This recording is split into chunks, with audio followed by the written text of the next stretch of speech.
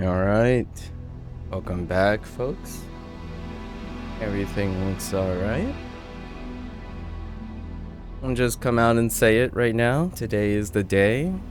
It has been quite a while since I have played a game with a major launch and have an incredibly long reach and history and legacy. And it's published by one of the iconic video game companies of our lifetime, SEGA. It's been very poetic journey up to this point, right? I could say that I started my passion for video games with SEGA, and how poetic it is that we're back here again.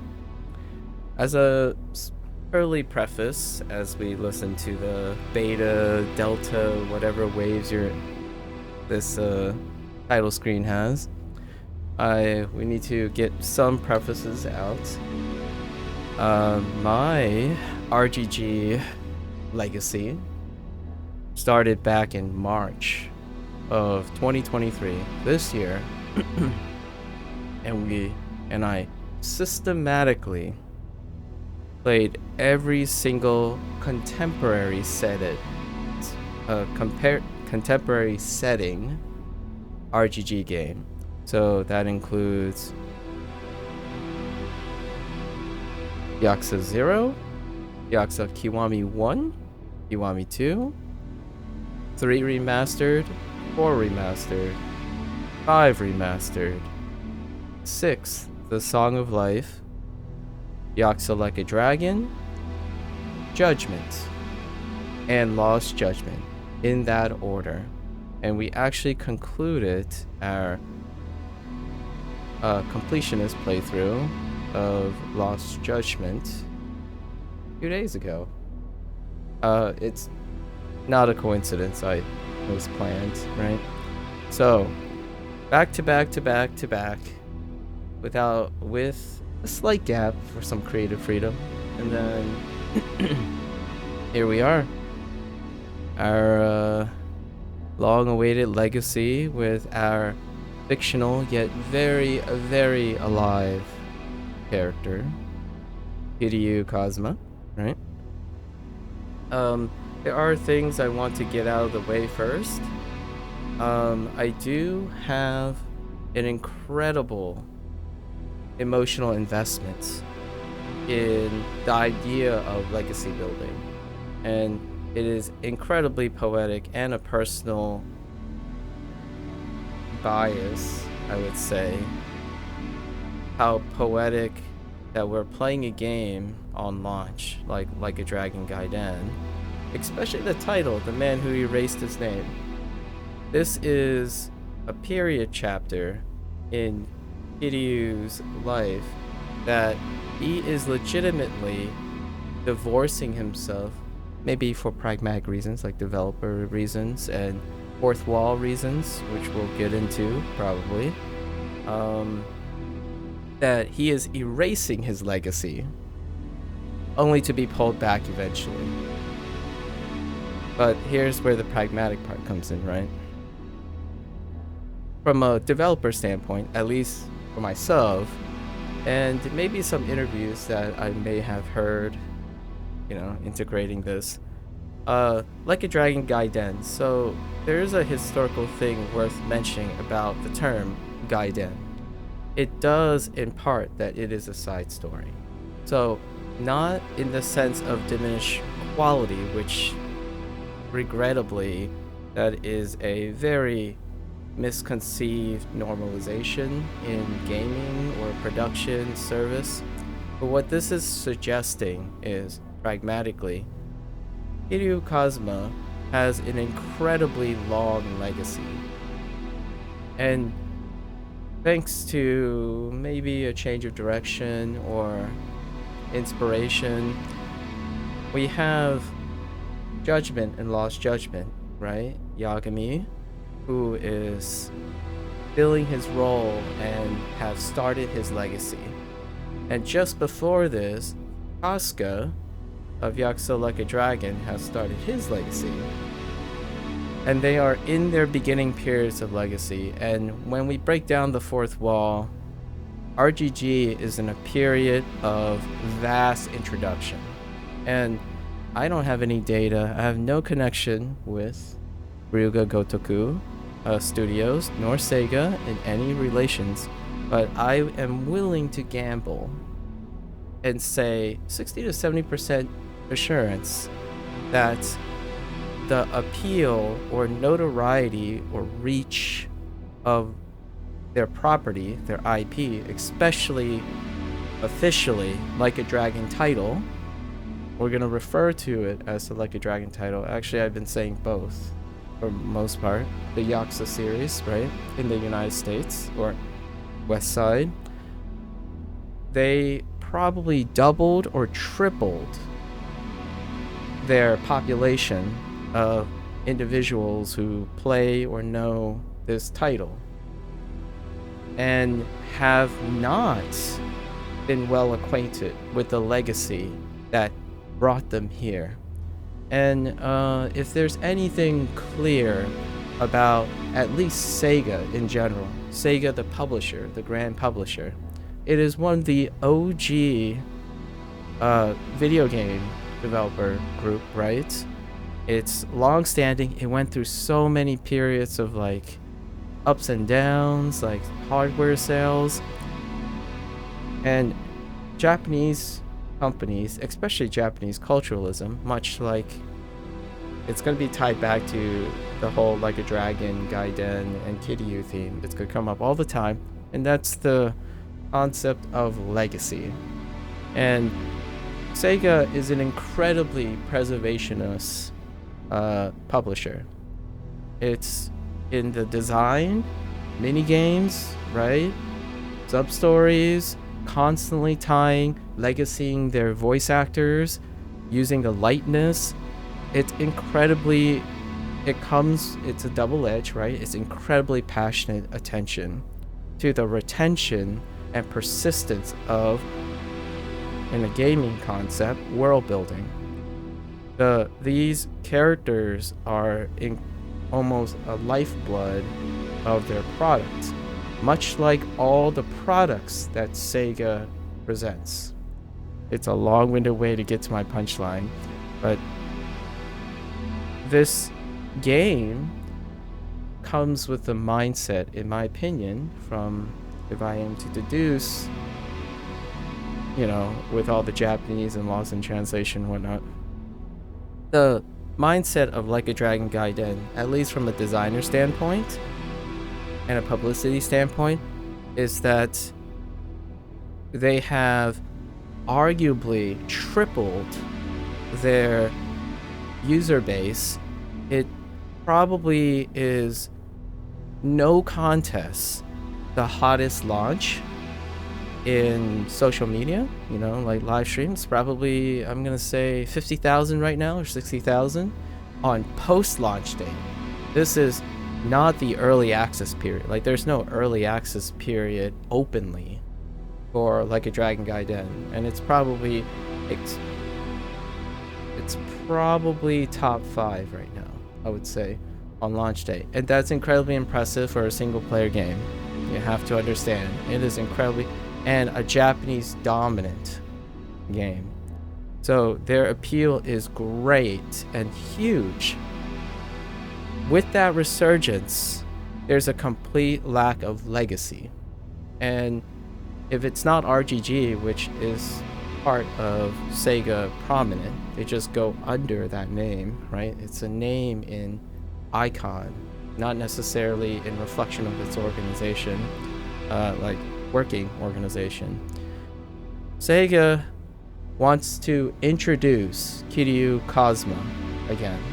And from a developer and story writing perspective, it is incredibly daunting to not offer a primer and tease or introduction that is more compact in order to entice someone to seek legacy. So much like YouTube, right? much like TikTok, what is the quintessential video game version of 20 years of legacy? You have a standalone side story. It's a side story because the iconic character has to be contextualized in something novel that has removed quite a bit from his legacy, but more character driven, in order to introduce something that isn't 20 years of wall. So in this way, it is worth prefacing that this is most definitely my mindset playing this game. So when individuals, I've already seen someone like the hot takes and the blips, because I like to track early consensus and impressions and whatnot of the game. The blip that I feel is worth representing, that is underrepresented because of standardized scoring, I've talked about this at the end of my closing remarks of Lost Judgment, is that without proper mindset, I feel that journalism, using a standard video game journalism, tends to use a standardization that is true, it's fair in their system, but because it's a standardization of system, it's non-empathetic to the psychology, the target audience, and the developer. I earnestly think, for better or for worse, right? It is a standardization, but it fails to respect the mindset of design, and that oftentimes the score that most people see and the hot take that most people see does not reflect the perspective that the developers had in the intent of the game design. And RGG historically has an uphill battle, even Lost Judgment. So early sentiments, it's right slap dead where I thought it was going to be, because it's an uphill battle, but it doesn't change its influence. And this is, in my thoughts, my first thought was, man, when I was playing Casca, right?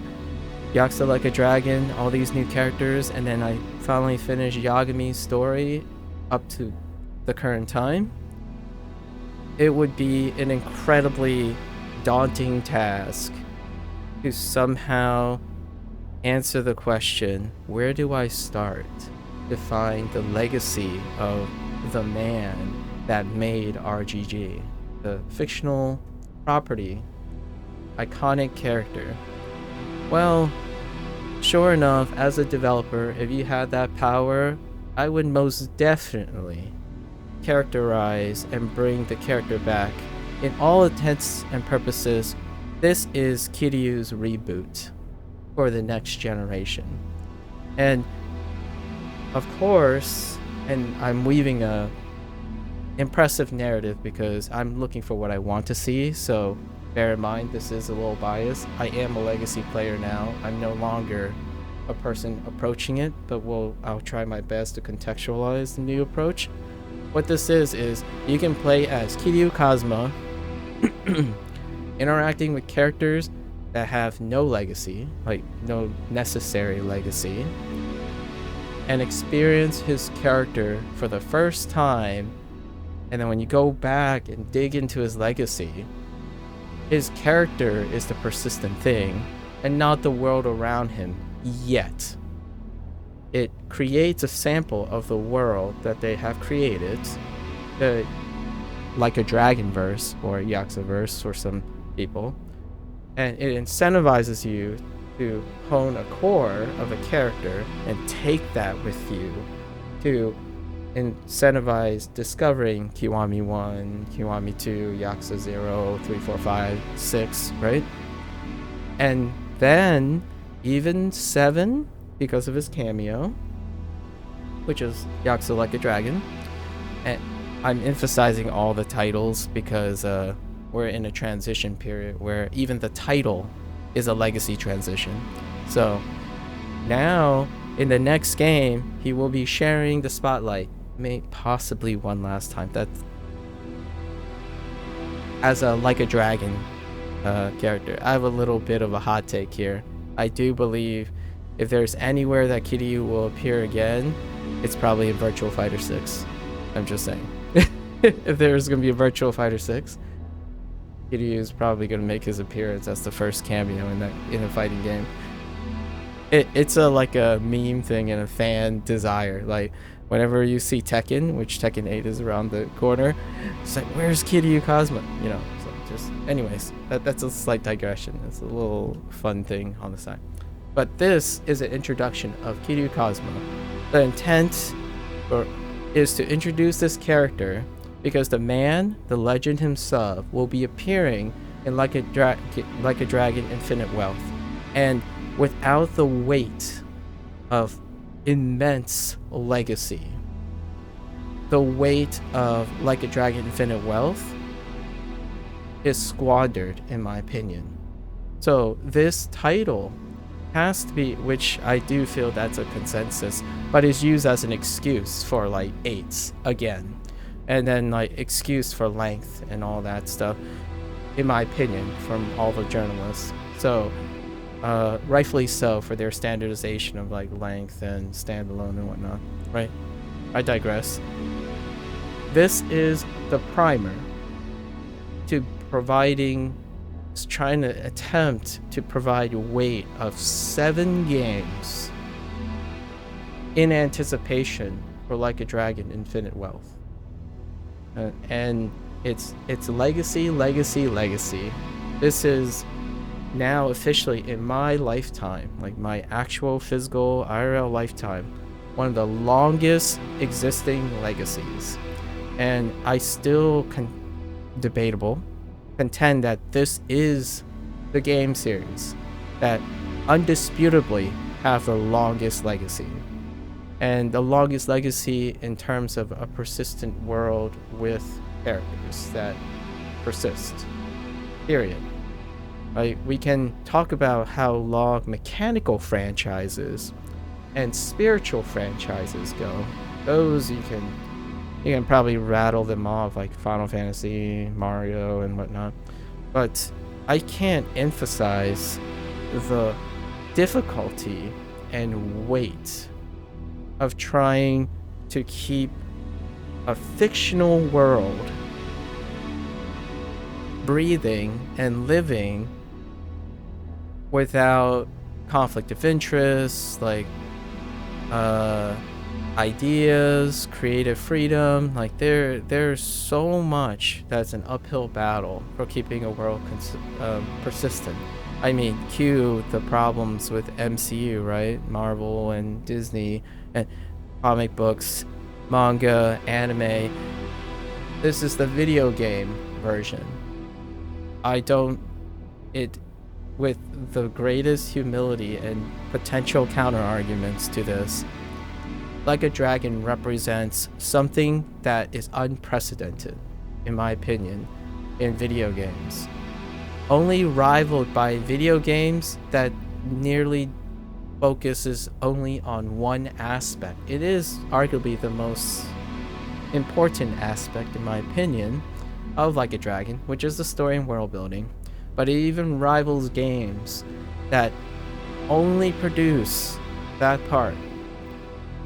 So in its design language, in its side story, in these lengths, I know money is often that ugly face that tarnishes the developer's intent, but yes, this game was purchased for $50, pre-ordered.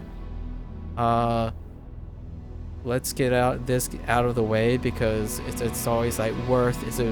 Is your emotion worth it? I don't know. Is your legacy worth $50? A lot of people just quantify it based on their objective metric, their attempt to objectify their emotional value. But legacy is legacy. We are linear time creatures. We are the culmination of all our experiences, and Like a Dragon Gaiden is a very appropriate way to cultivate a new generation of people to a fictional iconic character that more or less is persistent over almost an entire lifetime of youth that could be in this position to play.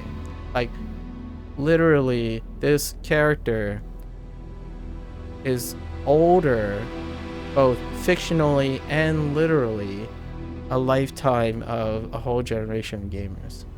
And there is a little bit of a disclaimer, because a lot of those youngins probably would not be recommended to play some of these, because parental advisory, by the way, because these games do encounter very mature topics. So that's a big disclaimer. There will be sexual suggestive content. It is geared towards a mature audience, especially male dominant.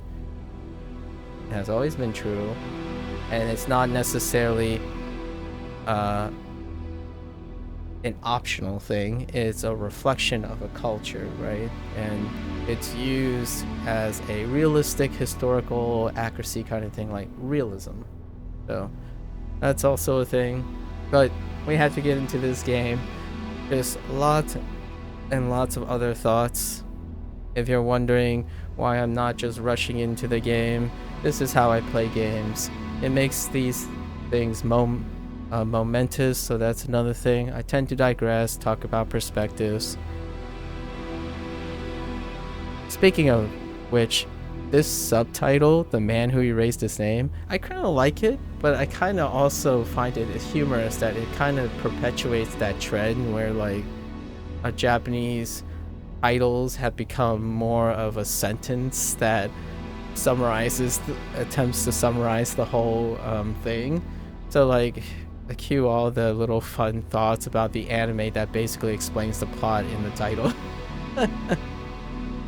And I feel like this does the same thing. So I don't know if there's a loss in translation with the whole Japanese to English thing, but subtitles that just come off as sentences or turn a phrase it's like very endearing and funny to me at the same time.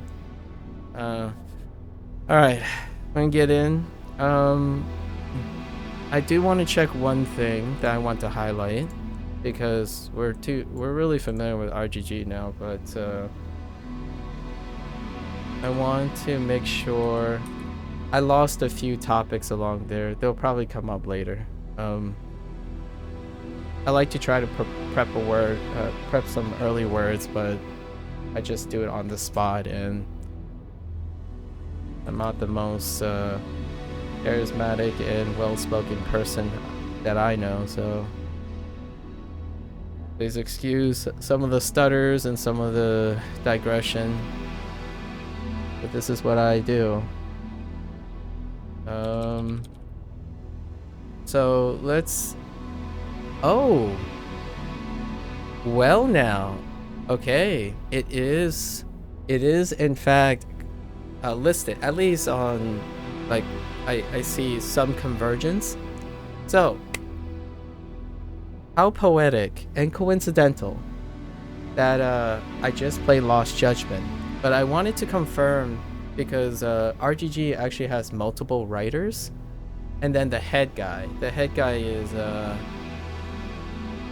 Yokoyama, and he is now officially taken over production lead on, like, largely general production on everything. And in terms of, like, that titles are a little bit different in terms of meaning, and it does vary between companies, but generally he's like the guy that oversees everything now, because he's taking over leadership for Nagoshi's departure, and Dato, I forgot who the other guy's name is, but it's usually Nagoshi that comes up.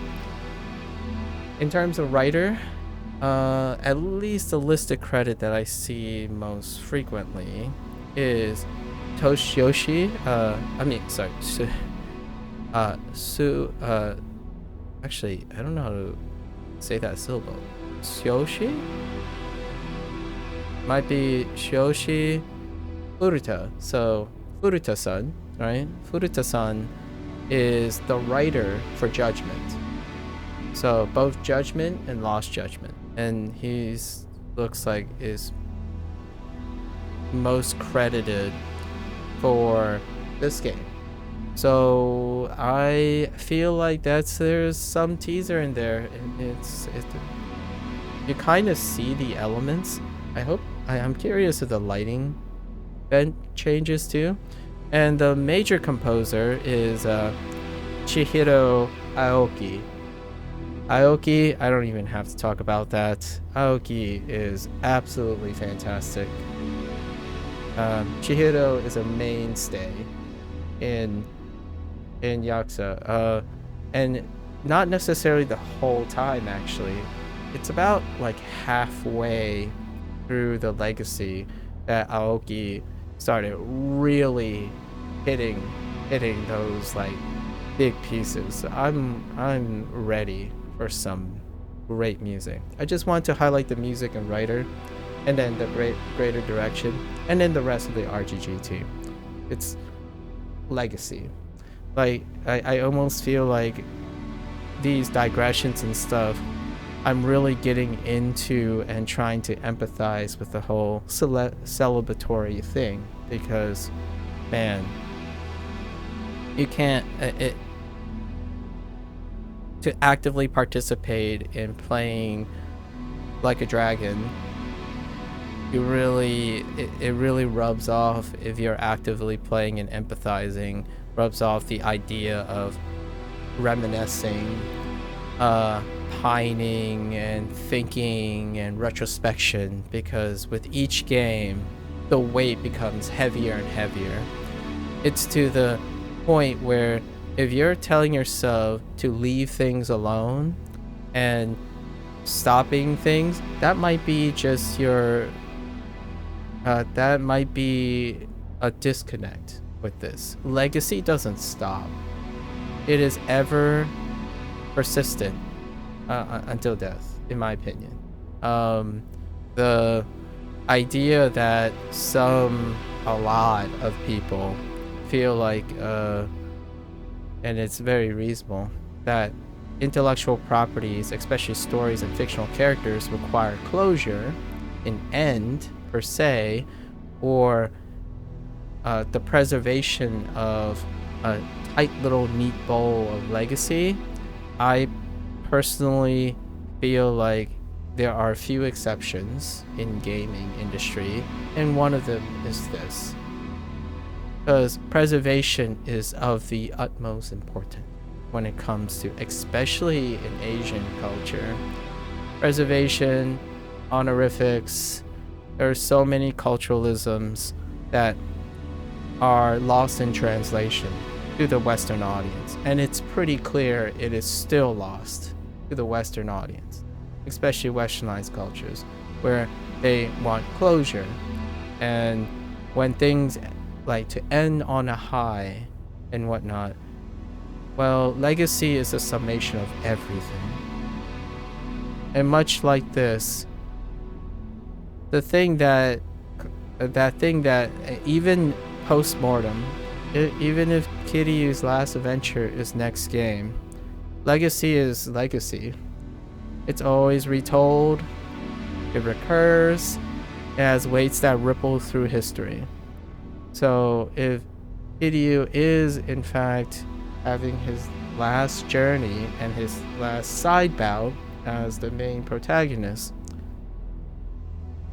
he will ever be present in a human's lifespan. Like, if you play the game, he is persistent forever. So, I mean, you can choose to try very hard to forget it. I mean, there are ways, and there are circumstances like trauma.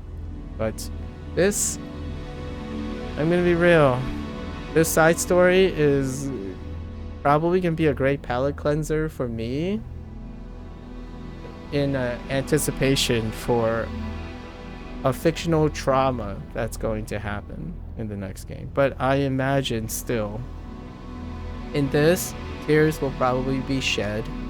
Not literally, sorry. I'm not a literal crier, but I will definitely be emotionally traumatized. This will be quite an emotional run, right, into next year. So let's finally get into it. But it's definitely worth mentioning. Legacy is long-winded. It takes a long time to explain. If you cannot empathize with me, I apologize, because if we try to contextualize the first people, like the people who love Yakuza Like a Dragon, Casca, and then those who like Judgment and Lost Judgment, Yagami, this is the first Kiryu Kazuma game. And boy, welcome, because I would love to hear and see and read what they think about the OG legend that preceded Asuka and Yagami. Technically, he both figuratively and literally preceded Asuka and Yagami. So it still fits really, really well. There's no argument that Kiryu Kazuma is the legend. So let's get in. Oh, and one last thing. We are obviously playing the game on Japanese. Japanese is the only available track on launch, but as per usual, I'm all about the legacy and respect for developers and creators. I mean, you can choose to not like certain things, but it doesn't change that it's disrespectful when you go out to compassionately chastise things you don't experience or understand.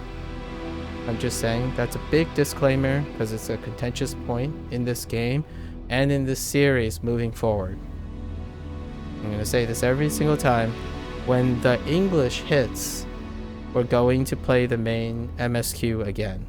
Traditionally, I tend to do the MSQ on English first to do the MSQ run for the action side of things. Usually, like Yakuza Like a Dragon has like a JRPG thing, so it's not quite all MSQ.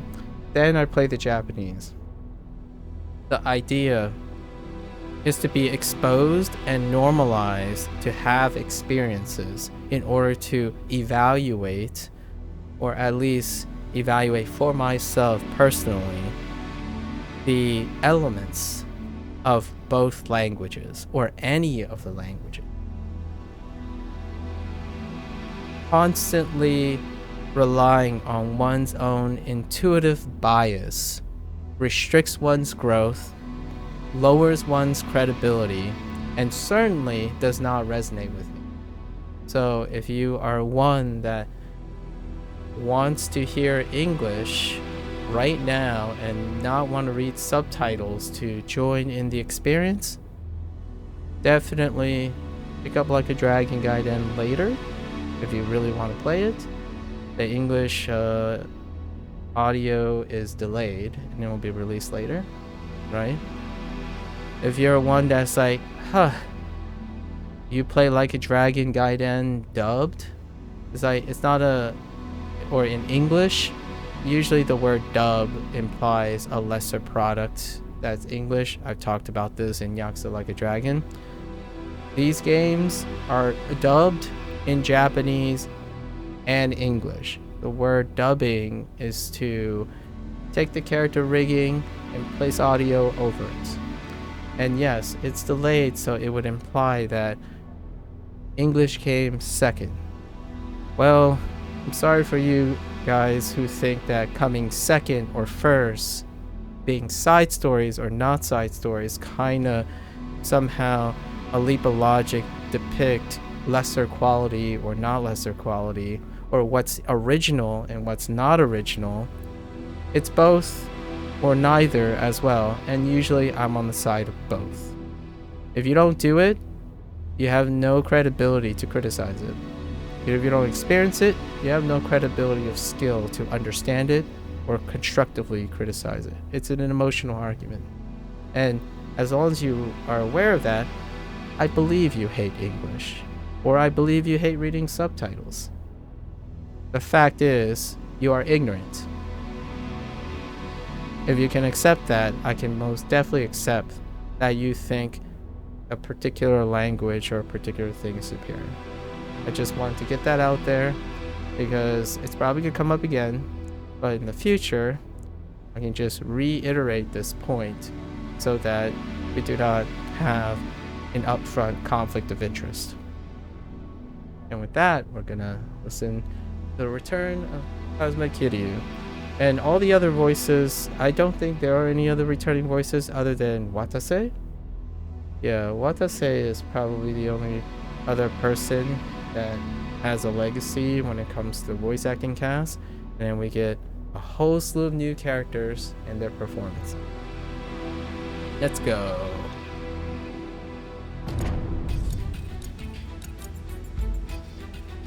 That's music, alright.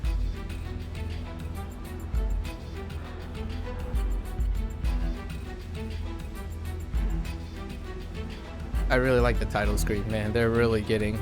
And the very first thing I noticed, smoke. Like that smoke. It's a mainstay now. You gotta have smoky effects, man. Silhouettes. I love silhouettes and rim lighting. Like, look at that. You have the 2 rim lights, right? Or a strong rim light, and then a ambient light to the right. Kiryu is such an edgelord here. But you gotta be an edgelord. Alright. And we're doing standard. It's kind of funny. There's a fourth wall break here. The reason why they use the word professional instead of like hard or something is because we already know that he's an agent, right? A professional agent. Not necessarily professional as in I'm a professional streamer, I should only play on professional. But there is a deep cut there. And one might find it awkwardly a loss in translation or developer intent.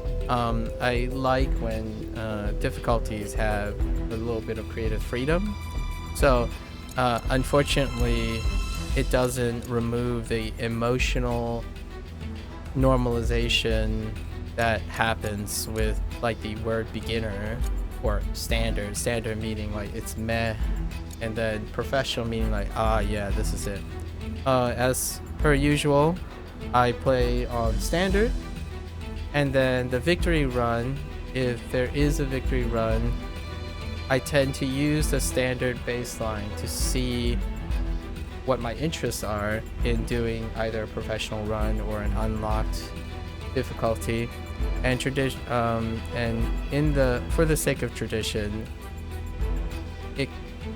this might be one of the few exceptions that do not have a higher diff that's locked on completion. I am aware that I don't think there is a new game plus, so we'll try to gauge what our experience is if we're gonna become pros, right? So we're gonna start on standard. Ooh. Blue and red, like spirally thing. I'm a fan of circles. All right, brace, folks, brace.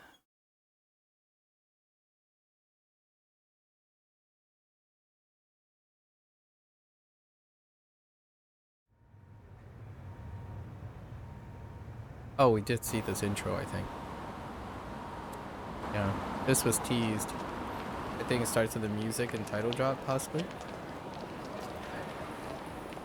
This is live action recording. Oh no, there's more to it. Nice. But we don't get the title drop immediately with the song. 私はこれで。すみません。お先に失礼しますね。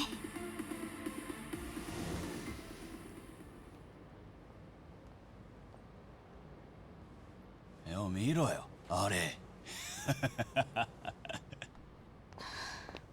Oh, they really nailed the lighting. 大丈夫か。 Doesn't have the washout. お待たせしてしまって。今店を出た。車はまだか。急な追いつけだったもんでな。お嬢様の具合は。問題ない。そっちがすぐに来れば。了解。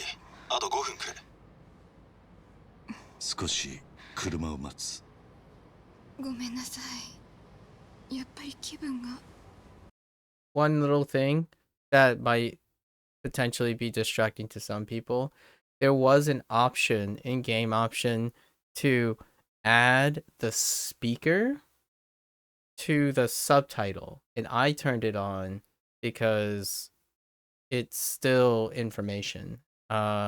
Sometimes knowing how they label the speaker, it can be pretty funny sometimes. So I'm curious, and I turned it on for cutscenes and whatnot, just to see if there's fun little Easter eggs or interesting like third remarks. So like she's labeled young lady, and then it's like, and there are trade-offs because sometimes it can spoil something or like in prime someone to believe something. So, but I think it's pretty funny. And most of the time, the situations are fairly straightforward and obvious what type of person it is. Like, one that I like is like the bespecked man, as in someone who's wearing glasses. So I turned it on. So in case anyone's wondering why there's like carrots and then carrot the name between carrots, it's actually a game option, and I love it. This is a great accessibility because sometimes it can be a little disorienting on where the sound source is coming from. It's not generally a thing for RGG games, but they still include it because a lot of times they can have overlapping audio or two people speaking. However, RGG does well for intimate conversations, so staging and stuff it wouldn't come up. My personal motivation is to see what they label the characters, just to as a disclosure. 時間がかかりそうならタクシーを。わかった。通りまで行ってみよう。飲みすぎちゃったみたいで。祖父には内緒にしてくれます。余計なことは言わない。A letterbox is also available as an option. I did not turn that on. いいんだ。間に合ってる。うちすぐそこなんだ。タワマンの30階。おいでよ。みんなで解放してあげっからさ。And the color of the text as well, and the box. 君が親切で言ってくれてんのに無視かよ。 That's どう some も、 red 僕 hair. がおさむくんです。 So smooth. どけ。俺一人でよけりゃ、後で好きなだけ付き合ってやる。何舐めた口聞いてんだ、おっさん。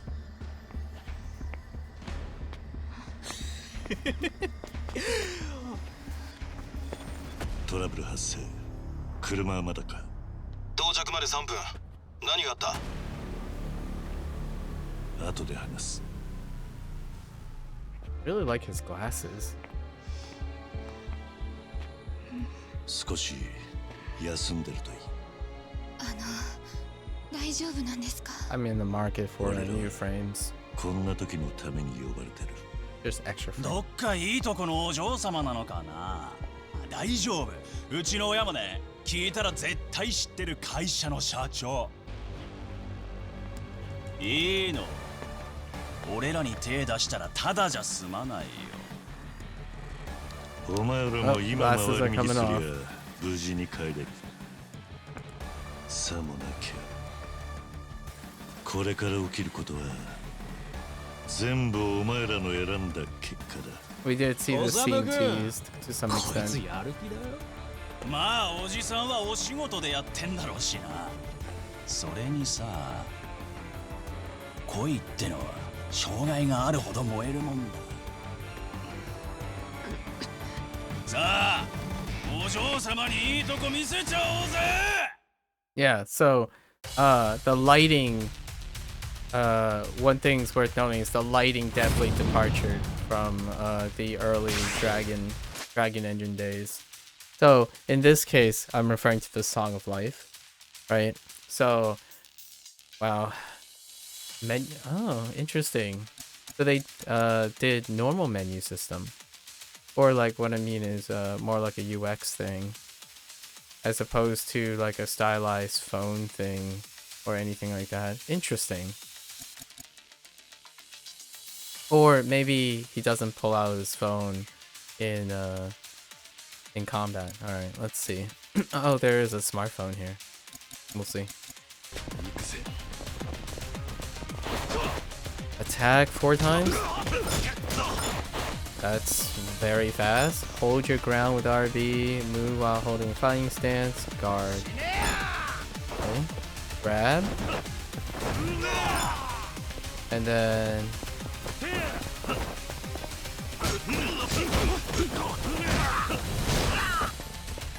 Oh. I couldn't get the third one? Wait, what's the sequence where... Oh, it's just Y after. Connect with Y 3 times. Alright, spider gadget. Yeah, the lighting is wonderful. It's amazing at night. And now the skin tone and stuff is not a little bit blurred. Like, it's not slightly fuzzy, which was a thing in the Song of Life. And it's not overblown.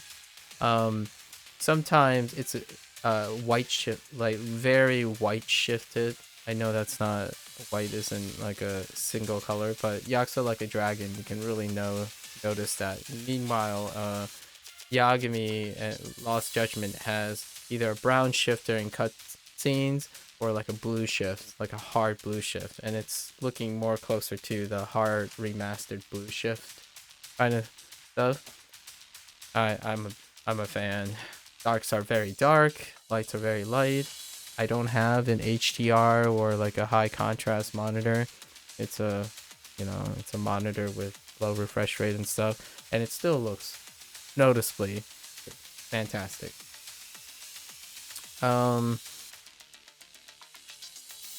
You can press hold B or after dodging, fighting stance A, try tapping B to shoot the gadget.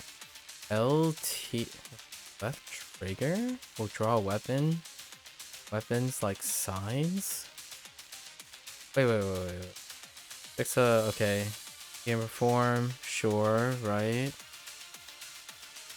After dodging with by tapping B, okay. Left trigger. Left stick while interesting.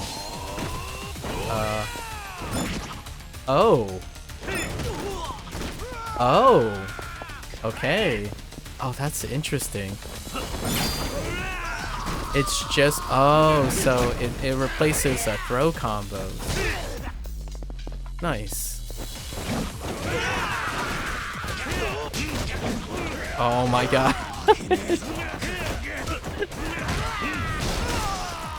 Can you heavy into a throw? Oh, you can. Oh, thank goodness. Alright. It's gotta be said. My man, Kiryu, rapid A tapping actually works. Oh. I'm gonna be real. Judgment series, dude. When you get clinched, like or grabbed, I just don't bother with tapping rapid A. That was awesome though. Like he broke out of the grip, dude. By default.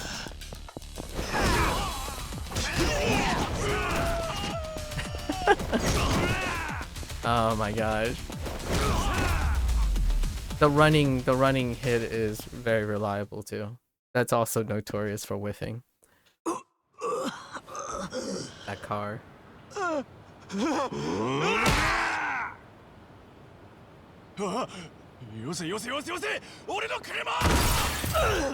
Rip car. マジかよ。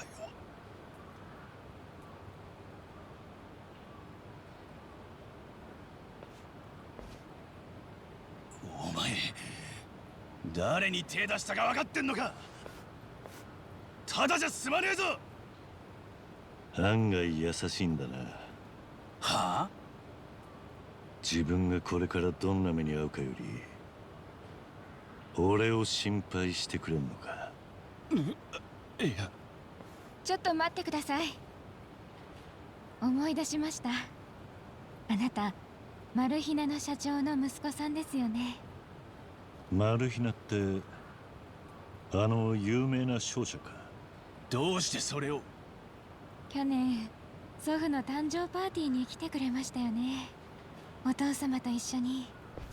え、もしかしてあなた荻窪幹事長のお孫さん。 Really? ええ、 Wait, it's not the これはとんでも same ないことを。 Ogikubo, 申し訳ございま right? せん。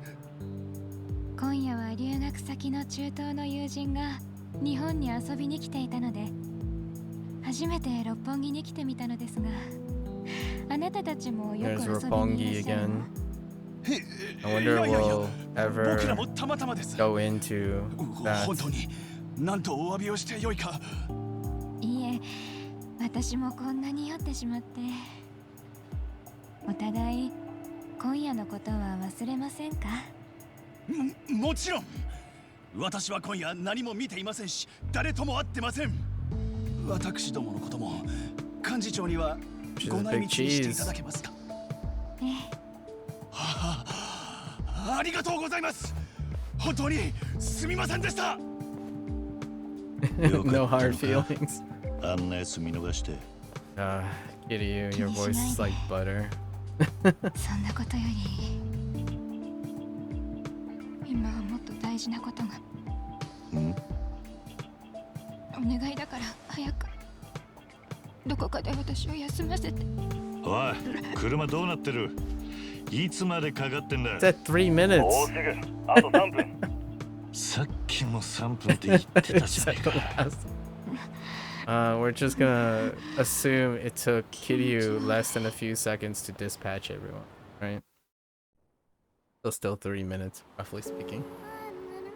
Oh, here's the teaser for the song.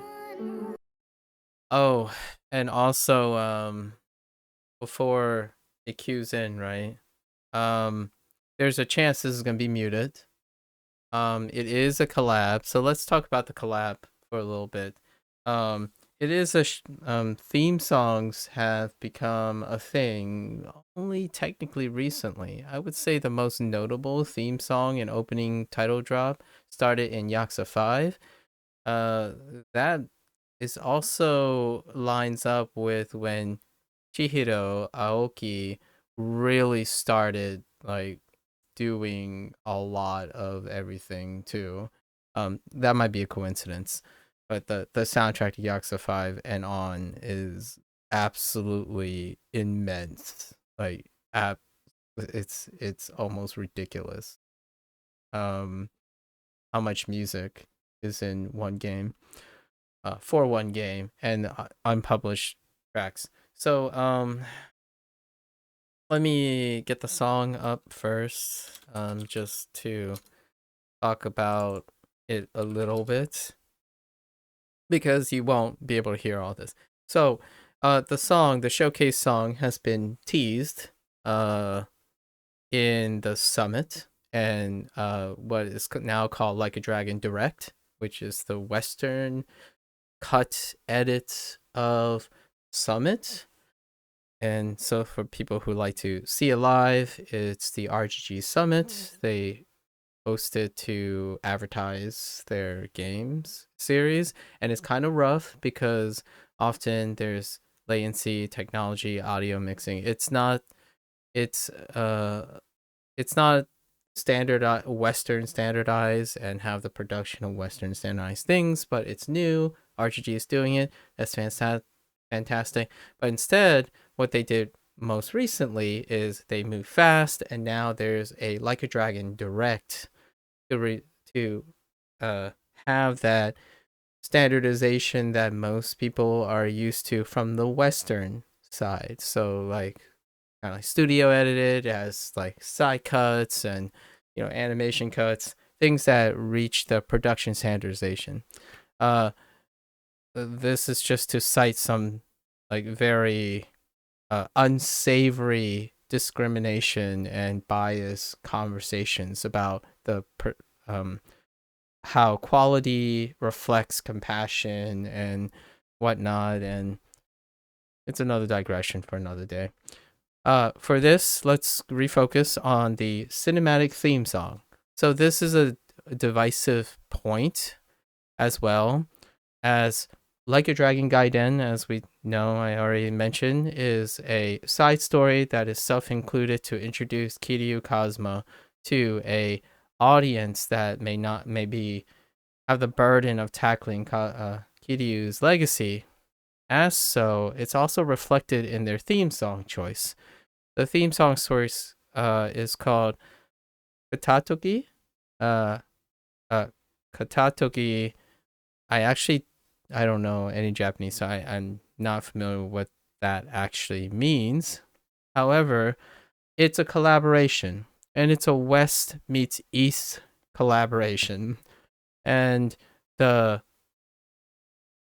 genre, the subgenre of the music is appropriately so. It's the interface bridge genre that they picked, which is hip hop, rap meets melodic singing. So it's just a mixed hip hop, rap, kind of pop, hip hop. It's technically pop now. Like the pop scene, the predominant subgenre is hip hop, rap mixed with voice sampling and some light instrumentation.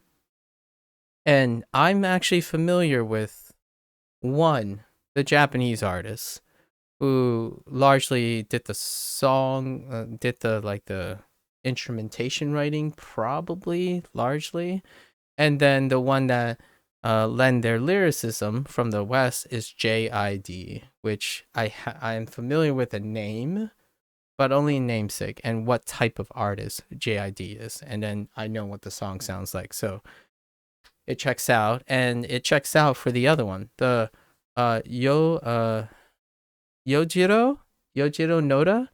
He is the songwriter and maybe considered the frontman of one of the bands that I listened to for a very long time. I'm pretty sure that's him. Let me double check. Yojiro, yeah. Yojiro Noda is the songwriter, guitarist, and frontman of Radwimp. The same Radwimp that exploded with their collaboration and still ongoing collaboration with Shinkai, the anime director. So Your Name is the international explosive West meets East global kind of hit.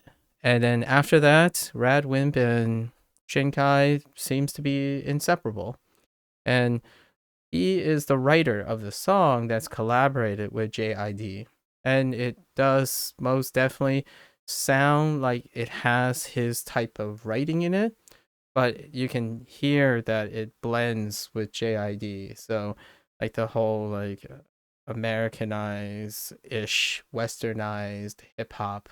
So and then he offers his lyricism too. So his part is very much Radwimp, like the part that he written, the lyrical part, not the lyrical, the melodic part, and then the lyricals, the idea. So just as a heads up, I can't make any of these comments while the song is playing because there's a chance it will be muted, and I don't replace audio at all for the respect of just like copyright and if they have, because as far as I know, Radwimp probably has some connection with the greater Sony Computer Entertainment America stuff, album stuff, maybe a different record company, but it's generally Sony.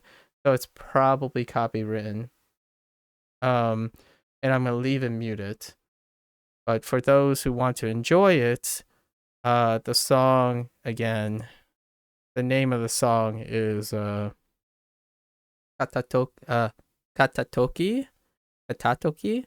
and you can probably just look up Like a Dragon Gaiden, but Yojiro Noda, and then that famous X, the cross or an JID. So it's a collab. There you go. Enjoy the opening scenes. I actually quite love the animation and the Saldom. I believe the theme is incredibly fitting for a new gen both fourth wall breaks and for the fictional character.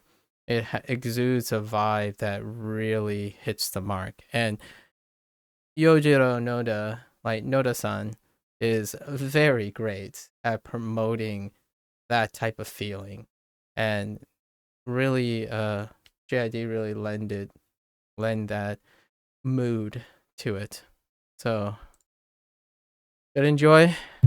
This is probably the title drop, I think. Let's go. You not the man till you beat the master. You got the plan, then we get the action. I got the answers to what you're asking, but can you handle a hand to hand? If you not advancing, there's no advantages. It bring madness, sinking up with the savages. With bad habits, by the way of the dragon. The fight within, get ignited from real passion. The tires within, heavy wind, I've been traveling. Now you know me as somebody that you never knew a face. You ain't never seen a ghost to my old truth burning through the pages of my soul, leaving no proof. Only ashes whisper for the memory of my past, but it's no use.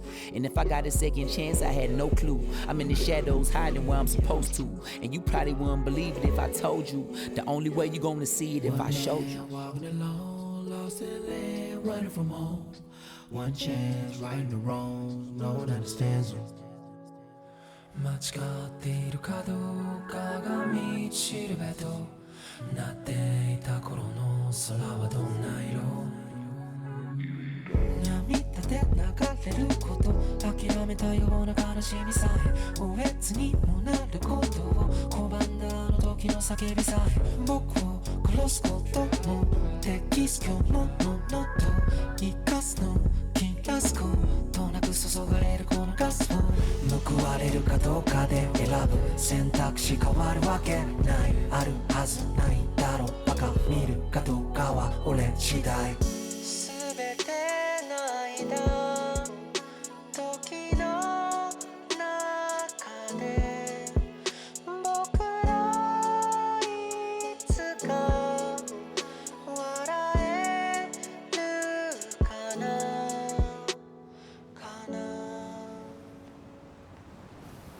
任務ご苦労様でした。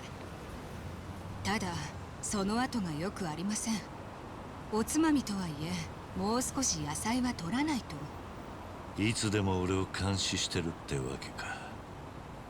迎えをよこさなくたってもう戻るつもりだった。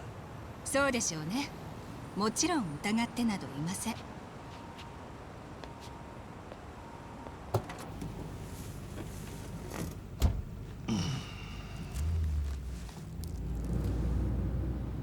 この車は禁煙ですので。Oh, dang.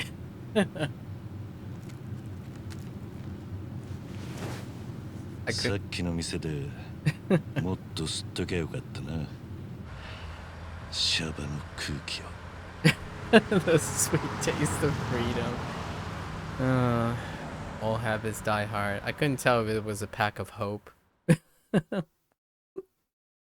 I like that in Judgment the cigarette was called Hope.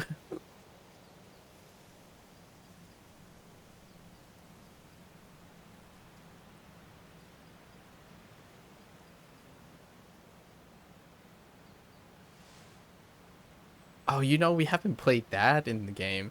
I was kind of expecting that to be a mini game at some point, but those things are long. It's like shogi can be rough, but man, that Song of Life. お前は極道の世界に仇を巻き込む外道だ。 This is the end of Song of Life for those who are not familiar. So for this part would probably be,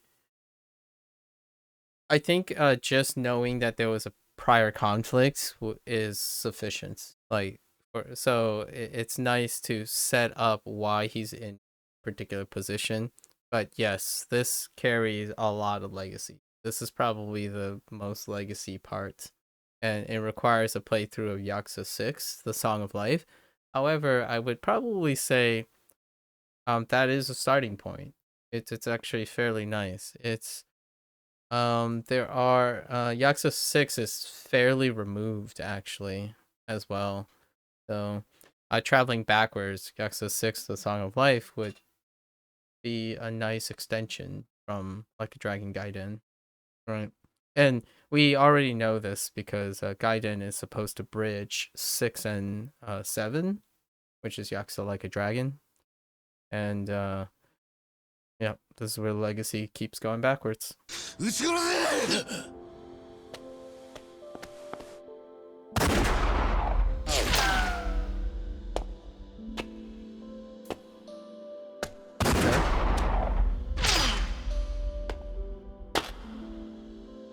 Still don't get to see Haruka.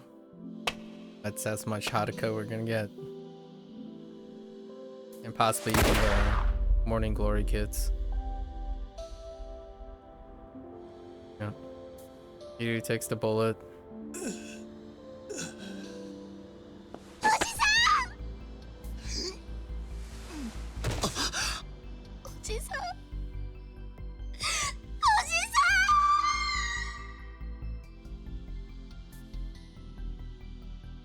And there you go. And this is his twin brother. Sorry, it's a Yakuza 3 joke specifically. We're playing Joryu, his twin brother, for this game.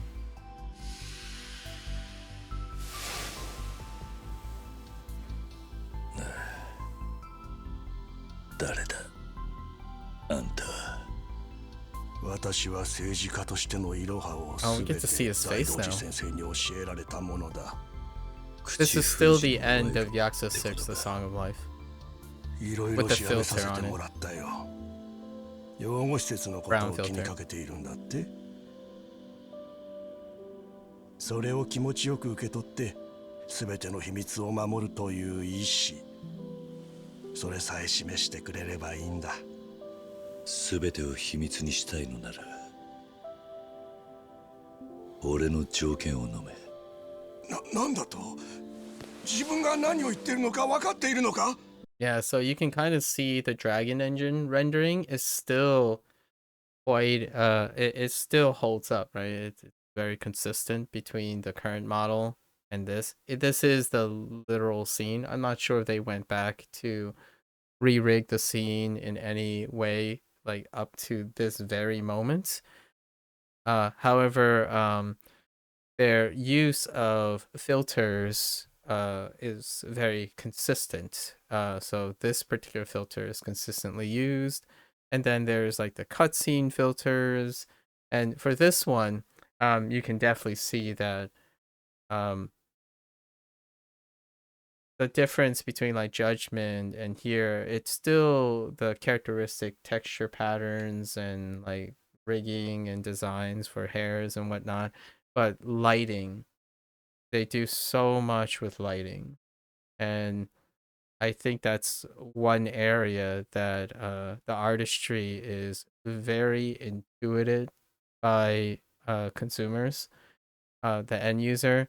But man, it's I almost think it's underrated even as an amateur artist, right? I'm gonna call myself an artist, I guess, today. But an amateur artist with lighting is it just breathes so differently, and humans intuit the lighting so well. And I think it's worth noting here that even something like this, it's the exact scene, but the lighting was different. The filter lighting was different for Yakuza 6, but it is, for all intents and purposes, pretty sure that's the same video. Just saying. It wasn't like touched up. I was seeing if prior scenes, it's always a nice thing to see how, in what way they approach repurposing. Historically, all the Yakuza games do feature constant either throwbacks in side stories and stuff, but it involves specific assets.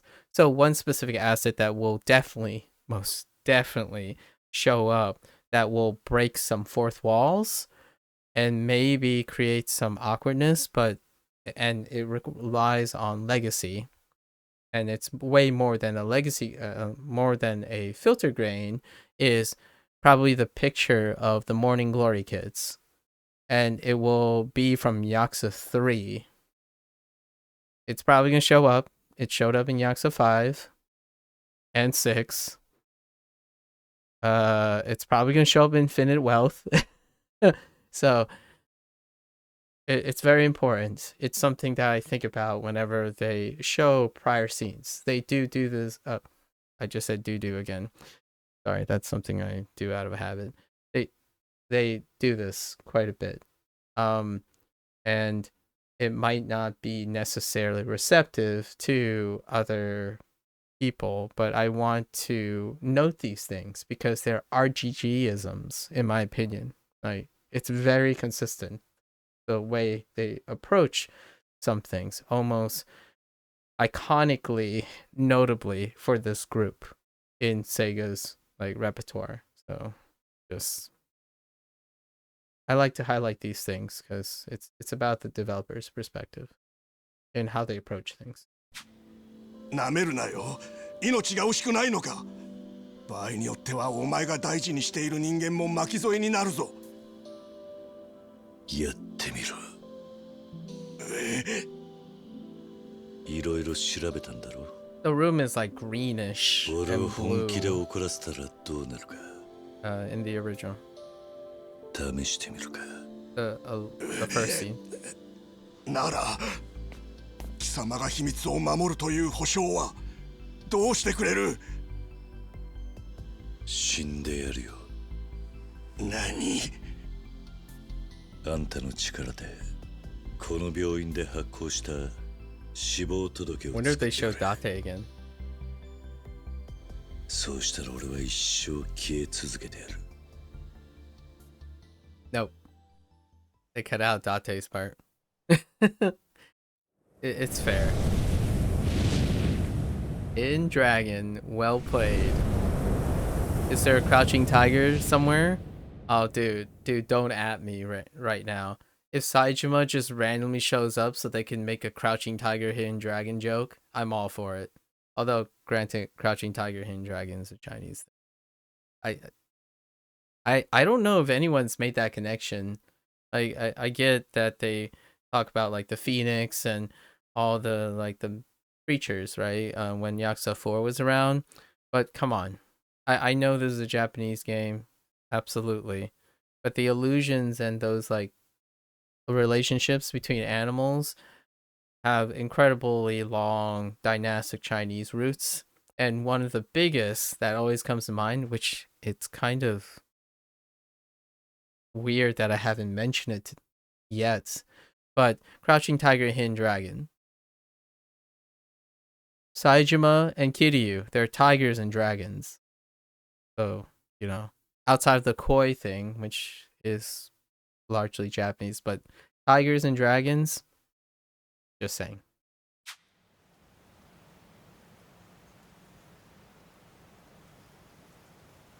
Although Saejima crouching is kind of weird.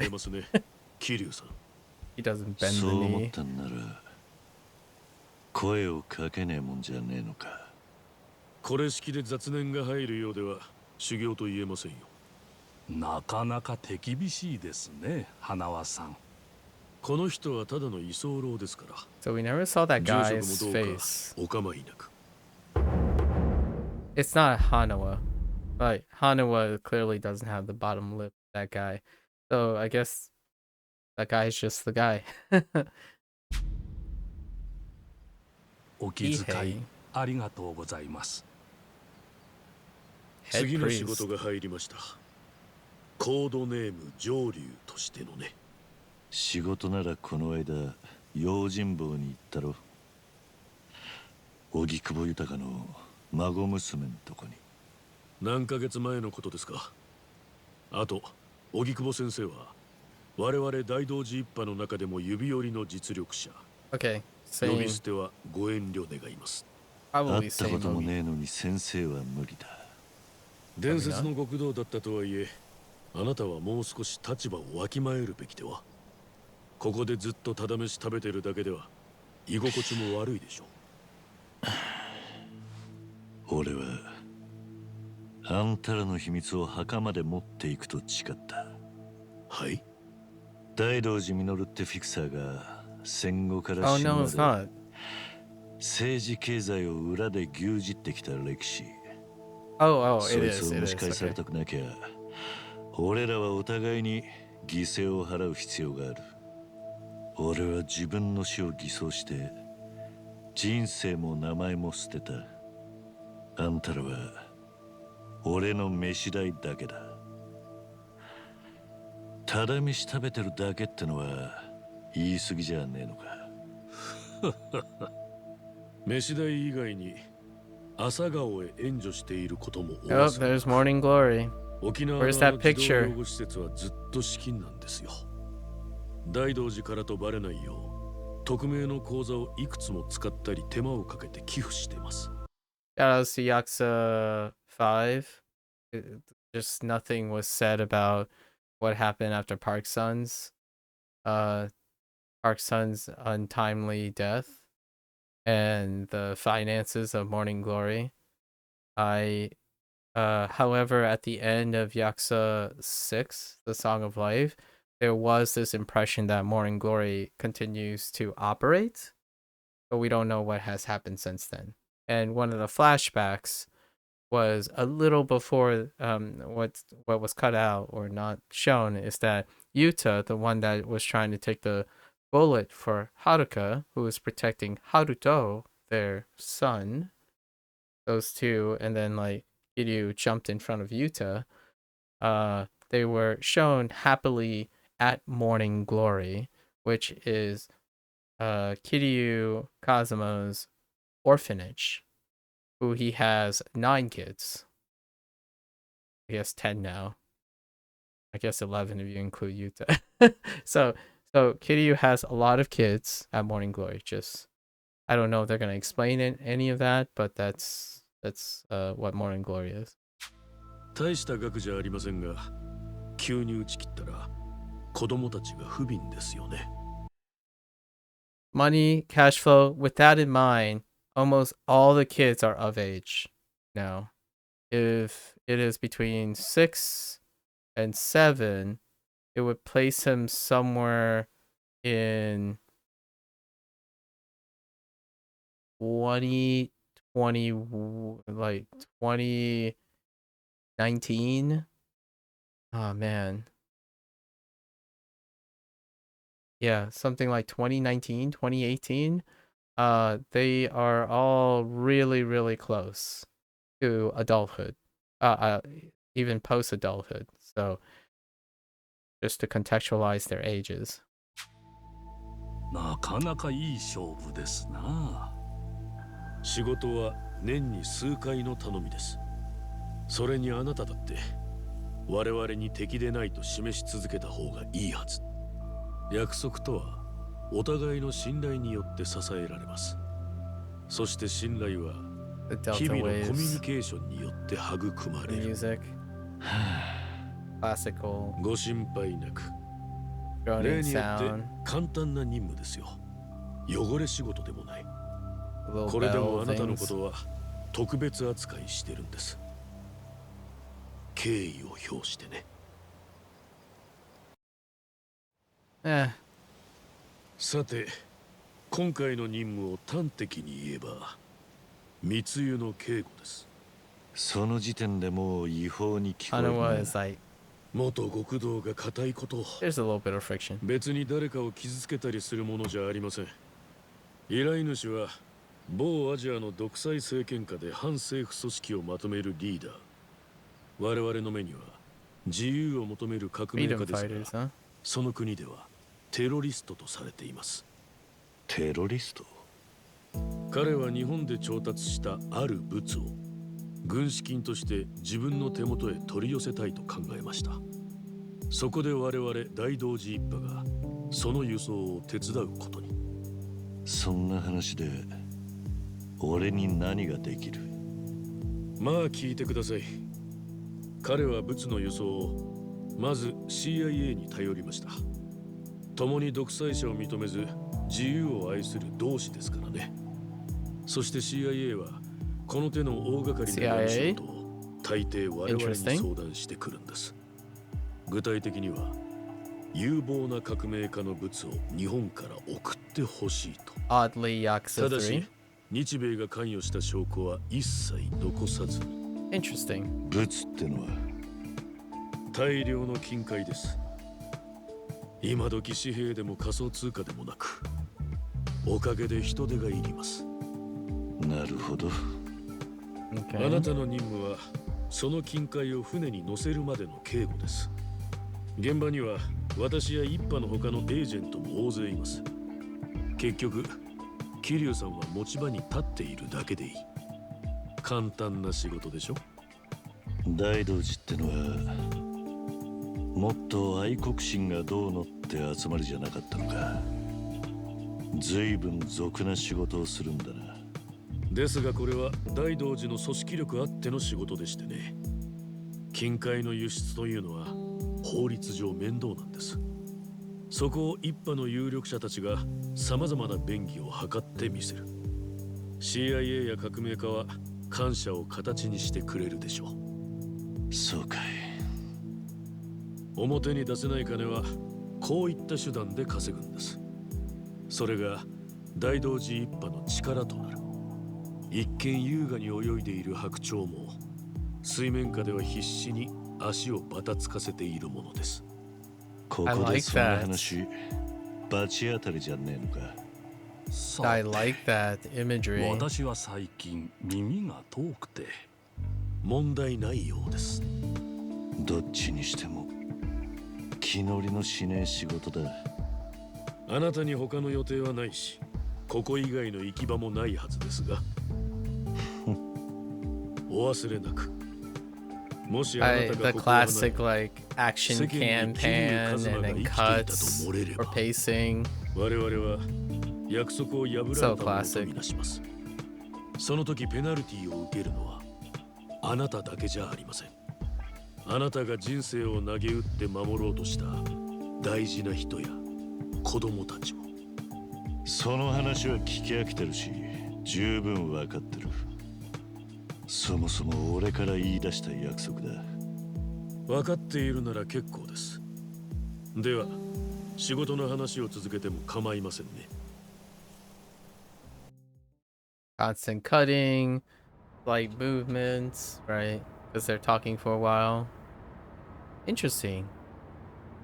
Yokohama. 今物を乗せたトレーラーがこちらへ向かってます。そうか。とはいえまだ少しかかりそうですね。リラックスしていただいて結構ですよ。 Relax. 物を船に乗せるまで Really? 1キロ四方にい Relax. る者は全員グルです。彼らも大道寺のエージェントたちです。猛者揃い Dang, で that's す a よ。 lot of Asians. あなたはここで一緒に立ってていただければそれで十分。 Your only task is 秘 standing 密 here. の取引なんだろう。その割に警備が多すぎる。報酬の大きい仕事ですから、クライアントの手前しっかり仕事してる感は出さないと。俺らはそのためにかき集められたのか。私は他を見回ってきます。一人で大丈夫ですね。連中は俺のこと知ってんのか。いえ、単に同僚の一人としか知りません。彼らもお互いコードネームで呼び合っています。うっかりご自分から素性を明かさないように。 He does have to be in Yokohama at some point, so take a look around the area. Do I have investigation skills? Oh, sorry. Wrong game. So no, okay, so they dispense with the smartphone. Interesting. It's an interesting choice. And by interesting I mean it's different and I enjoy it. I hope that all their UIs are constantly different. Yeah, it's an unpopular opinion because a lot of people would say like, oh, why can't they keep their menus consistent so that I know exactly where. New game, new people.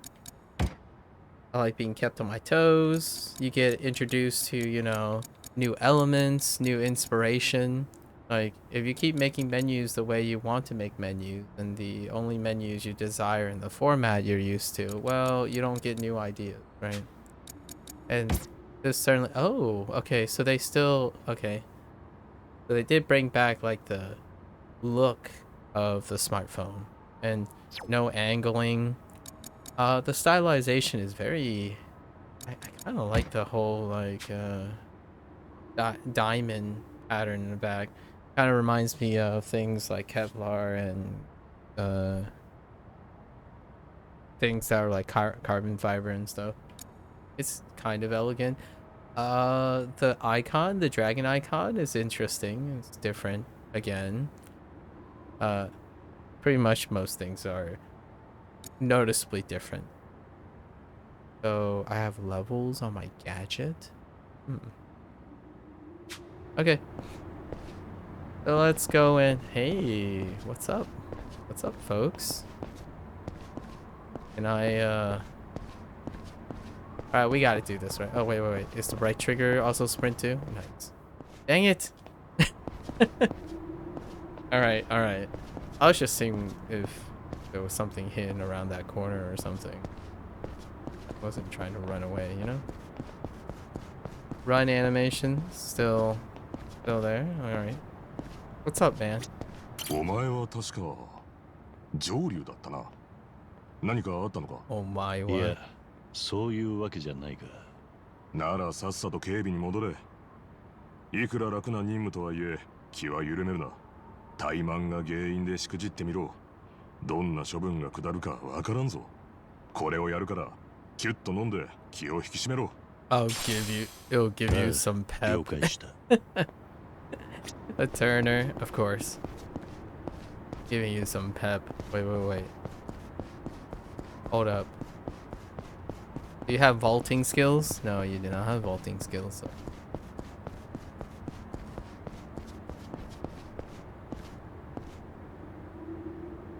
So, what does that say? Okay. Incorporate it? Ice, no, I don't see... Okay. Just curious. お前、さっき花輪さんと話してたな。Insane. 俺ら下っ端とは違うってわけか。俺も下っ端だ。この辺に立ってりゃいいとしか聞かされてない。そうか。まあ今夜は楽な仕事だ。一番厄介なのがどう暇を潰すか。It's not gonna be that simple.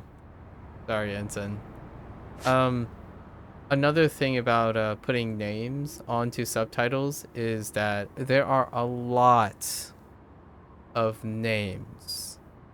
And if you're anything like me, I like to try my earnest to practice any form of normalizing knowing the names. So, if you're that kind of person, I highly encourage you turn on any form of honorifics that are on the screen. So what happens is you kind of start associating and being reinforced with the visual display of Japanese names, as well as hearing them and then using them.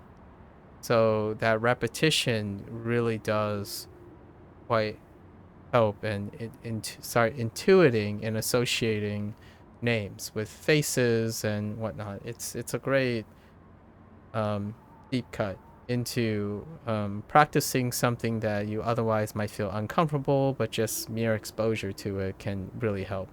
Like you hear that common, this is a slight deep cut, we're not going to digress into this too far, but the idea that some people will walk around and say, oh, I'm not great with names and faces and pronunciation or spelling or something. A great way to do that is the things that you're really interested in. You can associate all your senses with them. So one way that I have often normalized and practiced names to face or to sound of their voices, because voices can sound very similar if you're not nuanced in a language, and it is incredibly difficult in a conformist country as well. So Japanese males can be very similar regardless of how much subtitles you read, until you have subtitles, names, hearing, and face associated. So that's why I turned it on to. It's one of those things that a habit I carry a lot, where if I see a deficiency in memorizing something, I engage as many senses as I can. And video games really, really do be doing that. And I want to say that because I absolutely want to compliment whoever thought to add that function. Accessibility is incredibly key. It's almost trendier to include accessibility as one of the hallmarks of quality. I'm not saying it is. It might not necessarily agree as well. However, it does depict a great element of inclusion. So something as simple as providing text. Actually, I got a lot of deep cuts for indie games in the future. So we're going to be playing indie games in the future. There are things that may not necessarily be productive or have diminished return in big games like this. Accessibility functions. Like, let's go look just to highlight some of the stuff, right? Gore level, show UI, auto pausing, right? Auto pausing is interesting because auto advance is the default, as in the dialogue just keeps going, right? And then subtitle background, the letterhead, right? Display text skip. This stuff is not necessarily burdensome in terms of developmental stress and production if your graphic engine was designed to have these in mind. And typically these things were technically not possible with their pre-Dragon Engine days. A lot of it when I was looking was probably in hindsight, or like with the foresight of development of it. So you can skip scenes and stuff. It goes an incredibly long way to open up inclusion, and it is almost fundamentally and almost inconsequentially financial to especially smaller developers. Like creative process in the IP costs a lot of money because it requires man hours, that's a little people hours that need to generate consistent creative properties. But these things, like the speaker color name change, so you can differentiate between the two, these things are, I would say, arguably, without knowing how games are programmed, like firsthand and whatnot, financially safe and incredibly appreciated, maybe subconsciously or consciously, signs of quality to attention. And it's fantastic. Even if your game's like, oh yeah, the game's short, but if you add a few accessibilities and customization that enhances someone's choice and preferences outside of, like, for me, I kind of appreciate this, but I also disagree with it as well because I'm more of a creative license person. But for the greater audience, contextually, if you're gonna reach a greater audience, especially for indie developers, accessibility is paramount, and it's a mindset that can constantly pay back in game design that does not involve the creative process, as in this is standard feature sets. It's such, when it's not there, it will devastate the rating of your game.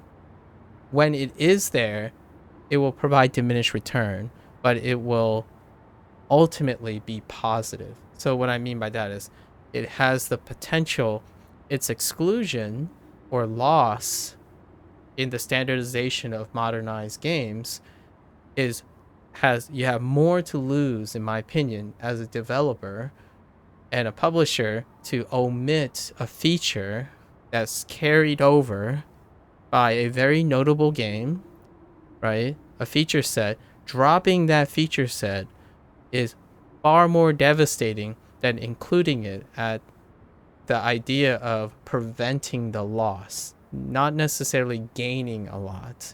As in, there's diminished returns when you invest in it, but the diminished return really comes as mitigating the omission of a feature. And that is not necessarily part of the IP and creative process. It's an incredibly overlooked part of how a game feels. And I really appreciate this. Is very important for RGG Legacy because I earnestly believe it's someone out there in their crew is constantly expanding on accessibility. Because I was looking through, I'm like, game settings, it's probably like how much brightness or something. If this list keeps going, even if someone is just scrolling through and looking for their one thing, if it's not there, it's a big negative. If it is there, it's a small positive. If the list appears very long and cumbersome, for most things, it would be negative. Or in this case, it's one of the few exceptions. If the list is gigantic, it's often subconsciously or consciously, for most people, a depiction of developers' attention.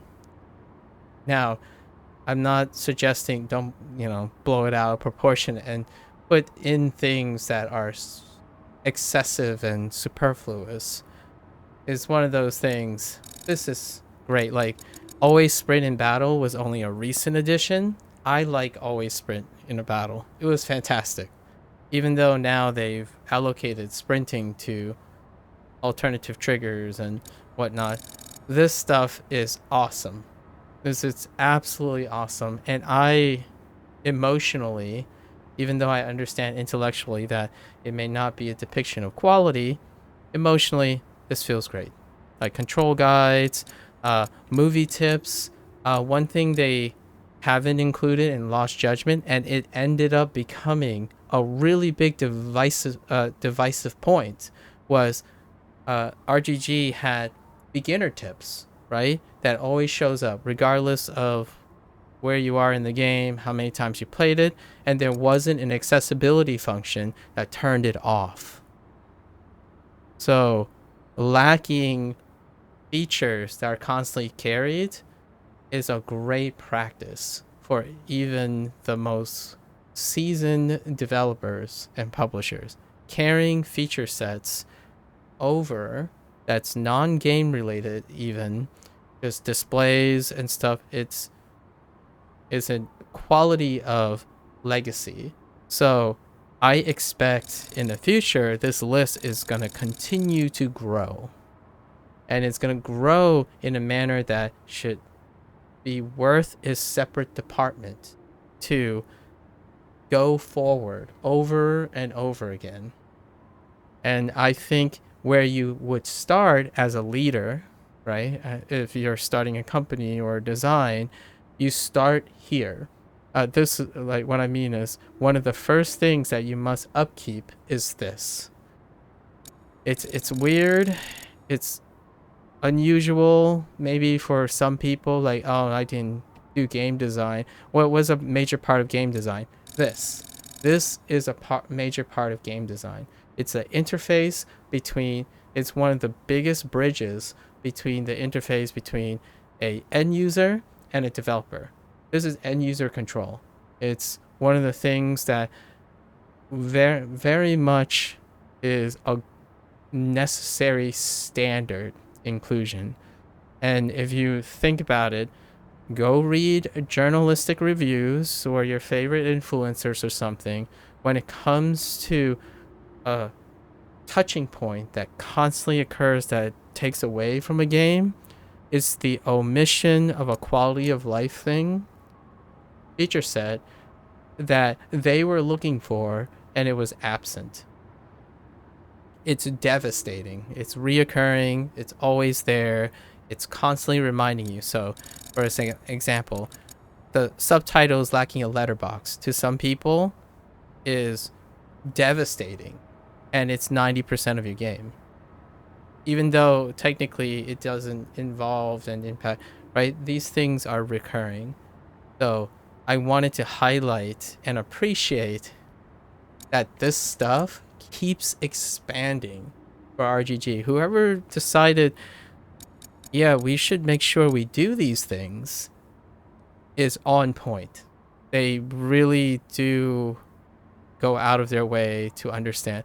And now, just a little personal spin, I don't care for it, personally. I'm a person who goes into a movie fully ready to empathize with the creator's vision.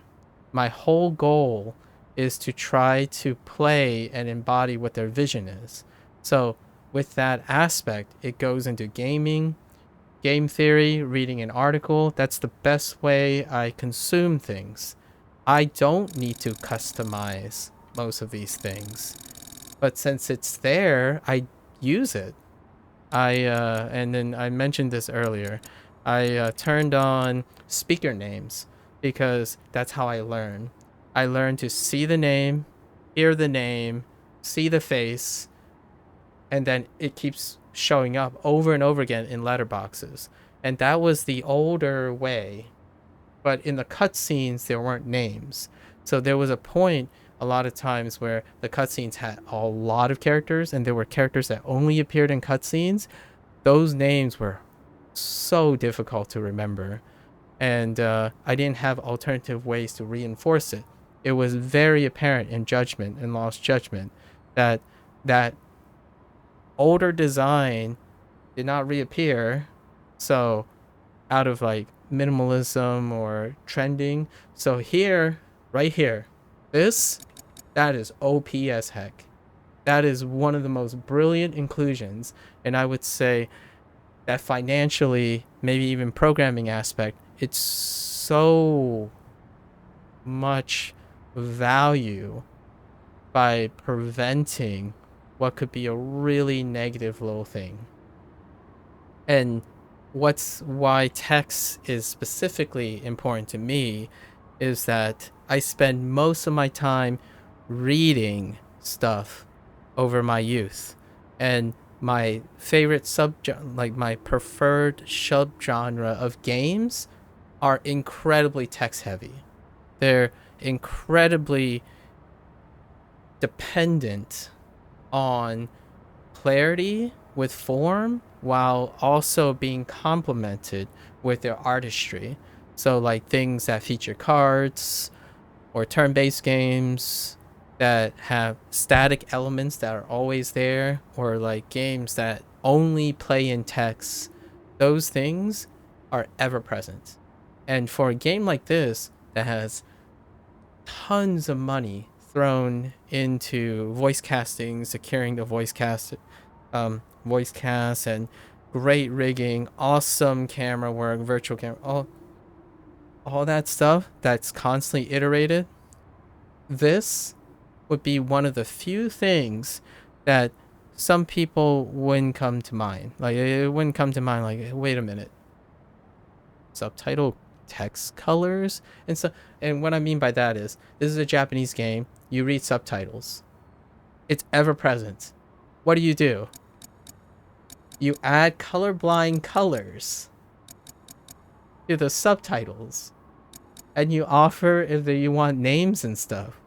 That's awesome. Like white, and see, like they cover the specific colors. There's a colorblind color. Like it's awesome. Like and you know it's colorblind minded because there's a feature here for color aid. I'm pretty sure it was here, or it might have been display setting. Yeah, there's color vision assistance. They had to have chosen certain colors and whatnot with the mind that it's kind of hard to see sometimes. Like there were the other Like a Dragon games, and I talked about this lighting before, is incredibly white shifted. It's like so bright. It's supposed to reflect Casca. Like Casca's game, Yakuza Like a Dragon, is usually a lot more illuminated. It's brighter because Casca is a brighter character, right? There's a tone to it. These games are dark, so white text usually okay. It's fine. No need for even for letterbox. But when you get into like a really bright game, letterbox or changing the color, it's not necessarily black. I wouldn't use black though, because black is a universal for shadow. But red, yellow, blue, and green, you got most of the primary colors. Especially yellow. Yellow is the goat a lot of times for any extent of color blindness, and that's awesome. I have to like emphasize this, because if you want brownie points or prevent your game from artificially, I would say even unfairly, but understanding the human condition, there's a great burden on the experience that really has very little to do with the storytelling, the mechanics. It just ends up being a convenience of understanding. And one of it is language, how the language is displayed, and how one can intellectually understand the context. So that requires the utmost clarity. I'm so curious. I haven't played any of the Atlas games, right? Any of Persona games. I'm just curious what their game settings are. Because Atlas, the Persona team, right, the P team, has went off the deep end with the stylization of UXs, right? This involves this discussion here. What kind of accessibility functions that they've considered in order to offset that? Their design language is really great though. Like they do the whole thing where you have the text, it's in a form, but then everything around it creates chaos, organized chaos. So it works so well in terms of artistry and functionality. Still, offering accessibility options for readability and whatnot is incredible. And I was floored. I actually only coincidentally stumbled upon this, because generally I start the game first, adjust the audio, make sure the things are running. So then I usually click on game settings just to look. And this was amazing. Like the size of the text. I mean, it's only 3 options, but the size of the text, yo, someone at RGG understands this. And you know what? I can't believe this game doesn't get a point just for this. Like, this is so understated, in my opinion. It's something that is not rated in a game, not considered in a journalistic game. It's always hand-waved by saying, oh yeah, there's some accessibility functions and stuff. Or it's always focused on graphics, right? And you can see, I don't even know high res here, right? And then there's field of view. What? I'm just saying. It's amazing. I want to hats off to that. Like, you can turn off the UI. Like, in an action game, sure. Like, I didn't even...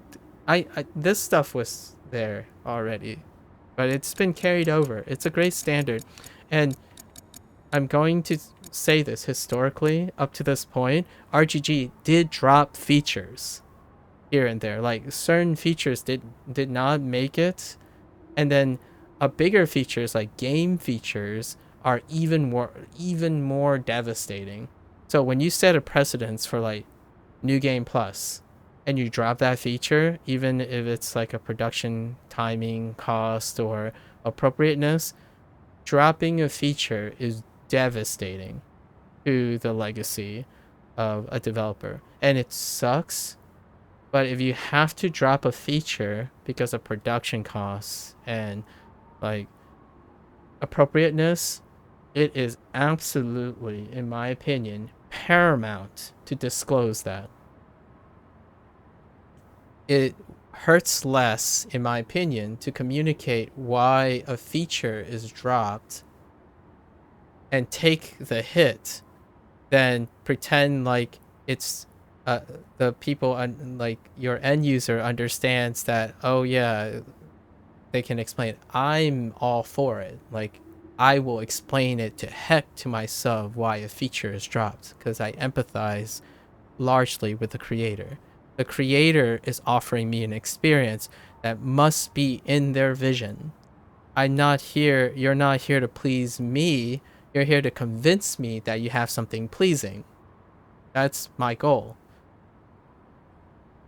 To contextualize this, I'm trying to empathize with the end user who you're appealing to that needs convincing that your game is of high quality or of inclusion. And this is one that is worth emphasizing, that has no dependency on your creative freedom or this is the stuff you pander to, in my opinion. Like, if there's anything that you have to pander to that is almost remotely religious and political, is accessibility.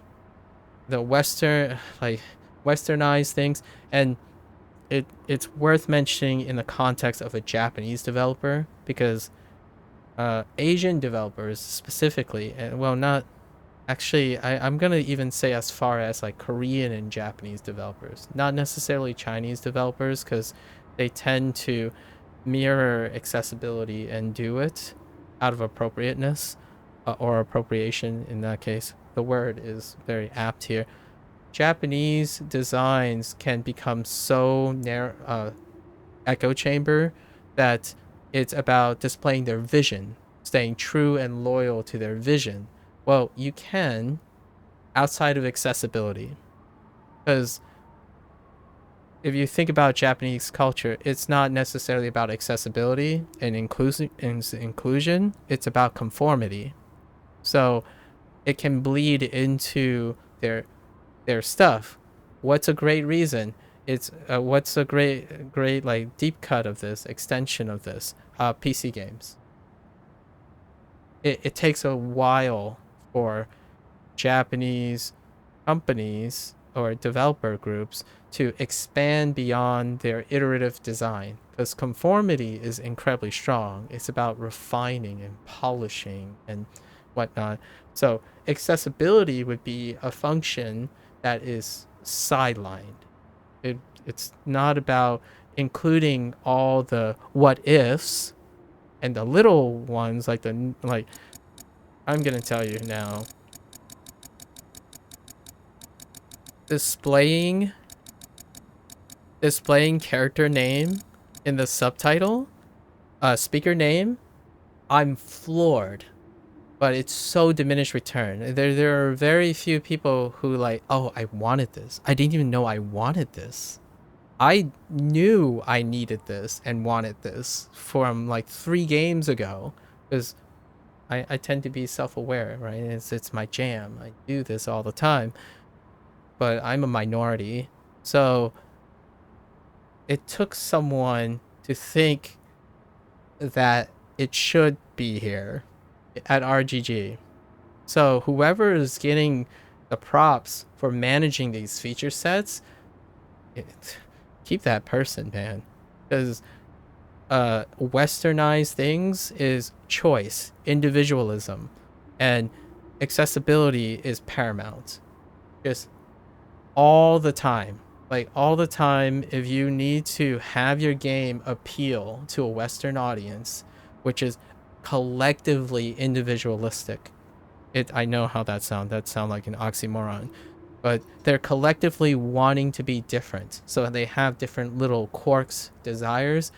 It's all these little things cost so much less money, in my opinion, than investing a foolhardy inclusion of, say, like I know this is going to be a little divisive, but including a I don't know, African American, like a checklist of like representation, that costs a lot of money. So like having to write a character that represents a specific culture, and so that stuff, yeah, that's the next level stuff, but can cost a lot of money to appeal to Western audience, like representation and whatnot. But if you're from a country that's conformist, this costs way less. Just to be like, I got you. I got you here too. Oh, you can't play our game because there's too much blood, but you're okay with like the concept of violence? I got you. Well, you can turn off all that. In fact, there's so many next levels these can go at the creative level, but this is absolutely paramount, in my opinion, for Western audience. Especially if your main audience is the United States. Because Americans,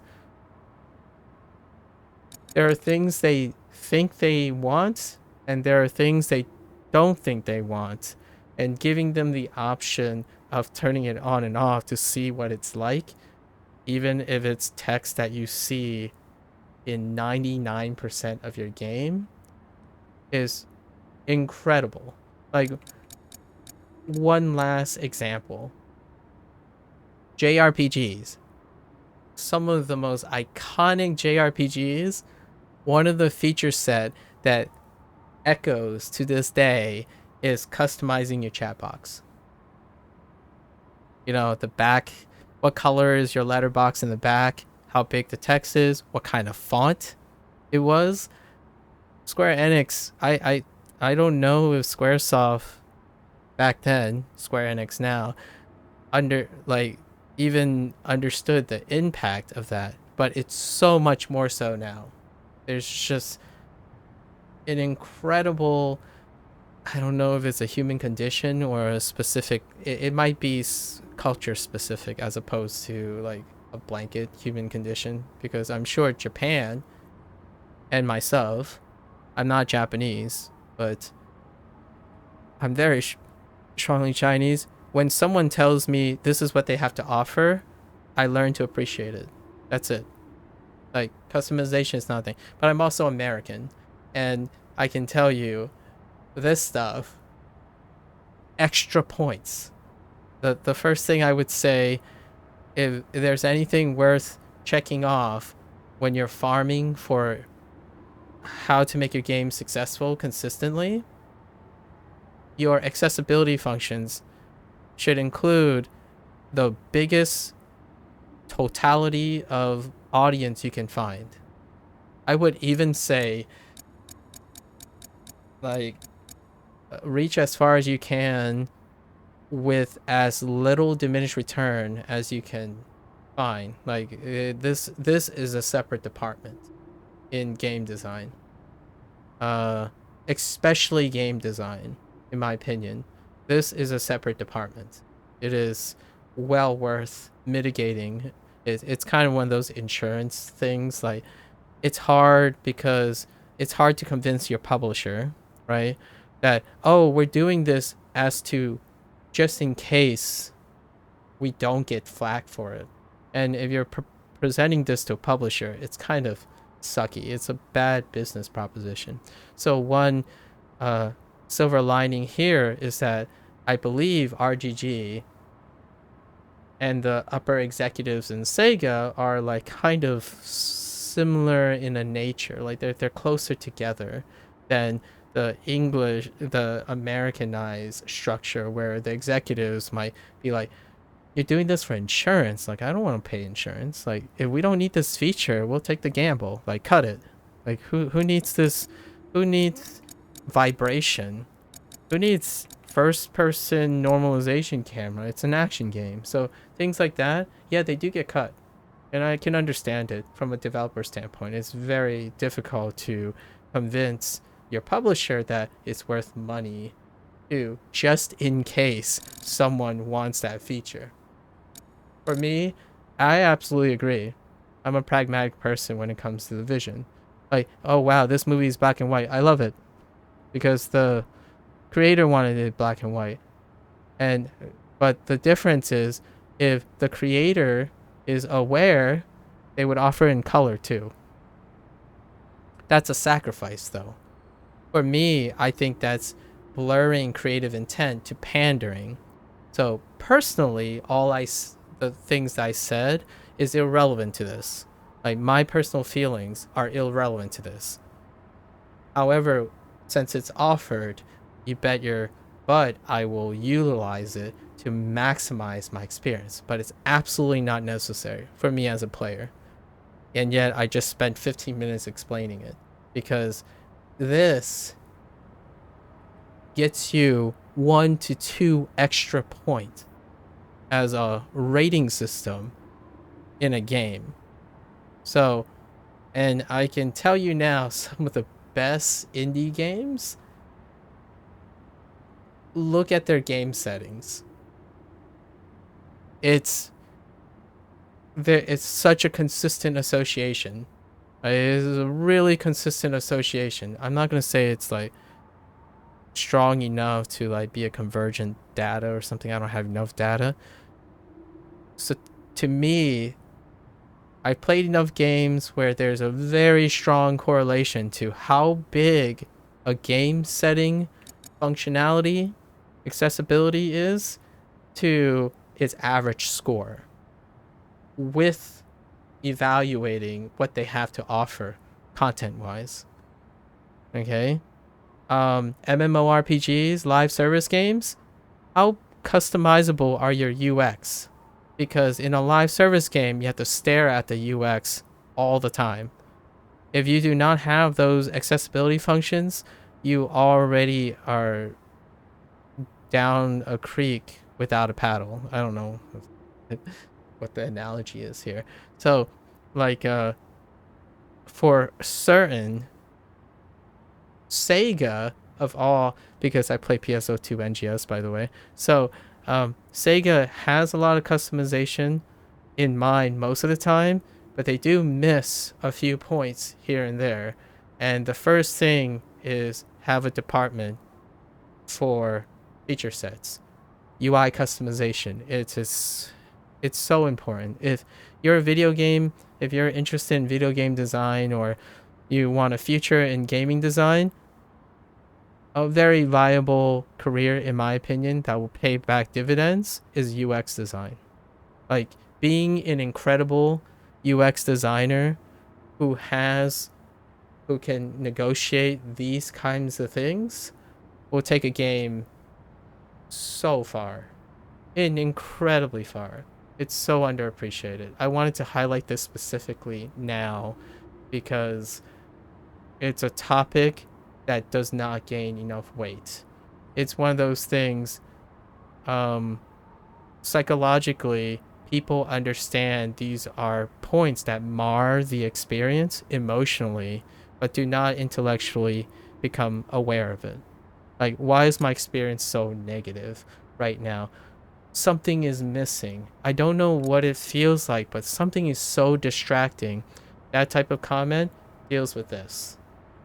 It's one of those things you can subconsciously, even as a publisher, I would say, to convince your publisher or a developer, your argument here is they don't know what this is, the stuff that you technically are so used to. This is the intuitive stuff.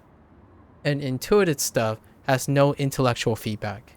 As in, you're gonna, I don't know, pull up an IGN review or something.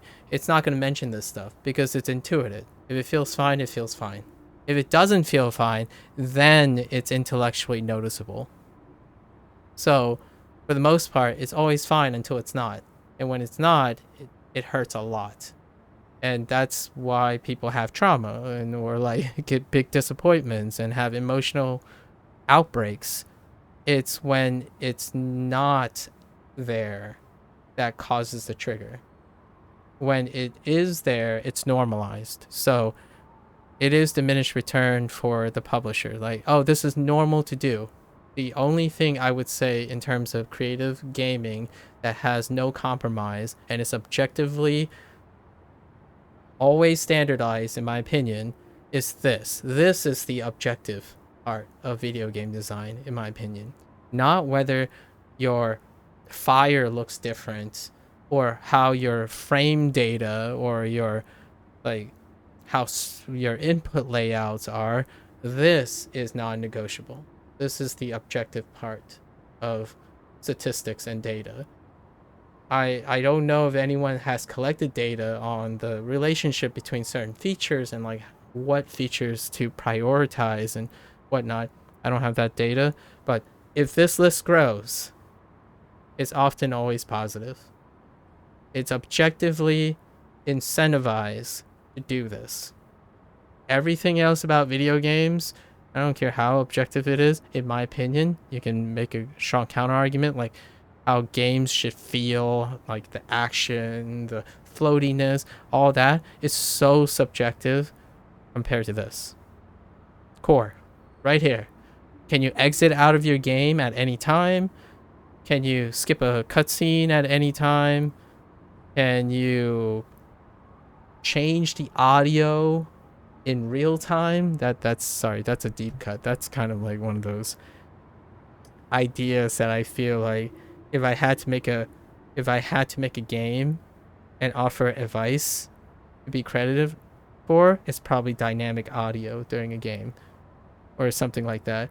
Or when you're on the screen, or pause screens or break screens. Like I'll talk about it when we play roguelike games again, because I play a lot of roguelike games. I'll throw the idea out in roguelike games. So first, my contribution to the roguelike genre is when you have a really hard game, just as a teaser, when you have a really hard game that you're expecting players to replay, have a custom animation or text scroll accompanied by a soft background music that suggests that if you rest now, you will come back stronger, and not a text that asks, do you want to switch the difficulty to easy?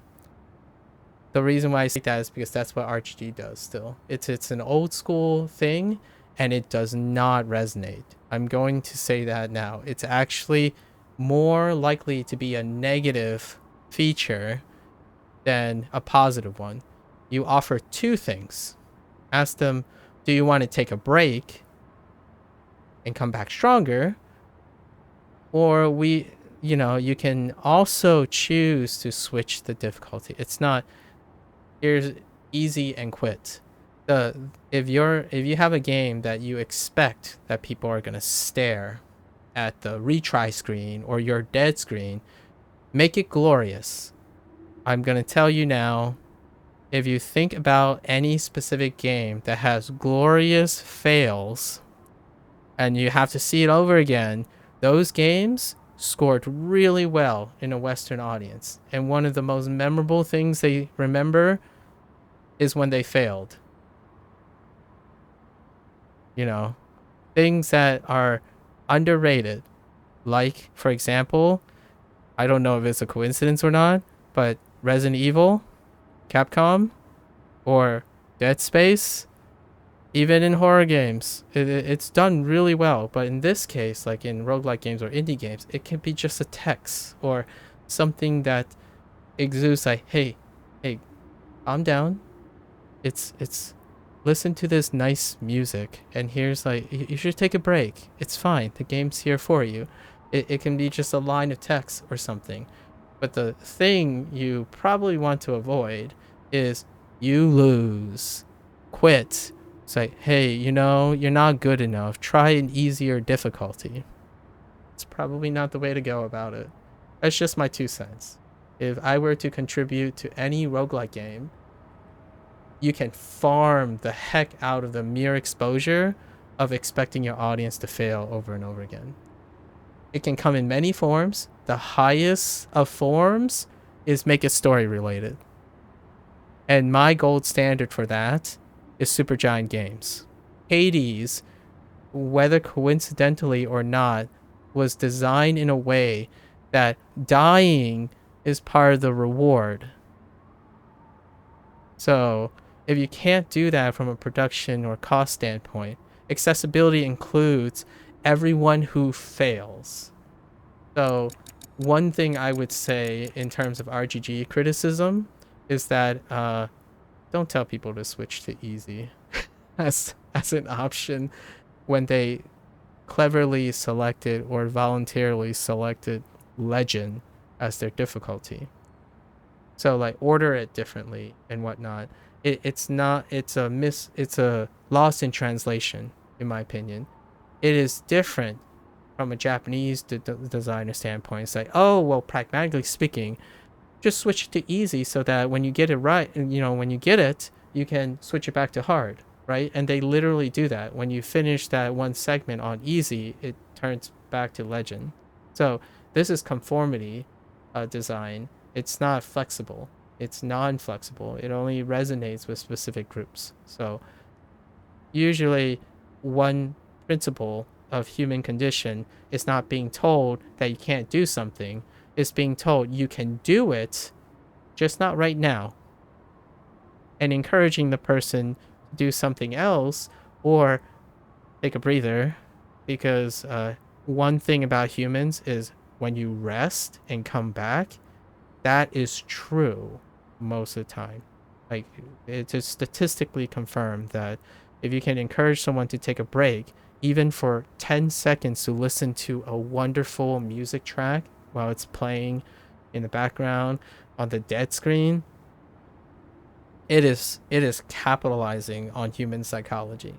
Like, it is, your fans will not even know why they feel good and do things harder constantly if your design is encouraging that.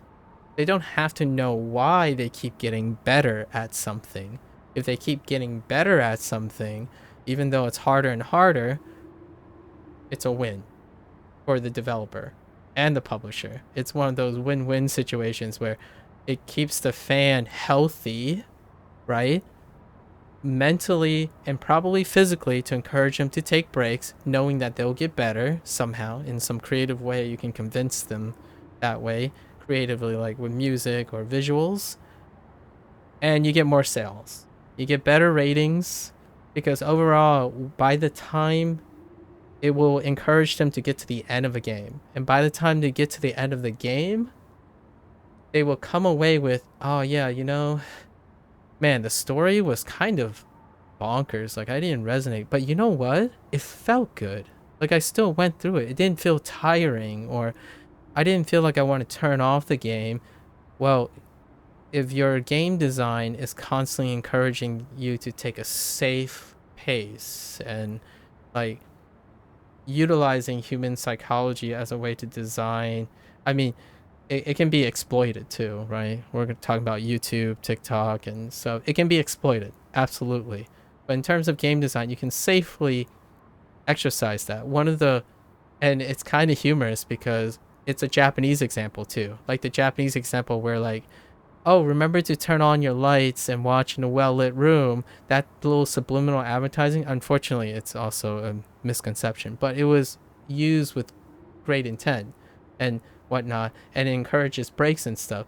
You might be thinking at first it might be aversive because there's no option to turn it off, for example. But in Japan, when it's right, or like when it encourages a consistent moderation, it's backed by statistics, right? It's backed by science.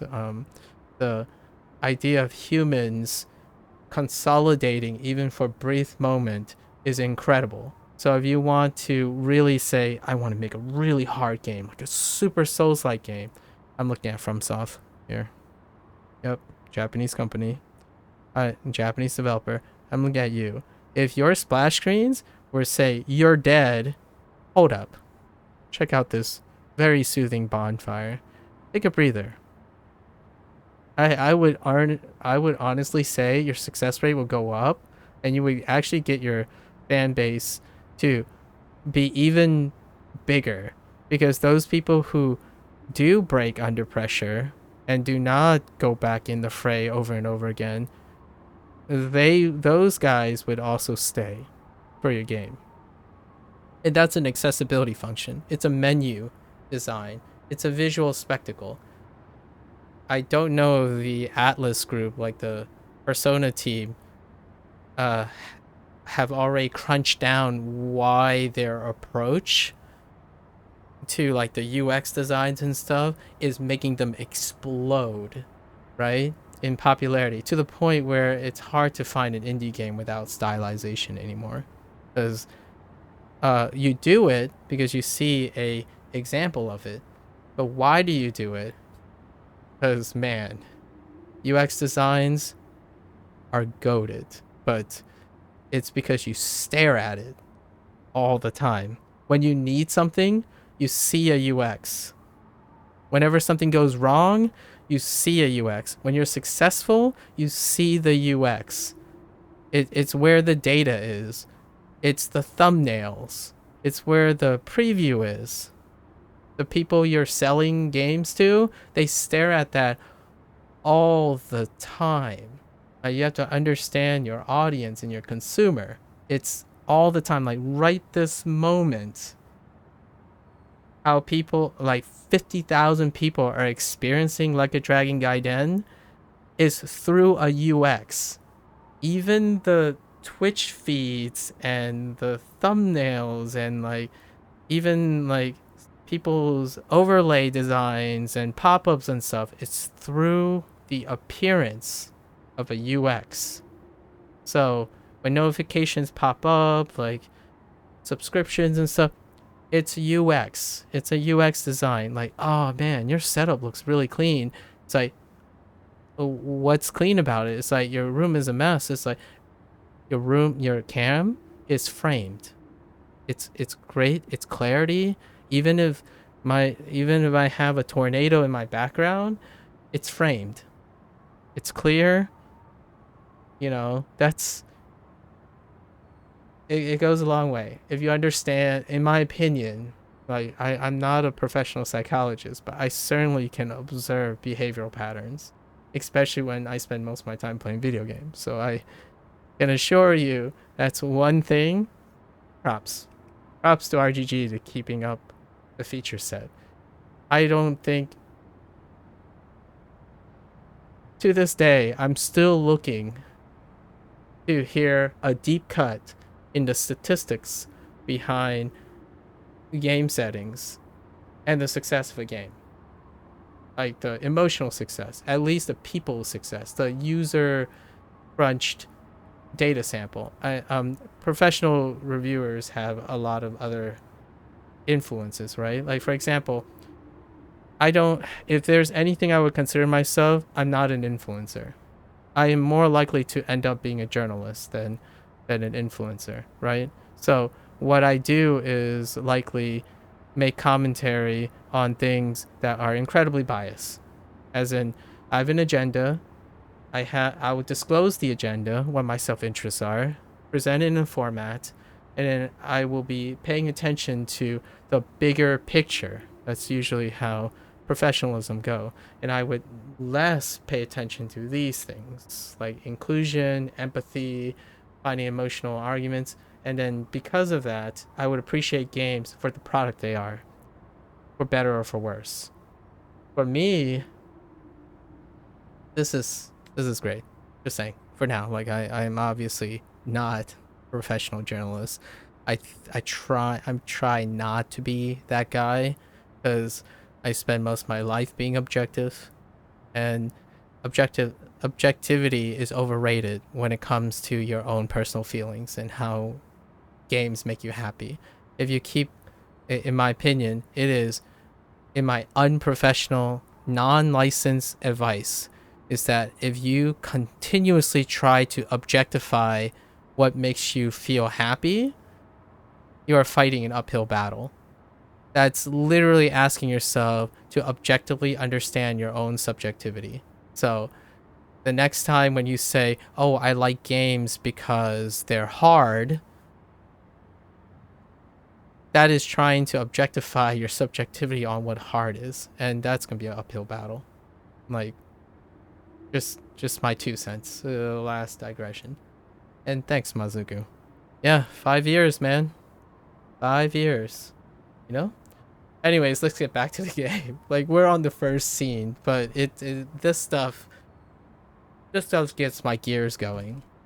Like, this is part of RGG. This is RGGism. It's worth noting. I love Kiryu. You know, I love the character. I love the things. But we got to go through all the things that really, really click and are expected now of this group.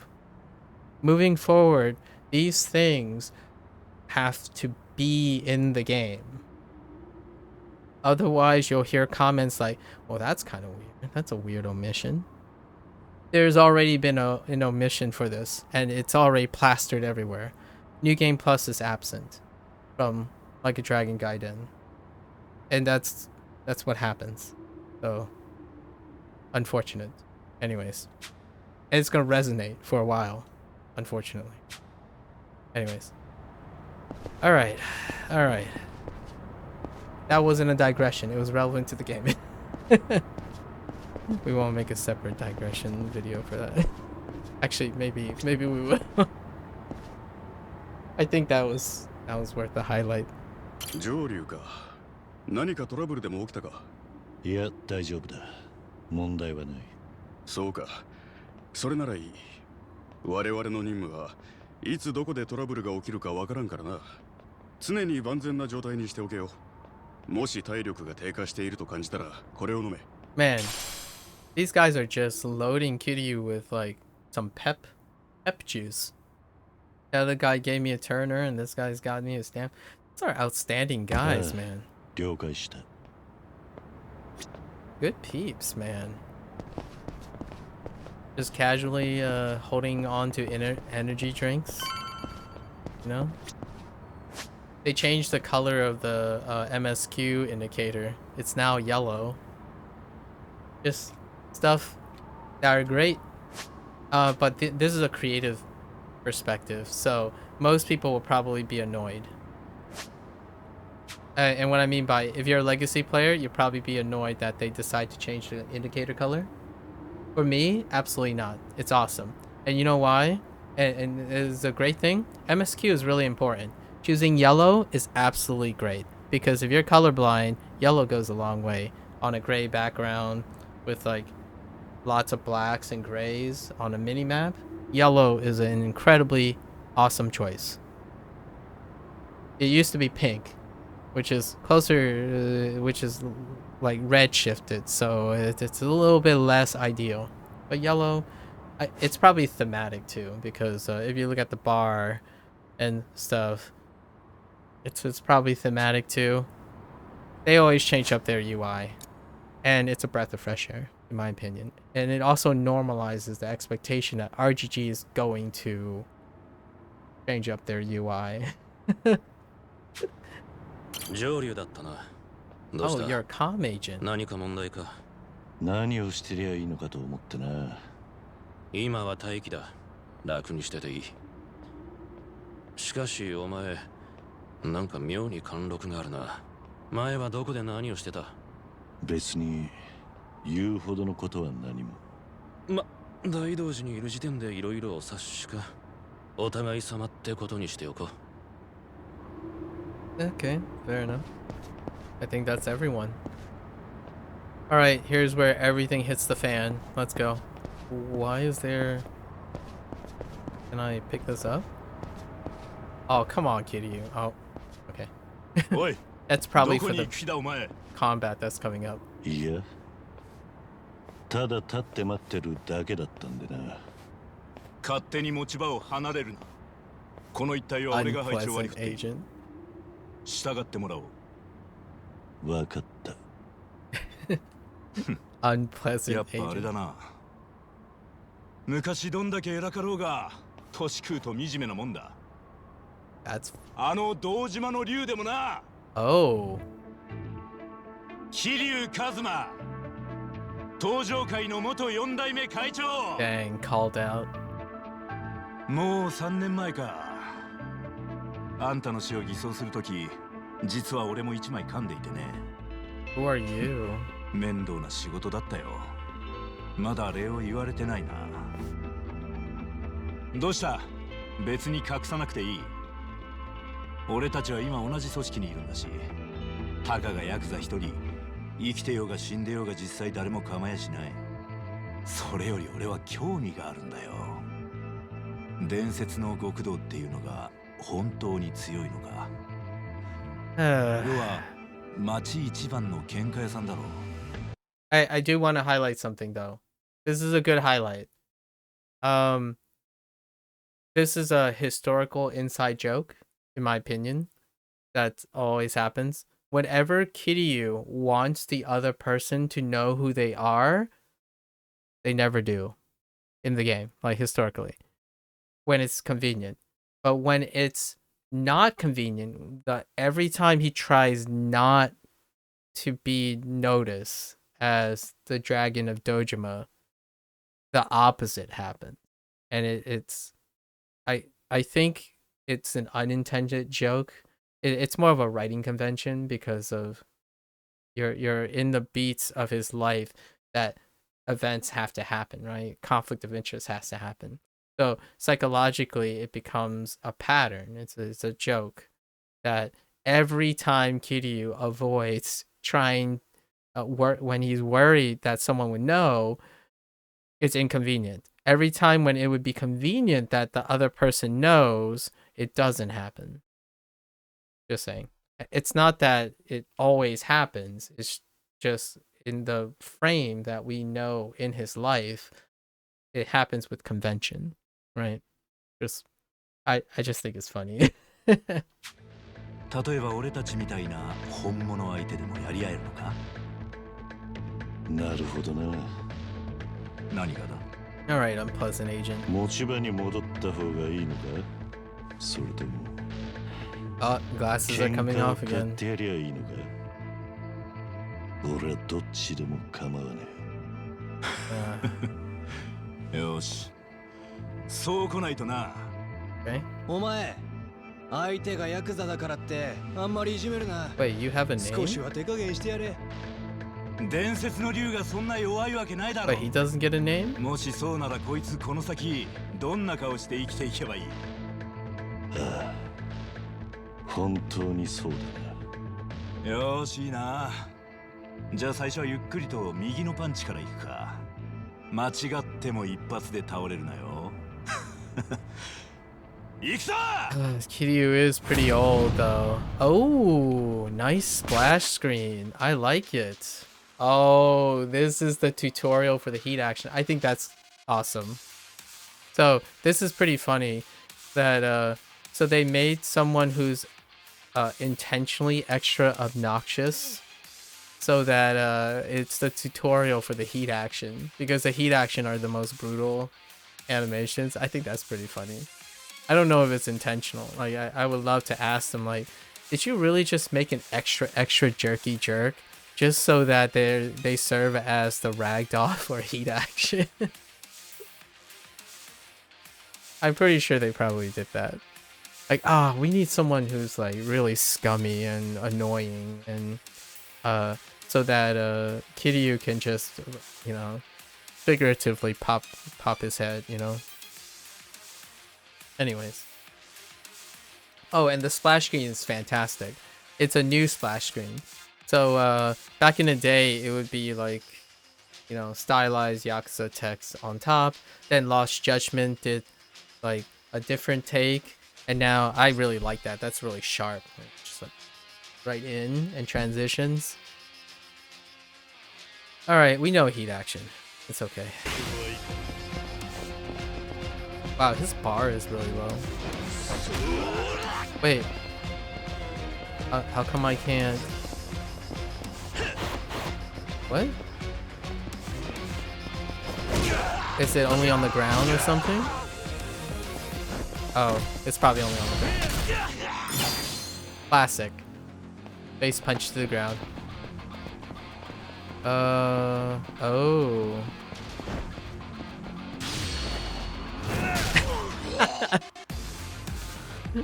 I was supposed to pick up the sledgehammer. Of course. Well. Of course. おい、何やってんだお前ら。ボサッとすんな。この野郎ぶちのめせ。Oh, we can learn other gadget. 聞いてたより楽しい仕事じゃねえか。 Oh, I love that splash screen. Extreme heat, of course. Of course. We can't forget the extreme heat, actually.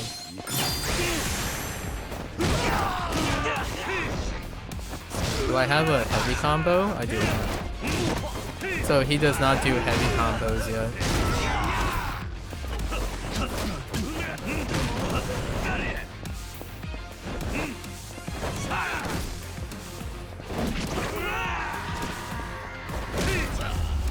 Man. Oh, I can't wait till when the Dragon Engine has cloth sims in the future. I'm gonna need a new PC for it, but maybe like Dragon X Engine will have cloth sims. Right now they're just doing the classic air airflow or air pump from the animation. So they probably like manually push the stuff.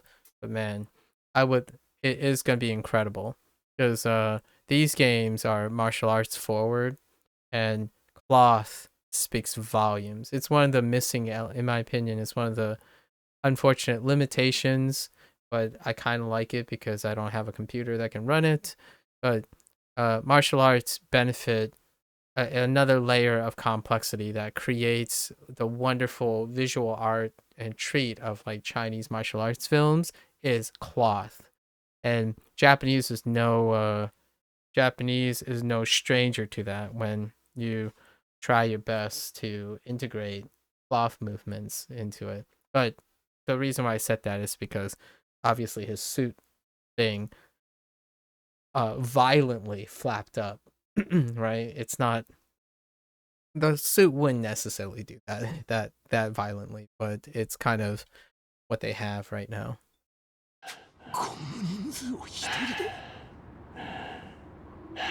お楽しみだったようですね、皆さん。では、そろそろ持ち場に戻っていただけますか。The first name 幸い character? トレーラーの到着が少し遅れているようです。皆さんのお戯れには目をつむっておきますよ。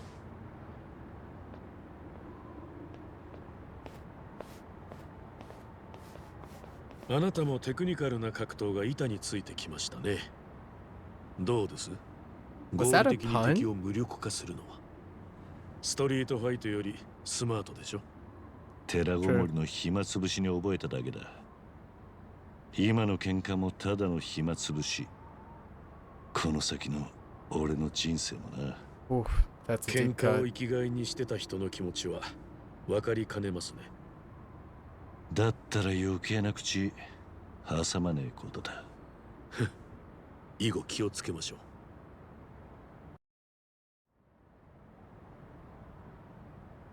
上流。Oh, interesting. It didn't do the Kaito files thing, where they still have the scenes in between. Alright, you may not need this, but I'll pass it along anyway. Stamina? Here's a catalog given to all Daidoji agents. A catalog? Hey. Yes, you can use it to order Daidoji martial arts manual. If you're going to kill time fighting, you might as well make it a little more productive. The pursuit of greater strength will cost a decent amount of money, but it's not as though you have anything else to spend it on, do you? Hey. Please, make good use of it. Okay. Funny. Catalog. Gadgets? ところでいいのか？俺の素性はもうみんなにバレたみてえだぜ。問題ありません。外部に漏れさえしなければ。あんたは時々大道寺って組織を過信しているように見える。組織に完璧なんて求めてもいませんが、それでも登場会よりはマシでしょう。2年前にカムロ町の浄化作戦で一掃されましたね。都知事は産経作戦と銘打って。Yeah. あの時は登場会の会長や幹部たちが真っ先に失踪。As a forward legacy and a previous legacy, we have to contextualize this. This is right before the dissolution of Tojo and the Omi Alliance. So we already know this going into the game. And they're talking about the imminent 3K plan, making Yakuza organizations persecuted openly and removing Yakuza influence as much as possible. So this is the time period that they're at the moment. They're right before. So that guy dropped the Tojo clan name because Tojo is the one that's in Kamurocho right now, which was the target of the 3K plan authorized by the police. And we already know this, that the 3K plan involves the story of Casca, which involves playing the game Yakuza Like a Dragon to get a closer detail and involvement in the 3K plan. It actually involves one of the major antagonists to Casca's legacy, which is his surrogate brother, Aoki, or Arakawa's son. So that's just a little bit of a blip for what's probably this discussion is going to be about. And this is the Omi Alliance. This is Yakuza Like a Dragon with Arakawa in the middle. And this is actually the video. And I preempt this, but this is the video where Casca, so your camera is Casca from Yakuza Like a Dragon. And this is when he's approaching Arakawa, who was a former Tojo member that did a double agent. It's very complicated, but that is Arakawa or Aoki's pseudonym's father. Complicated thing, but this is exactly the scene from Yakuza Like a Dragon. Yeah, so you even mentioned the name. たった一人の裏切り者によって崩れた登場会は本当に脆弱な組織。This is happening now, sometime during this exact time. 一応言うと銃帰ってくんな、あんた。ではこれ以上悪く言うのはやめておきます。あなたが組員として人生の大半を捧げた組織ですしね。Okay, so he doesn't know at the moment that Masumi Arakawa and all that other stuff. So even though Daidoji seems like this like clandestine, omniscient organization, it's kind of inferring that he's not aware that the greater scheme in the plot of Yakuza Like a Dragon, which is going to happen soon. So we don't even have to talk about it because Kiryu actually gets involved in it. 俺だけじゃねえさ。俺にとって大事な人たちはみんな登場界と切り離せない人生を送ってた。And 1 point for Kiryu, because it is. 煙みたいに消えたなんて。It's not. Yeah. どう言われても実感がわかんない。Yeah, he's talking about the decline. これを言って慰めになるかわかりませんが。ヤクザが大っぴらに生きていける時代はもう終わりました。あなたがいたところで登場界は消える運命だったと思います。今関西から押し寄せている近江連合にしてもいずれは同じ末路でしょう。時間の問題です。2 points for Hano. あんたの言う通りだった。何がです？確かに何の慰めにもならなかった。それは残念です。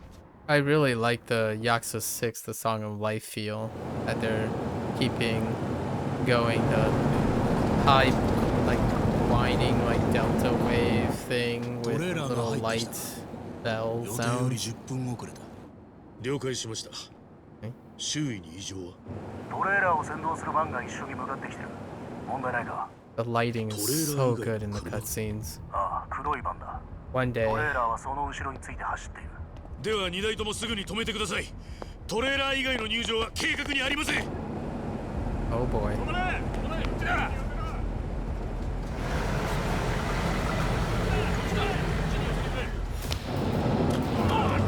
トレーラーが突っ込んでくる。止まらない。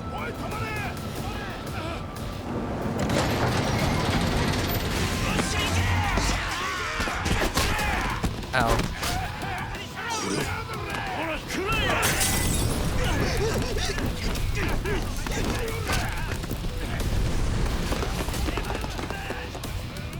予定と違う客か。おい、こいつらなんだ。 Second character? Second character. The Hanya mask. The Hanya mask is a legacy feature as well. Actually, it was largely present, all of it. And what the deep cut here is that for newcomers, right? This would be a Japanese thing, quite a Japanese thing, and this would be their first introduction to the reoccurrence of the Hanya like in spirit. So Hanya has a really long legacy because of Majima, Goro Majima character. So this is more like a, hey, this is to a legacy player is probably like, this is kind of a remix of Goro Majima, and maybe the personality is going to be different and all that, but the symbolism is it's Kiryu game. You got to have a Hanya reference. Even the tattooing is probably going to be somewhat reminiscent. And that's a recurring theme. Even when Goro Majima isn't like kind of not in the game, there's still some reference or throwback to something related to Hanya.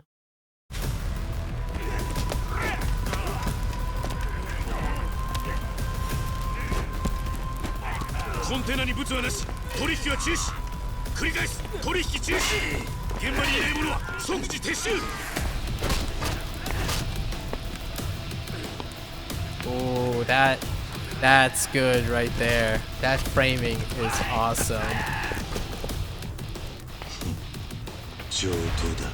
I love that framing, was great. All right. Oh, I love that splash screen, man.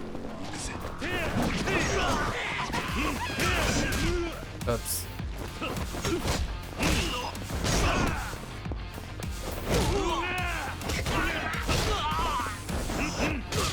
Oh, I can actually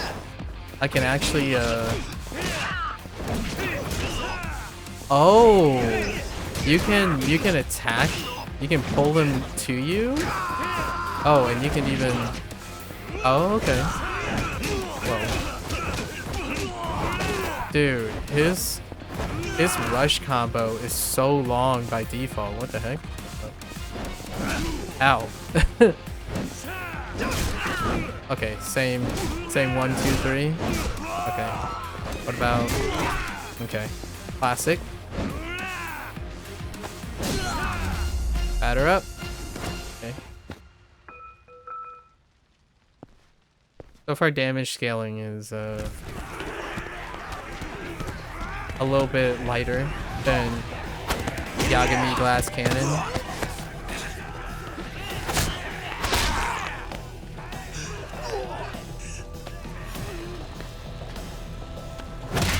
Ugh. Ow. Ow. Nah, he's okay. It's fine.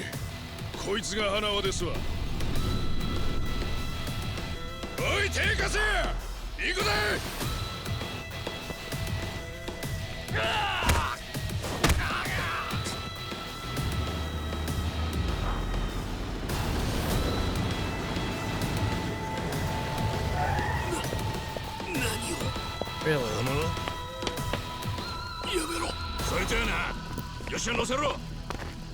花輪をさらうのが本当の狙いだったのか。金塊運びはそのための茶番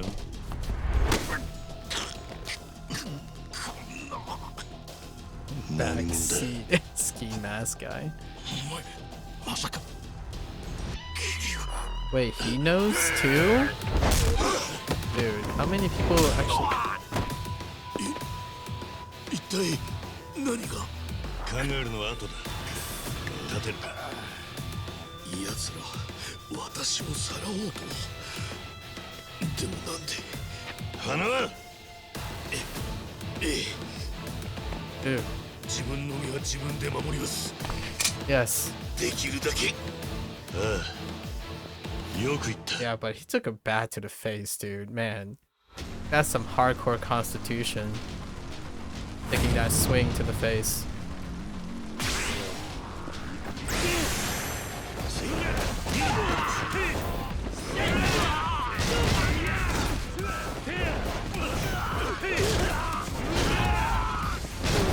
Man, when you're in extreme heat, you definitely do way more.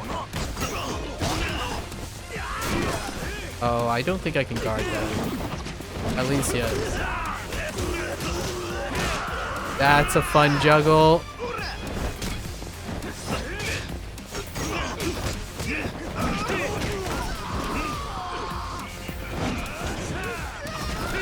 Oh wait, hold up.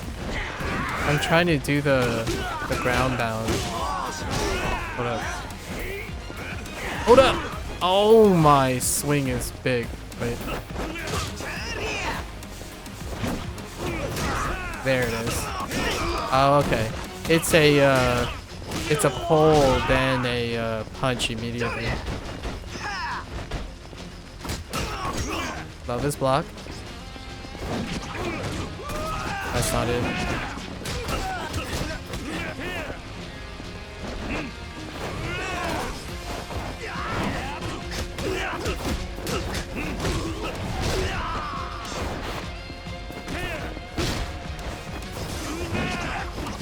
What the? Oh, they can prevent it. Ow.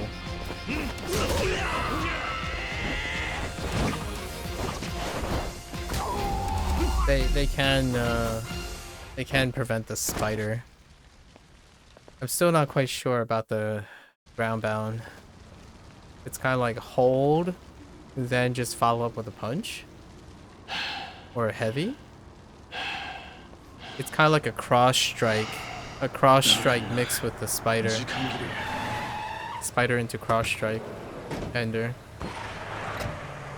and causes a ground bound into a juggle.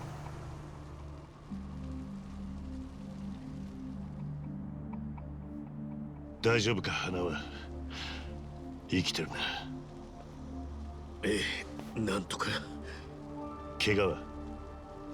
それより我々も早くここを脱出しないとすぐに警察や消防が来ます我々は彼らに見られるわけにはいきませんそこまで頭が回ってりゃ大丈夫だ花輪さん族は全員逃げていきましたこちらの怪我人は多数3人が死亡です何そうですか The bespecked little the glasses flick. もうそこまで消防が来てる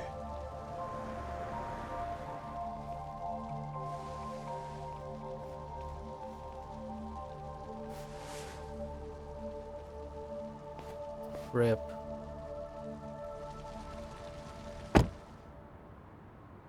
I was about to ask, like, man, did they really clear out? And it showed them clearing it out. It's a nice attention to detail. I mean, they didn't have to. Like, those little scenes where, like, man, they had 3 fatalities, like, how are they going to clear out? And it's often it just cuts and you just leave it to imagination, but they actually made it more of a scene point, right? So they embarked some significance by showing there was a fatality and kind of imagery associated with the cleanup. エージェントの一人あなたに喧嘩を売ってきたものでしたよ Oh. 因果 They even 応報 mention とい him. うことでしょうか。死んだ3人は金属バットで派手に頭蓋骨が陥没していたそうです。最初から相手が死んでも構わないという殴り方だ。死体はどうした？始末しておきましたよ。この先も表に出ることはありません。こういう時のために死んでも騒がれない人間が使われているんです。あなたと同じようにね。そうか。お前まさか。Another name character. Seems. どうしました？い Cosplay. や、なんでもね。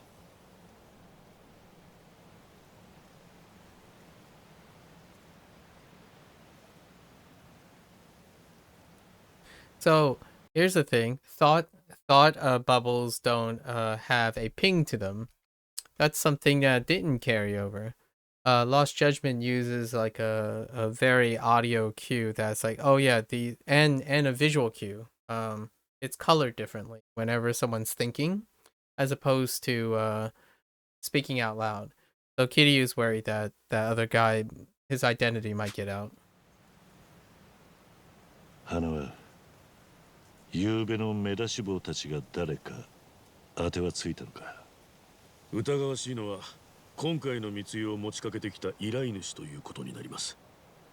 That's also goes under like things that are low cost but can be really utilized to the benefit of the developer, where you have audio cues associated with specific type of dialogue, and then you could change up. There's a little bit about the like text thing. Since you already can customize the text color, and then they would have to add a sub layer for like thoughts to be colored in a different color text. That would be a little bit much, but the audio cue being lost is kind of an interesting omission, and it's something that gotten really used to in Lost Judgment. The audio cue for thoughts, and then the color change. 例の某独裁国家の革命家ですね。なぜなら彼と CIA 以外、事前にあのトレーラーへ兵隊を潜り込ませることはできません。そして敵がもし CIA だったなら、私なんかをさらうのにあんな手間をかける必要はない。革命家。 Historically, the only time the CIA has been mentioned was back in Yakuza 3. Long story, but it's been quite a long time where the CIA was kind of like mentioned at arm's length, but that arm's length for now. But in Yakuza 3, they were represented in some way by Richardson, and then the whole like Black Monday conspiracy, arms dealing. ところが改めてその革命家に問い合わせたところ、全面的に否定されました。金塊密輸の話自体が寝耳に見ず、CIA に物を頼んだ覚えもないと。どういうことなんだ？ Americanized conspiracies do not make any appearances in this game series. ミスター X が革命家になりすまし、 Outside Yakuza 3. CIA に茶番の密輸話を持ちかけて我々を引きずり出した。その目的はなんと、この私をさらうこと。あんたを何のために？それがさっぱり。私は組織のしがない末端で大掛かりにさらうような価値はありません。ミスター X に話を聞かなければ、昨べ起きたことが何だったか分からずじまいでしょう。今、大同寺一派の総力を挙げて探しています。これまでのところ手がかりはゼロですが。しがない末端のために大同寺が総力を挙げると思えねえが。Fair point, Kiryu. 痛いところをついてきますね。確かにそうです。ですから私としては他の線からも独自に調べを進めようと思った次第です。それで今日はこちらへ伺いました。桐生さんはお気づきだったか。目出し坊のうち何人かは和彫りの入れ墨を入れていたんです。Indeed. 特に死んだエージェントを襲った般若の男にはこれ見よがしなのがね。俺は見てねえな。Omi Alliance. そいつとは勝ち合わなかったようだ。入れ墨は見事なものだったそうで、それなりの組に入っている極道ということでしょう。つまり横浜には古くから清流会という組があります。Oh, interesting. The Seiryu 彼らが clan 夕べの襲 instead. 撃に加わっていたのかも。Oh yeah, that's fair. 少し様子を伺ってきてもらえませんか。もちろん事務所の外からで結構 You です。 replaced them in Ichincho? 入れ墨のやつがいたからって地元の極道とは限らねえ。ミスター X につながる線としちゃだいぶ薄い。ええ、もっと有力な線は他のエージェントたちに追わせてます。ですが極道を調べるならあなたが適任ですよね。私は真実を早くつかむためにできるだけ多くの線を追いたいんです。なるほどな、分かった。いいんですか。その代わり俺もミスター X の正体に興味がある。何か情報が来たらこっちにも教えてくれ。珍しくやる気ですね。もしかしてまた私が襲われないかと心配を。だとしたら感激です。まあそうかもな。どうも違ったようですね。ともあれ気をつけてください。 Those turn of phrases, I あなたの like 顔 that. を知る極道がいるかもしれません。 Seiryu, とりあえずは right? 事務所に異常がないか遠巻きに見るだけで結構ですよ。 That does provide a motivation for Kiryu to be self-invested in heading to Ichincho, where they cross paths with Kasuga. So Ichincho does make a appearance. I kind of thought it was just Sotenbori, but oh, and you can move around in Ichincho. Cool. I really wasn't expecting. Oh, okay. Well, okay. Sasaki. Arcade is there. Citron Mahjong. Wow.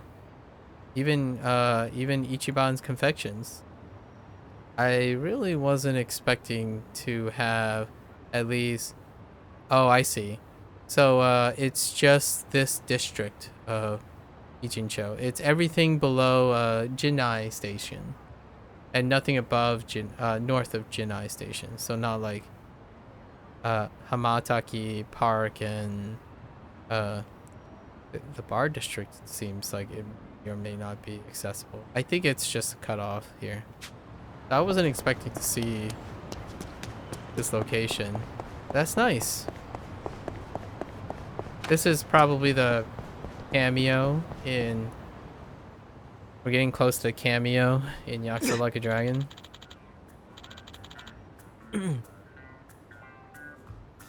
Here's another audio cue. Whenever you hear this, something goofy is gonna happen. Or this is like, there are two levels of goofiness. This is more like sussy stuff. But then there's even goofier ones. So they do use lots of themes to for like new players. They use audio cues and themes to really, there are a lot of them, but to kind of prime you to expecting certain things, and it's deliberate, and I love it because it's a legacy thing. So darn, what's up with that place? What a freaking ripoff. What place? The pawn shop? Thanks to that, I ain't got a yen to my name anymore. Oh, it's a gambling thing. Man, I'm ticked off. I don't care who. I just want to punch a fool. Then let's pick out a sucker, eh? While we're at it, we sorry, we can snatch his wallet and live it up. Now we're talking. Guess every city has guys like that. True that. Probably won't bother me if I avoid them. I need to hurry up and get to the Seiryu clan office anyway. Street battles. Okay, that's an introduction to street battles. But we're secret agents now, right? Secret agent, man. Can I avoid just by walking? No. I do want to pick this up though.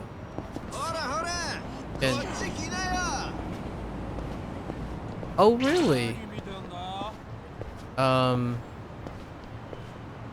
Hi. Oh no, never mind. Dang it. Ah, there it is. Okay, I got it.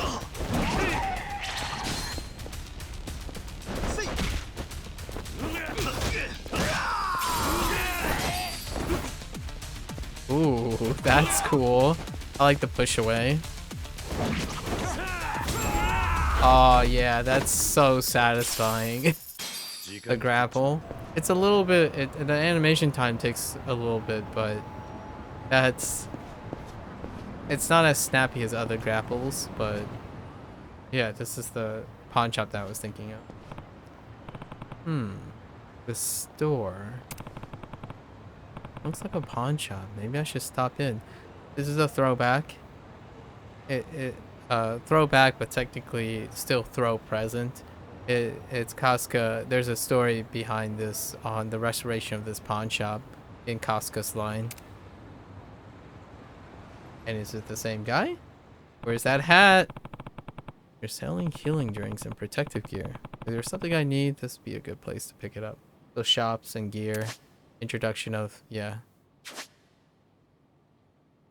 You gotta love these thumbnails. They just keep going. Stun, bleed, burns, shock. Okay. Is there any more? Agony and fear. Okay. Oh, there it is. There's that fancy hat. This is a legacy NPC from Yakuza Like a Dragon. Just a little like blurb about this guy. So this is after the events of Casca.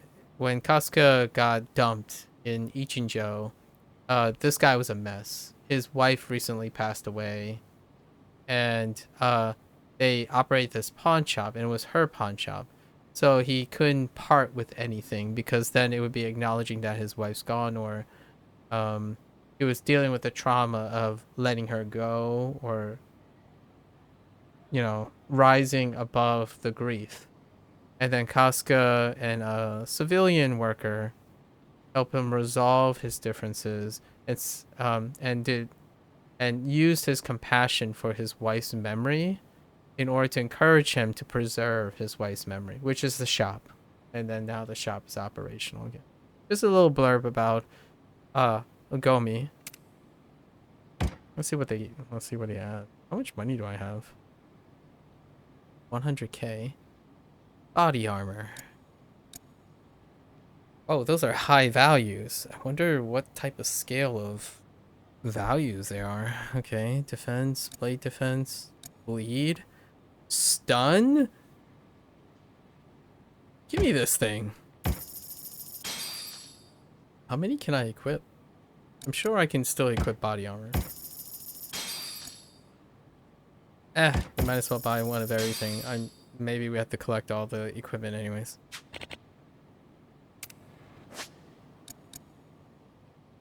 Upgrade gear. I mean, upgrade abilities. I have to go to the bathrooms. I'll be right back. Bathroom break.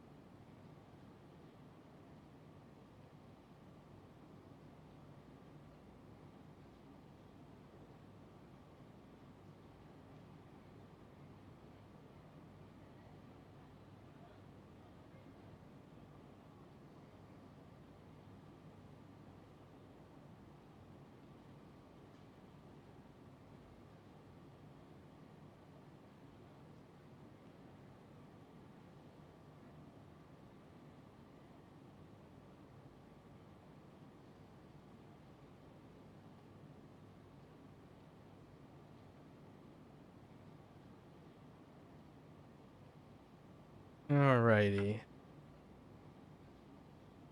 Let's see here. Let's look at abilities.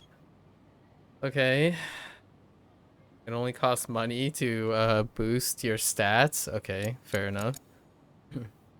All 4 volumes of Seeking the Limits of Vitality. Dynamics of Destruction. One would think these are physics books, but they are actually scientific manuals of martial arts techniques. Reading them could... Well, flavor text, man. They present a number of unprecedented ways to increase one's health. I like how dubious it is because, boost max. All 4 volumes of Harness Your Abdominal Chi, or Ki. Difficult series of theories written by women known as the elusive martial artists about using Chi while fighting.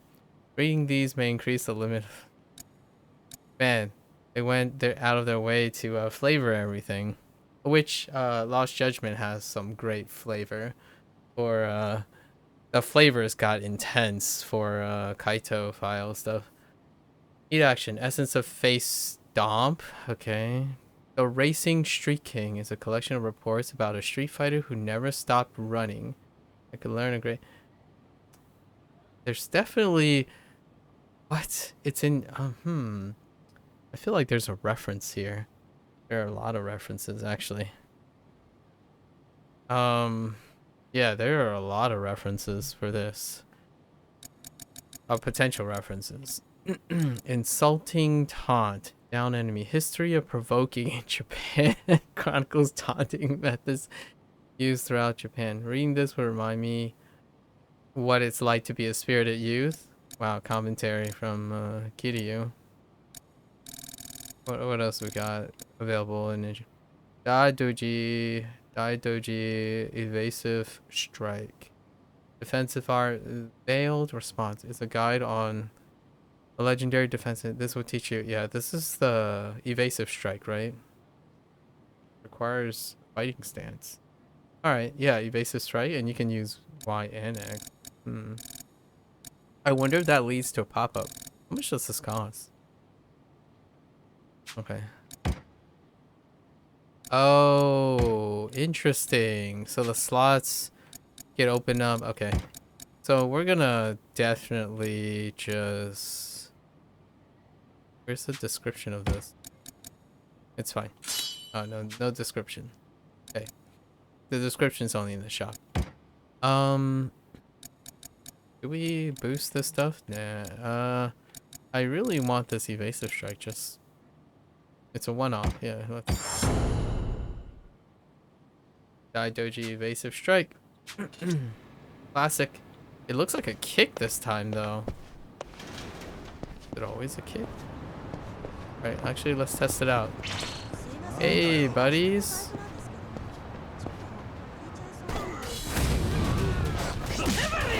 It is a kick. Whoops. Yep.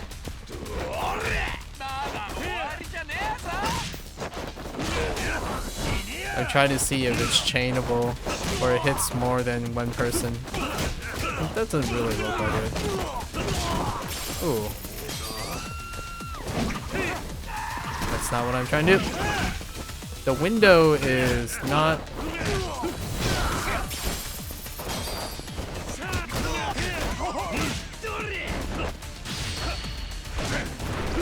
Rip. That's kind of a modified. What?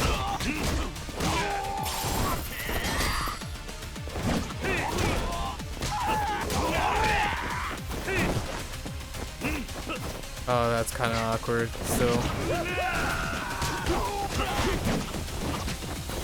That was weird.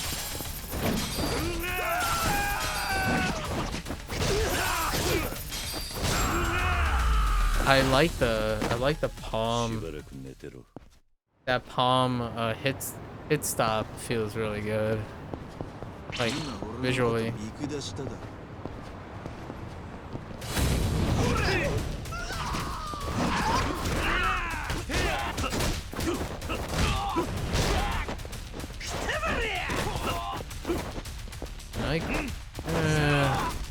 That's a weird transition. No charge. Yet. What about his 1-2? It's not as no. The 1-2 is not as it's not a hook, a huge hook anymore. It's a 1 into a double. So it's a 1, but it's a 1-2. So when you 1-2, you're actually 1-1-2ing with a side kick to the face, as opposed to a huge cross that he usually has. The jab and huge hook punch thing.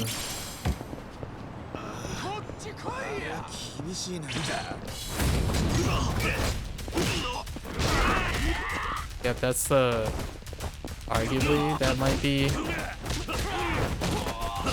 Man, wow, his rush combo default is so long. What the heck, Kiryu?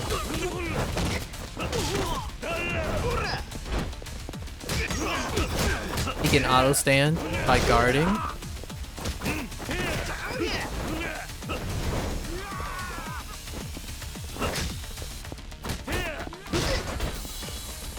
This guard is incredibly responsive. Holy heck. Can't guard backwards though. He doesn't auto rotate from guarding, so his guarding is directional. Just curious. Curious what the limitations are. It's another shop. Wait. Oh, it's Smilburger. Oh, there's a throwback to the parallel universe there, and this is Sumire's romance shop. It's a throwback to Yakuza Like a Dragon.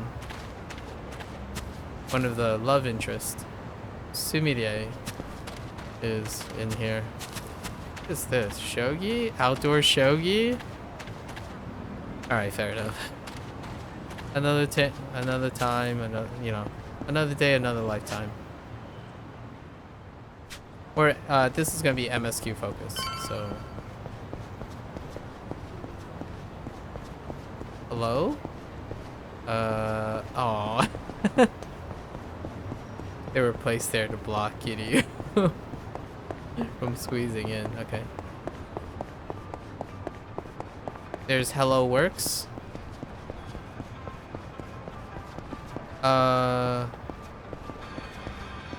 What else can we say? Soccer ball. Oh no, this is a throwback. Wow, my soccer ball. Mom, do something. Seems like that boy's ball is stuck in a tree. There's no way I'm gonna get that down from there. I'm sorry, but we'll just have to leave it. No. That's my favorite ball. I'm not going home without it. Oh gosh, freaking kid. But dear, if you say that, my favorite soccer ball. That height, I should be able to get it with my wire. Oh, okay. Got it. So instead of going to third person and then like spotting the thing, they've contextualized grabbing items with his Dang, that's satisfying. Well played. Well played. Historically what you do is you enter you enter first person mode and you just like look up at the object, and then you hold R1 to zoom in, and you just have to imagine somehow they get it. And it's true all the way up to this specific game. Now they finally contextualize it. In Judgment, occasionally you would use a drone, right? So that's kind of cool. I like it.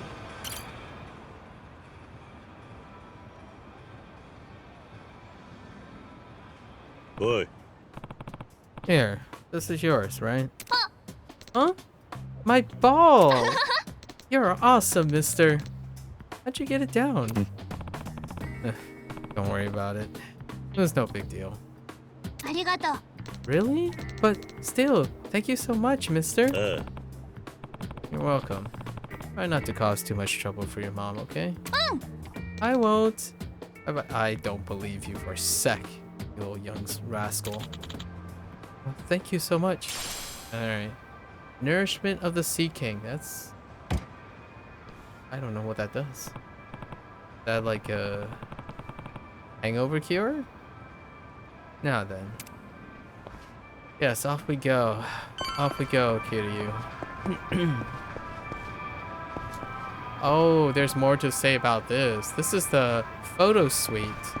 The photo suite where Psycho they go talk about reminiscing about taking family photos and with Namba and Casca. And I think they're referring to this, or I don't actually know which building they're referring to. But one of these buildings right here is a photography suite, or it's closed down now.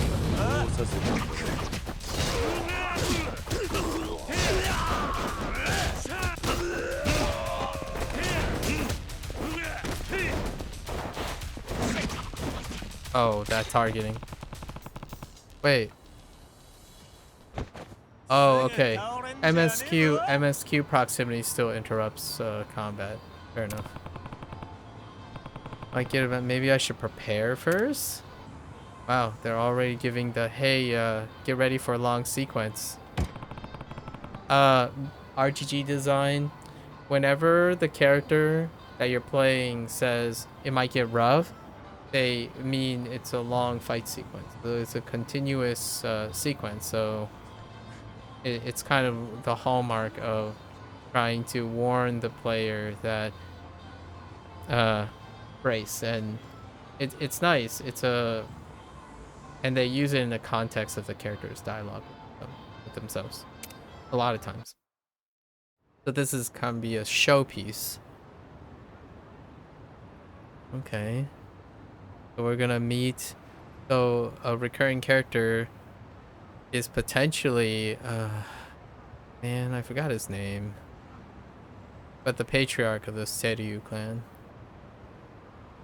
Figure I wouldn't be able to tell much off the bat. I should stick around and see if anything seems suspicious. Is there a blip? Is Casca gonna pop out of there? I don't know what the timing is right now. No familiar faces yet. どうも、お出かけで兄貴。また例のソープっすか？うるせえよ、仕事で行くんだ。人聞きが悪い。すんません。ない、お前も連れてってやる。How'd the grappling hook? I didn't see anything out of the ordinary. The men aren't acting suspicious. The place is too quiet for the Seiryu clan to be involved with last night's attack. Okay. Fair enough. Potential red herring. Some hope. Smoking some hope. いいさ。もともと空振り覚悟だ。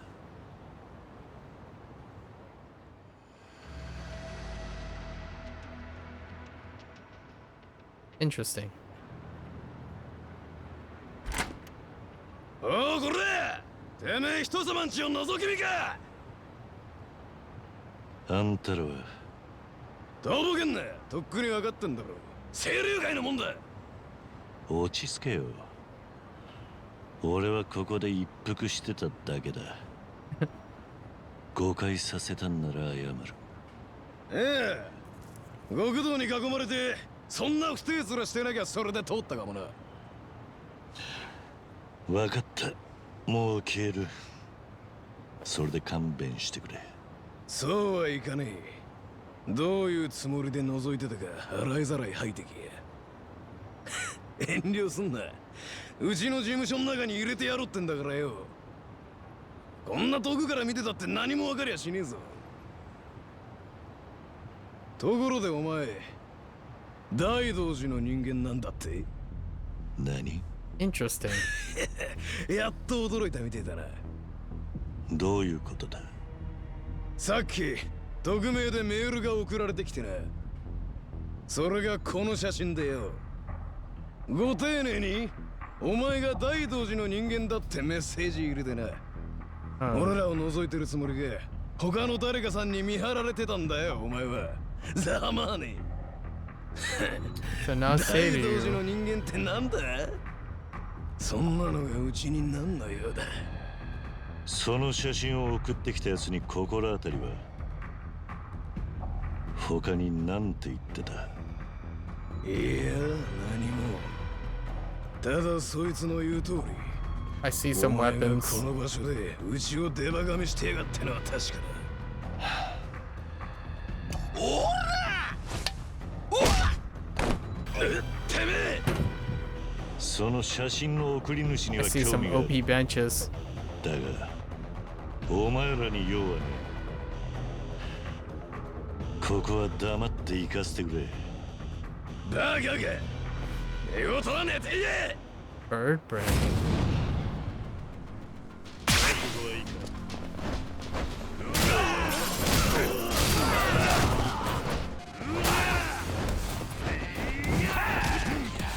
Rip. I totally missed on this one. Swing. Wanna get rid of this guy?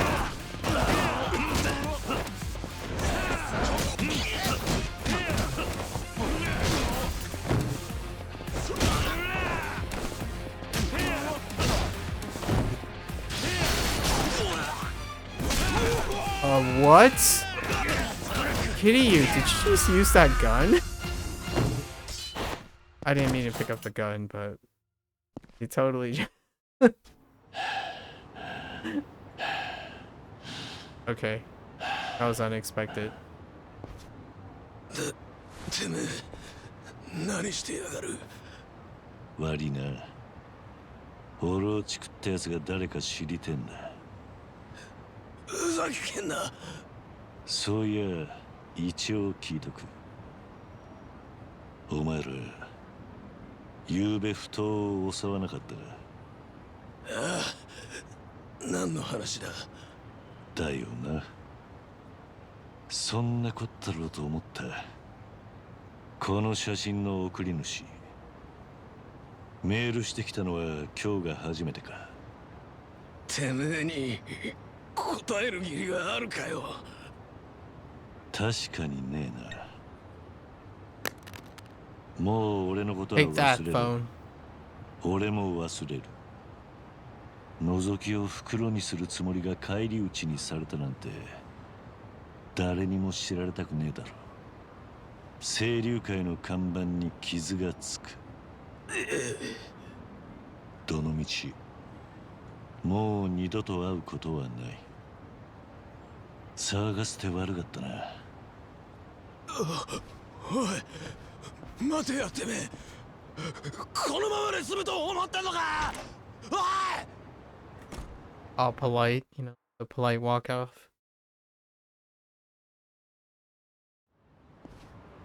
なるほど。では清流会と不当の襲撃は無関係だと。多分な。そっちだって最初からそう思ってたろ。それより花は誰かが俺を覗いてたことの方が問題だ。そいつは俺が大道寺の人間ってのも知ってる。ええ、匿名メールの差出人ですね。タイミング的に不当の襲撃犯と同じ一味でしょう。つまりそいつがミスター X 本人、もしくはその仲間です。さらに言えば今この瞬間もあなたは彼らに監視されているのでは。ああ、実は背中に視線を感じてる。ずっとつけられてたようだ。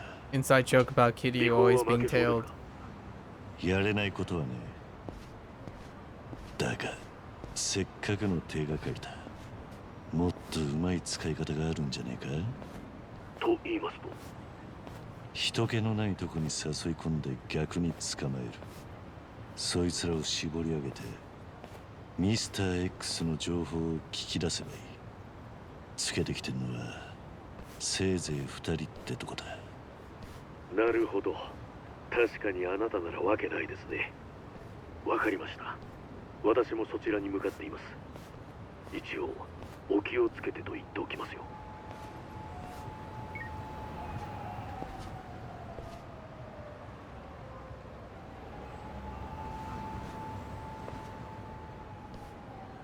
Can they be any more obvious? Parking lot, classic. The parking lot where the can quest was. 俺に用があるんじゃねえのか。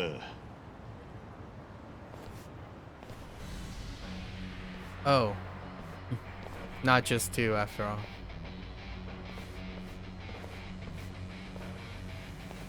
Of course.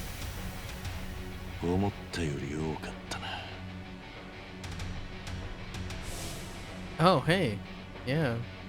Same guy. 怪我さす気はないんや。Interesting. おとなしゅうついてきてくれませんか。俺らはもうあんたの正体を知っております。やっぱり死んだっちゅうのは嘘やったんですな。キリアさん。誰かと人違いした。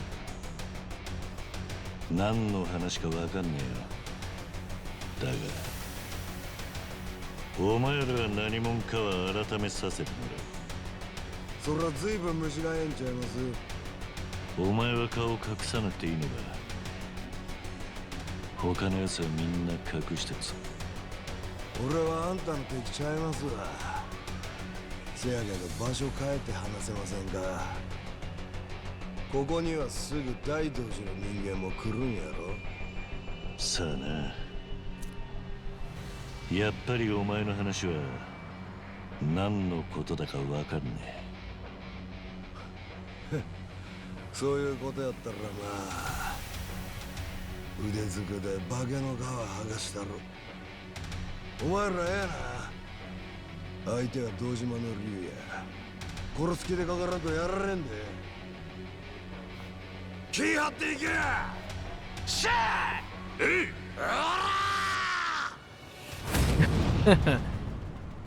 That roar.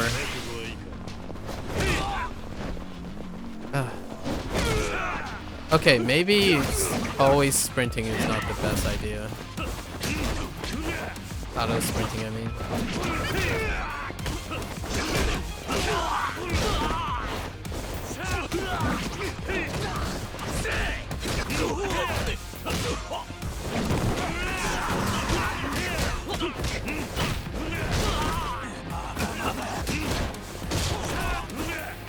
I think you have sidestep cancel already. Ow. That trade. That's an awkward direction. Oh. You can block blunt items. I can't seem to get that. I was trying to quick step. Okay.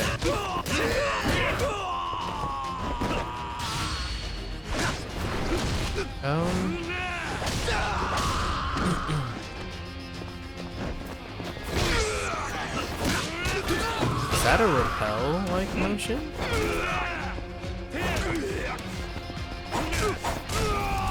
Classic. Classic 1-1-1. Win Katana.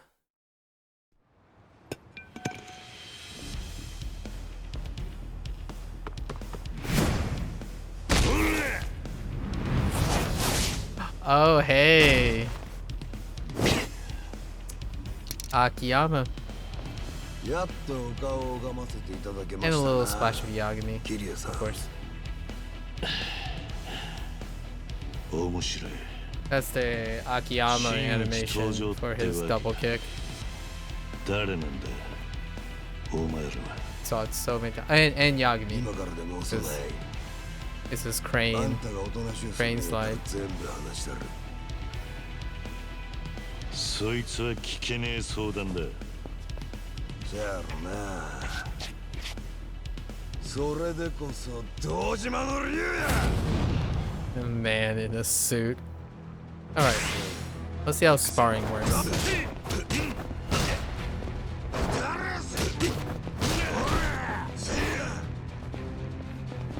Nice purple.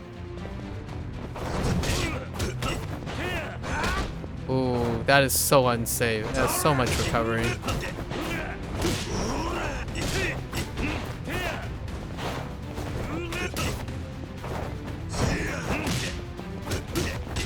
Oh, there's a hit stun on the evasive strike.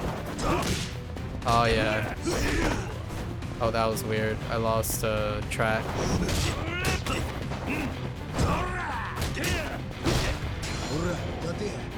Mortal strikes? Do I have mortal reversal? Oh, okay. They're called ultimate counters in this one, okay. It just pop. Okay. Oh, I have to hit. Okay, I have to hit A first and then follow up with a B. An attack.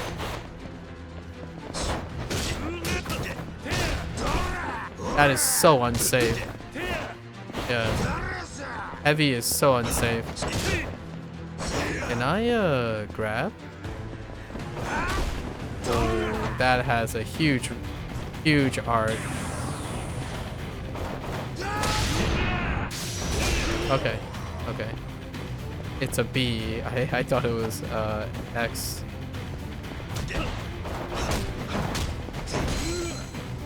That was weird. I'm trying to throw him, but you can't dodge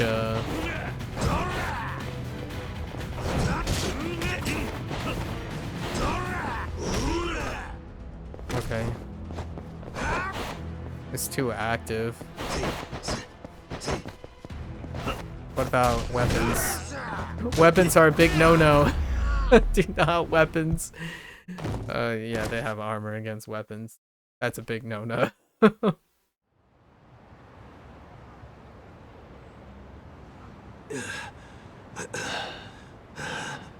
誰だお前は。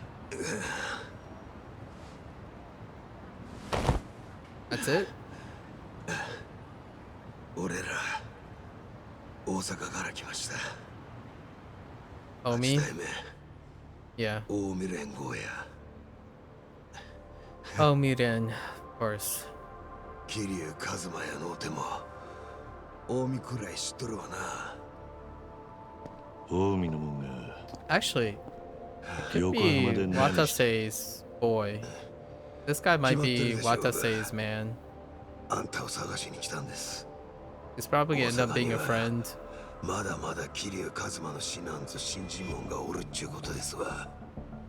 ゆうべ不当で襲ってきた目的はもしほんまに桐生一馬が生きとったなら誰かが大々的にその死を偽装したはずや。警察や役所にも顔の利く権力の持ち主がな。で、あんたの死んだ広島で Maybe not like this guy. そんな真似ができる連中といえば真っ先に浮かぶんが大道寺一派や。 A lot of privilege, knowledge though. あんたと繋がってそうな管理者を捕まえたかったんです。あんたが生きているかどうか、もし生きとったらどこにおるんか聞き出すために。花輪のことか。ええ。まずはよそのテロリストのふりしてアメリカ産に金塊の密輸を持ちかけました。多少は怪しまれたでしょうが、気前を手数料弾みましたんでね。そして CIA は俺の読み通り、日本での金塊輸送を大道寺に丸投げした。そこまでやって初めて、俺らは大道寺の実動部隊を引きずり出せたんです。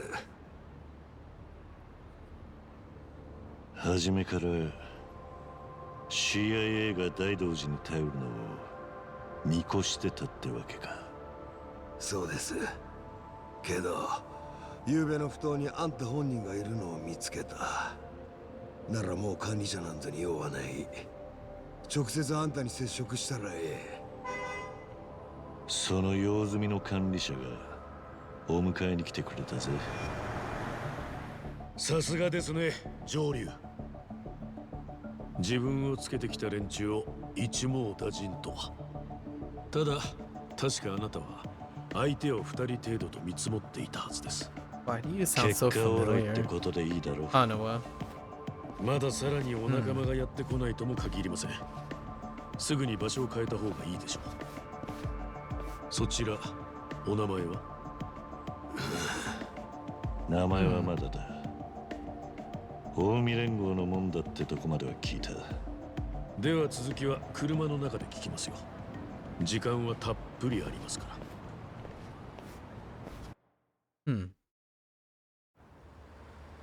なるほど。では近江連合は桐生一馬を探そうとして昨夜の襲撃を。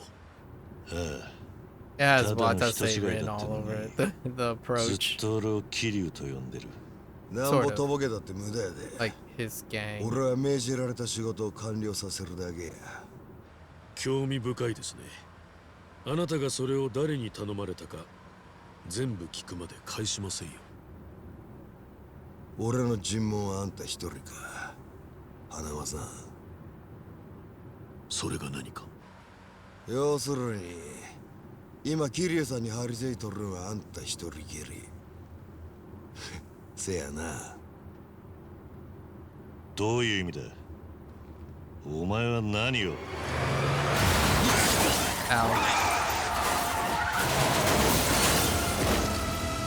We saw this in the trailer too. 俺見てたぞ。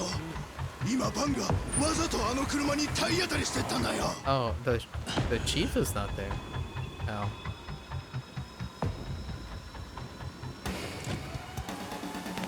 Oh boy. Hello again. 犯人の男。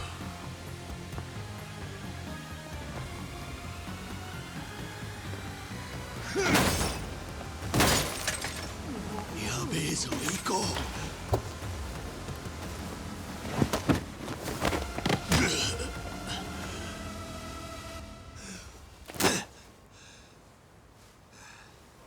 一緒に来てください、桐生さん。俺らはあんたに力を貸してもらいたいんや。Alright, yep. Of course. 俺は桐生って男 Checks じゃ out. ねえ。だが、売られた喧嘩を買わせてもらう。なるほど。大道寺一派に首ははめられとるわけ。It might be a my enemy and my enemy is my friend. それは俺らの方で外して差し上げます。何？シシド、やったれ。シシド。今ここにおる大道寺はそいつ一人だけや。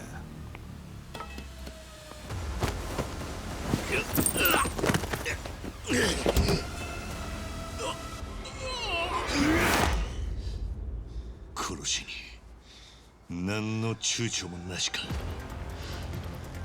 どういうつもりだ？そういうあんたは大道寺の犬になり果てたんか。何が伝説の竜や。笑わすな。花は離れてろ。みんなあんたが邪魔らしい。そのようで。シシド、ドスはあかんで。桐生さん殺してどないすんねん。ほな、半殺しでやめときます。好きにほざいてろ。行くぞ。Music? あんたの力見せてくれ。Grappler? Are you a grappler? No. Oh. Oh, hey.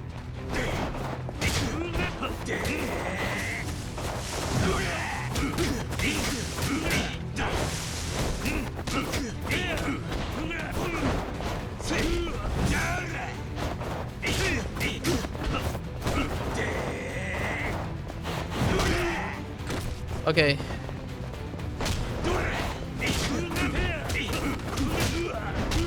Oh, That's a counter attack. That's a counter combo. Man, their strings are so wide. What the heck, man?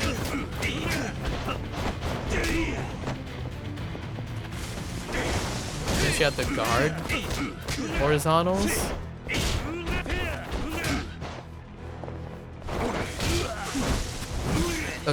The horizontals are so wide.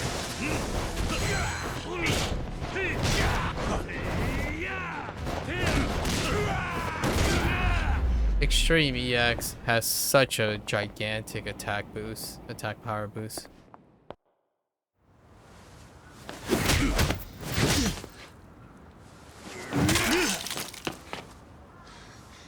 さっきから小綺麗な喧嘩やな。桐生さんよ。格闘技の試合ちゃうんやぞ。俺に勝ちたいんやったら殺さな終わらんで。弾の取り合いにルールなんざありゃせんのや。暑苦しい野郎だ。 That's an Osakan accent, alright. お前と同じ戦い方で力でねじ伏せてやるさ。試したらどないや。The yeah really is prominent. The yeah in this. そうや。あんたはそっちのが本性出とる。けど見かけ倒しちゃうやろな。試してみたらどうだ。若造。Kid. よっしゃ。第2ラウンドや。So many yes. 楽しませてくれ。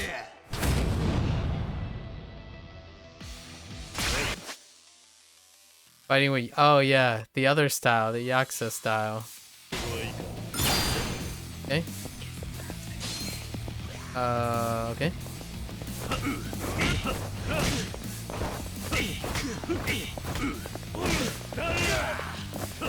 What? Oh, it's hold. Oh, there's the charge stuff. Oh dang. Oh man, that looks so nice. Okay. What else you got?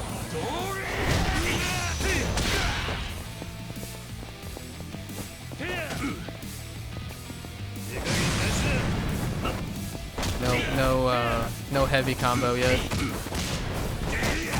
Oh, he has his rapid punch. Extreme heat from Kiwami 2 and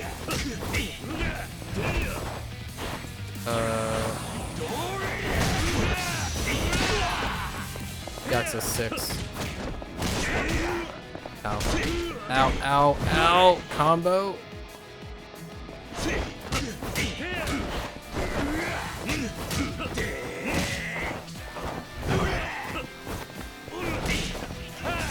Oh hey, that is some legacy right there. Oh, the hit stun is so great.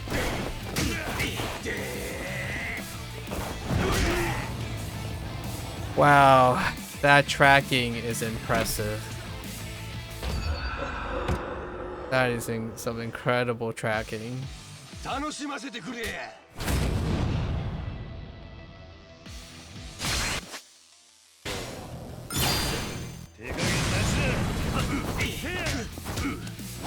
Oh, that's awkward. Can you cancel? Oh yeah, you can. Okay. So all of his enders? Wow. Okay.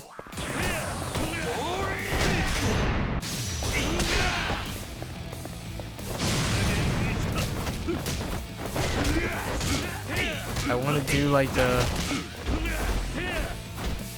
Oh, dang it.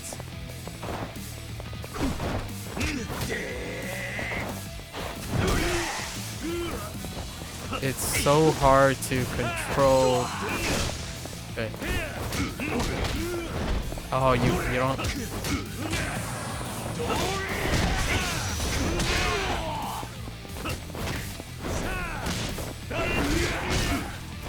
Oh, he has counterattack. Oh, hey.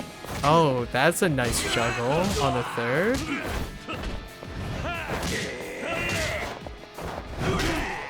Dude, that tracking is oblivion, dude. He does have a 1-1-2 hold knockup.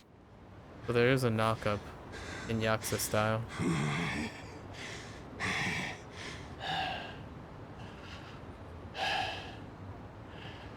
拾えよ。構わねえぞ。殺し合いにルールはねえんだろ。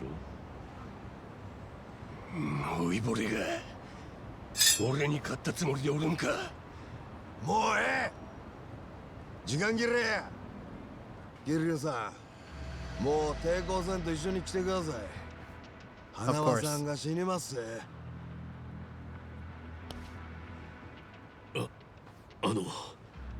よかったら私から話しても。おう。上流、私の言うことをよく聞いてください。あなたにとって一番大事なものは何か、一番守りたい相手は誰か、そのことを考えれば今何をすべきかすぐにわかります。つまり Interesting. 私のことなど構わなくていいんです。私もプロだ。こんな状況になったのは私です。花くそ、獅子だ。どうせもって何する気やった。目的忘れんな。車乗れ。せやけど頭、この人たちはアモを見とったな。 Oh, he's the captain. お前も俺もや。はよ乗れ。 So what are you, a lieutenant? 足のつかん飛ばしのスマホです。後でまた連絡します。初めからやり直させてください。せやけど余計な真似したら花輪さんはもう生きては帰れ。横浜の海に沈んでもらいます。Gotoku's どういうつもりだ。 off spot. 俺はあんたとゆっくり話がしたいんです。そのために時間も金もかけた。詳しくはまた後で。ここにもそろそろ札が来る頃や。名前くらい名乗っていけ。八代目近江連合直参渡瀬組の鶴野と言います。鶴野。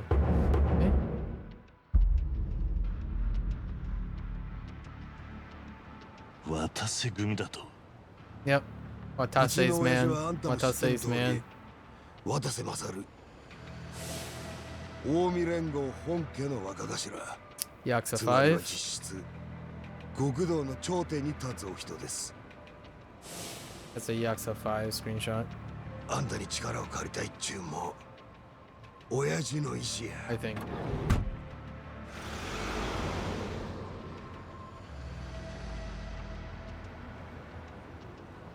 It looks great with the filter. Yakuza 5 remastered. 騒がせて悪かった。すぐに出ていく。誰か血だけ拭かせてくんねえか。そういうことでしたらこちらへ。すまねえ。That's a homeless shelter. There's a super deep cut. It's a dumping body in like clandestine cleanup crew area for the Tojo clan, actually, specifically the Arakawa family. The chief's not here though. 助かった。世話になったな。You clean out really well, Kitty. 俺らは別に。それにしてもすげえ喧嘩でしたね。あんたも相手の男もえらい迫力でしたよ。俺たちはもうビビっちゃってなあ。ここはホームレスのたまり場なんです。地域の花つまみですよ。 And then some. 住み着いてんのはみんなここへ来るまでにいろいろあった連中で、例えばほらあそこのテントの主は最近まで看護師でした。 That's a reference 何 in 日か前 Namba. なんて銃で撃たれた男を見てやってましたよ。Pasca. 銃で撃たれた。違いますって。タグ、こいつすぐに話盛るんだから。It's true. いや、持ってねえって。 It's not exaggerating. いたじゃねえかよ。頭もじゃもじゃの筋もんが。今もあのテントの中で寝てんだろ。大きな声出すなよ。おっと、見てください、あれ。あんたはもういた方が良さそうですよ。俺らは警察に何も言いやしません。面倒には関わりたくないんですから。分かった。ありがとうな。As I just have to wait until Suruno calls. Nothing else I can do at the moment. Nothing really. You know, like any RGG fan, right? We gotta find out if we can talk to Namba. Let me grab this first. Yoink. No, Casca makes me curious. I don't have time to be worrying about strangers. Okay, so this is even before, this is right after, so the timing's perfect. So when Hanawa, sorry, was describing that Masumi Arakawa, right, just defected to the Omi Alliance. That literally was happening probably during the exact time that they were at the dock. Because right at that scene is when Casca gets shot by Masumi Arakawa. And he's shot and dumped here. So the timing is exactly concordant with the scene. So it's literally happening right now. So that wasn't necessarily a flashback, but more of a it just happened. So now Namba is treating Casca's wound in there. Which Casca in Yakuza Like a Dragon, you don't know this part. Because Casca is unconscious. He doesn't wake up until his wound is treated. The player doesn't know. Alright. Press Y after sprinting. I actually now that I think about it, I'm gonna turn always sprinting off and see how it feels.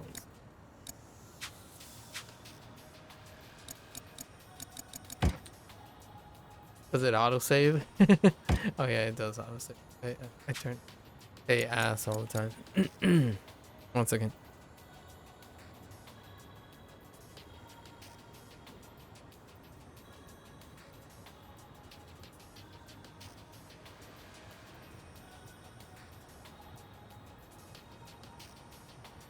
Oh yeah, I forgot. I have a new style now.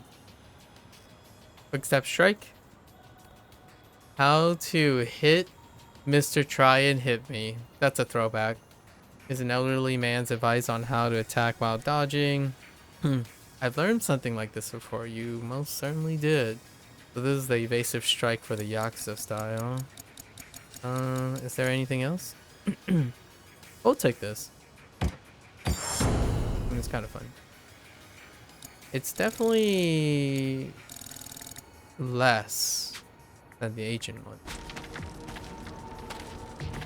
And the symbol is red and more dragon influence. Okay.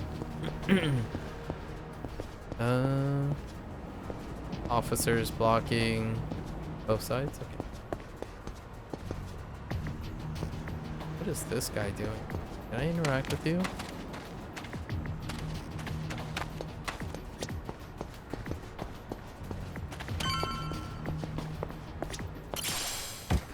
Iron plate. Okay.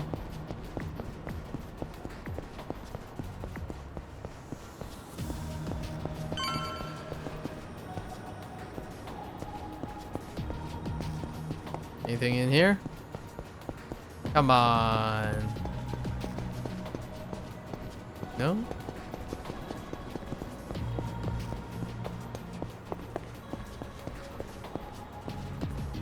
Oh, wait. They changed this. Did they? Yeah. So, what's here? Like, there's another building here, historically. In a parallel universe, there's another shop right above this.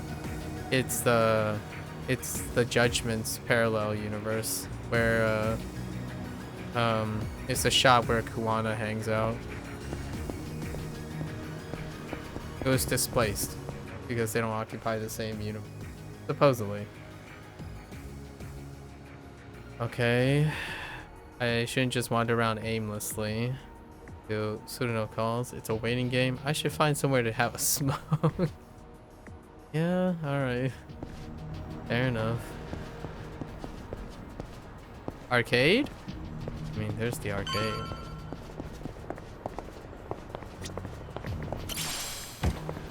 Burner.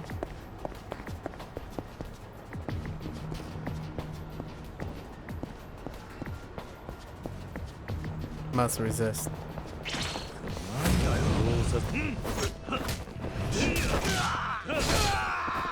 That's definitely armor.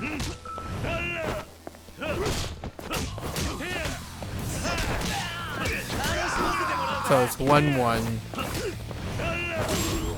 It's 1-1-1, hold 2. 3 ones, hold 2. We're definitely gonna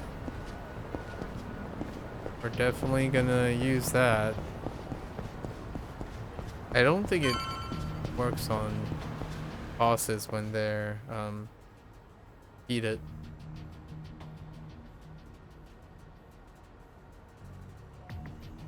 Fresh out? Oh, okay. Guess we're heading to the convenience store. There's one in here? What? Oh, yeah. About heading upstairs.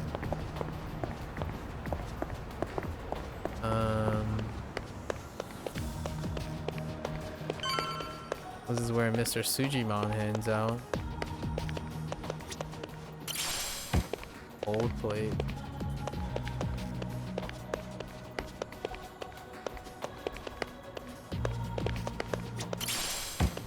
Oh, Turner.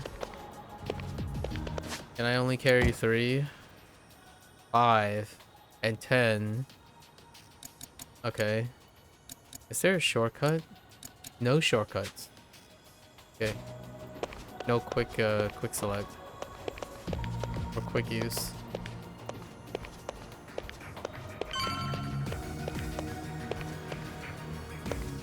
Is this the Mahjong place? Or the, yeah, the Mahjong place, yep.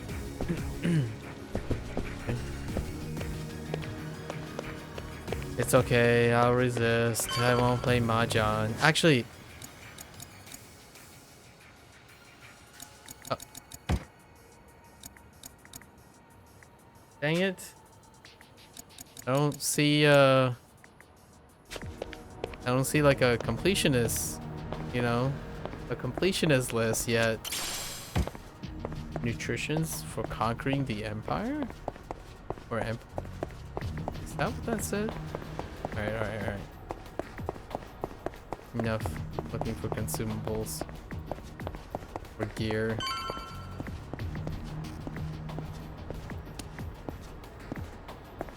Convenience store. Popo? This is the Popo.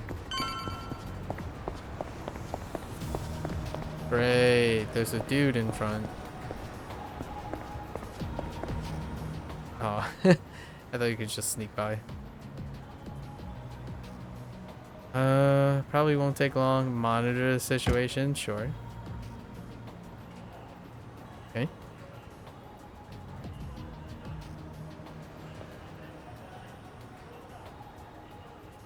Fair enough.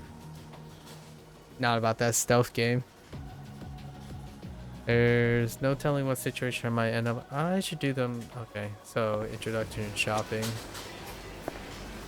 Let's look around. Man, it's come such a long way, man. There's so much legacy in the Popos because at one point this used to be fixed angled. Alright.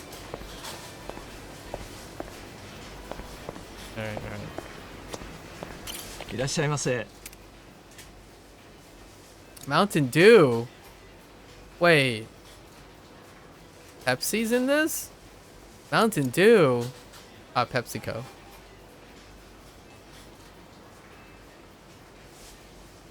Wait, Mountain Dew is Pepsi, right? Or is it Coca-Cola?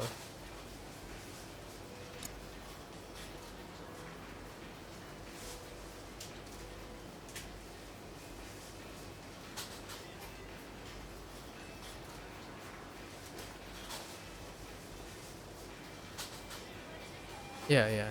Mountain Dew is PepsiCo. Had to double check. Didn't want to fake news anyway. Oh, it's called 7 Stars. That's right.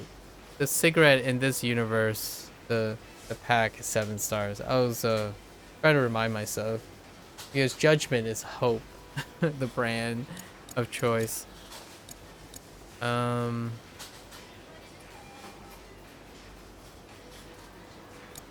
What does Mountain Dew actually do? A comforting soda with a citrusy flavor. It uses no artificial coloring. That's one way to describe Mountain Dew. Now we're fine. Oh wait, we're supposed to... I totally forgot we're supposed to buy 6.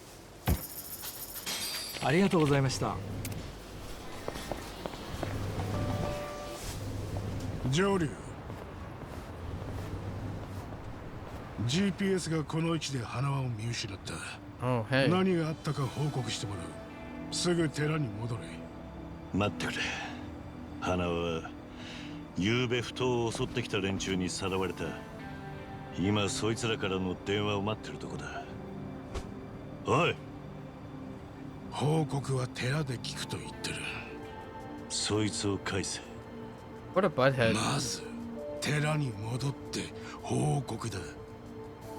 花輪のいない間は俺がお前を管理する。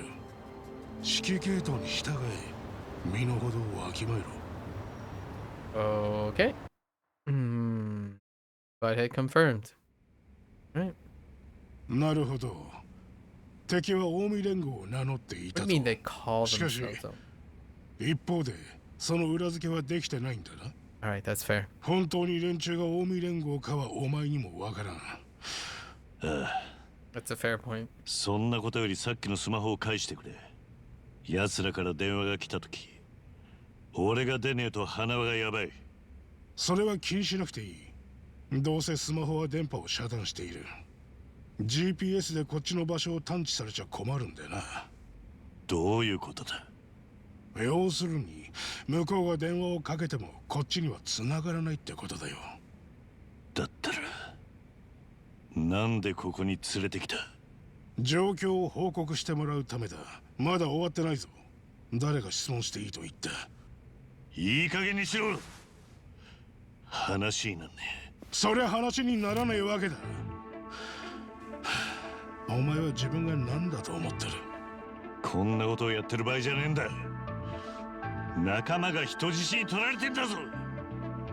奴らだってこっちとの連絡がつかなきゃ花輪を殺す。その代わりこれ以上我々の情報が漏れることもなくなる。何？もう花輪がさらわれた時点である程度は仕方ない。拷問にかけられ何も喋らないなんてまず無理だ。これはお前の責任だな、上流。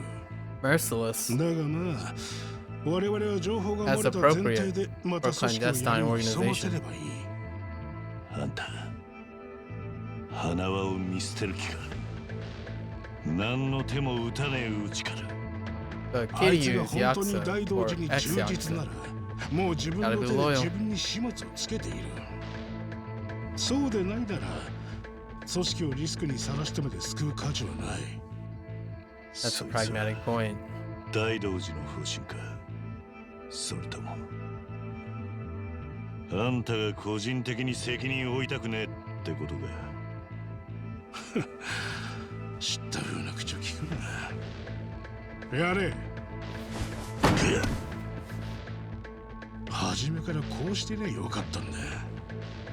伝説の極道だったらしいが、結局俺らとどこが違う？同じ日陰者だろ。これからは特別扱いもしない。任務とあらば汚れ仕事はつきものだ。それをもし断れば、お前にも沖縄の子供たちにもペナルティを与える。どこにでもいるんだな。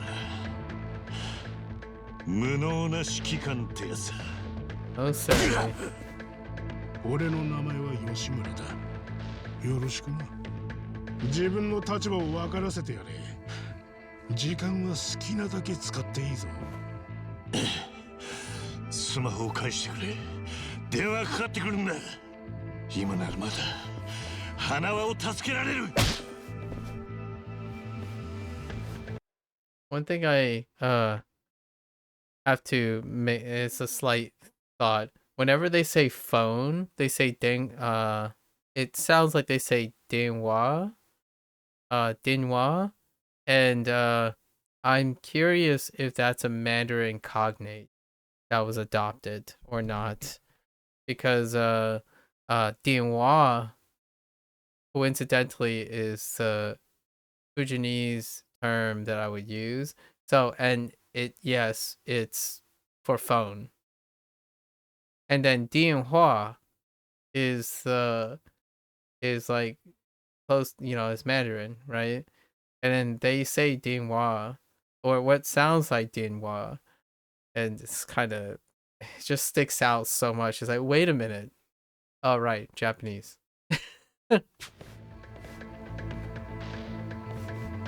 They mean the same thing, and it's the same two syllables.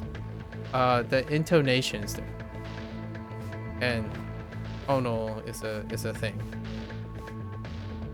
我々も好きでこんなことをやってるんじゃないんだよ。桐生さん、まあでもこれから一緒に仕事もするだろうし、自己紹介を兼ねてたっぷり殴らせてもらう。仲間が敵にさらわれてんだ。なのになんであんな奴の言いなりになる。お前らもいつ見捨てられるかわかんねえぞ。かもな。でも少なくともお前よりは後だよ。失礼。お邪魔いたします。Oh dang, the head priest. 皆さんにお見せしたいものが。先ほど桐生さんにお持ちいただいたスマホです。電源を入れるとまずいのでしたっけ？ GPS で敵にこの場所が知られてしまう。だったらなんで切らない？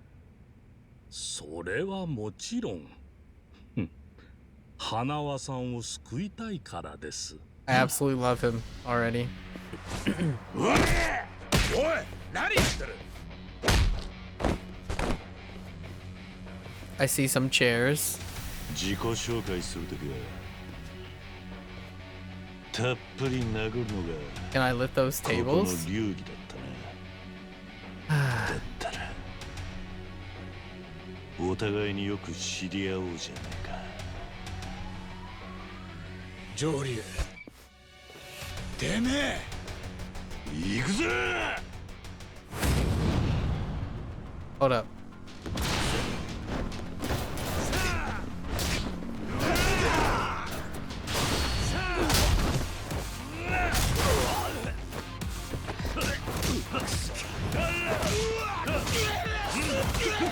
Oh yeah, natural juggle. Dang.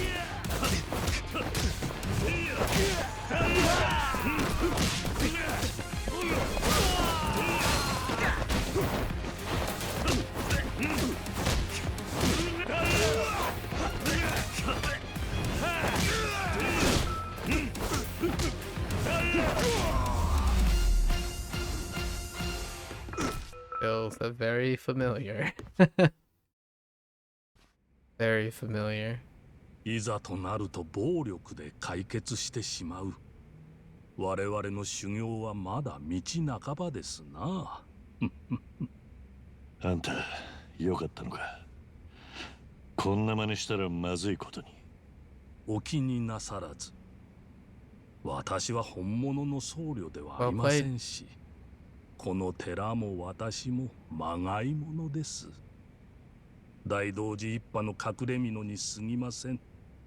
Secretly, this guy is on the level of, oh no, what's the dude that handled all the wet work? In Yakuza 6, The Song of Life. Ah. And he masqueraded as a patriarch? Sort of. Kind of. Reminds me of that. Secretly a super agent.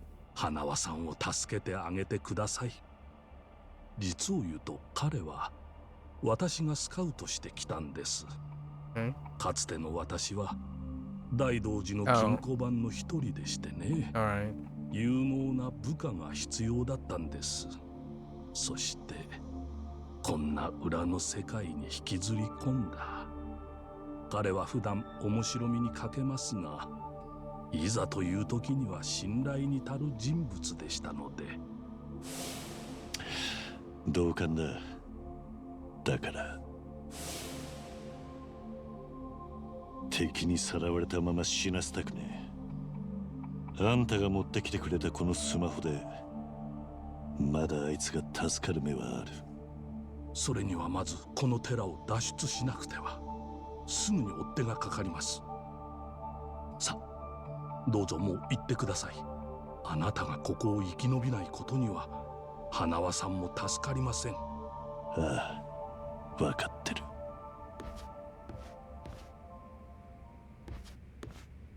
Hello. Agents. Secret agent, man. Okay. Oh, I couldn't turn around quickly enough. Oh, I was seeing if I could juggle both.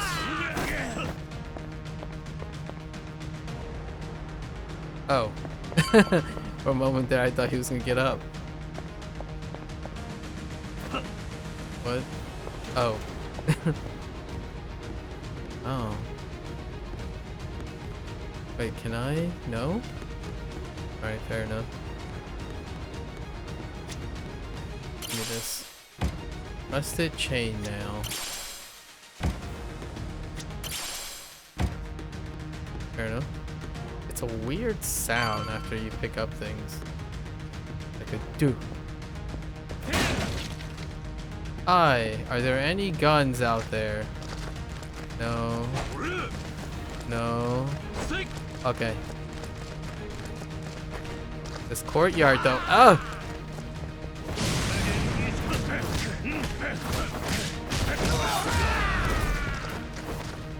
Oh, he is so rude.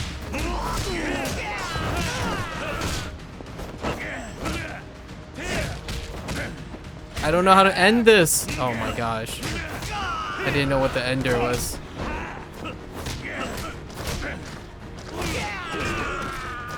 That has an advance. Holy moly.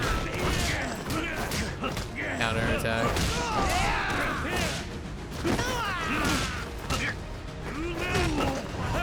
Oh, yeah. That's the same. Ew, what is that advance on the thrust?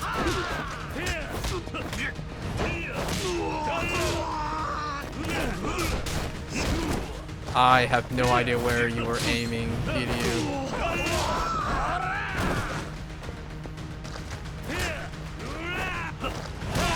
Target switch random.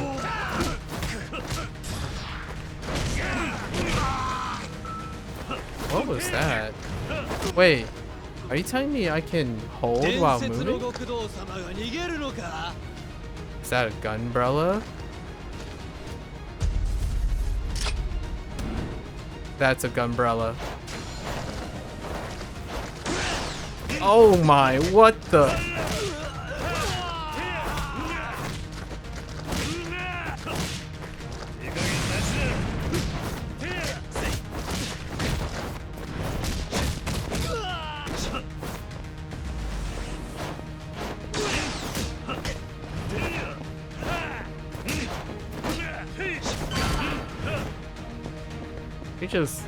He just nonchalantly pulled out a gunbrella. What the freak?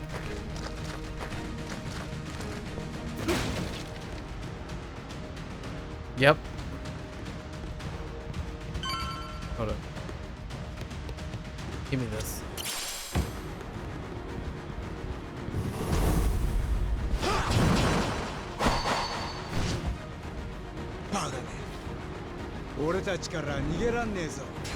You again. Oh my flip kick. Oh, that caused me to bleed, yeah. I want to know if I can juggle you. I cannot.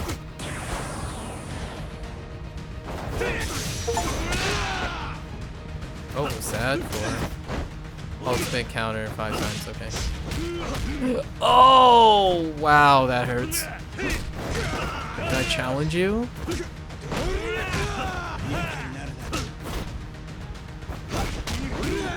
Oh, he has a standing. Can I bleed out?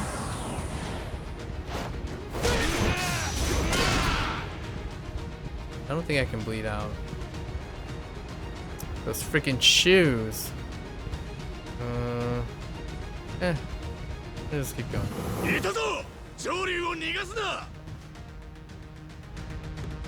I see a table. Oh no, Dragon Engine. Oh no.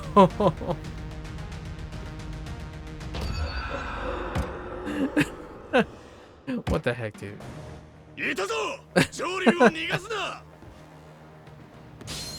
That was very unfortunate.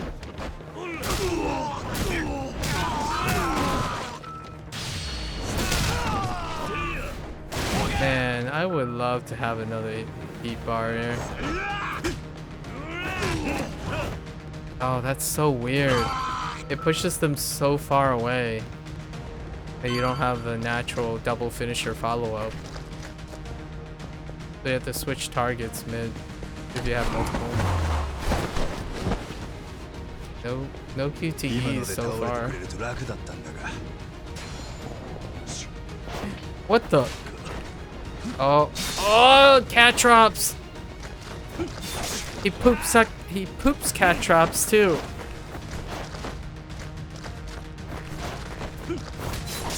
Oh, you are such a butthead right now.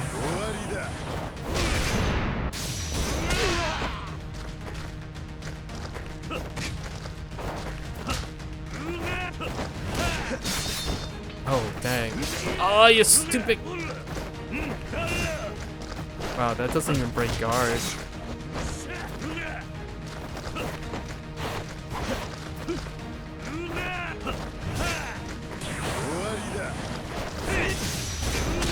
Is that the only way I can anti him right now? No.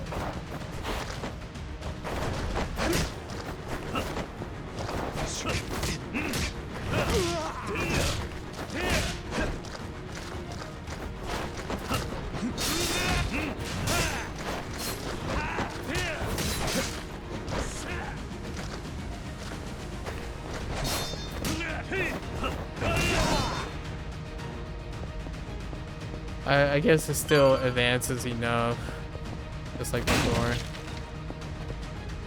You missed the...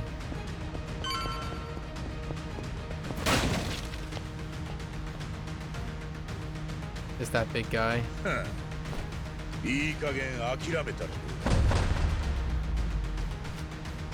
Power fist? Oh!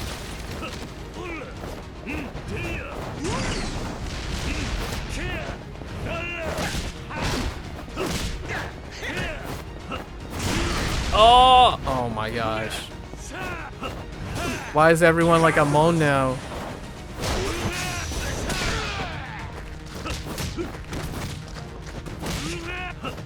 Oh, I meant to. 1-1. Oh, I can't even do that.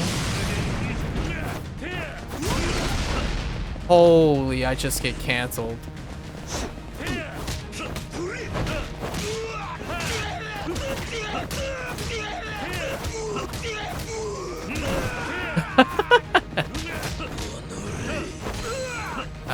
The juggles.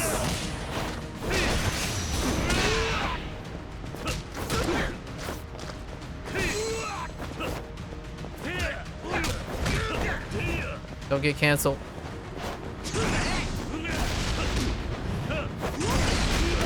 Oh, come on, that splash off the wall?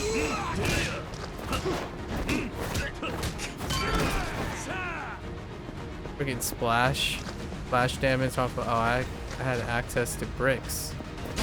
The cinder blocks.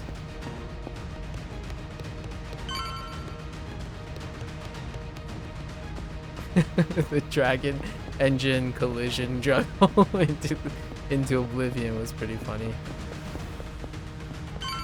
Really? Okay.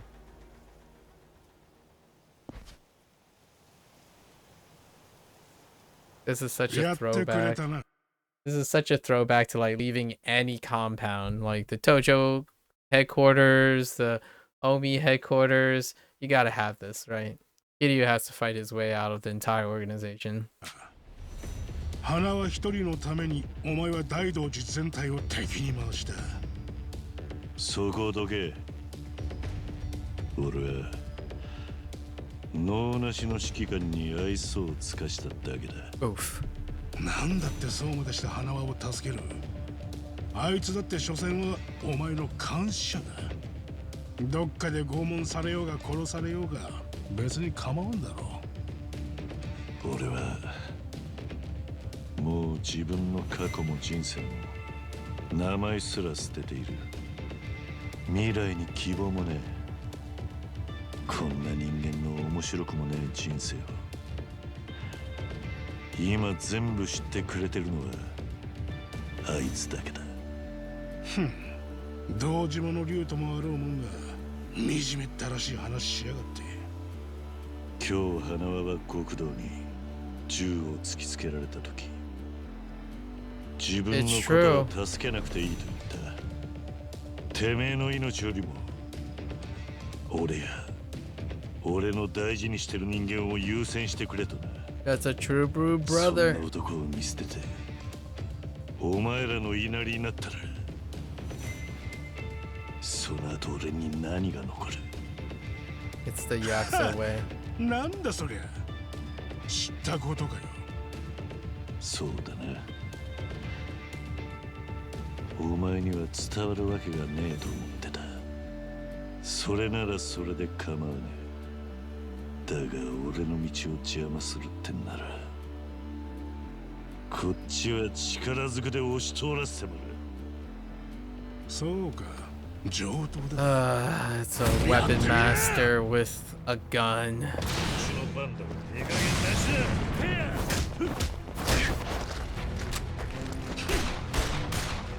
Whoa, he can block that? No way.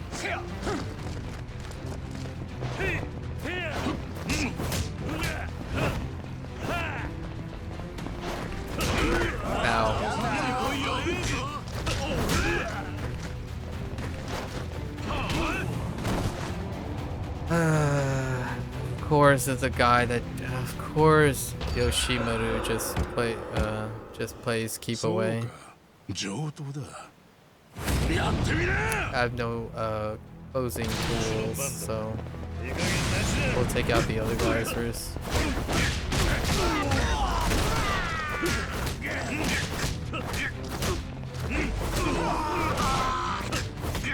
Oh, you can cancel out of that.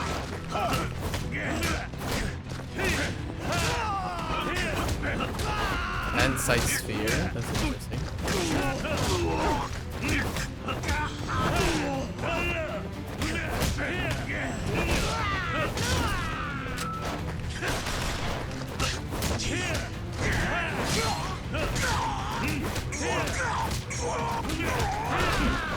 Aww, I was gonna juggle himself to oblivion.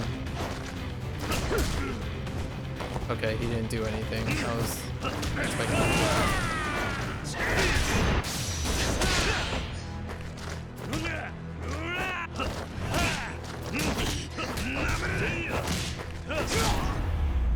Armor into the challenge to get them to juggle up. That's natural right there. Unlike the cross strike from Kaito, who gets interrupted all the time. That's the Kiryu style right there. Armor into a vulnerable counter strike. Into a juggle. 今は入ってるだろう。もう花輪さん見捨てたんかと思いましたわ。あいつは無事なんだろうな。ええ。せっかくの人質を殺すわけがない。今から言う場所に来てください。偉人町のスナック街にサバイバーいう店があります。そこでお待ちしてますわ。もちろんお一人でいらしてもらいます。わかってる。ただ到着まで少し時間がかかる。ご心配なく。そちらの位置は GPS で分かっておりますんで、今後スマホは無断で切らないように願います。では後ほど。Back to Ijincho.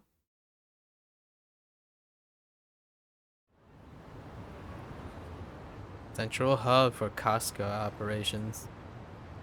The Survive Bar. いらっしゃいませ。待ち合わせなんだ。どうぞ。Different person. ねえじゃあ、こちらの人にも俺と。Oh, that's right. Oh man, they averted a really interesting interaction that I was so curious about. Ugh, darn you, RGG. It's understandable though. So there's a legacy character in Survive that would only be obvious to two conditions. Played Yakuza like a dragon, right? And Kiwami 1, Kiwami 2, and or Yakuza 3. And Yakuza 3 is a big spoiler, but it leads to this encounter and they avoided it. That's all I'm going to say, but it's Kashiwagi and Yakuza 0 too. So they avoided it by not having him there. Interesting. Fair enough. かしこまりました。He's the actual bar なんでこの店なんだ。 of Survive. ここは偉人町でいっちゃん安心な店なんです。Is Kiryu's old Yakuza mentor. 今日はなんや腰痛めとるらしい。そうなんですよ。ごめんなさい。Oh, there it is. The explainer. He's out sick. That would have been an interesting reunion. 案外律儀なんだな。お前一人か。そっちは手下を引き連れてると思ったぜ。目的は話し合いですから。あんたには少しでも心開いてもらえませんと。花輪はまだ生きております。奴のことについてもこれからお話しさせていただきます。お前は渡瀬の命令で動いてると言ったな。だがあいつは今無所にいるんじゃなかったか。前にニュースで見たぜ。俺ら親父からはその直前に命令受けてました。いたらもんであんたを見つけるのにえらい時間かかりましてね。せやけどやっとここまでこぎつけた。あいにくだが俺はお前らの探している桐生一馬じゃない。もうええやないですか。それは見てるうちに大体のからくりは分かりましたよ。あんたは Is it the photo? 密約を交わ It's した the photo. And this is a legacy piece. This is the so here this is the legacy piece. This is Yakuza 3's legacy. So it might seem for first time comers this would be incredibly maybe a little bit of a fourth wall break or an immersion break, but this is an RGGism right here. So Yakuza 3 remastered. Hey. 安全。大道寺言うたら昭和のフィクサー。黒い噂まみれの秘密結社みたいな連中や。で、広島であんたをやったっちゅう陽明連合会はその兵隊です。あんたは連中を叩き潰したが、大道寺と手打ちするには死人になるしかなかった。つまりあんたもそれで納得しとる。なんやったらあんたの方から言い出した約束なんかもしれまへんな。すべては。Let's do a slight like blip here. So this is a picture in front of Morning Glory in Okinawa in Yakuza 3. Him and Haruka more or less try to break away from the Tojo business. And Kiryu was able to secure a place with the help of Daigo Dojima, who was placed on the seat of Tojo clan as the chairman when he relinquished his position. And there was a land dispute, so that's the synopsis for Yakuza 3. It's very complicated. But on the left, we have Aichi. He likes wrestling at the time of that picture.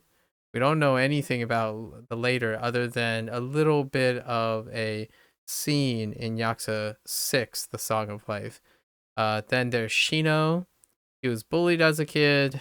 Glasses, archetype. And then we have Ryoko. And she has a scar on her, a burn scar on her right arm. That was her, like, little thing in Yakuza 3. And then we have, oh no, I keep forgetting the youngest one.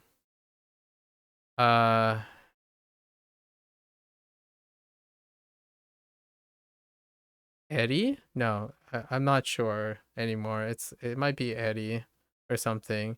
And then Tatsuo, I think. Or no, Michio. No. Oh no. Oh no. He ends up being a baseball player. Oh no. I've forgotten the kid's name. Also, Izumi is next. And then Ayuka? Oh no. I forgot her name too. Ayuko or something. And then the last one is Koji. Man, it's been quite some time. It has been some time. And then Haruka's next to him. I'm gonna say Eddie, yeah. And Mitsuo. It might be Mitsuo actually, or Mitsu for the darker color skin boy. They interact. There were a lot of other stories. The highlight is Taichi kind of likes wrestling at the time. Shino's techie. Ryoko, Ryoka, something like that. She's more of your traditional teenage girl. And then the youngest ones are like Izumi and Eri, and they more or less do like the youngest one has a dog. Her arc was dog, the Doge. Mom, it's like Momi. Oh, I don't know. I forgot the dog's name too. Anyways, just something trying to remember a lot of things over the time. But yeah, it shows up multiple times. Just to try to impart some names and faces. 大事な子供たちを守るために。Those are all his kids. ああ、そうや。Kiryu gets around. この子ら人質にとったら、俺らの言うことも聞いてくれます？やってみれ。そん時はお前らも渡せも。この世に生まれてきたことを後悔させてやる。俺の推理は大体合ってたようですね。鶴野だったな。俺が桐生一馬だとして渡瀬の頼みってのは何だ？それを聞くならまず俺らの頼みを引き受けると約束してください。でないとお伝えできません。花輪さんの命を保証することも。何の頼みか聞きもしねえで引き受けろってのが。もちろん見返りはご用意させていただきます。もし引き受けていただけるなら俺があんたから大道寺の首は外してみせますわ。何？簡単なことです。あんたはもう一遍死んでみせたらええんですよ。Okay, he's on his 8th life, so I got one spare just for this. さんの死を偽装します。今度騙す相手は世間やのうて大道寺いっぱいや。あいつらかてほんまにあんたが死んだ思うたら監視のしようもあらへん。沢村遥や他の子供たち、そらさすがにまた一緒に暮らすのは難しいかもしれんけど、人目盗んで時々会うくらいできるはずや。また会えるようになるんやで。あんたが守った朝顔の子らに。ただしその場合、That's tempting. 花輪さんには死んでもらわな。Choosing between his loyalty 桐生一馬の二度目の死や and his kids. Oh, その状況に that's 説 a 得力を持たせるには sucky 花輪さ decision んの for 死体も必要です。 him. 別にええやないですか。花輪は大道寺があんたの首につないどる紐でしかないんや。その紐切って自由になるのに何迷うんです。あんたはもう一遍死んで生き返るんや。桐生さん。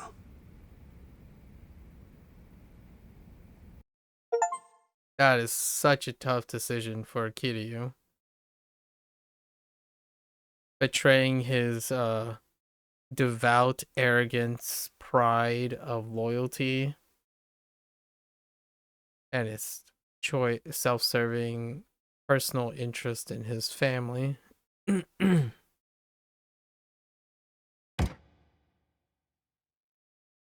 That's tough.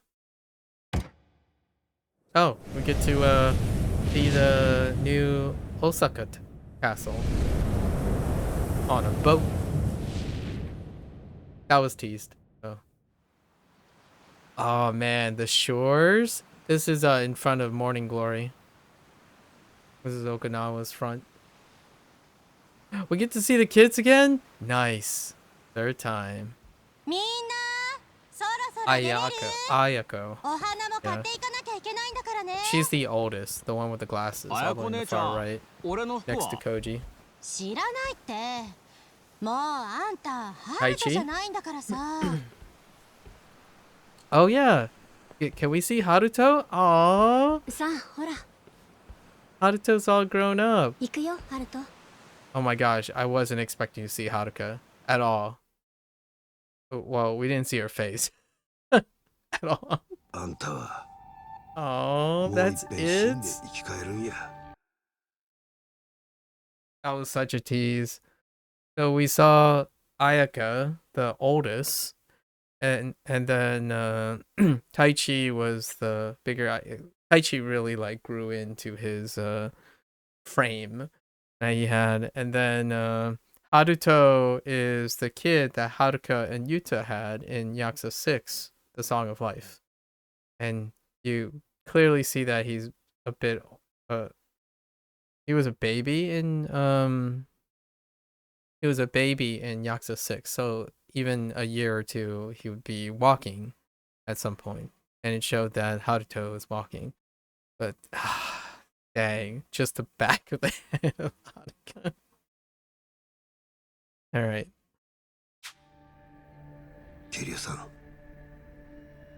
That's such a tease. 十分見返りがあるっちゅうこっちゃ。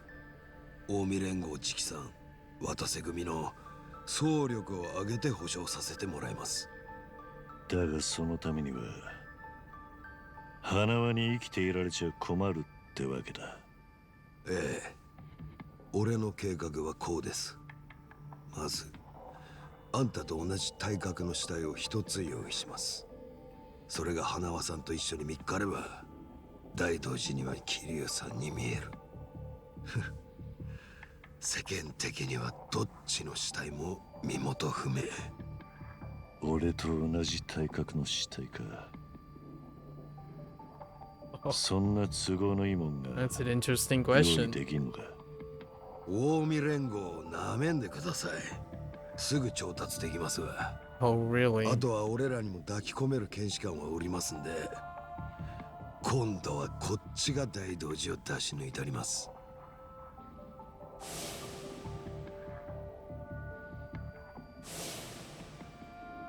Access なる 6. ほど。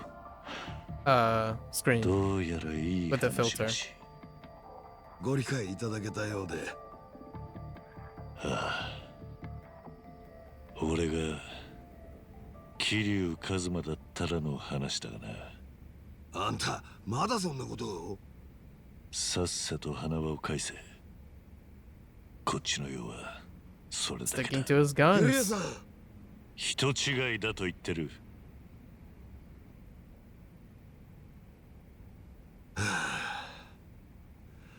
黙って見やっとってもしゃあない。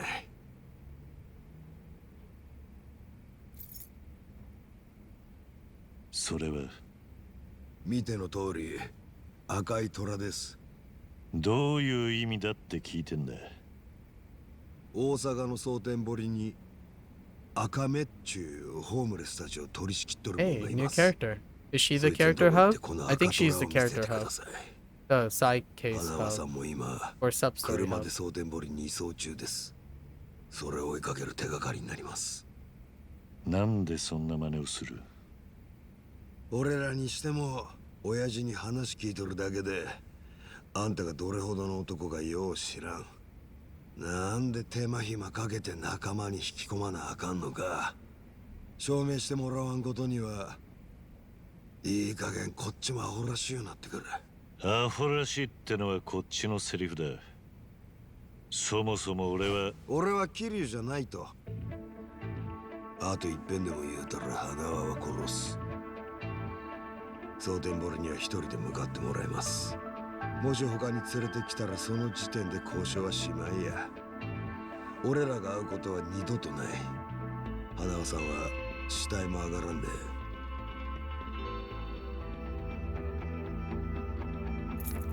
こいつを赤目ってやつに見せたらどうなる？やってみたらわかります。赤目は蒼天堀川の南側を縄張りにしておりますんで、その辺りで人に聞けば会えますわ。俺からのヒントはここまでや。ゲー Back ムの to つもり Sultan Bori. ええ。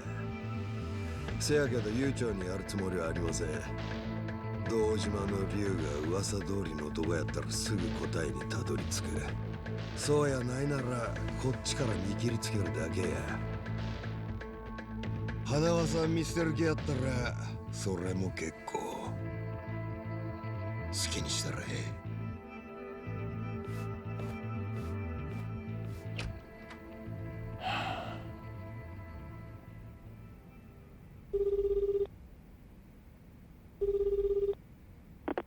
もしもし。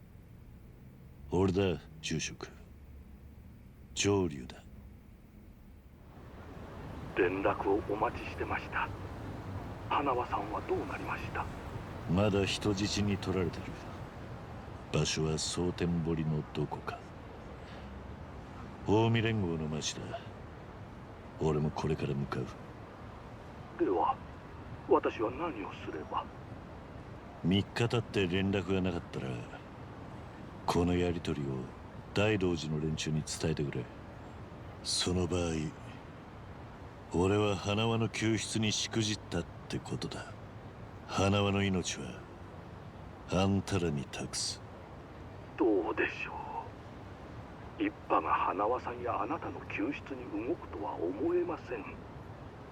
ああ、だが伝えておくべきだと思ったんだ。もし俺が死んだら、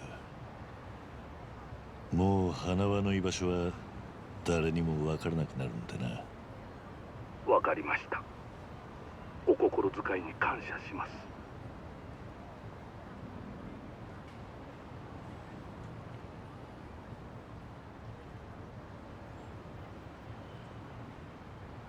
Off to Sotenbury.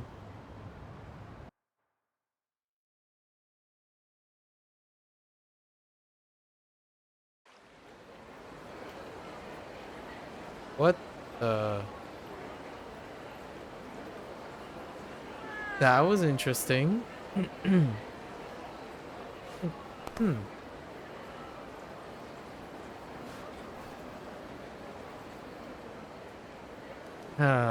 Good old Sotenbury.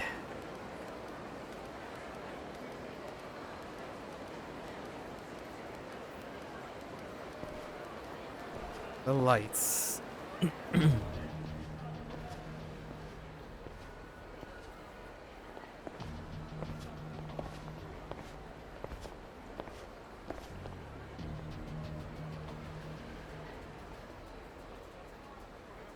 Yep. Let's go find his Akame.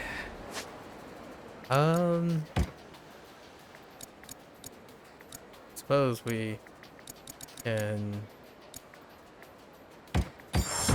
spend a little bit, right? I'll be okay. Actually, it's what, 15 and 25? Sure.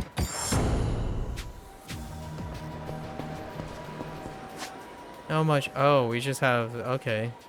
We're just free now. Alright. As always, MSQ.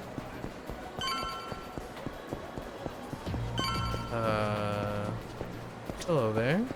失礼。赤目ってやつを知りませんか。赤目？さあどうやろな。あんた誰や？別に怪しいもんじゃ。夜にそんなグラサンかけとるもんがかいな。いや、それは。前は。赤目のことやったらホームレス捕まえて聞いたらいい。ホームレスはその辺 Almost that word, huh? Okay.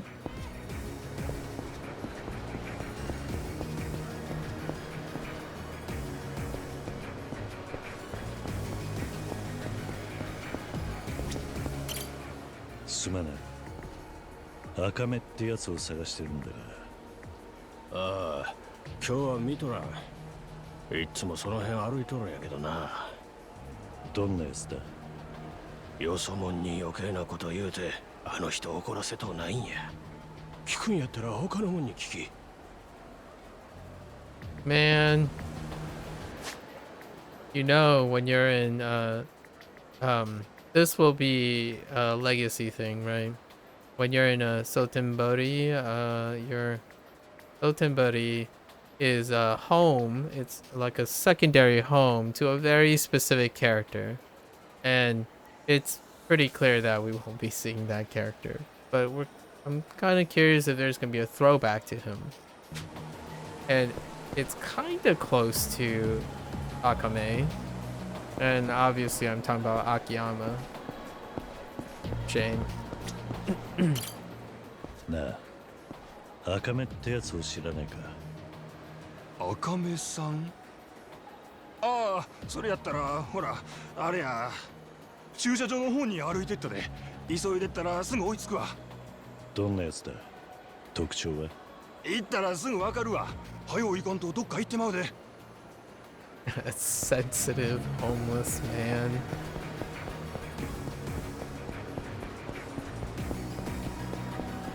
Music though, music.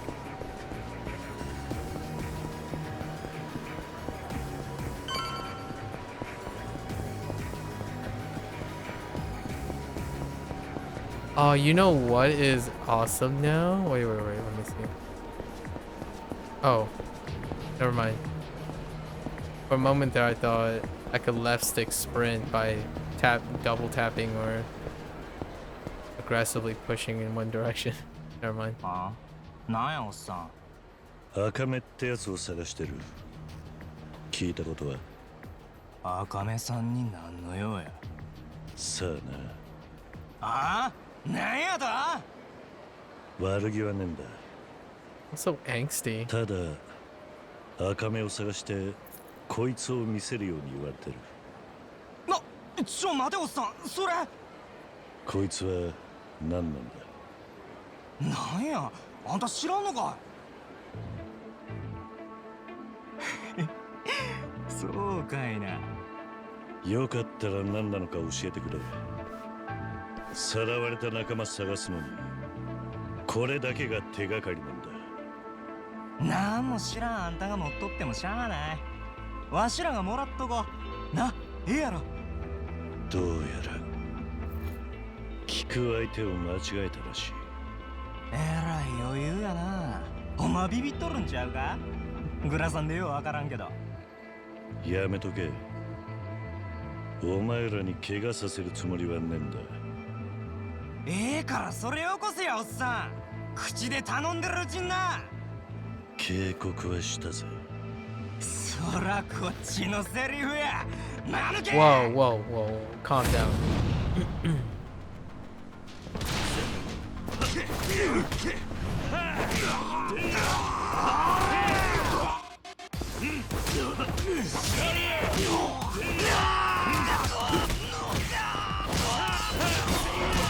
Oh, I hit the wrong button there.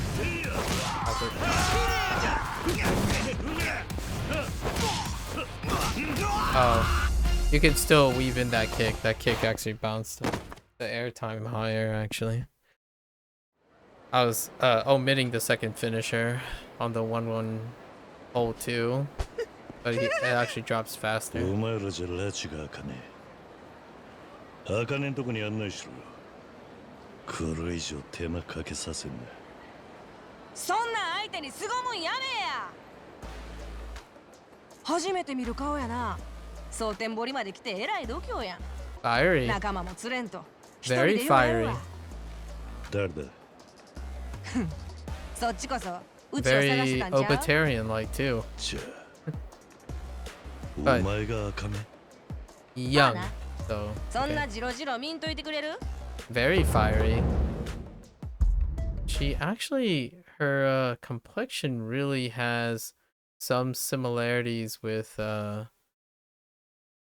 I forgot her name already. Gomijo's head. Well, former head. Might actually be Korean. Akame, like the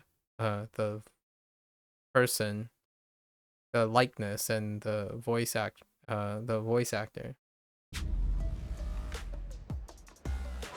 Or like what I mean is like Japanese Korean or like a mix kind of thing, because her complexion's kind of like that. So I'm guessing her like what is the voice actor? Probably like a non-traditional Japanese family name, possibly even Korean. Wait, Akame? Akame, like and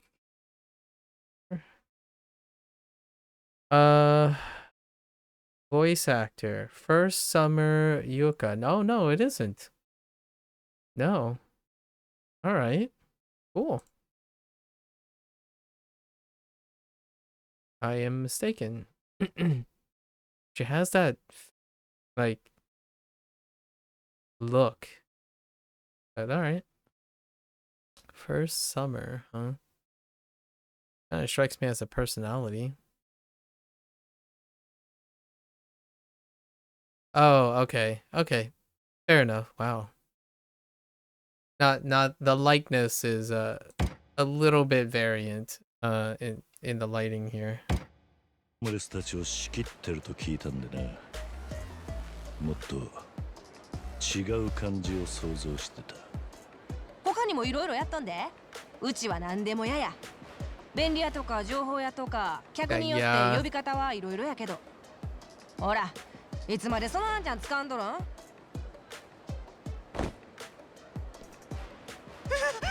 ？That Kansai accent, man. で、うちに何の用や？あらまあ、その赤虎。Is this like a collectible? Oh. 渡瀬組の客やな。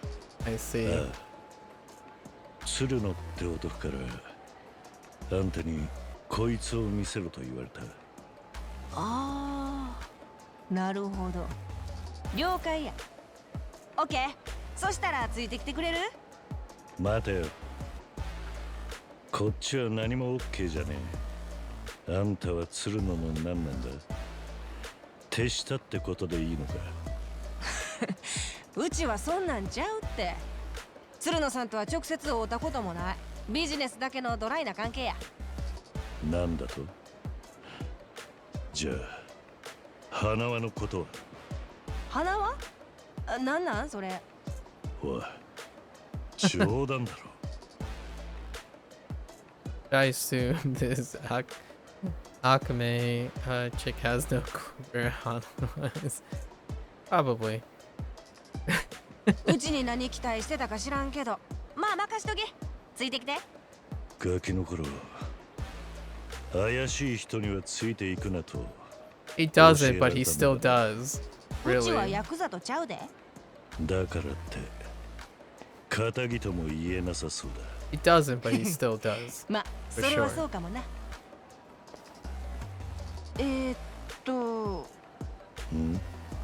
なんて読んだらええ？本当に鶴野から何も聞いてねえんだな。全然。うちは赤虎持ってる人をおもてなしするだけや。あんたこそ何も聞いてへんの？ああ。もてなしって何のことだ？へえ。そら脅かしがいがあるな。その It's 赤虎 totally は helping out the とある town. 場所への通行証なんや。まあ、すぐ行けるところやないし、とりあえず腰 Oh. 落ち着けようか。Oh. It's Osaka Castle, right? 俺のことは上流と呼んでくれ。改めまして、うちは赤目や。そんなら行くで、上流。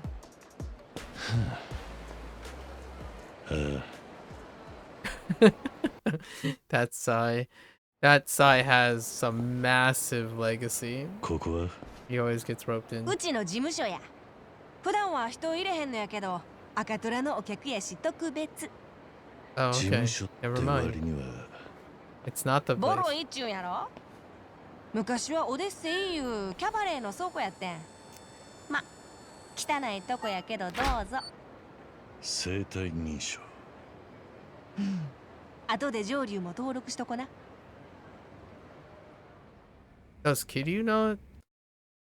Oh, I was kind of expecting Joryu to make a comment about that building, because that building is actually this building is actually significant for various reasons. Probably not どうや、 worth こ the こが digression 赤目さんの事 about, 務所や but, で。 you know. まあ、例のとある場所に行かへんうちは Nice 好きに使ってええよ。 That leopard 外 print と随分印象が違うもんだ。 or cheetah print. あんまり羽振りええとは悪者に狙われるやろ。仕事柄、裏の人ともつながってるし、用心のためや。何でも嫌だったな。法律も気にしねえタイプか。笑わせるわ。赤虎持ってる人が何言うてんの？ Helping the citizens, of course. まあのんびりしてて。 Probably. あ、上流の名だけ登録させてな。そしたら自由に出かけてってええから。I was about to make a comment. Is that a Surface laptop? よっしゃ。これで完了や。もうええよ。 We're in Japan. Let's get real with that. 可愛い目してんのに、なんでずっとグラさん？あんたはただの案内人なんだろう。だったら詮索はなしだ。そんな意地悪言うんや。まあとにかく、もう外に出てもええし、話の続きしてもええよ。うちはしばらくここにおるから。な。Okay, I have to say though, it's kind of humorous that Akame says that he has pretty eyes and what's with the glasses, because at the very beginning of this journey in Yakuza 0, it's actually the opposite. There was a particular character that was insistent that he wears glasses. And this is like paid back all the way. Now he legitimately just wear glasses. Good old history. This really does have the Gomi Jewel vibe, huh? Alright. Let's go look around. Oh, wait. See, there's some memorabilia here.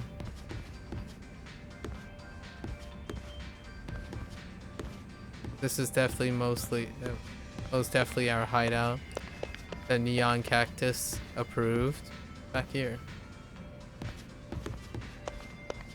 Alright.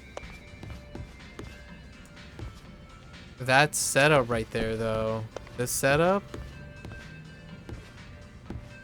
Huh.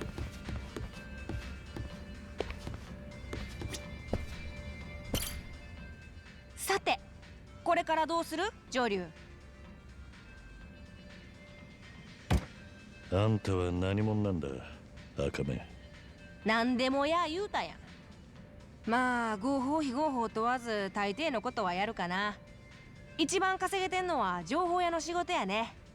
ホームレスたちの面倒を見て代わりにいろんな情報をもらってる。それがホームレスを仕切ってるってことか。多分傍から見たらホームレスの支援してるとか思われてんちゃう？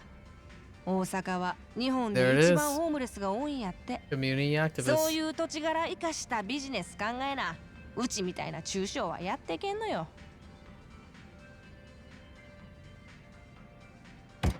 とある場所へはすぐに行けない。Oh, it's not this place. 今からはちょっと無理やな。Here we go. 明日にしよう。それに行ったら最後。あそこは万全の体調でいかんと後悔するで。悠長にしてる場合じゃねえんだがな。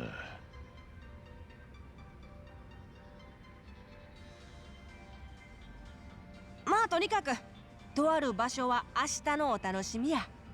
今日はもうゆっくり休んだらええ。お前はどうすんだ？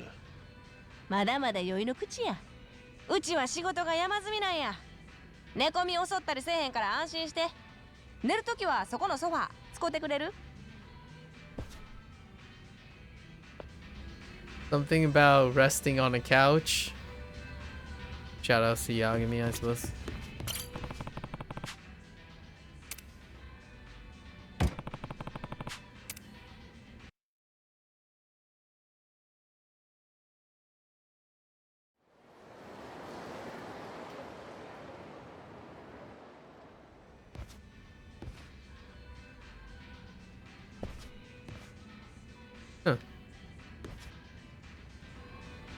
MIA. おっとゆっくり休めた？上流。ああ、おかげさまでな。昼に起こそう思ったんやけどぐっすり寝込んどったから。悠長にしてる場合じゃねえんだ言うてカッコつけてたのにな。謝った方がいいのか？ええね。その代わり今日はちょっと立て込んどってな。例のとある場所に行くんはしばらく待ってくれる？悠長にしてらんねえのは本当なんだ。場所さえ教えてくれりゃ俺一人で行く。あかんって。あそこはうちが一緒に行かな。そない簡単なとこちゃうんやで。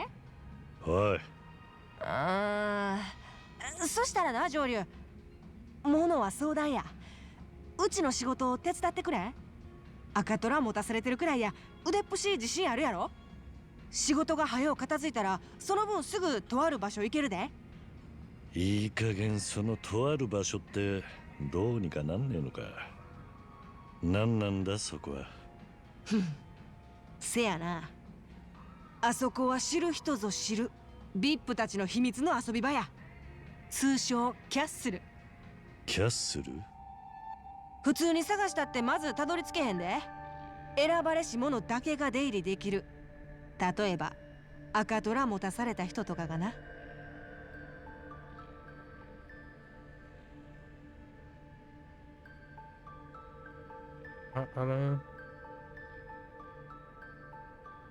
どうする上流？うちの仕事を手伝ってくれる？早うキャッスル行きたいんやろ？足元見やがって。わかった。ならさっさと片付けてやる。よっしゃ、やっぱそうこうへんとな。ほんなら早速始めよう。うちはこの蒼天堀でホームレスの人たちを情報源にしてる。そのことは言うたやんな。そうだったな。そのメンバーたちから助けてくれ言われててな。最近ホームレスの人たちがちょっとずつ姿消してるって言うんや。どうも囲い屋がさらっとるらしいんよ。囲い屋？せや、ホームレスかき集めて彼らの生活保護費絞り取る連中。その手口はこんな感じ。まずそこらのホームレスに家賃ゼロ3食付きで住まわせたるっちゅうて、狭い部屋に何人も押し込める。そんで生活保護費申請させて、なけなしのとこからさらにピンハネするわけや。特に何も知らんホームレスなりたての人たちが狙われる。貧困ビジネスってやつか。いっぺん囲われた人は通帳やら取り上げられて、もう逃げられんようになる。ひたすらゴミ屋敷みたいなとこに寝かされるんや。ほんまの意味での飼い殺しやな。で、お前は俺に何をしろってんだ？もちろんその囲い屋どもをぶっ飛ばして被害者たちを助け出すんや。それが人の道やないの？おい、待てよ。そいつはどっかの組のしのぎかもしんねえぞ。蒼天堀のヤクザなら大抵近江連合の息がかかってる。もし相手が近江でもやんのか？当たり前やん。こんなん関西の極道がやっとるなんて恥やで恥。ケツ蹴っ飛ばして蒼天堀から追い出したる。随分と威勢がいいな。じゃあその囲い屋は何人くらいいる？仲間は俺たち2人だけか？ん？囲い屋潰すんは上流1人でやるんやで。うちはその後の面倒見るんが仕事やないの。おい、なんだと？たく、やっとわかった。お前最初からそのつもりで俺を連れてきたな。まあまあ、義を見てせざるは言うなきなりって言うやろ。その辺できとる人やないとキャッスルには入られへんで。そうかよ。じゃあさっさと囲い屋の場所を教えてくれ。挨拶がてら殴り込んでくる。さすが赤虎の男。場所は大まかにしか分からへんのやけど、囲い屋らしき連中は蒼天堀の橋降りた川沿いあたりによう出るんや。The Gotoku Bridge. Which one? Iwao? Or Bishamon? Is there only one bridge? No? There's Bishamon and... oh.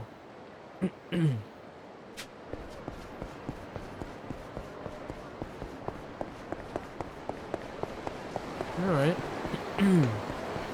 Off we go. No, no, no, no, no, no, no, no, no, no, no, no, no, Batman.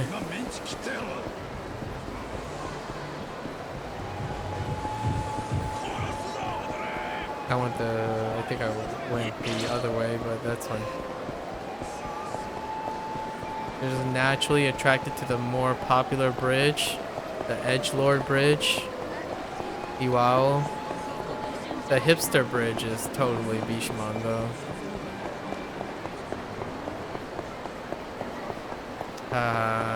Good old Sultan, buddy.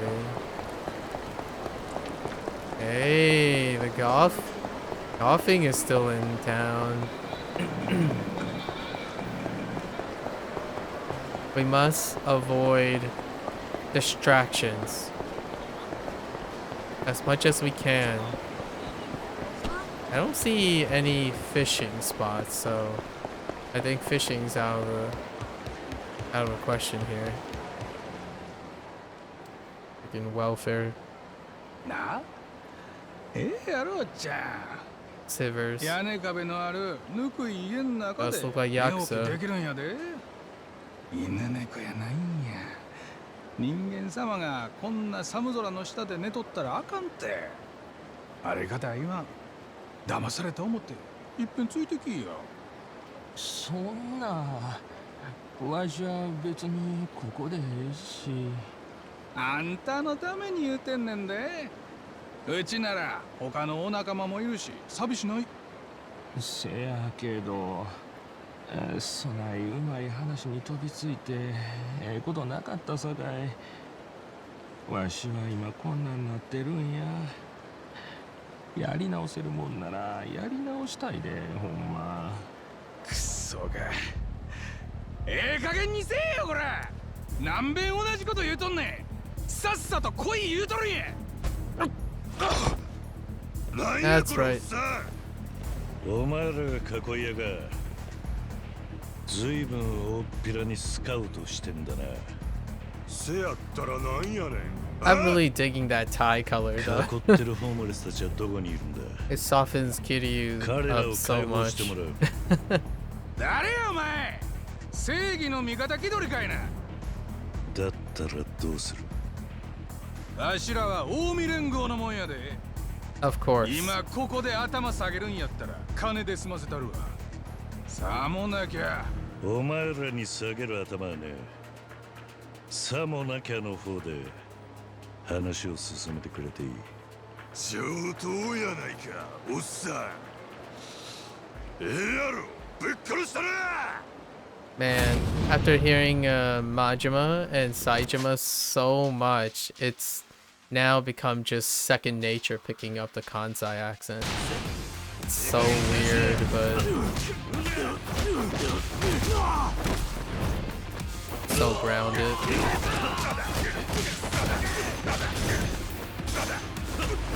I wonder if you can somehow advance.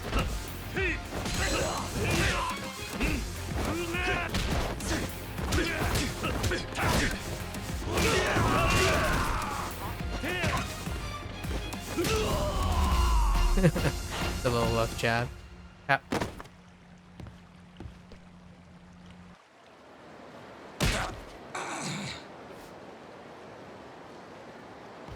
ホームレスたちはどこに囲ってんだ。それは近江の極道も質が落ちたな。ホームレスのなけなしの金まで狙ってどんだけ腐ってやがんだ。余計なお世話や。囲った人たちをどこにやった。歯が全部揃ってるうちに話した方がいいぜ。四つ寺海岸小区町西にあるあそこの2階や。わかった。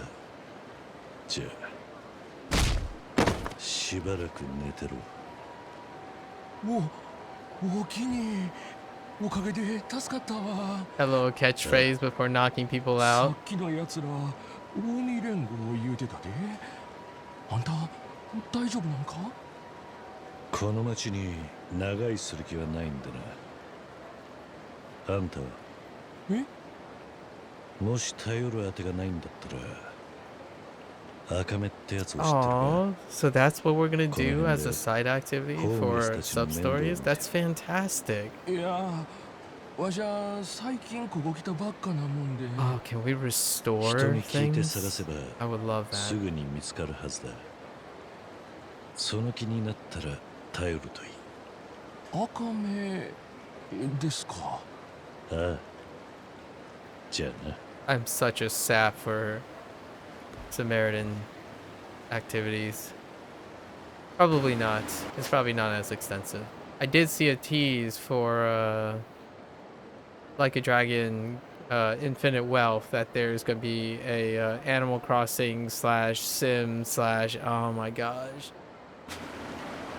I love town building. Like watch a place like change and morph and persist differently based on how much you invest into it. Speaking of which, I think there was a launch day for Iuden just recently. Story of 100 Heroes. Hopefully it turns out well, so I can get into Get into community building in a video game. Community building in a video game. It's been a while since I played a community game. Ah, this building, of course. Classic. Icon, huh? Third floor. Back corner? No. Oh. Interesting. Not third floor. Zebra. You sound like a weasel. Oh yeah?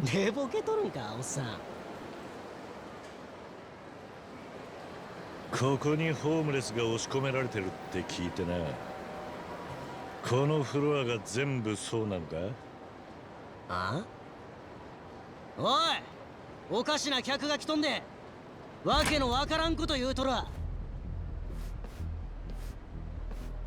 どこのどなたか存じまへんが、どうぞお引き取りを。この部屋、外から鍵かけてんだな。Dang, that's actually quite dark. That's very dark. なんや面倒なお客やな。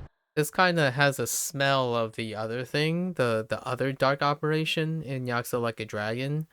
It's just a really earlier thing where they hospitalize the elderly and collect their pension checks while pretending to be taking care of them. Whew, that stuff is dark. Really dark business operation stuff. This one's pretty unfortunate too.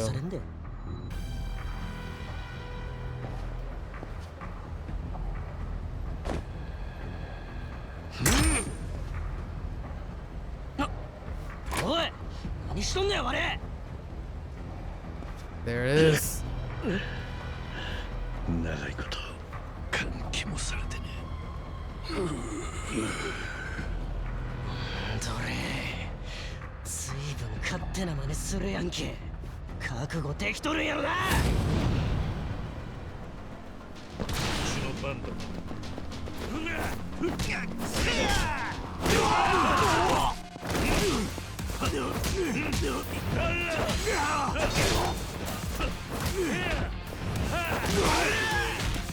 Oh, I was seeing if I could dance change twice. Wow, dance changing is incredibly fast. What the heck?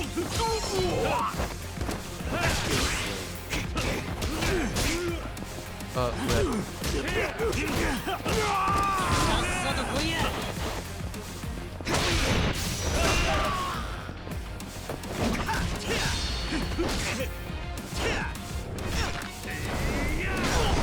Ah, he has the attack response. That swing took a million years. What the heck? Oh, I can't. Okay.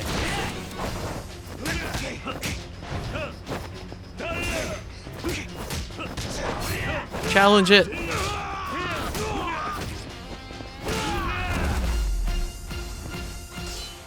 I forgot the stance change there.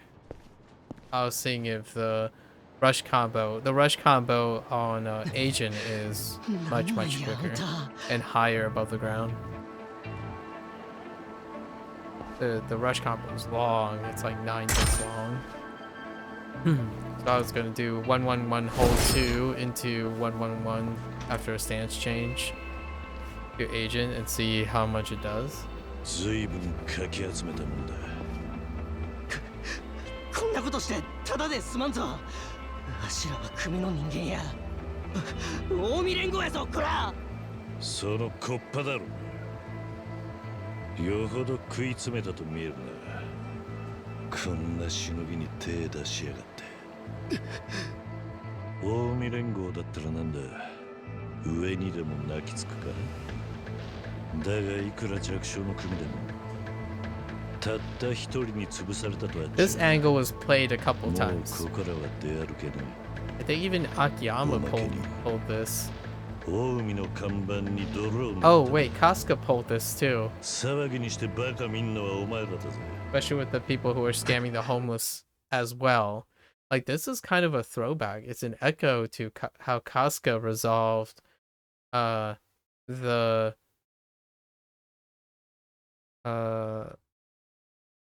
Liumang extorting the I forgot his name. Jen. Yeah. Jen extorting the homeless in Ichincho by the Liumang. あんた何者や。おとなしく囲った人たちを解放しろ。 Some legacy there. 今日のことはここだけの話にしといてやる。こいつはお前らのために言ってる。 It's a very Yakuza thing, and Casca is also ex-Yakuza. 素晴らしいで、上流。エクセレントや。赤目。Excelente, yeah. よくここが分かったな。上流ならそろそろ片付くと思ってな。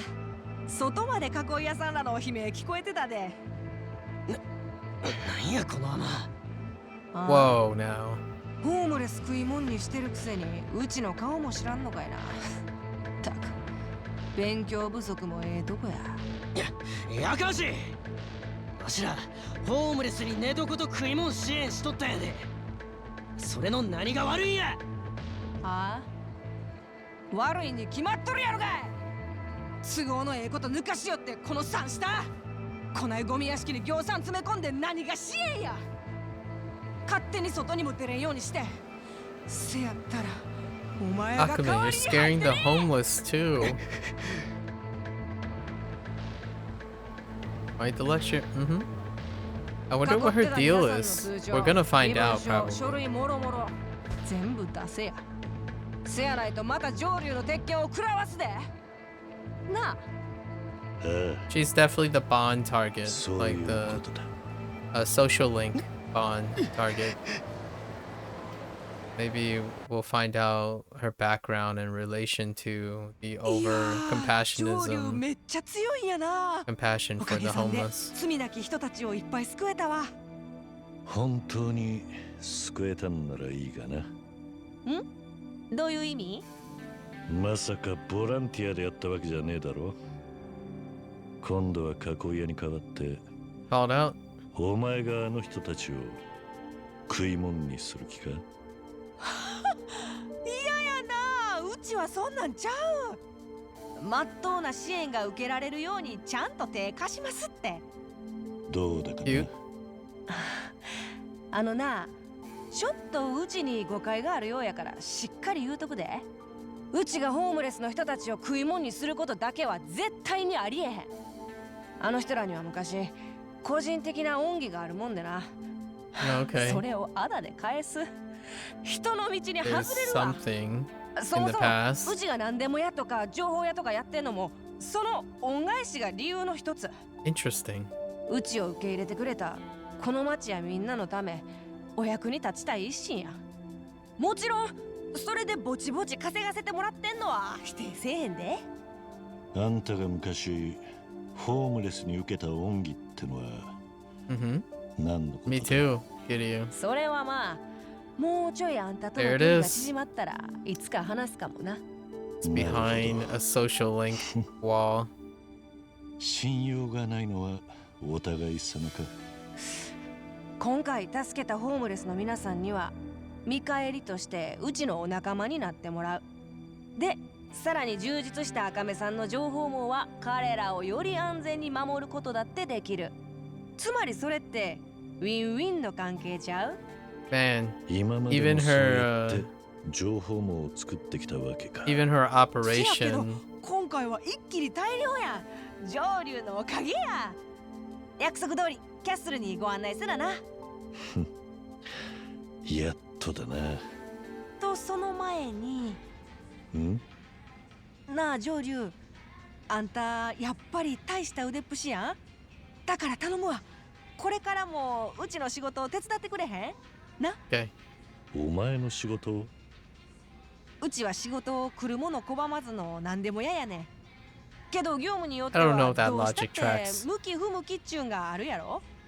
重量のパンチ一発で済むのをうちがペシペシビンタ100発食らわしてゼーハーすんのも頭悪いやん。もちろん芝生相手はさっきみたいなクズに限るし、世のため人のためのお仕事や。俺は用事が済んだらすぐに蒼天堀を出ていくんだ。そうなん？だから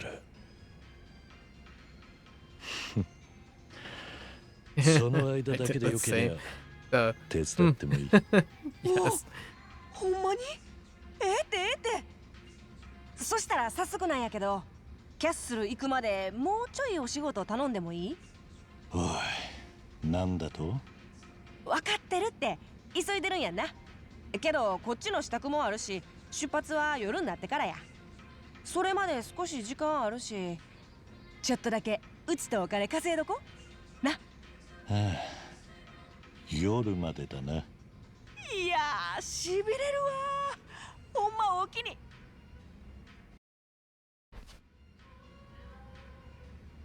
Anna? Alright, let me educate you on the job. This might get a bit long-winded, but you better not fall asleep. Understand? Try to keep it short. No, come on, don't be like that. Anyway, you know how I work as a jack of all trades and an info broker? You mentioned that a couple times already. Oh, what I was about to say, my thought was like, if Akiyama, like, I feel like this hub system is a legacy of two blends. It's the Flores of Sai, we haven't seen Flores of Sai in a while, combined with Akiyama, right? Because Akiyama kind of supplanted Flores of Sai as the info broker, but when you play Akiyama, you still confide in the Flores, or the informant, and they both rely on the Homeless Network as a form of intel and tracking. So it's just, if you combine both of them, you kind of have Akame. But she doesn't kick butt. That's fair. I mean, Flores of Sai didn't really kick butt either. Man, I still didn't get my payout on what happened to Flores of Sai and his son, Takashi. Anyways. I like your help with what I call stroll and patrol missions. Stroll and patrol. Yep. To be honest, I'm a little worried about entrusting such a big job to a newbie like you. So, first off, I want you to start by offering your assistance to any townfolk in need. If you do a good job, it'll really help boost my information network. How's all this supposed to strengthen your network? Anna? Same logic as the homeless folks we rescued before. We ask anyone we help out to contribute to the Akame network. A first-rate informant has got to have enough eyes everywhere to ensure you don't miss a thing. I see. So, the more people you can convince to participate, the more you level up as an information broker. To level up. You got it. You level up, our reputation expands, and eventually we'll start getting some pretty big requests for work. If one of those important kind of tasks comes up in the future, I'll reach out to you directly, Joryu. Got it. To start, I want you to help me out on a job till the Akame network reaches level 3. Thanks to my information web, most of the people who need help should be clearly marked. Just take a peek at your support map and you'll see them right there. Now, head off into town and start cracking. Preparing as usual, as always, aren't you? Yep. Oh, Akame points to upgrade abilities. Helping people around town. Love it. It's a substitution for the side sub-stories. And she's the hub. Okay. Yeah, this is I would call this, I guess, the highlight feature. It made the UX interesting. Okay. I see. Adventure and battle. Interesting. And then we have the other feature, which is Coliseum, which got teased as well. How do I know? Oh, we have to progress further in the story. So let's look at skill unlocks. Are they all just locked by story? They are. There's no scavenger hunting with the catalogs. Interesting choice. Does this get unlocked with story too?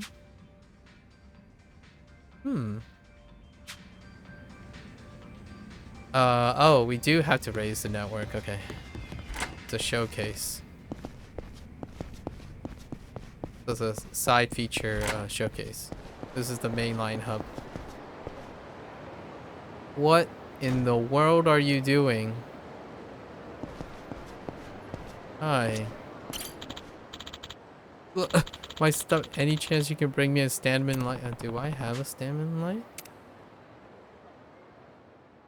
Wow, that is some cash though. Alright.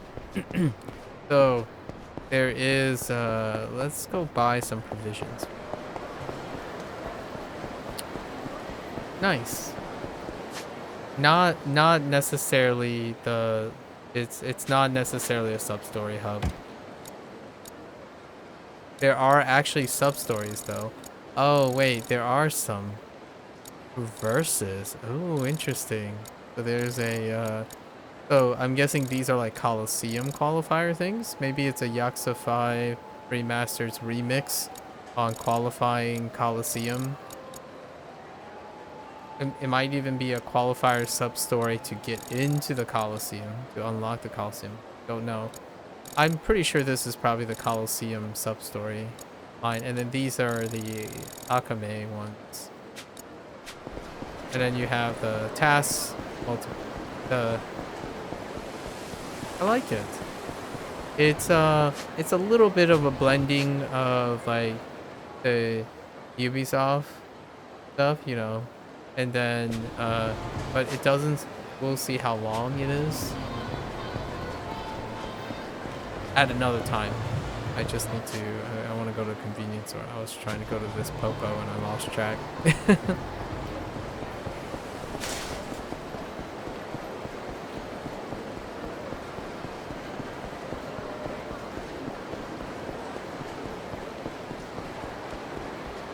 So it has like a flavor of open world design here, like some of the more popular modernizations where you have repeated elements, which Yakuza Like a Dragon did too.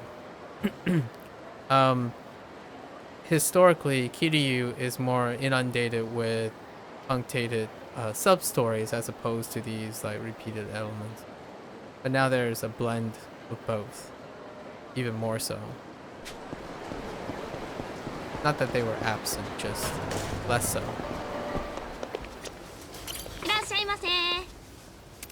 It may also lead to the idea that, you know, this game is a smaller scale game. What was he looking out for? A stamina light? What the freak? Oh, do I have to go to the... I have to go to the drugstore north next to the golfing range. The driving range. Oh, I just saw some suspicious thing. The eyeballs are the sub-stories. Classic. How much money do we have? You gotta invest forward, right? I'll just buy like 2. Is there anything else we can afford? No. I think that's fine. Now we don't have any money. But investing forward, you know. Spend 1,000 to get 5,000. And then get some merit points. That guy is awfully suspicious. Coin lockers? Oh, the return of the coin lockers. Alright. Let me guess. Coin locker key right here. Alright. Coin lockers make a return. Classic.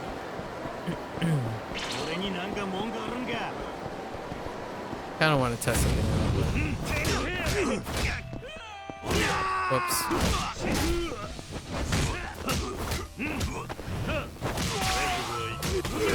Oh no, he's already out. Dang it. I was kind of curious if I can get to the ender. Oh, and there's also the drop kick. I'm guessing this is the drop kick. Yeah. That is most definitely the drop kick. Okay. Well, not drop kick, but the one kick. Kaito also inherited that too. That mechanic.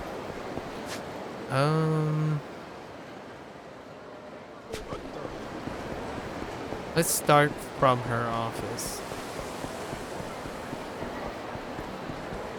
Oh, these signs are free game too. Give me this.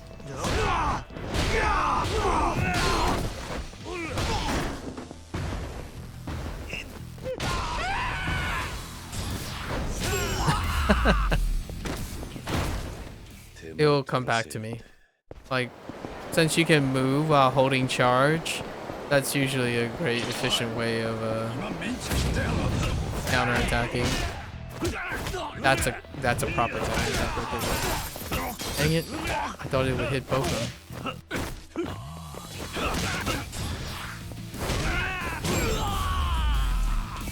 Oh, that's interesting. So if you do rush combo, but if you charge up, you can hold the charge with ones. Instead of charging out with two. 1 and 2 meaning the two buttons. I say 1 and 2 because not everyone uses the same control scheme, but 1 and 2 meaning X and Y on the Xbox controller, and light and heavy. Just to clarify a little bit. And 3 is grab. Here you go, buddy. What happens now?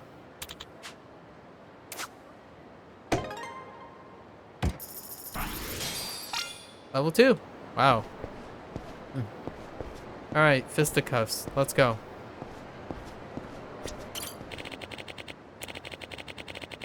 Young people these days always get caught up in their darn smartphones. You better pay for the bento you ruined by bumping into me. Wait, young? Oh, it's the other way around. Alright. We won't read these. My yakiniku bentos all look for... Oh, so we're gonna bop these? Alright. Walking around with their smartphones, I suppose. Didn't anyone ever tell you to respect your elders? Classic. Very classic. Okay, hold up. Let me try this again.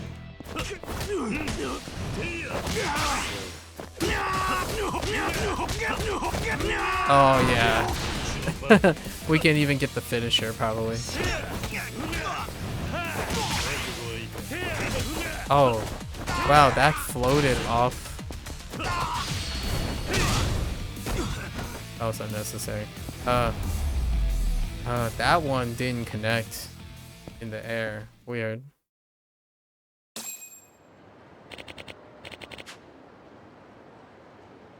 Maybe this day ain't gonna be so bad. I mean, you still lost your lunch.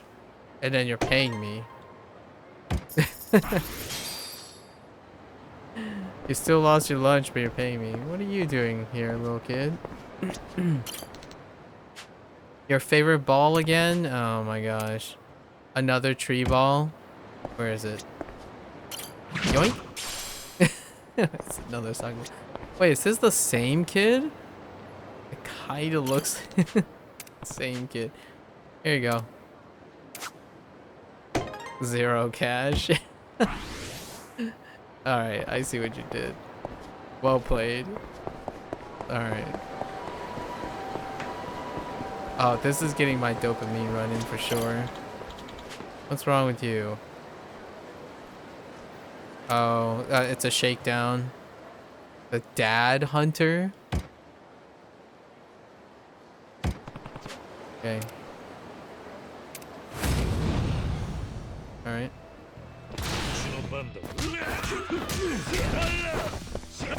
Oh, that can be avoided. Oh my gosh, you even trade stagger?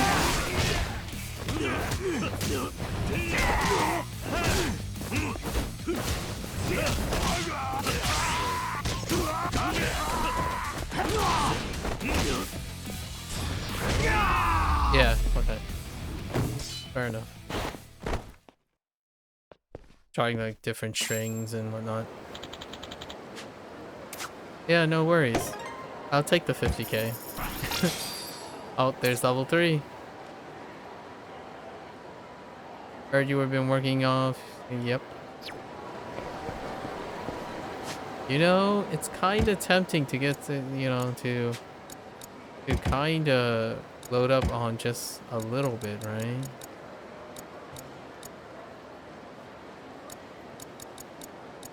Wait, what is this? Iwami attacks. Oh, here it is. Increased equipable gear. I see. At the taunt. Nah, I think we're okay. Let's go back. MSQ. It's really tempting though. I do like dopamine. That's some dopamine right there. Wait. I haven't been looking up for a while. What the heck? Okay. Yeah, I haven't been looking up. Alright. Off to Osaka Castle, the other main location. Joryu! Good work out there, Joryu. Looks like you're getting used to the whole patrol thing. It'll really help me out if you keep going around, lending a hand to those in need and ramping up the levels in the Akame network. Wait, I wonder if all the sub-stories is just dealing with her. Like, her specifically. Nah, there's gotta be other, like, slice of life stuff. Okay. Alright. From here on out, whenever you go and do any activity that might draw attention out in town, that'll end up being free advertisement for the Akame network. What do you mean by attention?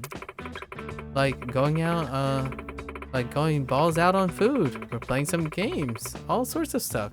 You think that really put a smile on the store owners and town folks? Not so. So I'd rather not stick out. Hehe, don't be like that. I'll be keeping tabs on your activity logs if you got me. If you get me. Oh, here's the activity logs. Okay. Anyway, changing subjects and all, but I got something urgent I want to ask you. Think you can handle it? Something urgent. Like what? Got a bad feeling about this. Oh, come on. It ain't that bad. Just look over the request for me, would you? Requests. See, okay. Requests. Oh, okay. So these are the sub stories. Possibly. Matsuo Chikura. Long story short, I need you to hit up a cabaret club.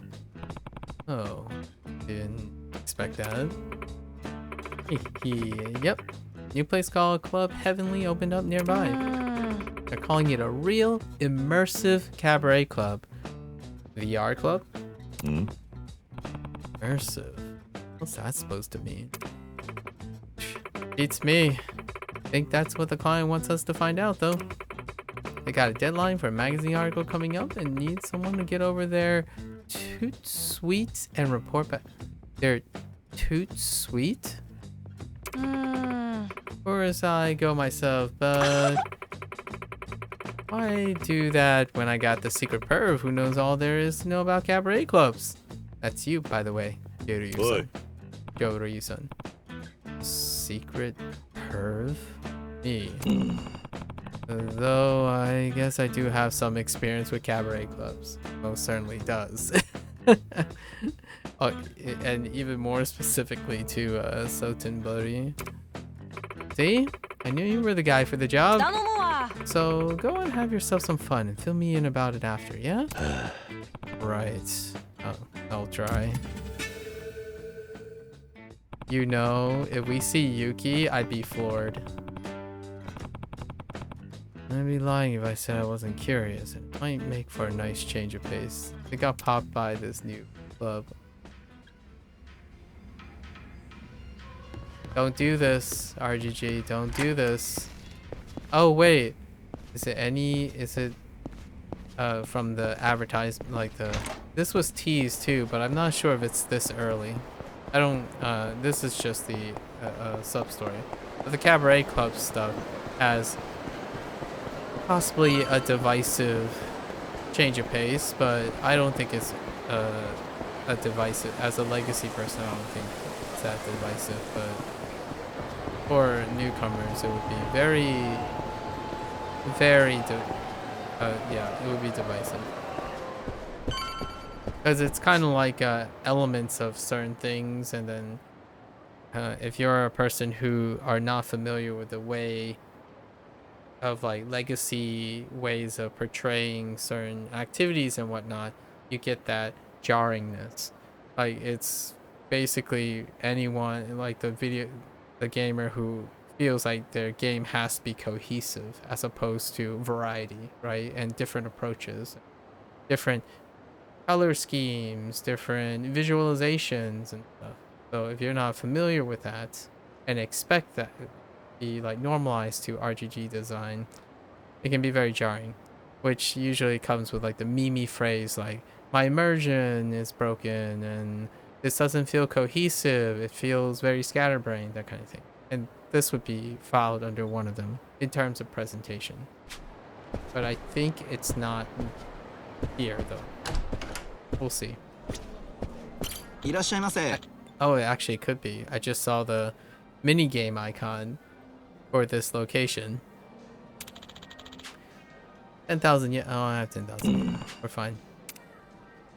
This is going to be jarring for it's an acquired taste, but it's a creative direction. It's not unprecedented, but it is a creative direction. And one is to expect this.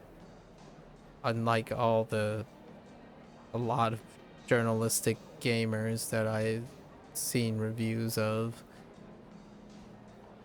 it's a creative choice. And I can think of a lot of pragmatic ways, and also artistic and creative trade-offs of using this approach, which is rarely ever covered.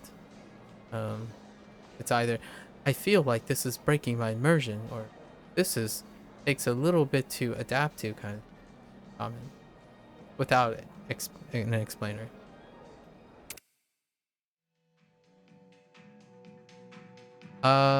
Kei or Ayu? We'll do Kei.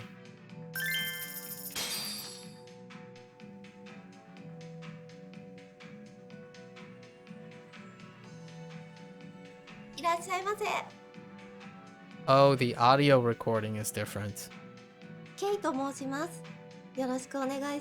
Okay, this is close. The hallway effect was interesting. I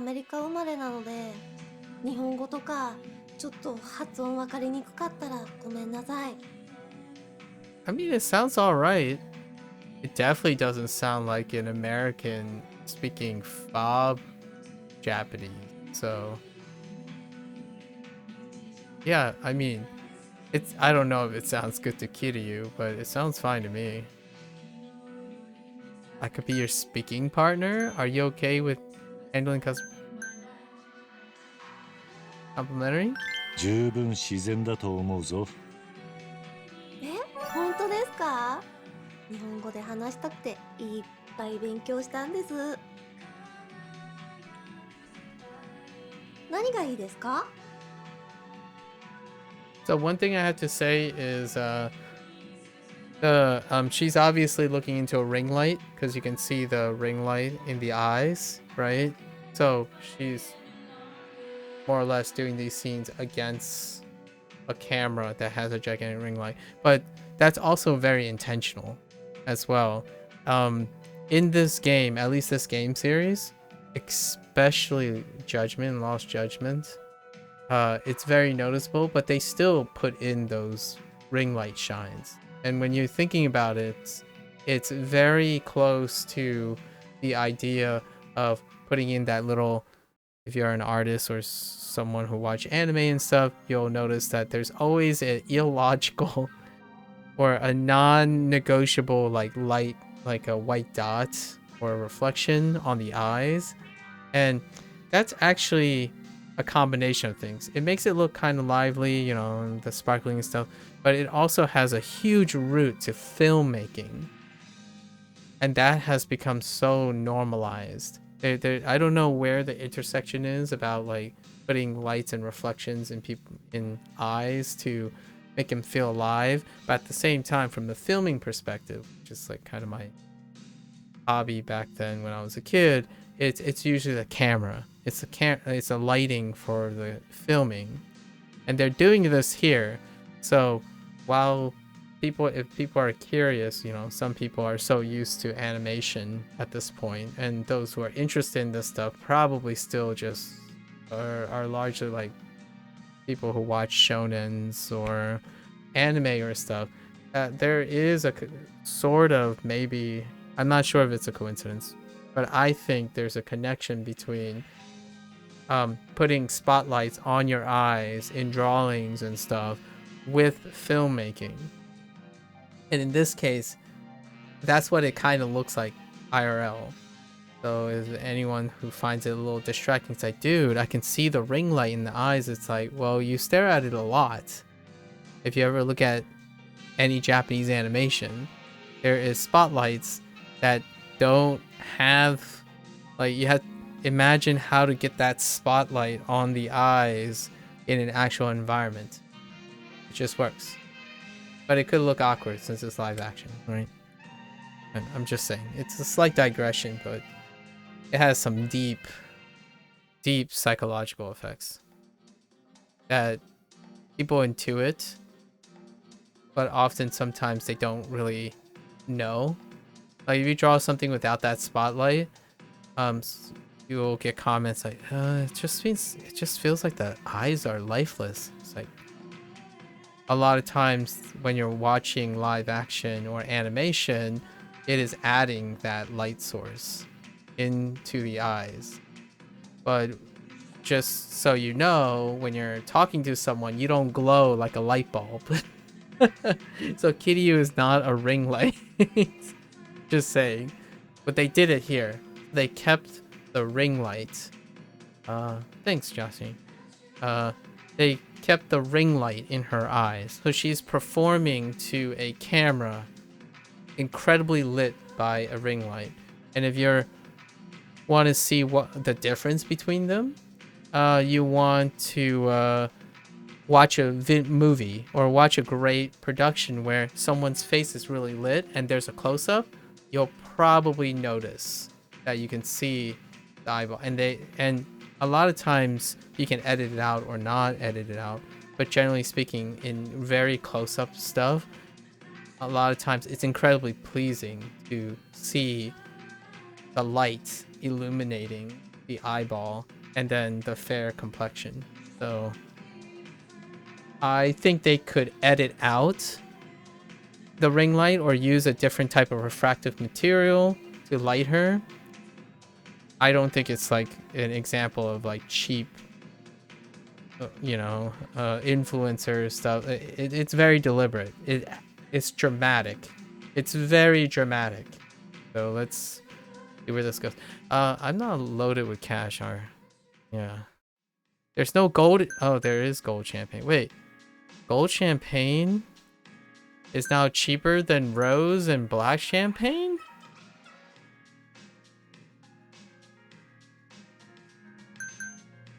Since when? I could have sworn Rose champagne was the cheapest. And black. No. We're not talking about IRL stuff, Josh. I'm talking about RGG Legacy. I'm almost pretty sure gold is usually priced more than rose and black, and rose was the cheapest.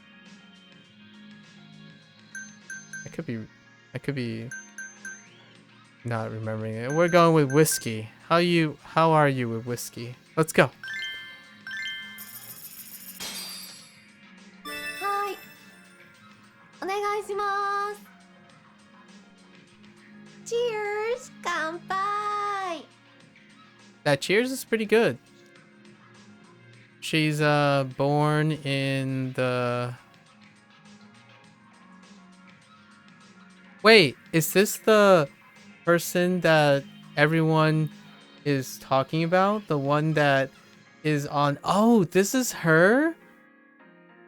Oh, I thought she was doing the infinite wealth thing with the like the VTuber thing for the voice. Oh, like they teased a VTuber on Like a Dragon Infinite. Oh, so yeah. I thought she was literally going to play a VTuber because there's a clip of a VTuber.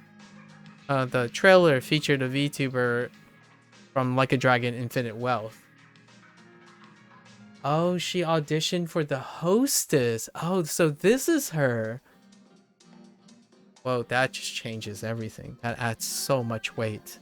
Like, I really thought when you everyone kept saying VTuber, I thought when I saw the trailer for like some of the stuff in Like a Dragon Infinite Wealth, I was like, oh, that must be her, because it's kind of a foreshadowing break. But VTuber chatting with fictional characters from the Like a Dragon verse.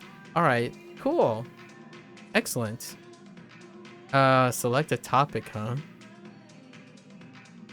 Man, the Kansai dialect always comes up. Let's ask hobbies.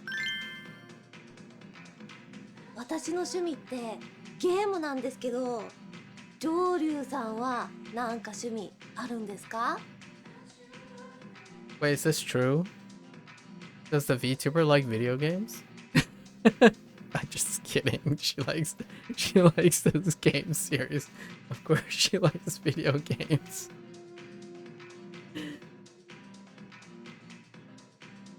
Oh, she used to and now does face cam? Okay. Yeah, true. She did cosplay as well. Do I... Wait, oh, okay. Kiryu, most definitely gambling. Oh, man. Okay. Alright. Long story short, this is most definitely a joke. I think it's like a inside joke-ish. So, Kiryu doesn't really gamble that much. He actually isn't much of a gambler. But man, historically, Haruka freaking gets Kiryu to gamble all the time. So if he had any hobbies, it would unintentionally also be gambling. And the third one is also true. The third one's also true. He comes to cabaret clubs for not the reason to come to cabaret clubs. Almost more of the time than going for the very reason. So these are true, but they're not true. And then karaoke is the same, only it's a little bit lesser, because he does, or he used to do karaoke with Nishikiyama, right? Rest in peace, Nishikiyama. But he lives on in Kasuga. We're gonna pick karaoke, obviously. カラオケだな。歌好きなんですね。私も大好き。今度聞かせてくださいよ。 Okay, I do have to do a slight appreciation for this. Just bear with me here. This cabaret club is going to be a very divisive approach, right? But for me, I want to pay my respects to RGG for breaking the mold. This is a breaking the mold situation. They have an uphill battle against immersion. They also have an uphill battle against Westerners who predominantly like Japanese products, which typically means animation and often also means 2D animation. So, with that said, there is something pragmatic that I want to say that is not normalized by most, like a really large majority of people who are interested in these types of games and content. And that's the idea of having an appreciation for how much more difficult and dynamic when you ask someone to act everything, including voice acting. So this is an entirely different level, and I'm saying this out of great respect for the voice actors and the animators, and so there are trade-offs, right? The voice actors will continue to be voice actors, which includes acting, live acting. However, the trade-off for a animator and rigging, it offloads it to the actor. So now the actor has even more flexibility and identifiability and dynamics in how they're going to be portrayed. So while you're trading off maybe something you can't do by animation and stuff, like maybe complexion or how certain, like, be more expressiver than the thing than a human face can be, and maybe precision and whatnot, it's mechanical still. And also, this is not the type of game that utilizes stylized animations to create emotions that typically aren't in this situation. So to me, pragmatically speaking, if you are trying to capture the likeness of someone IRL and deal and portray the dynamics of the skills and stuff necessary, the ultimate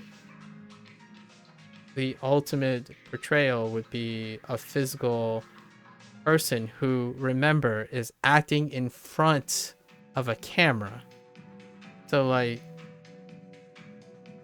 I'm only saying this because there is an incredible gap between studying and understanding nonverbal communication and performances versus someone who thinks they understand, and a large population who plays video games have only normalized what it looks like, with a few exceptions like mocap and stuff are advancing, or not mocap, I'm not gonna call them mocap, performance capture has increased, you know, deepfakes and stuff have increased to try to normalize the dynamics of human emotions and responses, squinting movements. It can break your immersion, but the irony is this is the most immersive version of cabaret clubs.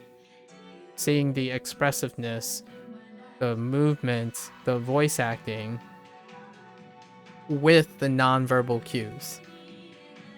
To me, I'm sure that's not the intent of RGG, right? RGG probably didn't think about the psychological impacts of using this. I don't think so. Anyways, maybe they differ.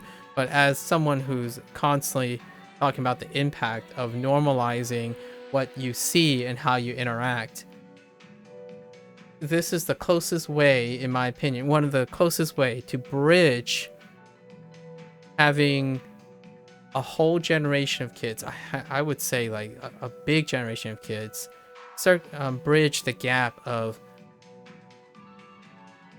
tools like flashcards and interactivity and associating them with what it looks like on a human being, like a person who's dynamically expressive and whatnot. It's to the point nowadays most people think like it's contentious that someone would challenge me, especially someone younger, that they would say that animation can capture expressions far more dynamically than the expressions that they are based on, which is a human being. It's not. That's entirely incoherent and illogical. It's explainable, and you can empathize with it for a person who normalizes animation. Even for myself, you know, I love my stylized, my stylized nature. I'm super biased towards stylization that can do things that humans cannot do. But what animation cannot do is capture the full faithfulness and dynamics of humans. So there are trade-offs. Most definitely, anime and stuff can capture certain or express certain things, but they also do them at the expense of not being able to do this. So meanwhile, the reason the deep cut here is it's become so pervasive that social anxiety in social environments in IRL are completely associated with one's hobby and perception of human interaction through animation. To the point it hampers communication. This is the biggest deep cut. It involves me and me interpreting this, or video games interpreting this. When someone comes into another person's stream and they type and say, "Man, I didn't mean to offend you," it's like, wait a minute, you didn't offend me, right? You're doing the same thing here. So you typed in pizza, and then a streamer responds like, "Oh yeah, what type of pizza are you talking about?" You choose another, you type your response again, and then the streamer responds. But you see the irony here. These people spend most of the time interacting, thinking of 2D animation and 3D animation with no adherence to understanding how facial structure, like reading the person. So one of the things that are always interesting is when someone coincidentally is watching the same streamer as I am, right? And my interpretation of what the person is saying, but what they're doing and how they're looking coincides to a different conclusion almost consistently with someone who spends most of their time not interacting or seeing or watching humans act.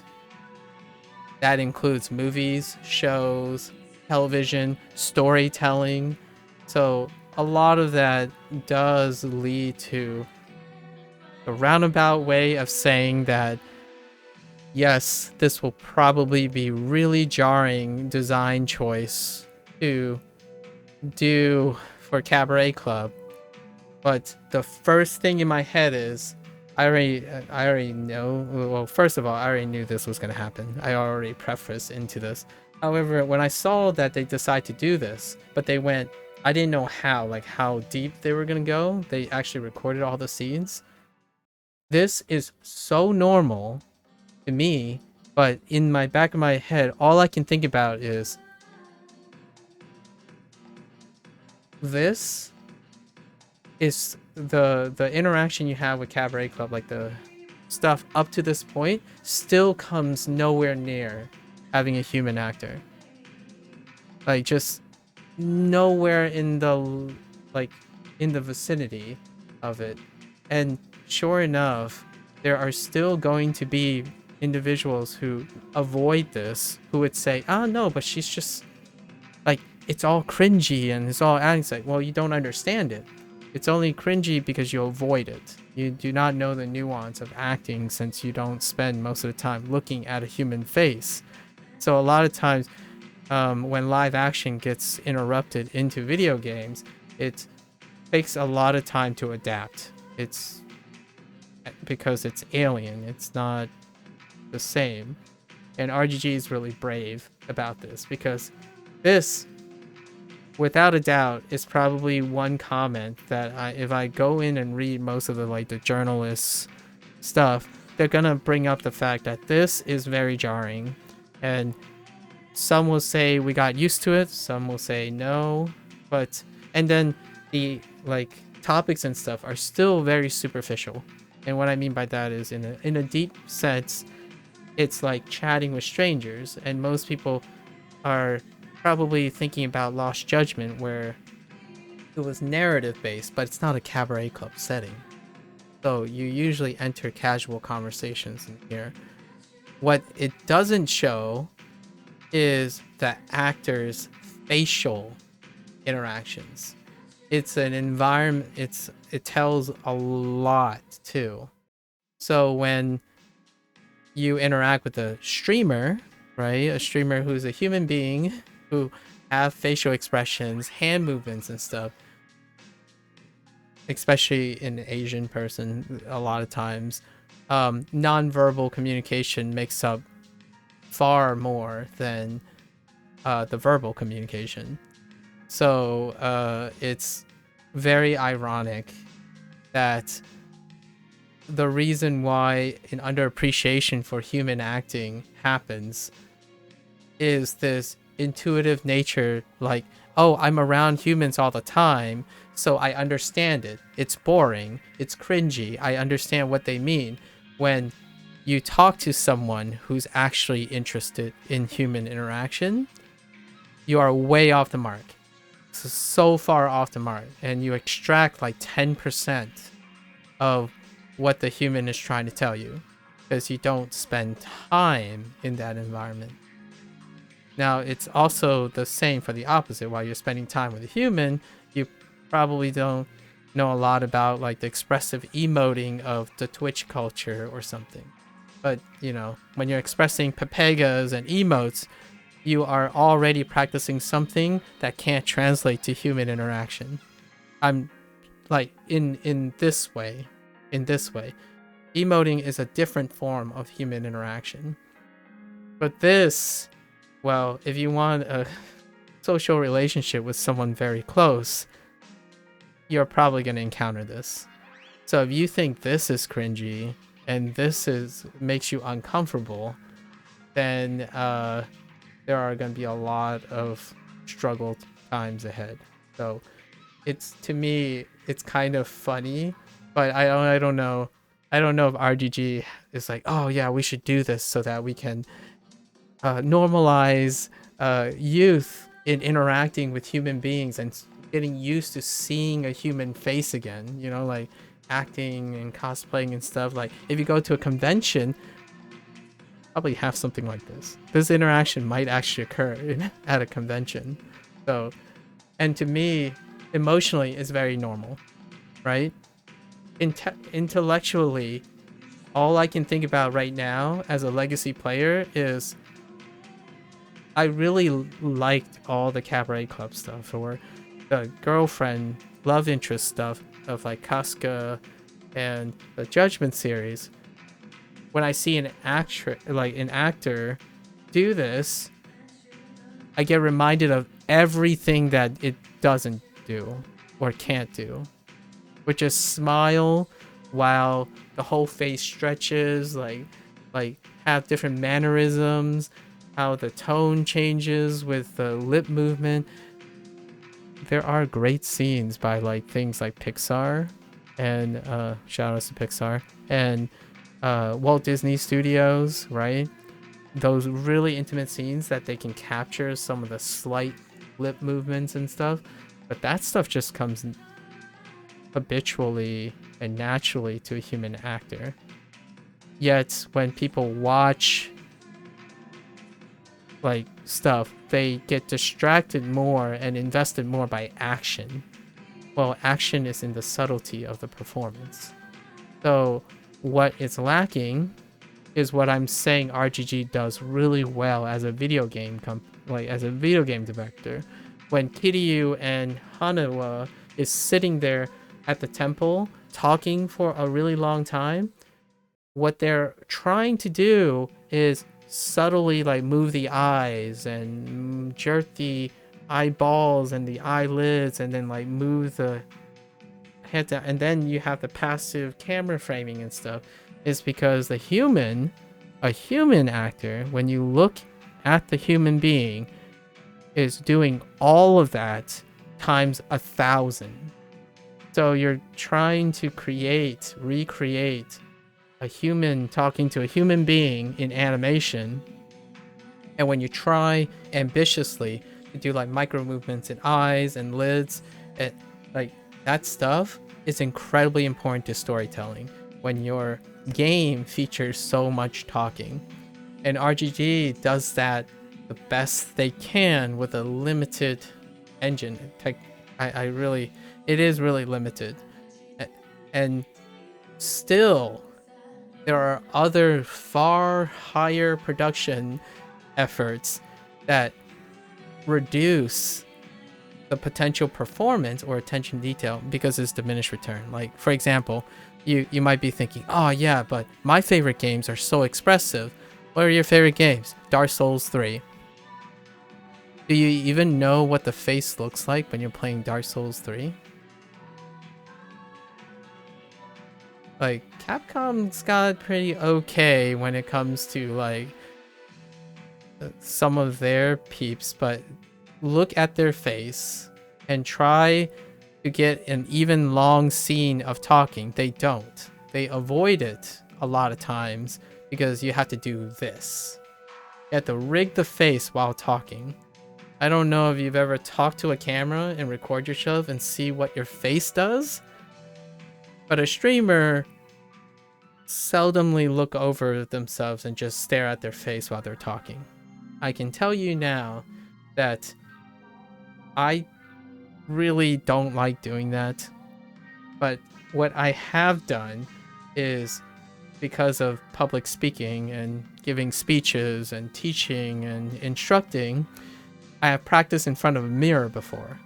So if you've never practiced in front of a mirror, that's a great way to start.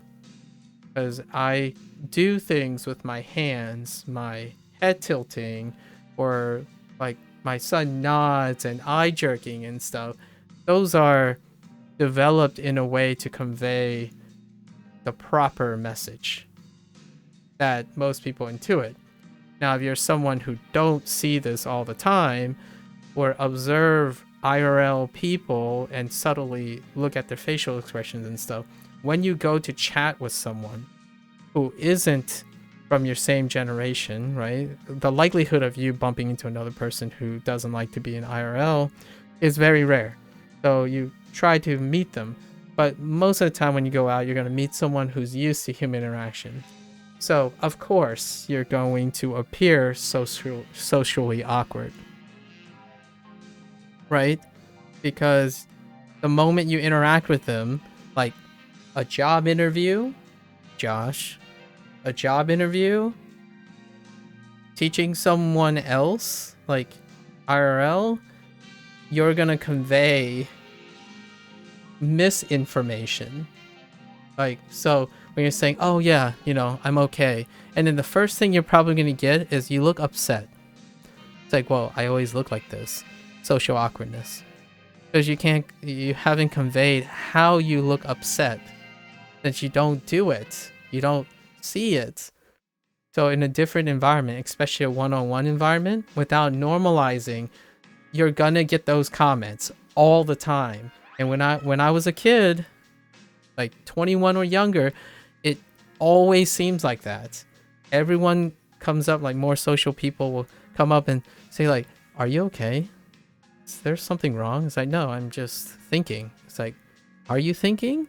It kind of looks like you're upset. Is it something upsetting you're thinking about? It's not normalized. Your face doesn't exude the nonverbal communication. So if you're thinking, is acting easy or hard or something like that, beyond like pretending to be someone, well, acting, you have to use your face and hand to deliberately communicate a consistent message that the vast majority of people will interpret the same way. So that is super hard. And let's break down even to a further metagame. this person has to act in front of a camera for video game people. Now think about what the performance has to take care of. I don't know if she is thinking of this. For me, if I were asked to act, right? I can think of voice acting. Voice acting is great because I don't know what the heck I'm going to do with my face, hands, and gesture to communicate to the target audience. The target audience has to understand the facial things, right? So it's very appropriate, in my opinion, to hire someone who is used to that culture, and who other than one of the biggest Kiryu fans, right? This is a really big deep cut. It involves this game. This leads to another big digression, and it's gonna come up for this game. The English audio, the English track, the English voice actors are delayed. It's going to be released and soon, and we're gonna play this again, right? Because in English, there was a lot of divisive comments about how you don't hire influencers, you don't hire social media people, you don't hire gamers and stuff to do a voice actor, a professional voice actor's job. Let's think about that for a moment. So you're saying that you're okay with someone who professionally acts for a medium that can't possibly empathize with you. So it's not to say that they can't still do their job, because the professionals have method acting. It's about if they can do their job. So a professional actor will method act their way into empathy and whatnot, or scholastically study. So like if you ask like a Hollywood star or like a celebrity, they will do a study of gamers' interpretation of what type of voice line, like what type of intonation and whatnot. And if they have to perform in front of a camera, they would first look and do their proper research if they're a professional actor. What I'm gonna be saying here is a really minority opinion here, because it's the biggest negative against this game, Like a Dragon Gaiden, is that people think that voice acting cannot be achieved to a quality with people who actually play video games and participate and empathize and do the things you guys do. In fact, I would say if they and one thing's true, I would concede this. They say like, oh yeah, RGG is just cheap. They want to hire the cheaper talent, just plug them in, use them for their influence. It's like, well, they are probably cheaper. Absolutely. And there's probably some compromise, some deal. But they are still just as likely to provide a performance that is more in line with what gamers and fans would anticipate or expect.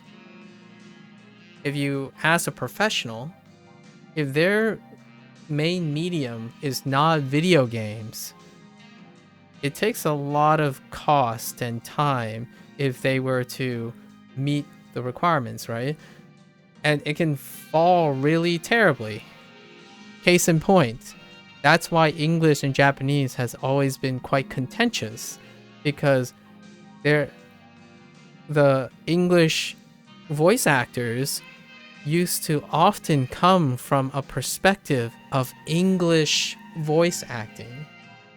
We're not talking about like when you hire professional actors to do English, like the good big guys, they don't even know the source material yet until they accept the thing, so they have to do studying and stuff. It's still just as likely that they do not have that empathy and years of exposure. Much like when a person says live action can't capture the emotions that anime can. Is that you're right, they can't. But in this situation, animation has not caught up to human acting. So there's appropriateness and there's skill-dependent competence. And one of them is often offset in a video game context. And that's the undervaluing of human performance. I don't think this is not emphasized enough. The things that people really love that are animated is because there's incredible performance capture used from human beings as reference. So like the stuff that they say like, oh yeah, it's so expressive, it's like that's a human being doing that expression, and then it was used as a reference for the animation. If you want to look at something that doesn't use human expression and see if they can pull it off, well, there are some good ones. There are some games that are incredibly impressive that did not use a human reference. But RGD does use human references and acting. That's why they actually take the likeness of their voice actor. This is another great digression. So I'm like committing to this digression. So we have two. This one is a big one. I'm basically tackling all the things that I've heard.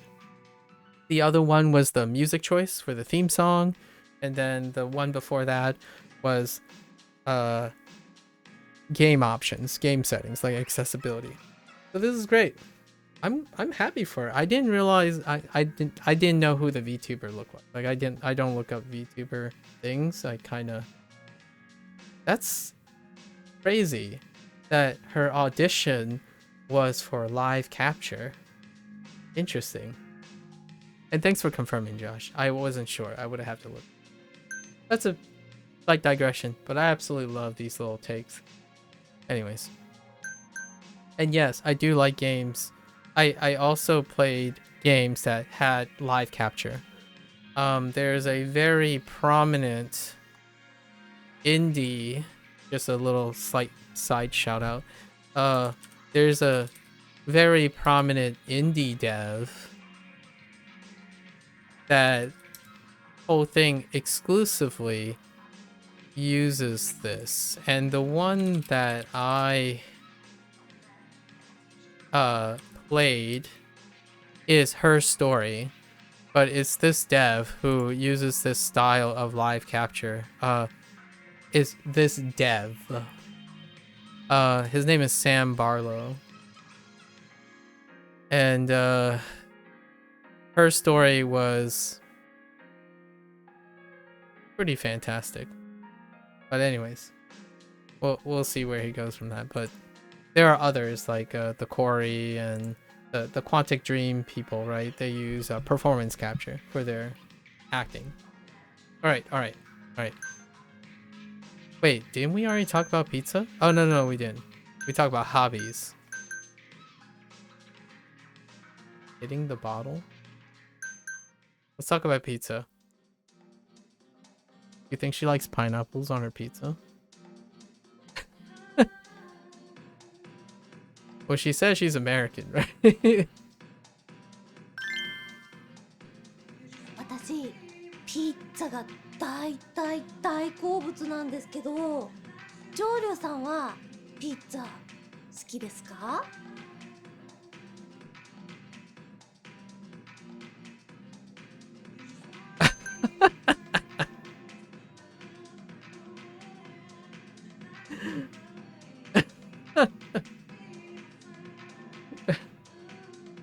？Oh, it's been a while. It's been a while. My goodness, the voice is so familiar. Yeah. I worry about the Callie. I think he likes it now and then. I'm like trying to roleplay Kiryu. I mean, he's had a few sides like sub-story related pizza things, but there hasn't been to this day, there hasn't been a scene in which Kiryu literally eats the pizza. Like, you haven't literally seen Kiryu consume a pizza. He's held a pizza. He's delivered a pizza. Yeah, the visa thing. Yeah, the visa thing.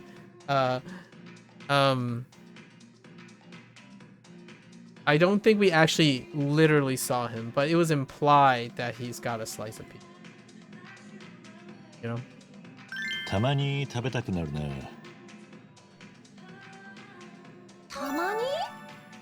たまにじゃなくてもピッツァはいろんな種類があるじゃないですか。ペパロニ、チーズ、テリヤキ。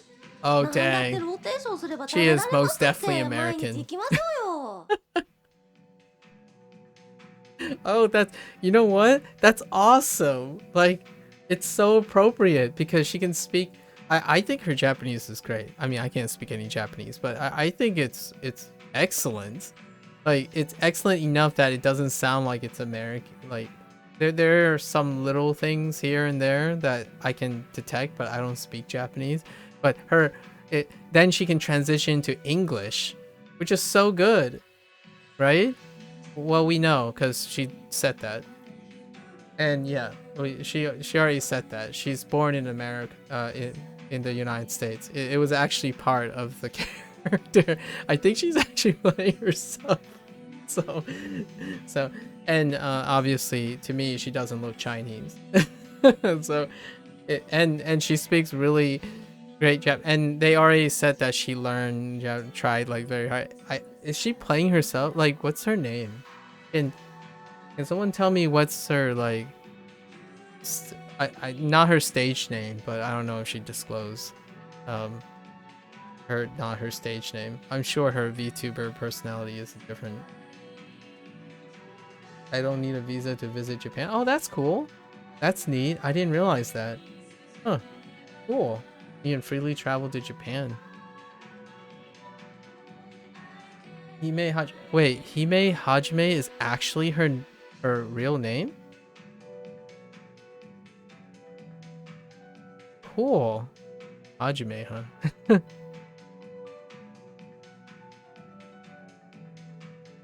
huh? What can I give her?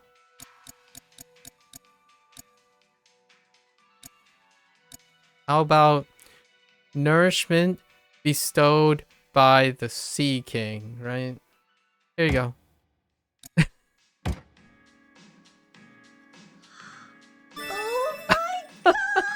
Thank you! ありがとう!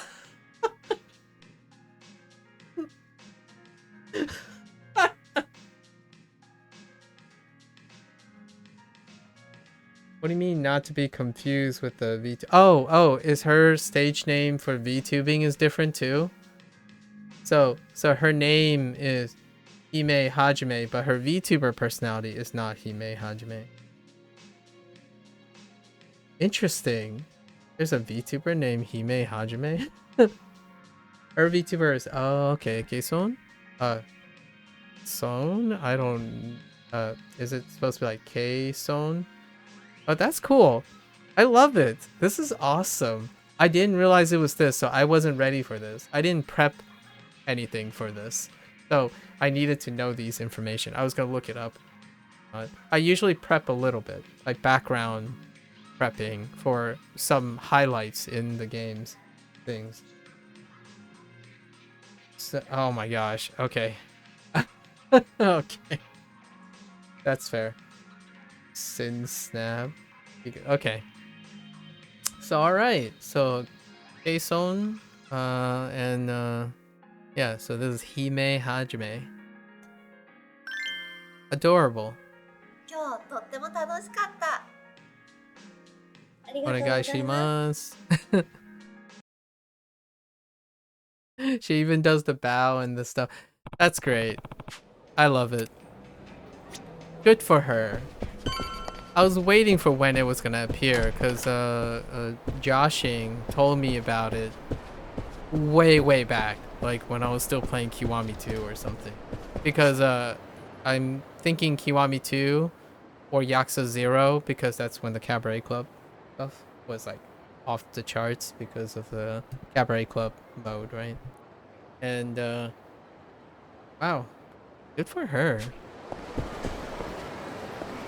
Neat. Very neat. It was totally worth the digression because it set up so well. All right, so now we're finally gonna go to Osaka Castle. Awesome. But yes, it's incredibly different now. Like the people my age, like my friends and stuff, they're like we're used to that, and when we talk and stuff, there isn't that weird interaction where, like, you know how when someone says, "Yeah, I'm okay," and they have like the most depressing look on their face, and the idea is that you're saying one thing, but you're definitely acting a different thing.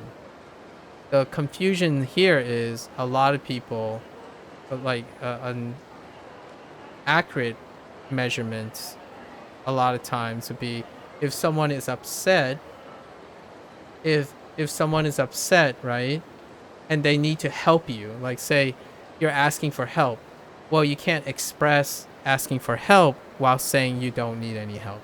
It's a very important skill or awareness when you're saying like, oh, I really need help, but I'm so stubborn. But if you can express that naturally, then someone can see that you need help, right? They can help you offer or be excited with you. So it's a really interesting skill to have when you can understand different things. So like for me, I don't act this way, or I don't behave naturally this way in a different context. If I'm sitting and sharing a meal with some colleagues, my behavior is different. And what I mean by that is it's not really acting. It's just using the skills to portray the necessary nonverbal communication. And you might be thinking, well, I don't ever have to do that. Well, if you ever enter a Chinese house or go to Japan when you're not Japanese, it becomes very obvious to a culture that relies on nonverbal cues, like nonverbal communication. It becomes very disruptive. They're not gonna, in both Chinese and Japanese, they're gonna be polite, but the first thing that's gonna say is, "You're a foreigner." That's the first alert. It's like 36 different flags by the time you say hello. Asian cultures, at least from my experience, and me personally as a Chinese person, it's nonverbal cues. Like nonverbal communication is incredibly dramatic, and it doesn't really get captured in animation. Like it really doesn't. It expresses it a lot in animation though. Like that's it, but it doesn't happen as like it's trying to. Anime has budgets. Imagine spending so much time creating every like detail. It's almost unfathomable next to rigging. So rigging is pretty good. Then you have performance capture, which is even better. And then you have machine learning and AI powered performance capture, which is even better than that, which is like a layer of defaking and all that stuff. So it's getting there, I would say, but nowhere close to create competence. And that's just my thing. I just want to, I'm not saying don't just always watch the thing you want. It's that you have to remember what you're giving up, what you're trading off. And reading people is not the same as judging and discriminating against them or stereotyping them. Reading people means you're doing it actually earnestly learning and accurately understanding what's happening. So when a person goes to audition for a job, that's literally executing that experience. How do you do that when you're looking at rigged models all the time, right?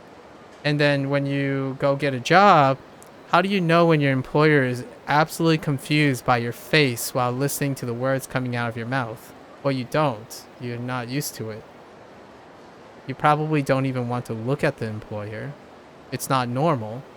So if you play a game that has you looking directly at the subject all the time, there's a chance you develop some sort of self-awareness that you're doing it. Like, for example, if you were doing that cabaret sequence, where was your eyes? Where were your eyes? I just want to know. It would be really fun. Don't answer that. It's a rhetoric. You have to ask yourself, where were your eyes? What were you doing with your eyes? Do you know that you're actually doing that? You wouldn't know. Nothing is capturing. I can tell you where my eyes were. It was not actually on her, unfortunately. It was on her lips. Like, it's not where you thought it was. I was paying attention to her lips most of the time. Like, how she was articulating the Japanese. Because I want to know how she's doing it. Because she's going to transition fluidly from English to Japanese. So I was more on her eyes. And her glasses. Because I was particularly interested in glasses. I'm interested. I'm in the market for, like, frame ideas. Oh, okay. So, Hime Hajime was the original name she went by on Nico. Okay. The reason why I asked, you don't have to, like, you guys don't have to farm for her real name. I asked for a name that's not her alias. But a lot of times when you have VTubing or you're doing personalities, discretion is a thing. So I'm not saying that she has to or you should find. There's a very likelihood that she continues to operate under a pseudonym because VTubing has risks. There are like involvements in being an online personality and unfortunately statistically female, so there are risks. So using a pseudonym is fine. I mean, it's not just her. There's like authors, right? Authors who write stuff or research. Their pseudonyms happen all the time. So I think Hime is good enough. I'm sure if we say Hime Hajime, it's a little, there are two, like not the VTuber. That's a little thing. So I'm really just, K-Sun is good enough because it's unique, right? It's unique enough and recognizable. When I looked at Like a Dragon stuff, she's named as K-Sun? Okay. So we just refer to her as that because that would be the most referential. Kiryu Koko. So apparently she wants some addition to... Yeah. That's where... that's why I'm so enthusiastic about that sequence. Because Joshing told me about it like 5 months ago when I first played like one of the first 3 titles. Now we're 11 titles in. Is it 11? 10. This is number 10. We haven't played Ishin, which is probably gonna be 11, or Infinite Wealth is gonna be 11. Anyways, let's go to Osaka Castle, roam around a little, and probably call it a day for that. We're finally gonna get to meet the other dude, the one that has been showcased,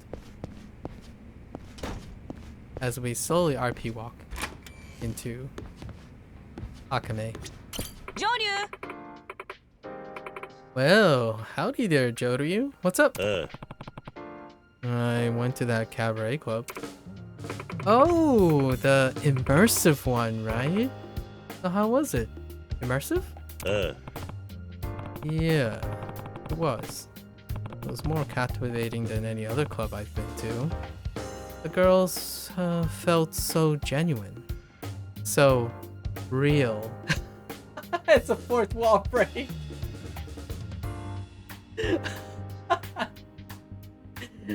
Yeah, see, RGG knew exactly what they were doing. No, like, this removes all doubt. Like, dude, before this, they had a conversation about immersive, and I thought they were gonna say a VR club. You know, like, when you walk in, there's gonna be VR Cabaret Club. Like, I was ready for the Judgment treatment, where, like, it's Paradise VR, but with Cabaret Club. But they were really referring to the live action. So they knew it's all planned. Like, it's a fourth wall break intentionally. So you know what? Because of that, it gets even better. I don't even think it's an immersion break, because clearly they know what they are doing. They even set up the joke. It's so good. In my opinion, that's, where was that in the whole, like, divisive stuff? They're like, dude, guys, listen. It's not an immersion break. It's a fourth wall break. Which, admittedly, a fourth wall break is an immersion break, but still, it's so good. It felt so genuine. I think there's a deep cut in here too about, like, acting and whatnot, and we don't know what K-Sun's, like, personal, like, you know, like, personal interest and stuff is. Maybe it's her personality, like her persona or not, but it sounded like she was playing, like, herself as the professional, right? So of course it's genuine. It's like a meta break too, right? So it's a meta break because it's probably also genuine, even though she's an actress, like, she's acting, right, for a role, but she might be playing a character under a pseudonym, but that character might actually be genuine because it's a reflection of her own character, actually. I think they know what they were doing. Absolutely. It's so good. I love it. I can't get enough of this. More of this, dude. I know this is gonna sound out of the park, but this is kind of how I feel when you do like SNL skits. Oh, you know what's a great example of this that I just watched recently? I just got a chance to catch the movie The Unbearable Weight of Massive Talent, where Nicolas Cage plays Nicolas Cage, a fictional version of him in the movie, and it did really well because Nick Cage's movies are a little bit iffy. And dude, that's exactly what just happened here. It's wonderful. It was wonderful. Nick Cage playing a fictional version. Everyone else was playing a different character, like, you know, Pascal was playing but Nicolas Cage was playing a fictional version of something. That's what I feel like here. Like, K-Sun played a fictional version of herself, but she auditioned as a fan to do it. Dude, there's so many layers, and honestly, more of this. I want to see more of this. Like, somehow RGG just like, hey, we want to squeeze your catchphrase in here. Can you, like, I mean, they're up to the modern age, right? So now their games have to take modern influence, and modern influence typically comes with something you can empathize with. So you need video game culture and stuff. There are many other ways, and before anyone says they're not doing that, they already did it. They already teased it, because in Infinite Wealth, right, in Like a Giant Infinite Wealth, there's a long cutscene where the characters in this game are conversing on a live stream feed of a VTuber hosting and talking to them like a guest star, like, you know, like a podcast. I swear, if Kiryu ends up on a podcast if Kiryu ends up on a podcast, just sitting there chilling, and it's like a Twitch stream with an overlay, I don't know. I don't know. I think my head is gonna explode in digression. But yeah. All I can remember was one day she was streaming under the influence of sleep. That's a little. Hope she's doing okay. Yeah. Let's go. This is great. I love it. I love it. I love it. I hope they continue to be this like quippy. It's so quippy. So technically we're still in the RGG verse. So what Kiryu just saw is a different universe. This is what this reminds me of as well. Rick and Morty, or like things like dimensional stuff. So dimensional comedy. Basically, if you had like Rick and Morty, Family Guy, or something like that, where they somehow find their way into a different dimension and it becomes live action, right? And then they come back to their universe. It's like, whoa, that feels a little weird.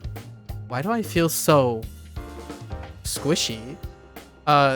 So many comedy movies, like comedy shows, like in the West, has done that before, where animation suddenly they just like, what would they look like in IRL? So they did it in IRL, but it's part of the storytelling. It was part of the gimmick, right? It was part of the.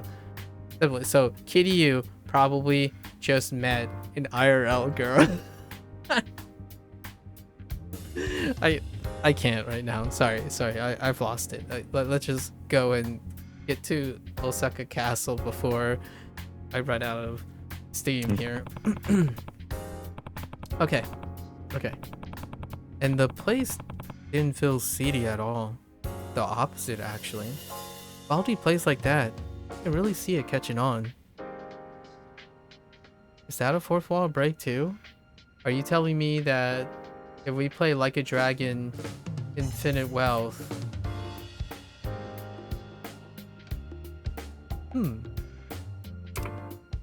Which, I'm guessing it's like 5 years after the events of this.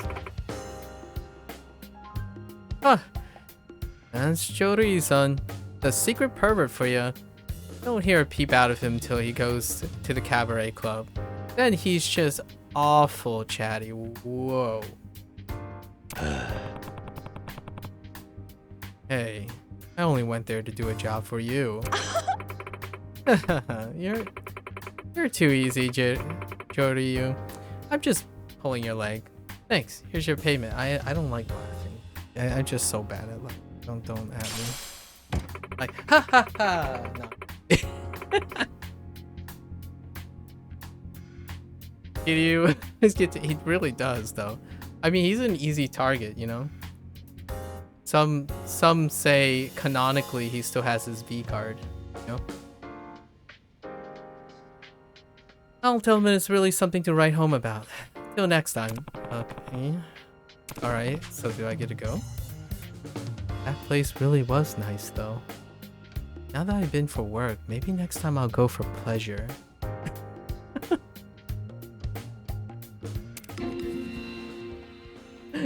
Oh yeah, Marcus. Okay. Alright, it's time. Great work out there, Joryu.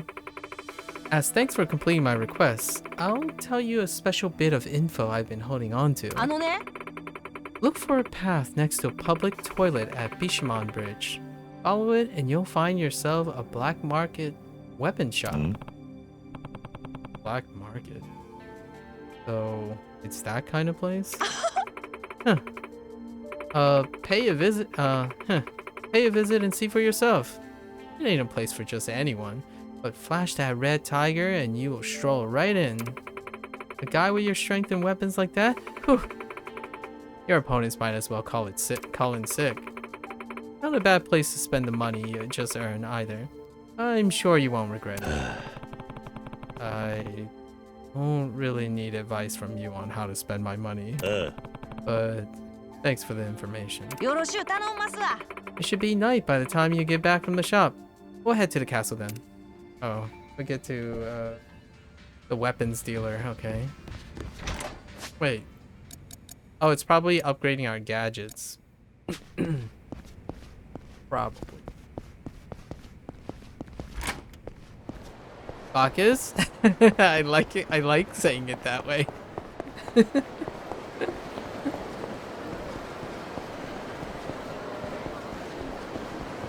Why? Does it trigger you?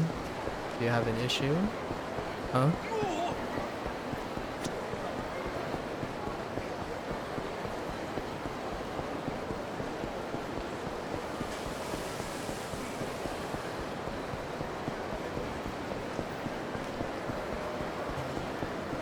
Oh, you know what? Tiger and Prawn 2.0. Yeah. Tiger and Prawn.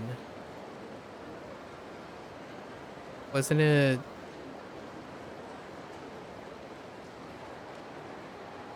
Dragon and Tiger? Or Tiger and Dragon?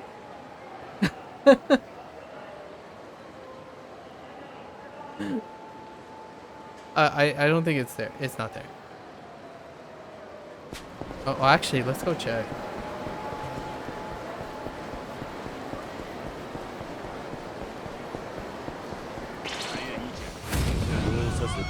Come on, man. See a bike, throw a bike.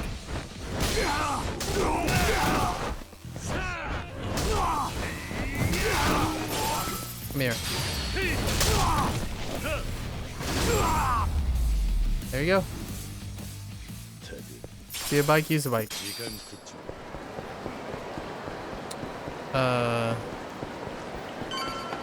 Let's go check. I actually don't know what's in there. Is Dragon and Tiger? Okay. But I don't know if the placeholder is still there. Let's go check assets, right? This is a throwback, by the way. This character is actually very important.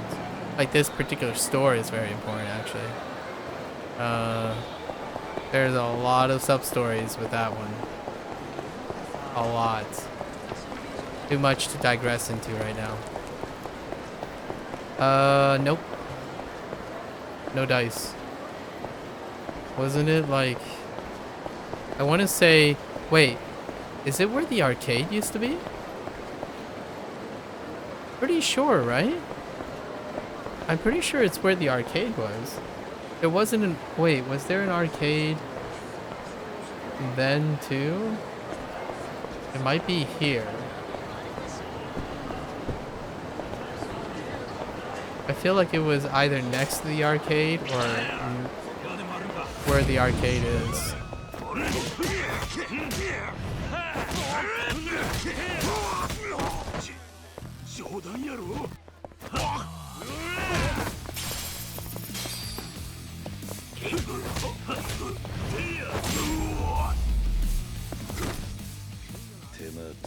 Oh, okay, and another thing, okay.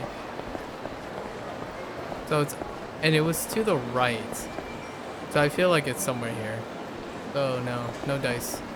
I mean, this kind of looks like it. What do they serve? I see tonkotsu ramen, or what looks like, yeah, and then some gyoza. Looks like fried rice.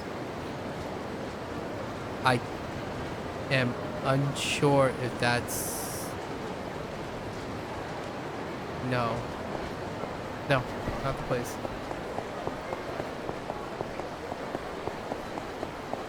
Okay. Or all of it is the arcade now, yeah.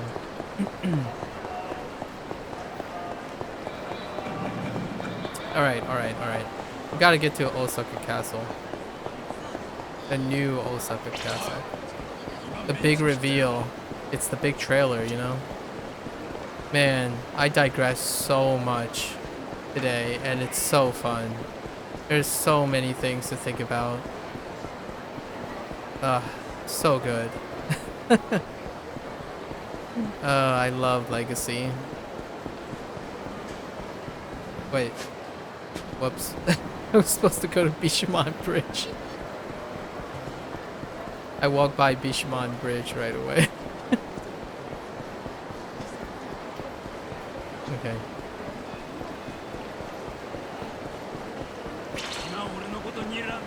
Look at this splash though. This splash is so, yeah, dude. It's so satisfying. How it like pops into place.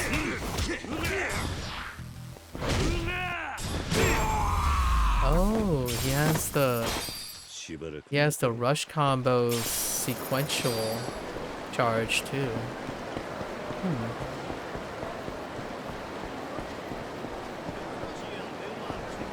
Wait. I don't remember this being here.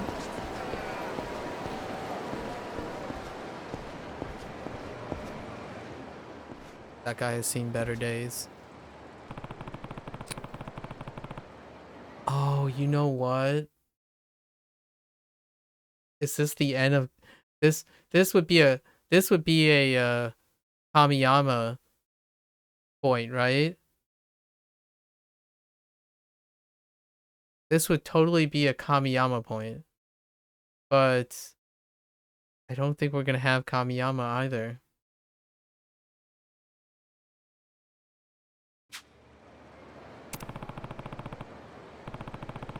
I like his color scheme. Yeah, this guy's pretty much plastered, but... Why does your face look so familiar? Circus sideshow. Oh, did I walk past it? A legendary weaponsmith? You? Is that called? Oh. Yeah? What the heck? What the hell of it? I'm just surprised. Do you normally go around shouting about it like this? Huh? What are you trying to say? For someone who works in the shadows, you awfully quick to blow your cover. Well now. Usually folks hear me say that and think I'm just some old drunk office rocker. It seems like you're different from the rest. Someone told you about me, yeah? There it is. Yes. Akame said I should show you this. Oh, a red tiger. So, Akame-chan's taking a special interest in you, huh? Sure. I guess you could put it that way. That doesn't matter. What does is, how long are you gonna sit there? How about we take this to your shop instead? If I could get up on my own, I would have already done it. Sorry, pal. Mind giving me a hand? Then we'll get right to business. He's kind of a mix. You know what he reminds me of? You know what he reminds me of? He reminds me of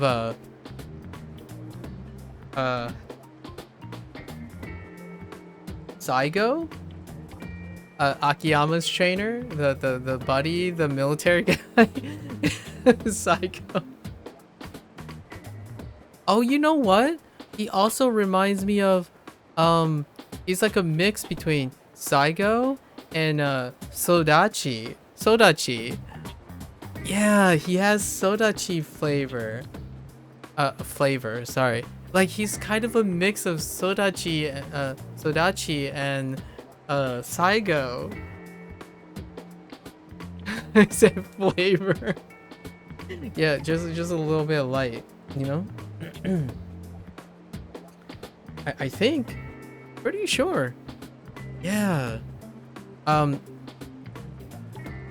Is he supposed to be? Yo, let me hold up. Hang on. His facial hair is not cursed anymore. Sodachi's facial hairs. Hang on.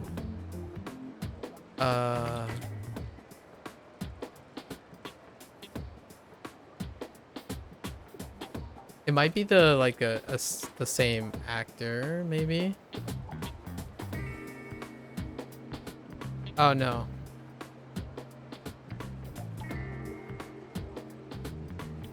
No, it's not. Dang. He is in the, his character model's in this though. Sodachi's character model's in. As a fighter, as a Coliseum fighter. Kind of term I would also use for the other people who look at me weird. Oh, flavor. Flavor. I was thinking more of like a flavor character model, you know, like how they use the generated human faces. It's like it's just another flavor of the character, like the character model. Like, oh, I don't know if he is gonna have a voice or not. All right. All right. Not like I have a choice. Poor guy. That's alcohol. That's death. How much he drank there, that's absolute death. So this is Kamiyama, huh? He's even in the Kamiyama location. It has different lighting though. They put a different tinted light source on it, but this setup is Kamiyama's setup. Maybe the laptop's a little small. I see now. You're the kind of guy who just can't say no, huh? Seems like Akiyama-chan's got her at her beck and call. I mean, let's be honest. Kiryu is at the beck and call of any aggressive alpha woman. I mean, Kiryu kind of attracts that. For real though. For real. Like, what was Kiryu's last one, right? Kiryu's last one, I mean, technically it's, yeah, it's, oh no, what's her name? Kyoko? Yeah, it's Kyoko, and then basically interaction with Haruka. I mean, like, look at Haruka. And then before that, in Yakuza 5 was, the girl, the daughter of, the patriarch, not Nagoya, Fukuoka, and she was there to spy on.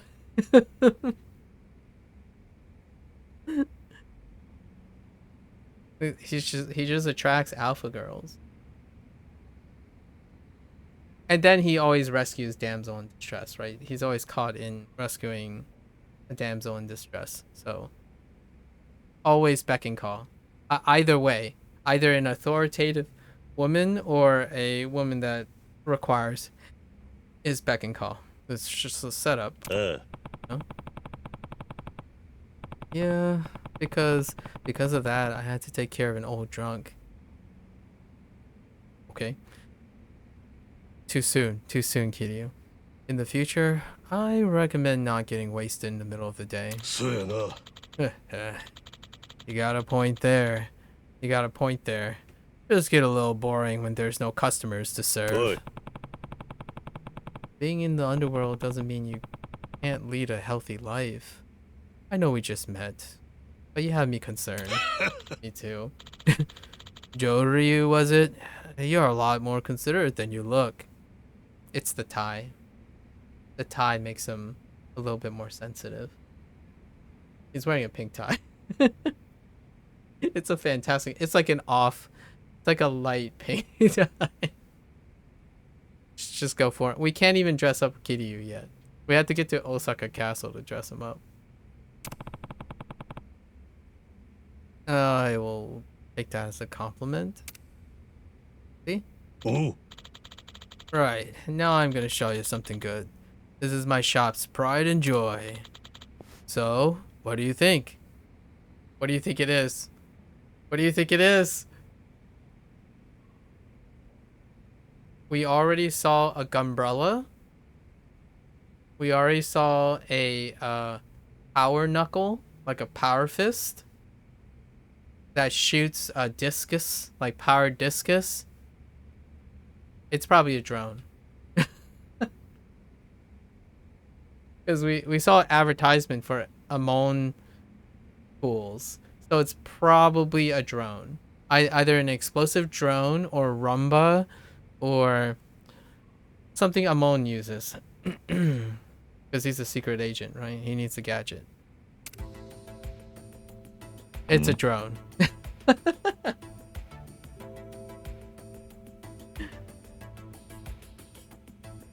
This is where This is where Yagami and Kaito just randomly walks in the building. It's like, hey, we need you to repair our drone. Do you mind? Kiryu's upgrading. The big street cleaning. Yeah, the rumba. Joe. Yeah, but it ain't no regular drone. One button press and you can summon a whole squad to support you in battle. There it is. I call this gadget Hornet, named after the sound of its dangerous buzzing wings. I mean, all drones. But okay, I won't. It's fine. Hornet, huh? I like the sound of that. Ooh. I know you would. I knew you would. You can tell this baby here to attack your opponent or use it to distract and disorient. But rather than listening to me prattle, why don't I just show you? Keep your eyes peeled, pal. Prattle? I like the word prattle. Prattle's great. It's just like weave it in there all of a sudden.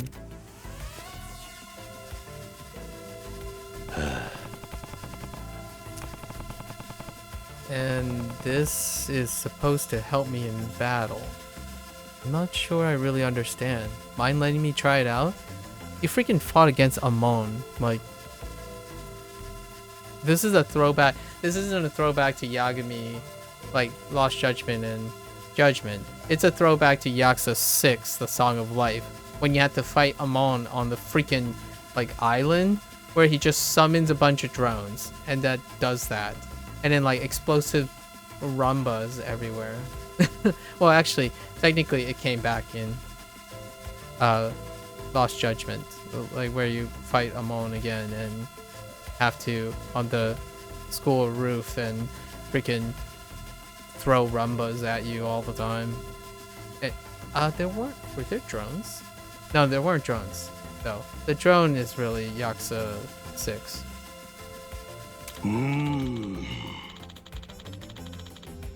Nah, I don't mind, but that doesn't mean I'm gonna sell it to you. What does that mean? Tool's only as good as the person who wields it. If you can't use it properly, then I can't let you buy it. So the weapon ain't what's in need of testing. It's you, Joryu. I see. I can understand that. You have pride in what you craft, and because of those standards, you serve only very specific customers. But I did carry you to the store when you were too drunk to do it yourself. Don't I deserve some credit for that? Well, you were strong enough to get a red tiger, weren't you? This should be easy. Come on, let's get outside. Let's go outside. Best way to show you is how she works in a blood-pumping brawl. Fine by me. But are you sure you'll be okay? A moment ago, you were so wasted you couldn't stand. Relax. I used to be a fighter just like you, striving to reach the top.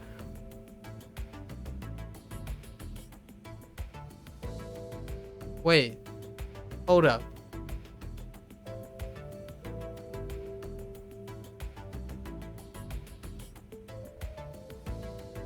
Is that not supposed to be him?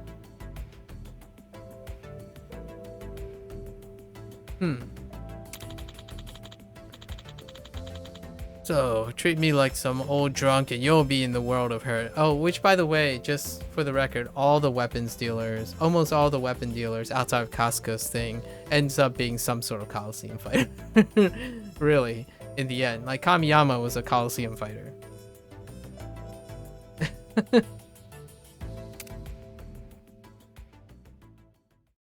Pretty much all the characters that know Kiryu ended up being a Coliseum fighter. Alright. Come at me, Joryu. Pretend I'm your enemy and fight like you want to kill. I don't think Kiryu knows how to do that. I'm just saying. I mean, he does it maybe once in a blue moon, but I don't even think he knows. Who are you talking to?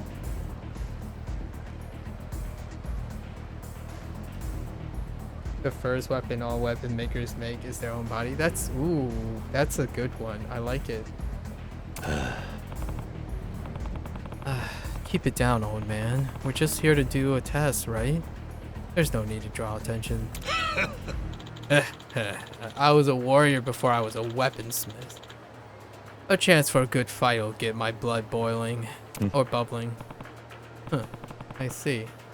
Suppose I can't blame you. In before Kiryu is 10 years older than this man. But if we're gonna do this, then I won't hold back. I'll bring the same fire as you. Okay. Hornet? Okay. Oh, it's hold Y. Oh, interesting. So they didn't add shoulder button commands or anything. They just added on by holding down. So it's kind of like a shift feature where you like shift into the second layer by holding down Y or holding down X. That's awesome. I like that.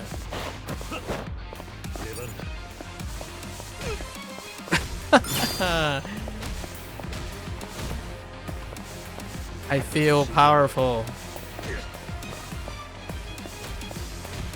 They don't explode though.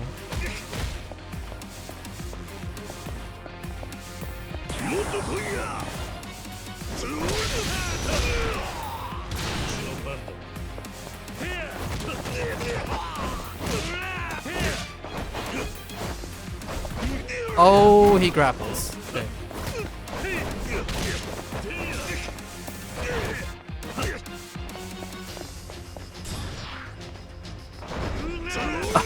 The whip drop kick. Oh, I was trying to juggle with I hit too soon.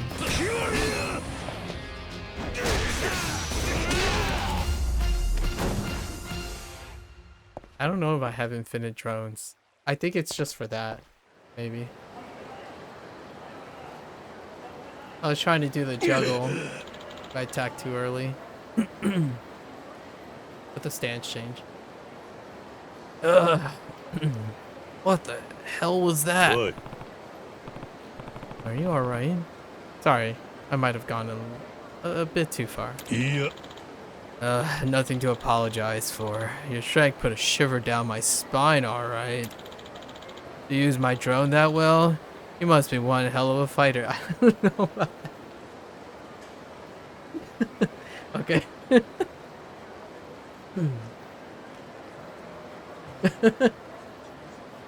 Goryu, his twin brother.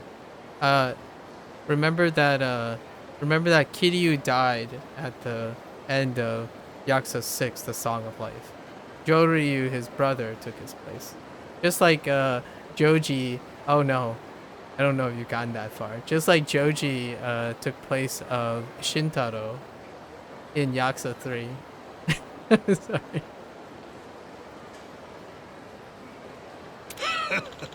Or a more relevant one, a more contemporary one. Just like oh no, what was his name? Young Kim? Young Song Kim or something? Took place of... No. Why am I having trouble with their name? He was a body double. He was the character in Yakuza Like a Dragon. I'm drawing so many blank now because there's so many names. What was his name? Oh, Hanjogi. Just like the Hanjogi. Yong Song Kim or something. Yong Kim was his original name, and he served as this body double for Hanjogi, who actually died in Yakuza 6, The Song of Life. This is how Yumi disappeared, and yes, and Mizuki, yep, Mizuki replacement for Yumi. It's a I think RGG deliberately does that all the time, just because it's like it's a mainstay in storytelling. Are we missing anyone else? There's still more, but yeah. So Yumi and Mizuki was one. And then there's mistaking an identity is a great theme too in Yakuza 0. Because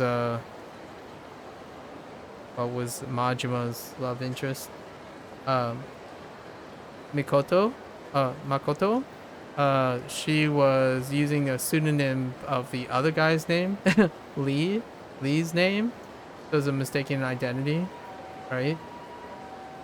And didn't they use a fake body double crime to try to protect Makoto, right? So that happened too. Not just Mizuki and Yumi, but Makoto was protected because someone killed a body double, passed it off as her. And then in Yakuza 3 is Joji and Shintaro. In Yakuza 4 is Akiyama's lover. Akiyama had a lover prior to meeting Saijima's sister. And they look identical. That's how come Akiyama fallen for Saijima's sister. In Yakuza 5... Was there a body double in Yakuza 5? Games have some sort of form of body double. Oh, that.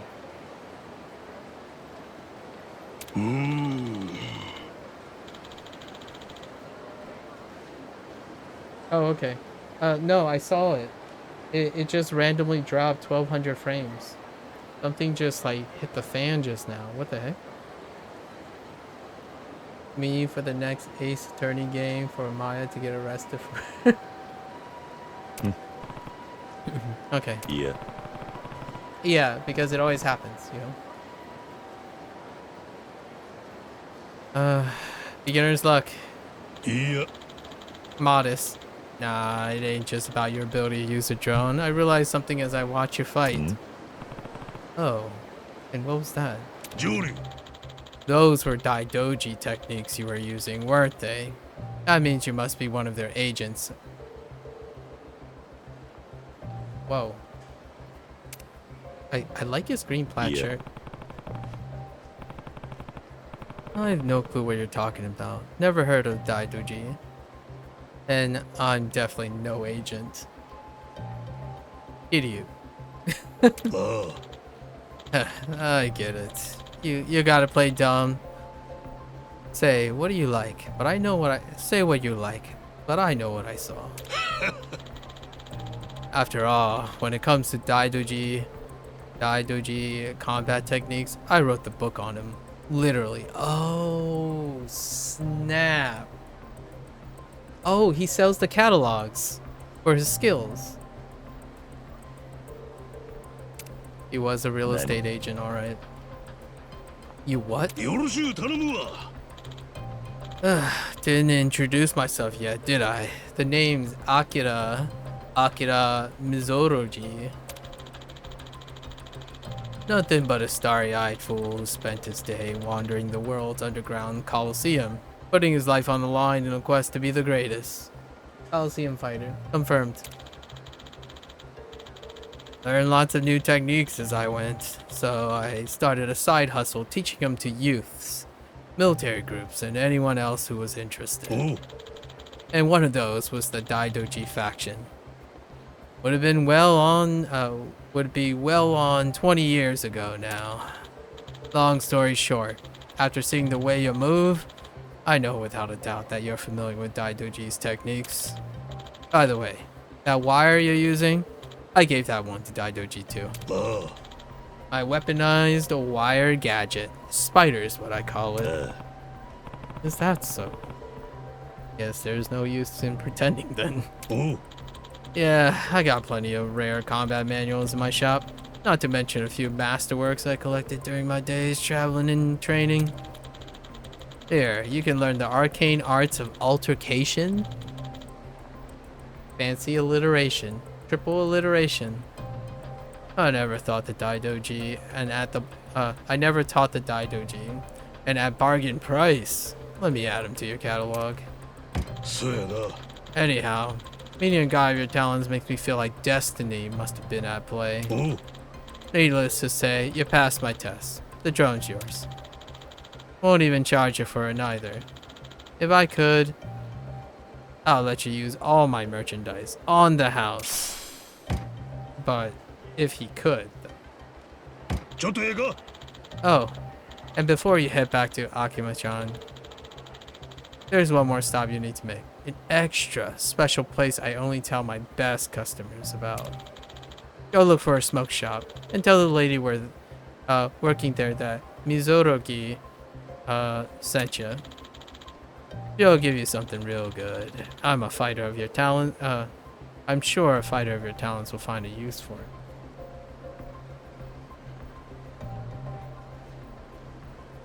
Now I don't know what it is. In that case, I'll pay her a visit. Where do I find this smoke shop? South of Bunzaimon Street. Lady who runs is a friend of mine. Don't forget to tell her Mizoroki sent you. What if it's a shop that's run? What if it's the lady that runs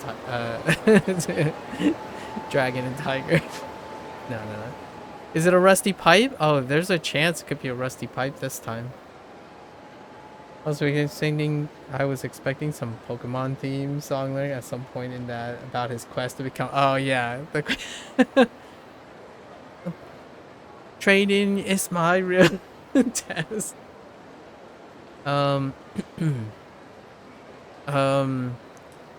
What'd you call it? I was gonna say something. I totally forgot now.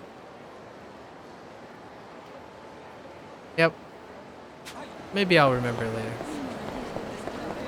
I was trying to hold off. There's so much to say about this game. To catch them is my real test. To train them is my cause. Pokemon. Sorry, Nintendo. It's okay. I can't sing it to the point where it would mute the vibe, right? You need background music for that to happen. But, you know, I've tried. Oh wait, hold up. Wait.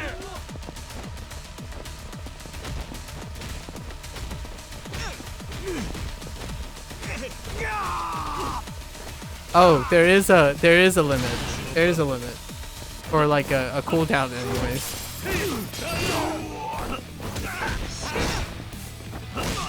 Oh, I didn't want to trade there.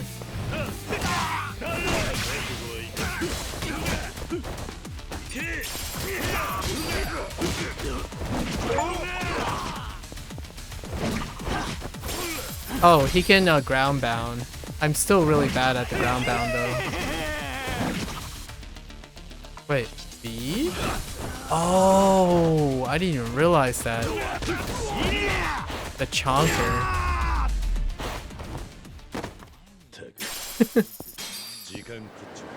The chonker needs to be pulled.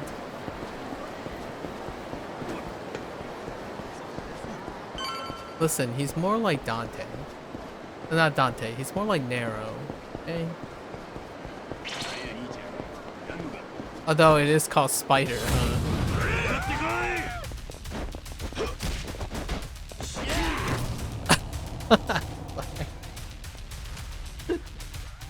we just don't heal at all in the game, so like we're doing. I'm just too lazy to access my menu. We just play until Kiryu collapses HP. No. It's just I just don't. You heal up. You heal up and get a full. It's soft. It's a soft reset, so it really isn't much. Hi. Are you sitting down? Oh.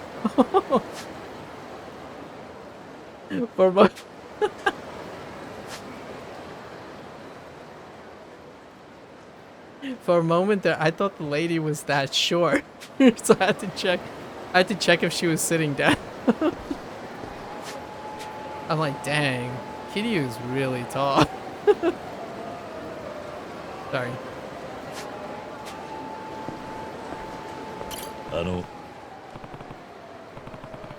Got a minute?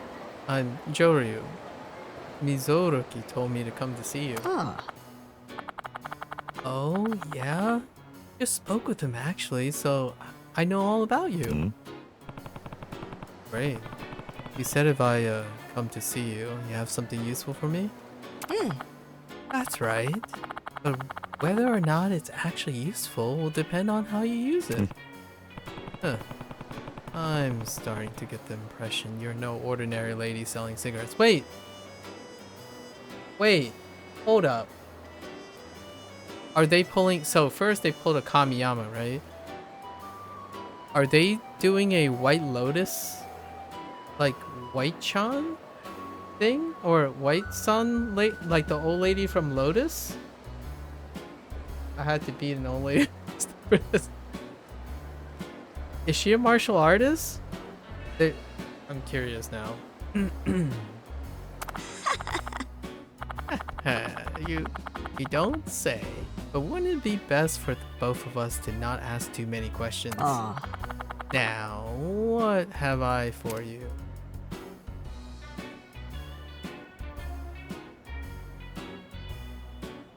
Another brand of cigarettes? Oh, it's a gadget. What's in it? Huh. First time I'd be surprised to get smokes at a smoke shop. Kiryu is indeed ascended to a dad. Freaking all Spider-Man. Yeah, fair. Oh, don't you worry, honey. These aren't your standard cigarettes. Oh yeah, this is the explosive cigarettes. Oh, that's right. This is the thing that was advertised. It's the explosive cigarettes. They're furiously flaming fireworks. Yeah. Furiously flaming.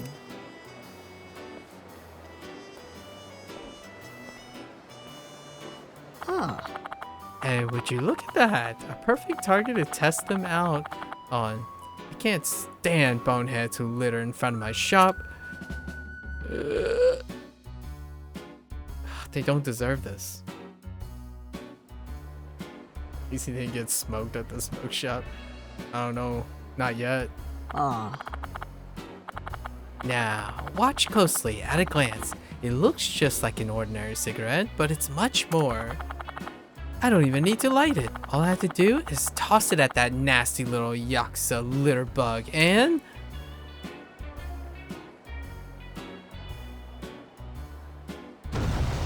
Rip.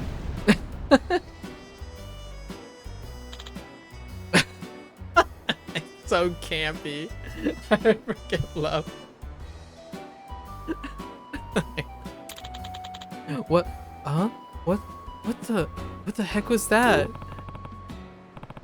That's quite the cigarette. Doesn't seem that powerful though. Like a mini bomb, kind of. Doesn't seem like it's too powerful. Nah, they're furious flaming fireworks. Well, whatever you call them, they don't seem like something you toss out casually in the middle of town. Deep cut. Saigo did. Saigo in Yakuza 5 totally got his posse to freaking throw grenades in the middle of Sotenbori. Dude. He totally brought out machine guns and grenades and started chucking them at Akiyama. I'm just saying. And it's the same city, so I don't think this is a coincidence. I don't think Kiryu set this line not doing that, because Akiyama had a whole thing with Saigo where it's like, can you really do that? Like, why are you throwing grenades in the middle of the city? I can't see that being anything else. Anyways, he did casually chuck grenades in the middle of the city.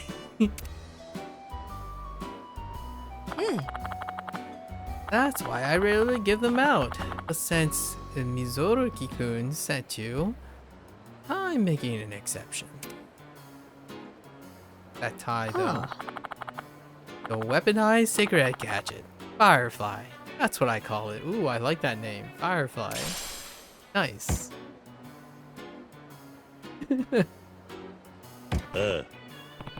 Got it.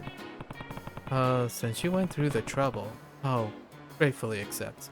How much would that cost me?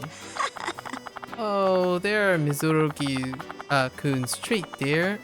He seems to head over heels for you, so save your thanks for him. Hi. Is it Obasan? Is that what you say? Seems like that's all I needed to do. It's late enough into the night by this point. I should head back to Akame's place and get ready to go to the castle. No idea what kind of place this is or what might be waiting for me there. I better prepare as I best. Oh, that's a warning. Checkpoint warning. Okay, how do I use them? Is it on cooldown? Like Firefly, dude.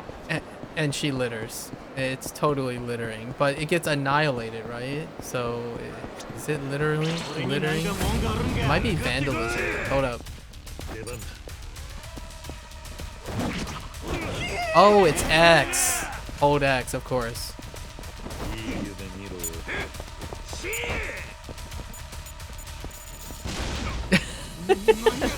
Here you go.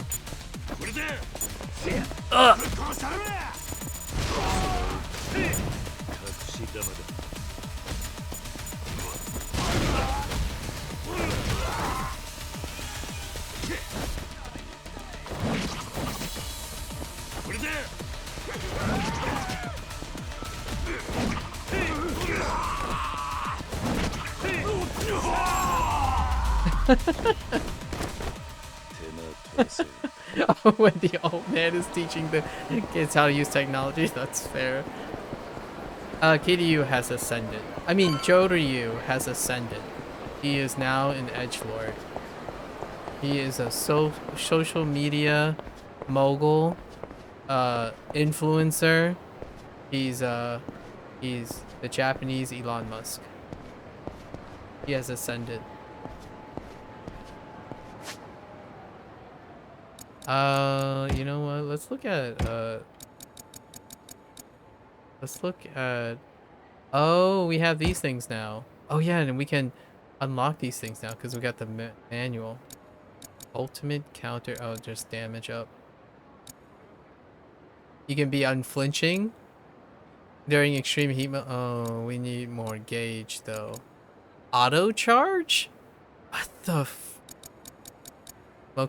smoky heat gauge? Yeah, drunken attack, yeah. Okay. No reservations. Wait, what does this mean? The theory of excessive eating and drinking is an odd... I can keep eating. Oh, no reservation. It's 1.5 million. What the freak? And bottomless stomach is 1.5 million. It's the most expensive skill. I see what you did. Freaking RGG. Trying to put completionist perks behind the highest. Best okay. Let's look. The flavor text is pretty good too. It's short and fun. Wow, these are expensive.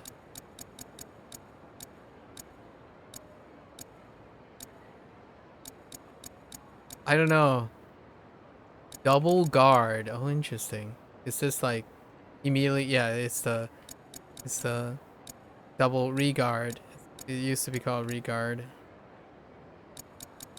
Oh, we're gonna have to do all of these anyways. I want to get. Oh, hey, triple finisher. Oh, hey, is this the breaking ain't dancing? Oh no, this is Majima. The rotating around. Well, it's technically both, but breakdance. Breakdance, get up. I'm looking for. Oh, there it is. Oh my gosh, it's freaking 3 million. To Kill a Tiger is by a man who was inspired by an anonymous martial arts. I do intend to forget this if I don't use it. Couldn't hurt to revisit the basics. Kiryu commentary. So good. That's the flavor text. 3 million, huh? Well, we're not gonna be tiger dropping anyone for nostalgia anytime soon. Anyways, I do want more heat gauge. So you do have a Kiwami attack. Like a Kiwami during extreme attack. Boost the power of heat action performed while... Oh. While in... Oh, okay, it's not. It's not like a Kiwami stuff. A series, a book that goes against the time by extolling. Love the word. Benefits of unleashing one's anger. Feels like that would be useful in a fight. It might be. We're gonna increase the heat gauge. Just because... Is it a full bar? Okay, good. Because I kind of want to do more heat executions just for a little style. Where was the style when you were in... Oh, Osaka Castle.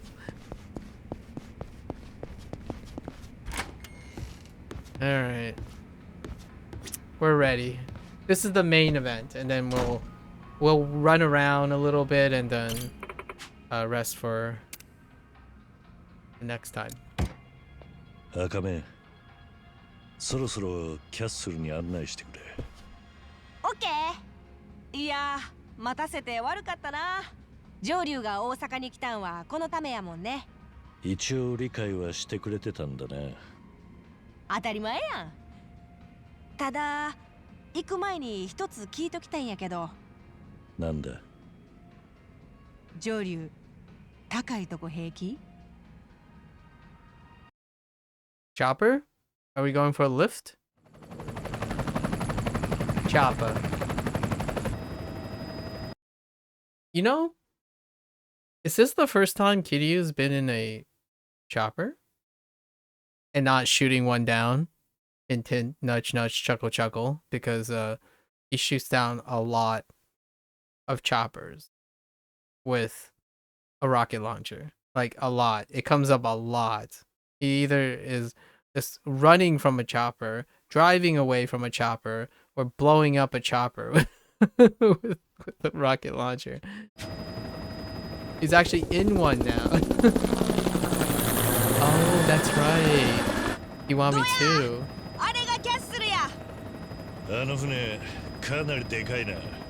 This is the big event right here. You saw the tip. Just the tip though. We're returning to Osaka Castle. Fan favorite. This goes back to Yakuza 0 for sure. Without a doubt. There it is.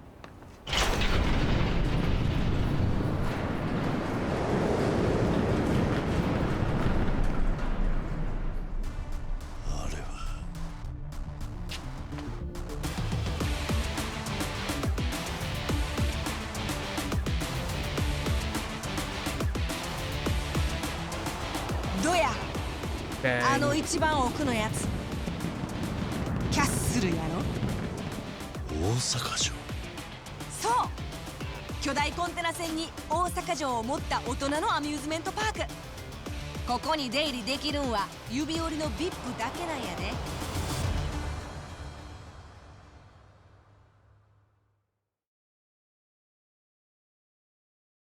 この船のオーナーは近江連合本家でな。海外の使い古しを二足三門で買い叩いたっちゅう一品ですわ。 Who's ready for the Akira slide? Hold your hats. 鬼人会。昔から近江の汚れ仕事を専門にやってる I saw it in the trailer. 極悪ヤクザ組織や。The Akira slide is coming up. 無制限の自由っちゅうとこかな。飲む使うは当たり前。遊びに来てる VIP の方々は何をやっても許される。ただしスマホの持ち込みは禁止や。うちらもさっき預けさせられたやろ。I'm actually surprised Kiryu hasn't performed an Akira slide yet. I mean, Yagami didn't even either. そういうことやね。昔は会員制の高級クラブとかやったらそれだけで秘密は漏れんかった。 Look at this place. 今は国民全員スマホ持ちの総ジャーナリスト時代。And oh, whoa. Akame just said threw some serious shade. He just said anyone these days anyone with a smartphone these days can be a journalist. Whoa. No. I think she earnestly means like anyone can like report something. So, yo, that is some shade. 変態の心をつかむ近江の極道が新たなビジネスを立ち上げたわけやな。例えば特殊な性癖をお持ちの VIP 様はここで欲求を満たしていく。 What the heck? スピードが落ちてきたな。さあ、もっとムチを入れて。いいの？じゃあ行くよ。もちろんだ。思いっきり乱れちゃって。 Sorry, kids. Rated M for mature. わかってる。Yikes.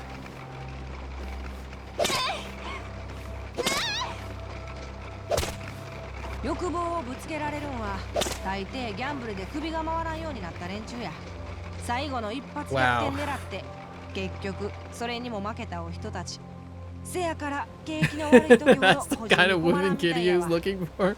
で、 Clearly. さらにもっと派手なんが見たいお客さんにはあれや。 There it is. 闘技場か。ローマの昔から客を沸かすんは流血の殺し合いっちゅうわけ。 I mean, せやけど honestly, 夢もあるんやで。 is this any outlandish than an underground coliseum? Under the water? Underground? Underwater underground? ビップが大金を張り合うから選手の稼ぎもでかいんや。 I have a basic understanding what this place is. Basically. Oh yeah, but why did Tsuruno send me here? It's probably... Oh, he's gonna find out because the Ijin clan's head is gonna show up soon. Here comes the Akira slide. 鬼人会って言ってたな。渡瀬組は何も噛んでねえのか。渡瀬組？持ち噛んどんで？あそこの闘技場は毎晩イベンターを近江の組が持ち回りでやってるんや。で、なんと今夜は奇遇にもその渡瀬組の番やね。 What a coinky thing. 上流が持たされてた例の赤虎な。あれは闘技場出場のチケットなんや。 What a coinky 力 thing. さえあったらなんぼでも稼げる。夢のリングへの特急券。せやから裏社会に持っていくと結構な値がつくんやで。 Now that she mentioned it, those thugs who jumped me once wanted this badly. Guess they were planning to sell it somewhere. うちの役目はそれを持った人をキャッスルの闘技場へ案内すること。裏社会でも絶大の信頼がないとできん。こんなん任されてんの大阪ではうちだけや。 Another legacy thing. This isn't the first time Kiryu gets strong-armed into getting roped into participating in underground coliseum. And by underground, I mean on a boat, underwater, in the mountains, in outer space, in another dimension, in 3D, you know. It's bound to happen. Kiryu gets roped in indirectly, directly, somehow into some sort of illicit underground fighting. He's cursed. I know, だって right? 上流赤虎の意味知らんかったやろ。普通はみんな喜んでくるんやけどな。もし闘技場はいやいやってこねられたらうちの責任やね。 Ah, けど there's so much もう joke ここまで来た behind ら that. 船出られへんし。やってくれたな。Great. 大丈夫やって。あんたかて腕を見込まれて赤虎渡されたんや。まあ最初は前座やけど上流やったらきっと選手になれる。その時は渡瀬組の人からどえらいご褒美があるはずや。もしかしたらそのプレゼンターが鶴野さんかもな。なんで手間暇かけて仲間に引き込まなあかんのか。証明してもらわんことにはいい加減こっちもアホらしゅうなってくる。 That makes sense. なるほど、そういうことか。なあ上流、もしかしてうちのこと怒ってる？いや、Nah, you're fine. むしろいろいろガーテンが言ったとこだ。鶴野は俺を試す気でいるらしい。だったら乗ってやるさ。そして必ず後悔させてやる。Could you mellow ようわからんけど、 out う because ちに of 怒っ his てないんや pink ったら tie? OK。 Okay. どこに行けば闘技場に出られる？あの闘技場入るとこに受付がある。行ったらすぐわかるわ。ん？なんだよ。お前はここまでか。キャッスルはうちも選手同伴やないと来られへんから、ちょっとだけ見物しに行かせて。後で合流する。な、ええやろ？わかった。好きにしろ。I'm saying sorry. そうないすねた声出さんでもええやん。ほなまたな上流。一人で受付済ますんやで。I like her. She's very perky and pushy. She's exactly Kiryu's type.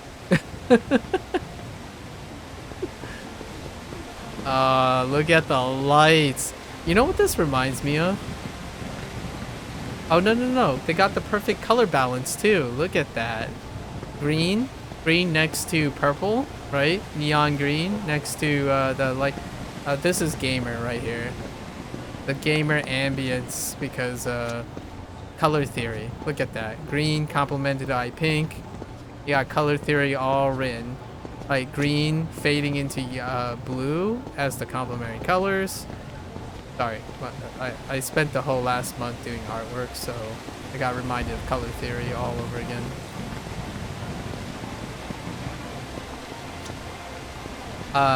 Yellow next to red, of course. Look at this. Look at this beauty. What the? Oh my gosh. Okay, that's mature right there, but I'm sure most of the kiddos don't know what that is. What the cat is doing. Why the cat is like... Wait, I can grab that. Give me this. Silver plate. Look at this beauty.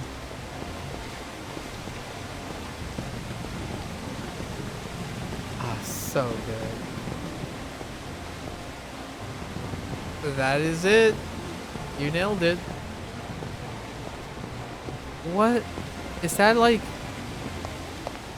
How is that person... Is that an actual...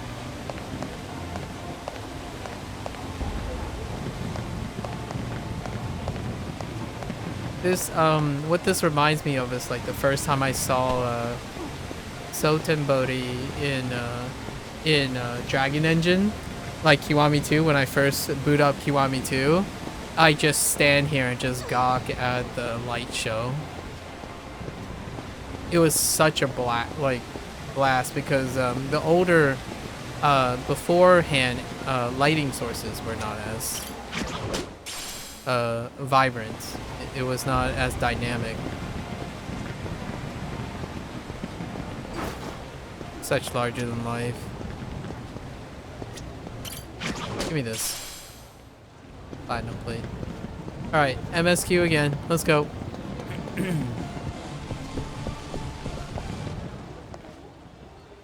Where's that Akira slide at? It's probably after this.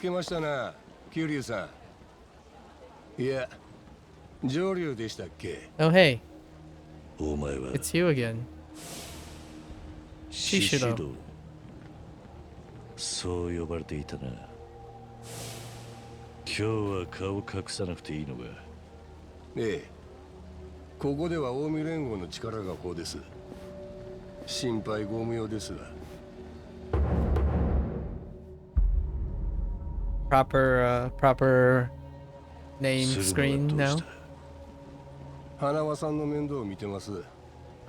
最初は俺が世話しとったんですがね。ちーと可愛がってたら殺す気か言うて取り上げられてもうた。難しいもんですな。生き物飼うっちゅうのは。てめえ。仲間死なせたくないんやったら闘技場へ起こしよう。あそこへ来て出られたら花輪の居場所をお教えします。がっかりさせんでくださいよ。鶴野の頭も期待してますんで。花輪は返してもらう。その後お前らにもたっぷり礼をしてやる。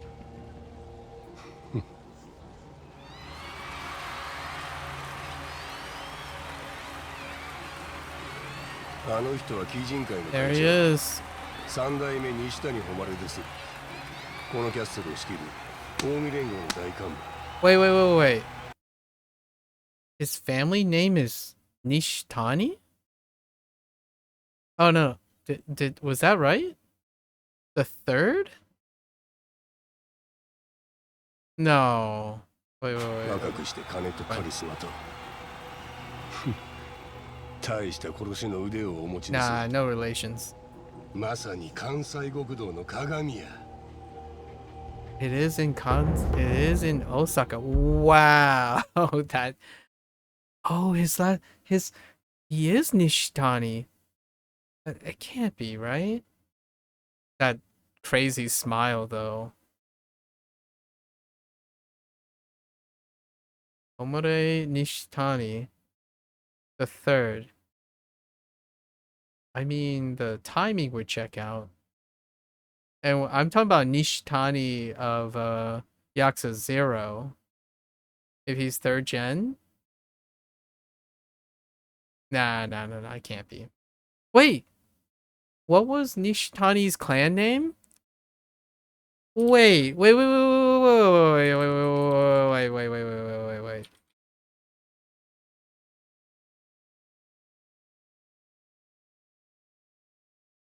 It is! Wait, hold up. No, wait. No. Oh.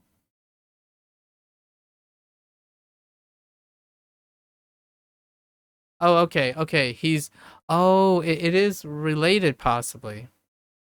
But not like literal relative. It since it's the third, it could be like in like honorific, right? Because wait.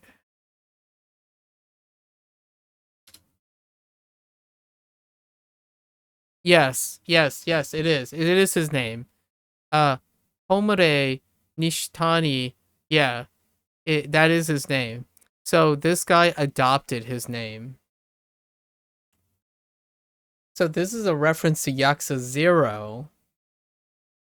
The person Majima met from the Omiya line, or the Kijin clan. Yeah, I thought Kijin sounded familiar. So yeah, Homure Nishitani is the guy who basically Majima adopted the Mad Dog.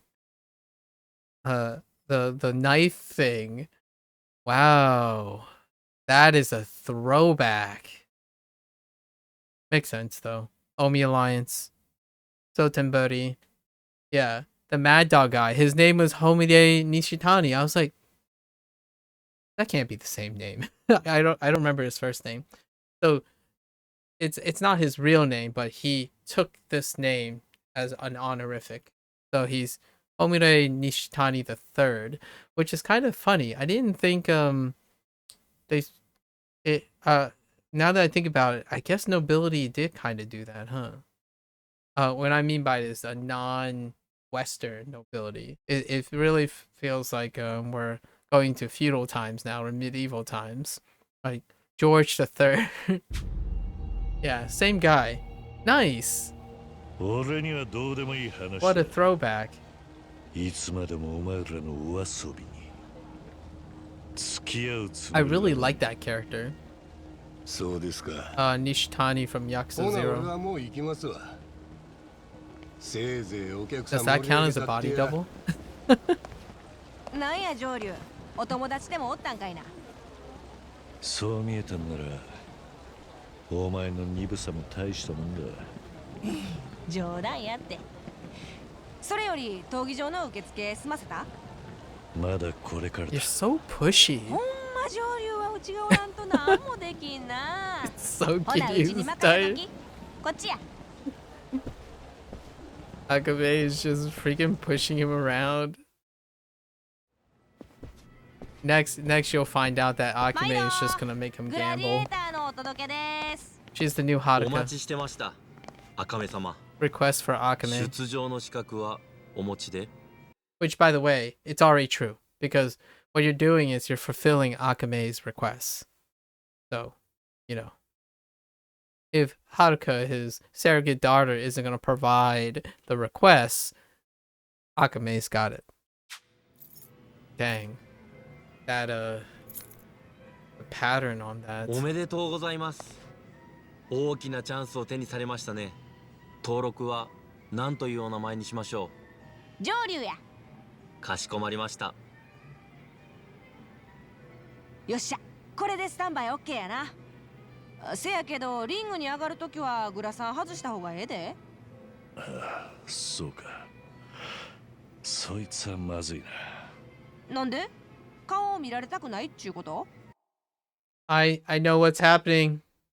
I know what's happening. He's gonna don the mask. He's gonna don the mask. It's going to happen. The Capcom reference mask. When oh yeah, this takes me back to Yakuza 3 again. When Rikia-chan, right? Or the two wrestling pairs. I don't actually even know what Miku? Yeah, Miku's wrestling partner's name is in the Capcom series, in the Street Fighter series. I don't even know if it's Street Fighter first. It might have been like a Final Fight character or something initially. Rikia dressed up like him. Her, sorry. 覆面がいる。 He's gonna put on a どっ mask. かで手に入れねえと。 It's going to happen. 上流様、よろしいでしょうか。Oh my gosh, does it 先 come ほ in ど a chest? 渡瀬組の獅子堂様からこちらをお渡しするようにと。なんやこれ、プレゼントかいな。 It's gotta be a そのよう mask. に受けたまわっております。 What? Never mind. 完全におちょくられてんな、上流。他にいくらでもある It's a mask. なんでこれなんだ。まあ、上流がこれかぶって戦うのもシュールでおもろいけど。そうか。他に準備がお済みでしたらいつでもお声掛けください。 Oh boy.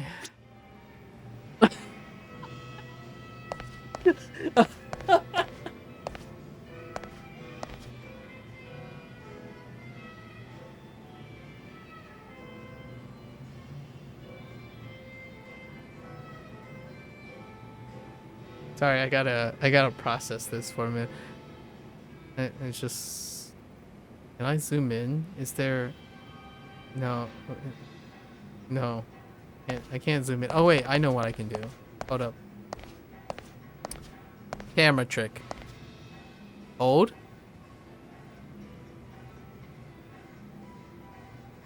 Wait. Camera squeeze. This is when you know you play too many. This is when you know you play too many 3D free camera games. He keeps looking away from the camera. You know, I never noticed how luscious what do you call those? Lashes Kiryu has. now that he's wearing a mask. Look at those luscious lashes, you know? It's like he's wearing a, what do you call those things? Like, yeah, dude, his eyelashes are amazing. I'm sorry. All right, we're done.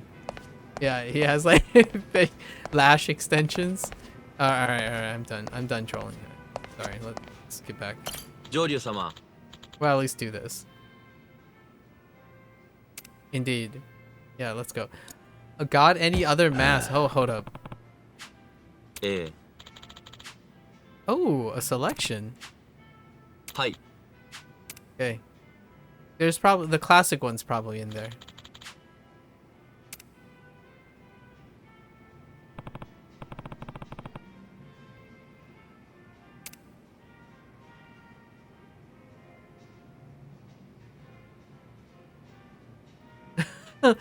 I guess not.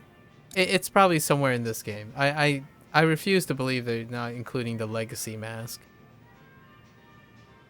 No. This is good. Hi. No. Jojo-sama. MSQ points. Hi.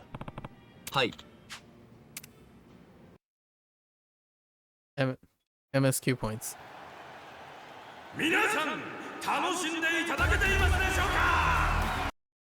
I always wondered, and I haven't double checked it at all, but I'm curious if they kept the same Coliseum announcer for the entire series. Because it, unfortunately, when you're like overacting for hype, it's difficult to discern the difference because a lot of times it almost gets close to impersonation levels. So I don't know if they had the same ring announcer for all the Coliseums up to this point.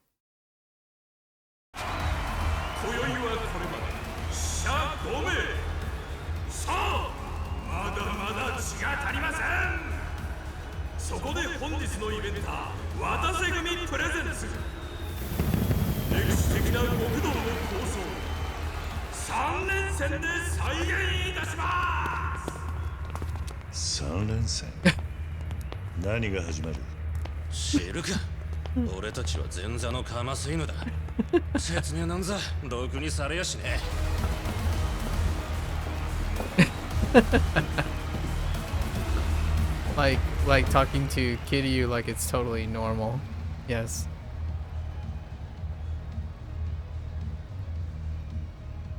What? Okay. 獅子堂よ。あの5人渡瀬組で集めてきたんだろう。いっぺんに死なせちゃっていいのか。今夜のキャッスルを盛り上げるためですわ。それに全員がやられるとも限りません。へえ。Die? なんか面白いのでもいた？ Oh no. Is there really gonna be a tiger? 期待の新人が一人。Nah, there's not gonna be a tiger, right? Nah, it can't happen a second time.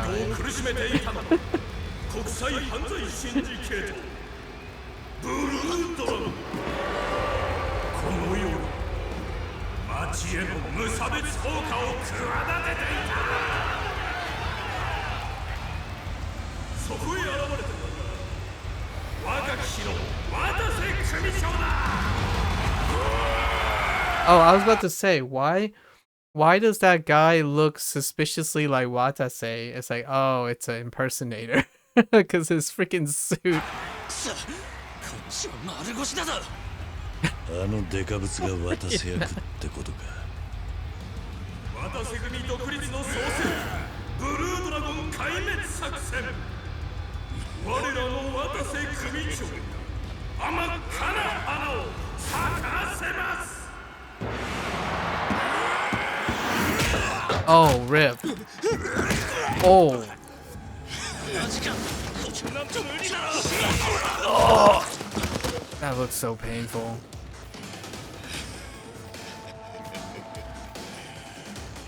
Infinite drone. Let me see if I can summon drones and gadgets.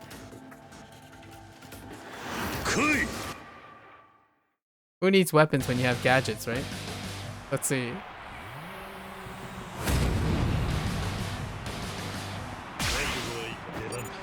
Indeed.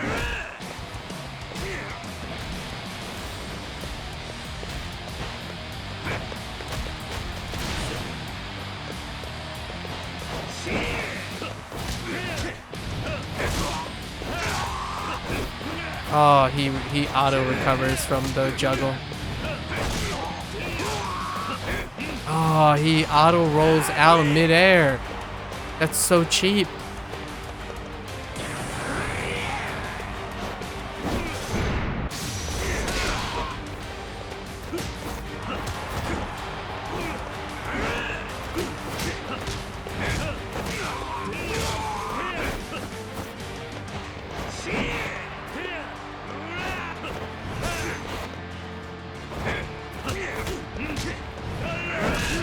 Oh, oh, okay, he has armor.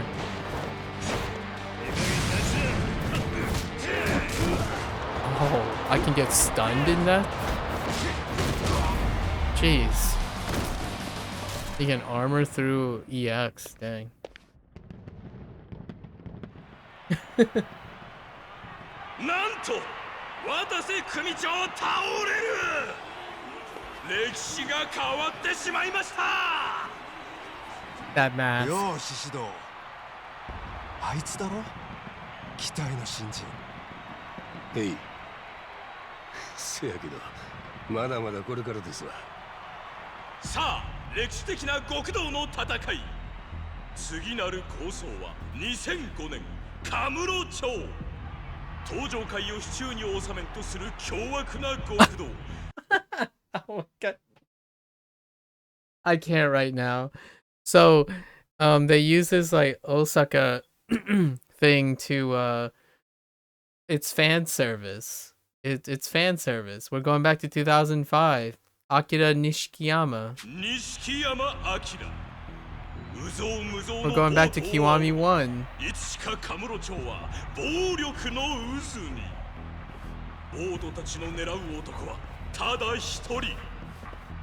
They're reenacting all. Oh, that's so good. There it is. Kiwami 1's fight. They're using it for flavor. Oh my freaking they brought back the Kiryu Kazuma impersonator. Oh my. So good. What the freak? A katana and a gun? Sound like that.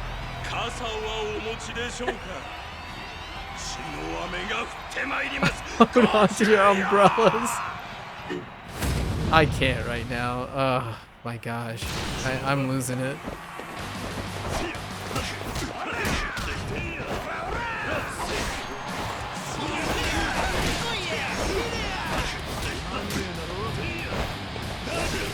Oh, he auto dodges that.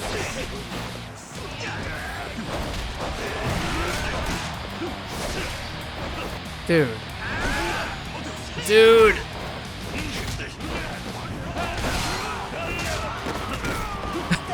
Dragon Engine. Oh, sorry, Dragon Engine.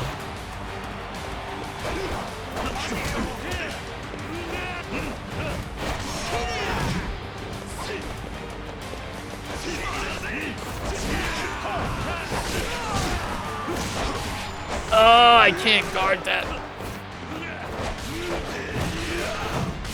Dude, that spinning attack.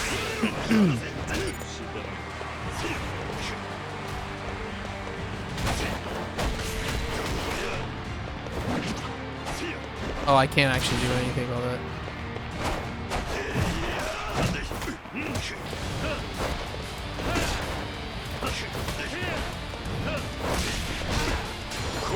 Oh, I can't even challenge that? I totally missed time. My bad.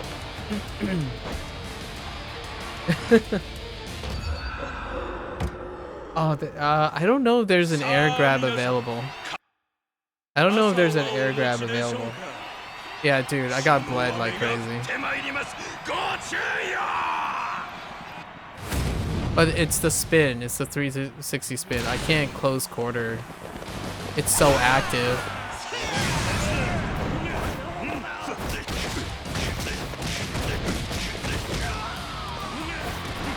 Aha!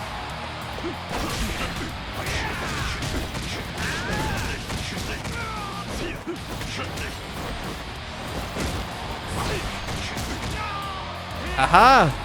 Alright, I'm done.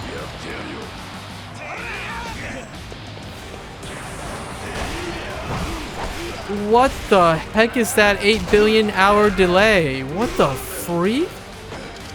Dude, I got stuck in motion. What was that about?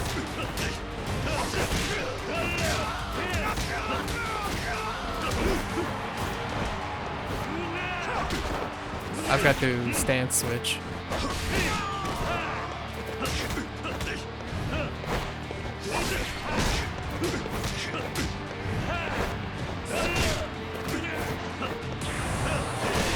Oh!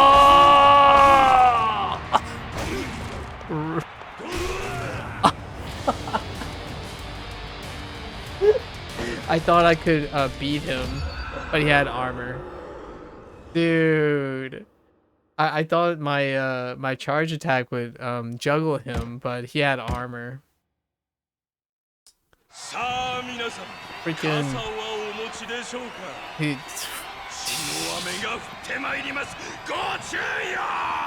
Alright. Let's not try to juggle him over and over again. What is that reach?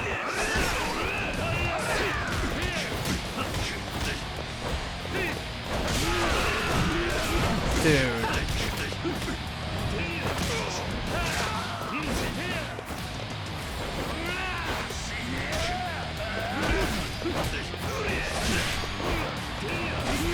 Dude. He has 0 recovery from whiffing.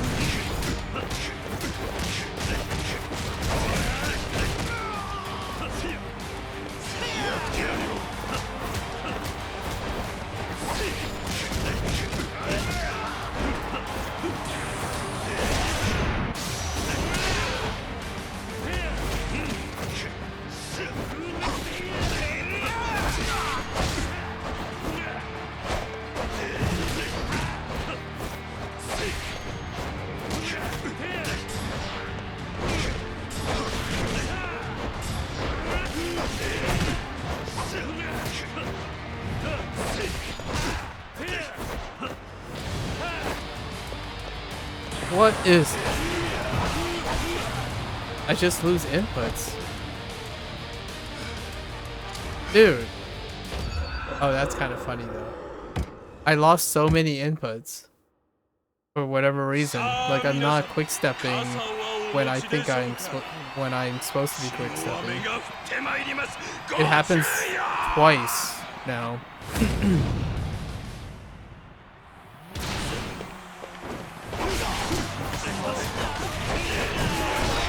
Yeah, I just lost that input. Again. I lost another input.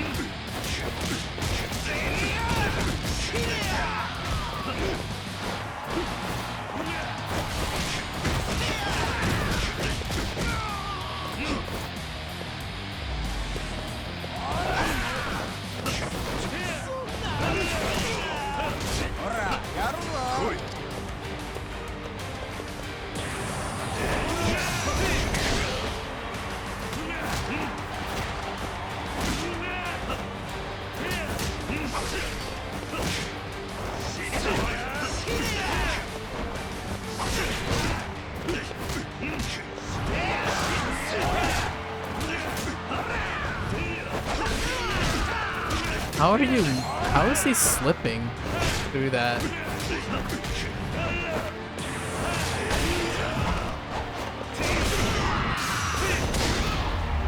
Dang.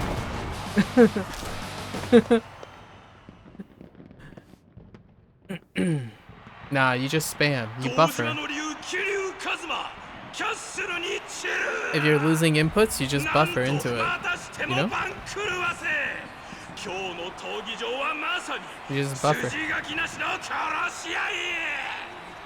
ええぞ上流もう一遍生き残ったらご褒美や上流あいつがそう呼んでくれ言いませんで本名は言うてくれんのですへえ次はあいつを桐生役にして伝説の喧嘩を再現しますわIt's really those like things like the little like pom-pom things that really do it. 2006年冬ある事件が起きていました近江連合史上最強と謳われた伝説の極道が突然姿を消したのです彼の名は近江連合直参 Did I just see tigers? And then we have a Ryuji? Freaking goat. Of course. Of course, Gota shows up with tigers. Of course. 合流会2代目会長合田隆二その夜カムロ町で合田隆二と桐生一馬東西の竜が Yeah, this is just a fan service. Now we're at Kiwami 2. 勝敗は闇に葬られました実は消えた合田隆二は今もどこかで生きているのではないか This is the one of the OG tigers, I suppose. Whoa! Wait. Wait. Why does he look so suspiciously identical?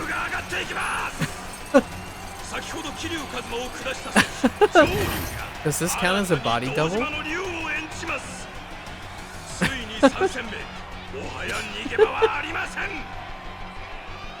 Yeah, he looks really close. Wait.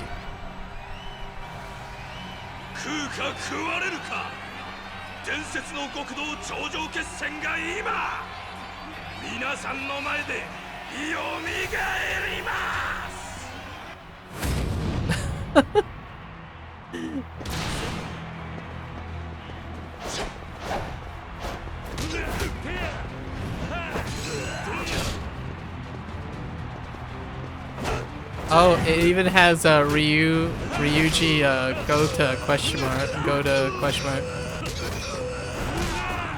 Juggle to high heaven.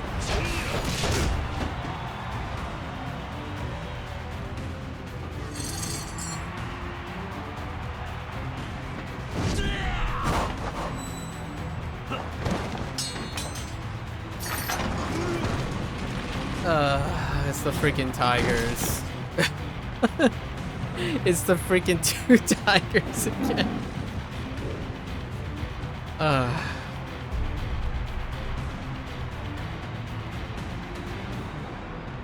Oh. Well, that's different. Can I extreme heat with it? Oh no. Oh no. Mistakes were made. Oh no. He drops the weapon immediately. No, not again. Wait. Time out. Wait. Where did the sword go? Alright, hold up. Oh gosh, they broke the sword. Did anyone notice the name of the tigers?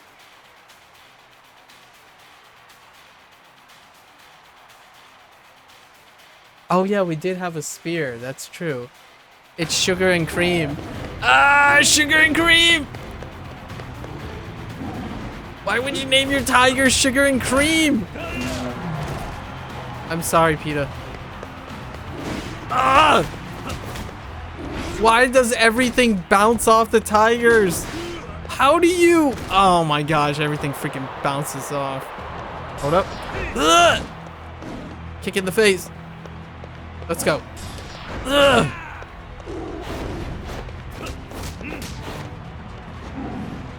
Oh no, I can't block that. Holy dude! Oh, wow, that actually hit me.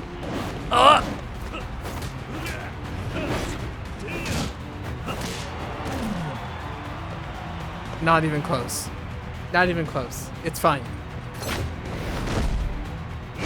Oh no. Okay.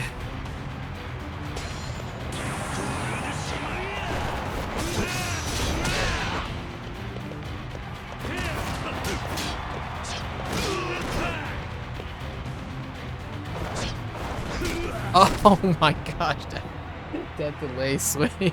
It's so long. Okay. Not the tigers again. No!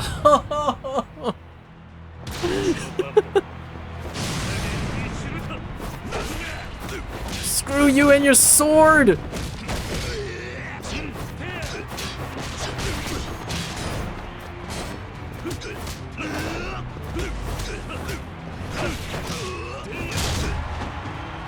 Oh no. This is terror.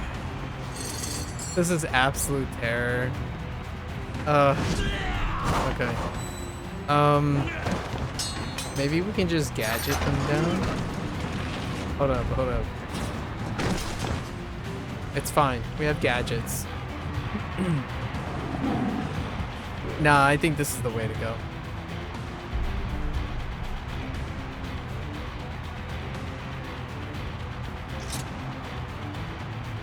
Something about the sword.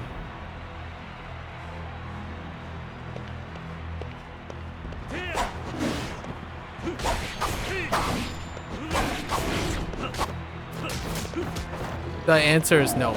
Oh!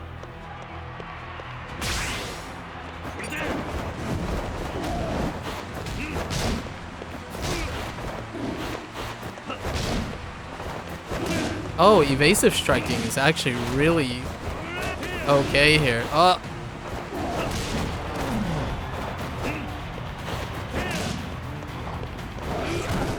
Oh my gosh, I can't even... Dude!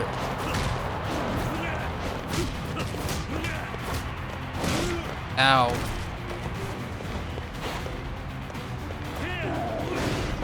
I can't even...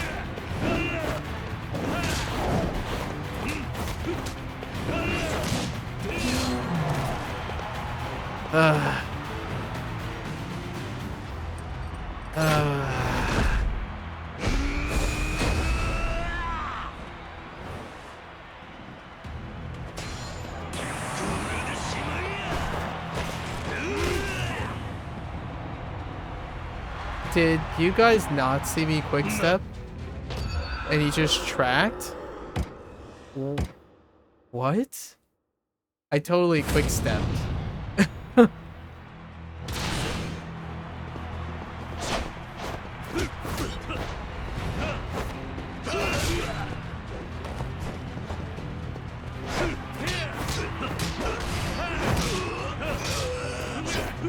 Oh, he bails out. Dude, that's a full armor challenge.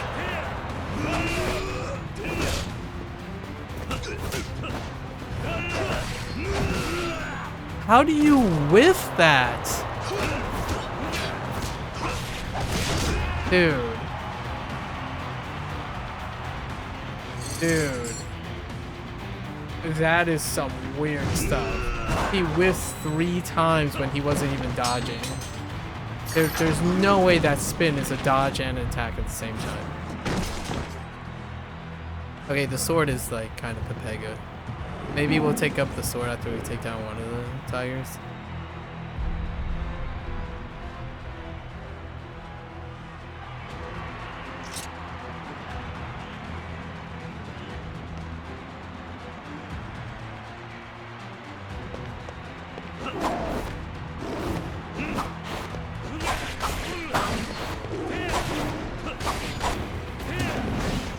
Oh, come on. Freaking sugar. Oh my gosh, they're gliding the heck out of me.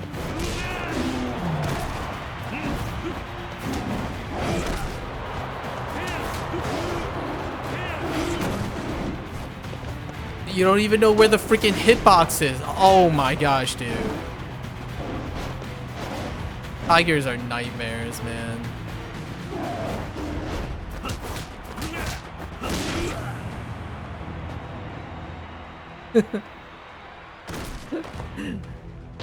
You can't even tell when they're attacking.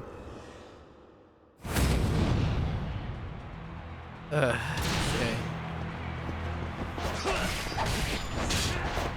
How does that happen? What the?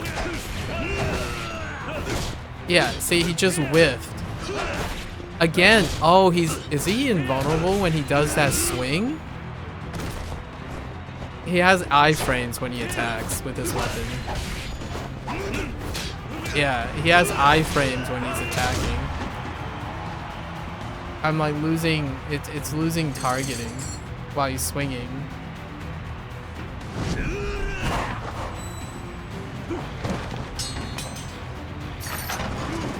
We're not trading. That's the problem. It's not trading properly. That's what's making it awkward. And the tigers are really awkward.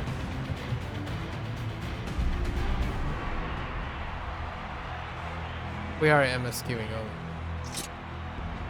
And we haven't healed yet. We do have consumables. It is possible. Just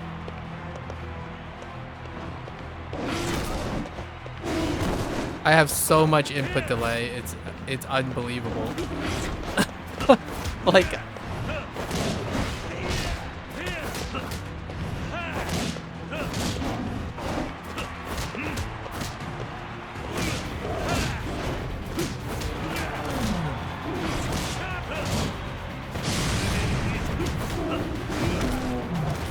dude. Dragon engine.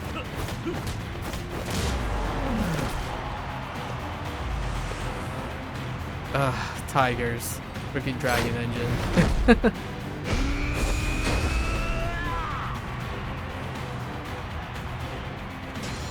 Alright, I got a buffer.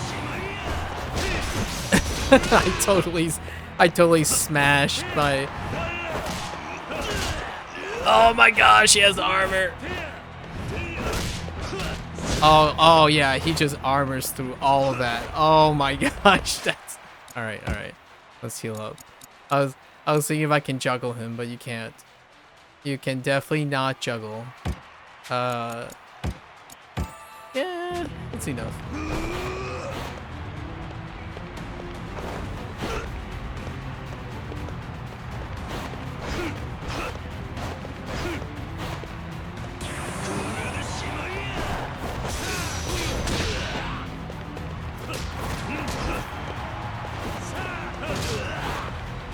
Oh, you can hit stun him from there?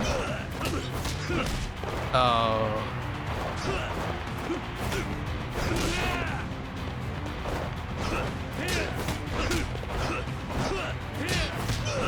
Yeah, he just armors. So I can't even touch him without... I can only tap him with a jab. That's the only input I have left. Like, you just tap him. Can I evasive strike him? Oh, okay. Apparently he just command throws you. Yeah.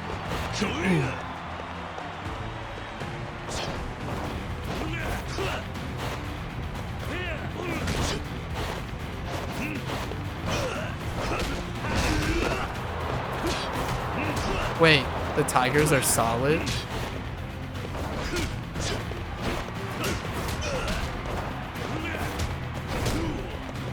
I lost an input there.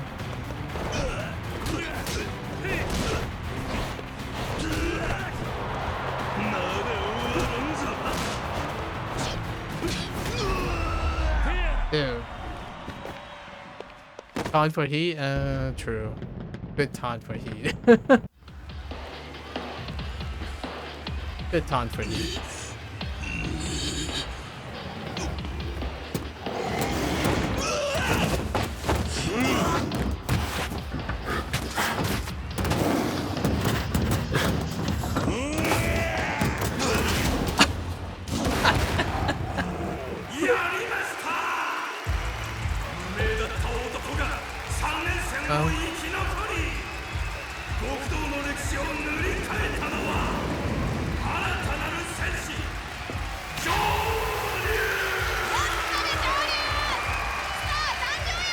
remember we had 0 tools, so we didn't buy any move other than evasive strike.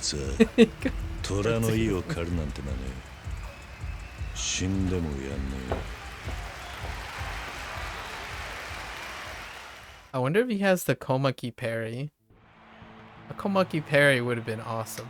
I mean, we would have tiger dropped the heck out of that. やるな。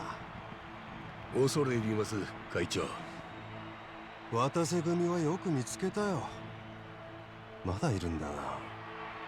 あの強さ。無名の男ってのがさ。この闘技場があるおかげですわ。ここは金と力を。Shishido knows it's Kiryu, 魔界屋を戻ります。Shishido does.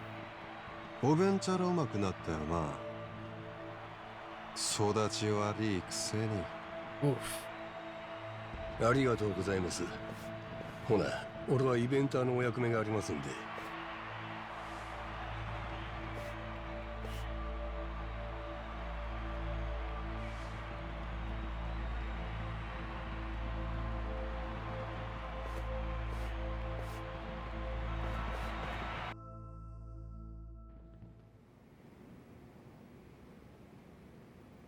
No, the mask.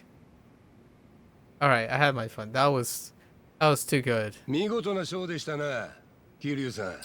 That was so good. ほんま痺れましたわ。こっちは約束を果たした。さっさと教えろ。My voice is like harsh from all that. まあそう慌てんと、お祝いを言わせてください。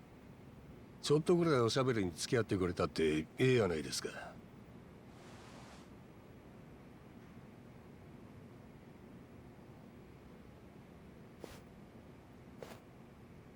この景色、どないです。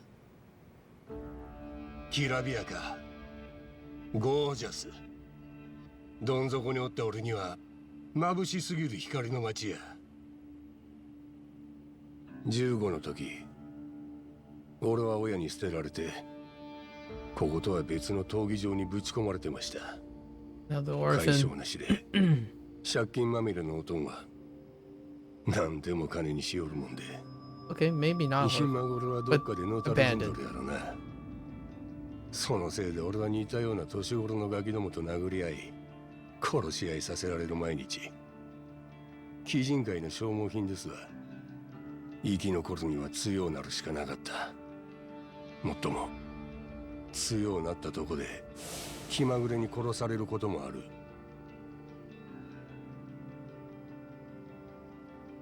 強さと幸運、どっちか一つでもなくしたら途端に死んでまう。他の誰かにいつ命を握りつぶされてもおかしない。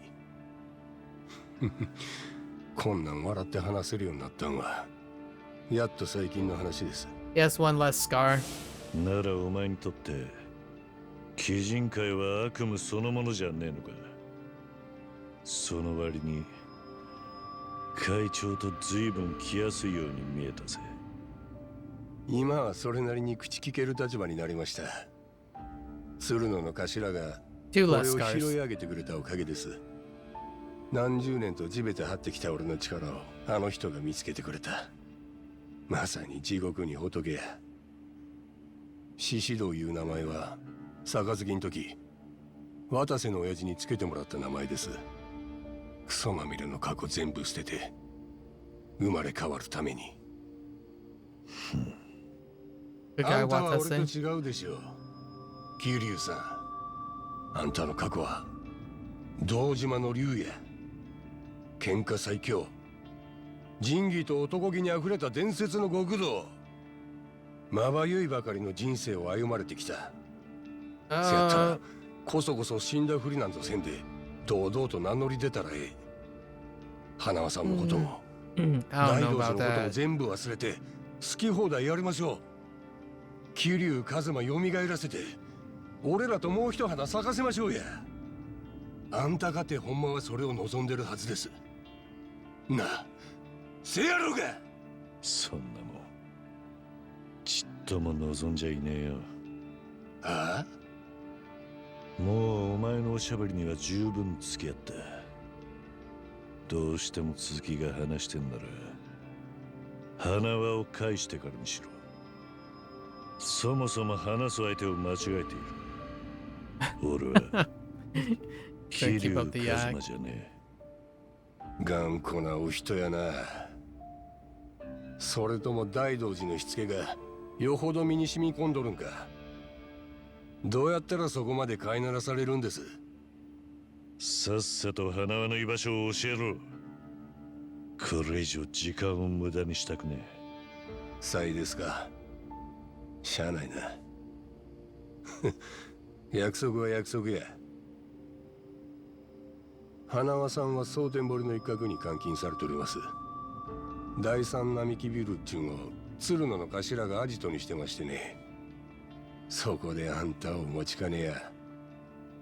組でもえりすぐりの兵隊たちと一緒にな。おとなしく花輪を返す気はねえってことか。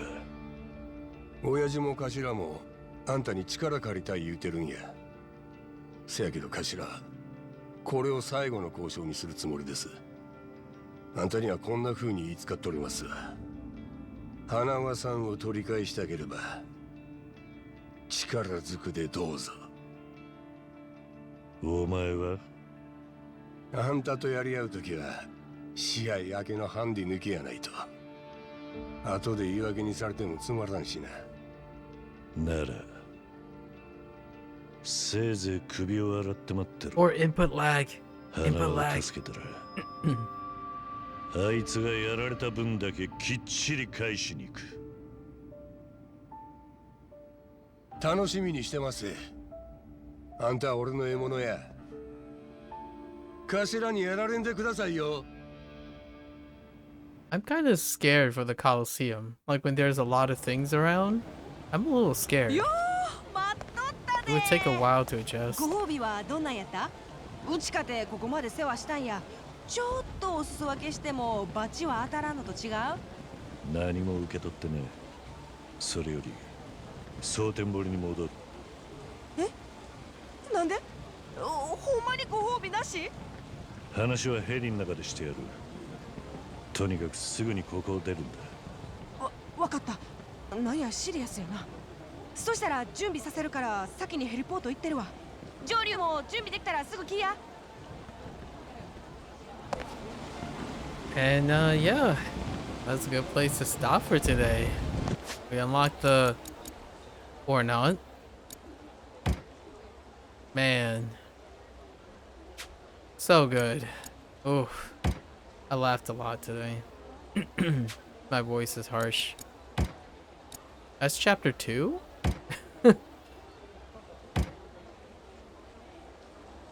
Alright, folks.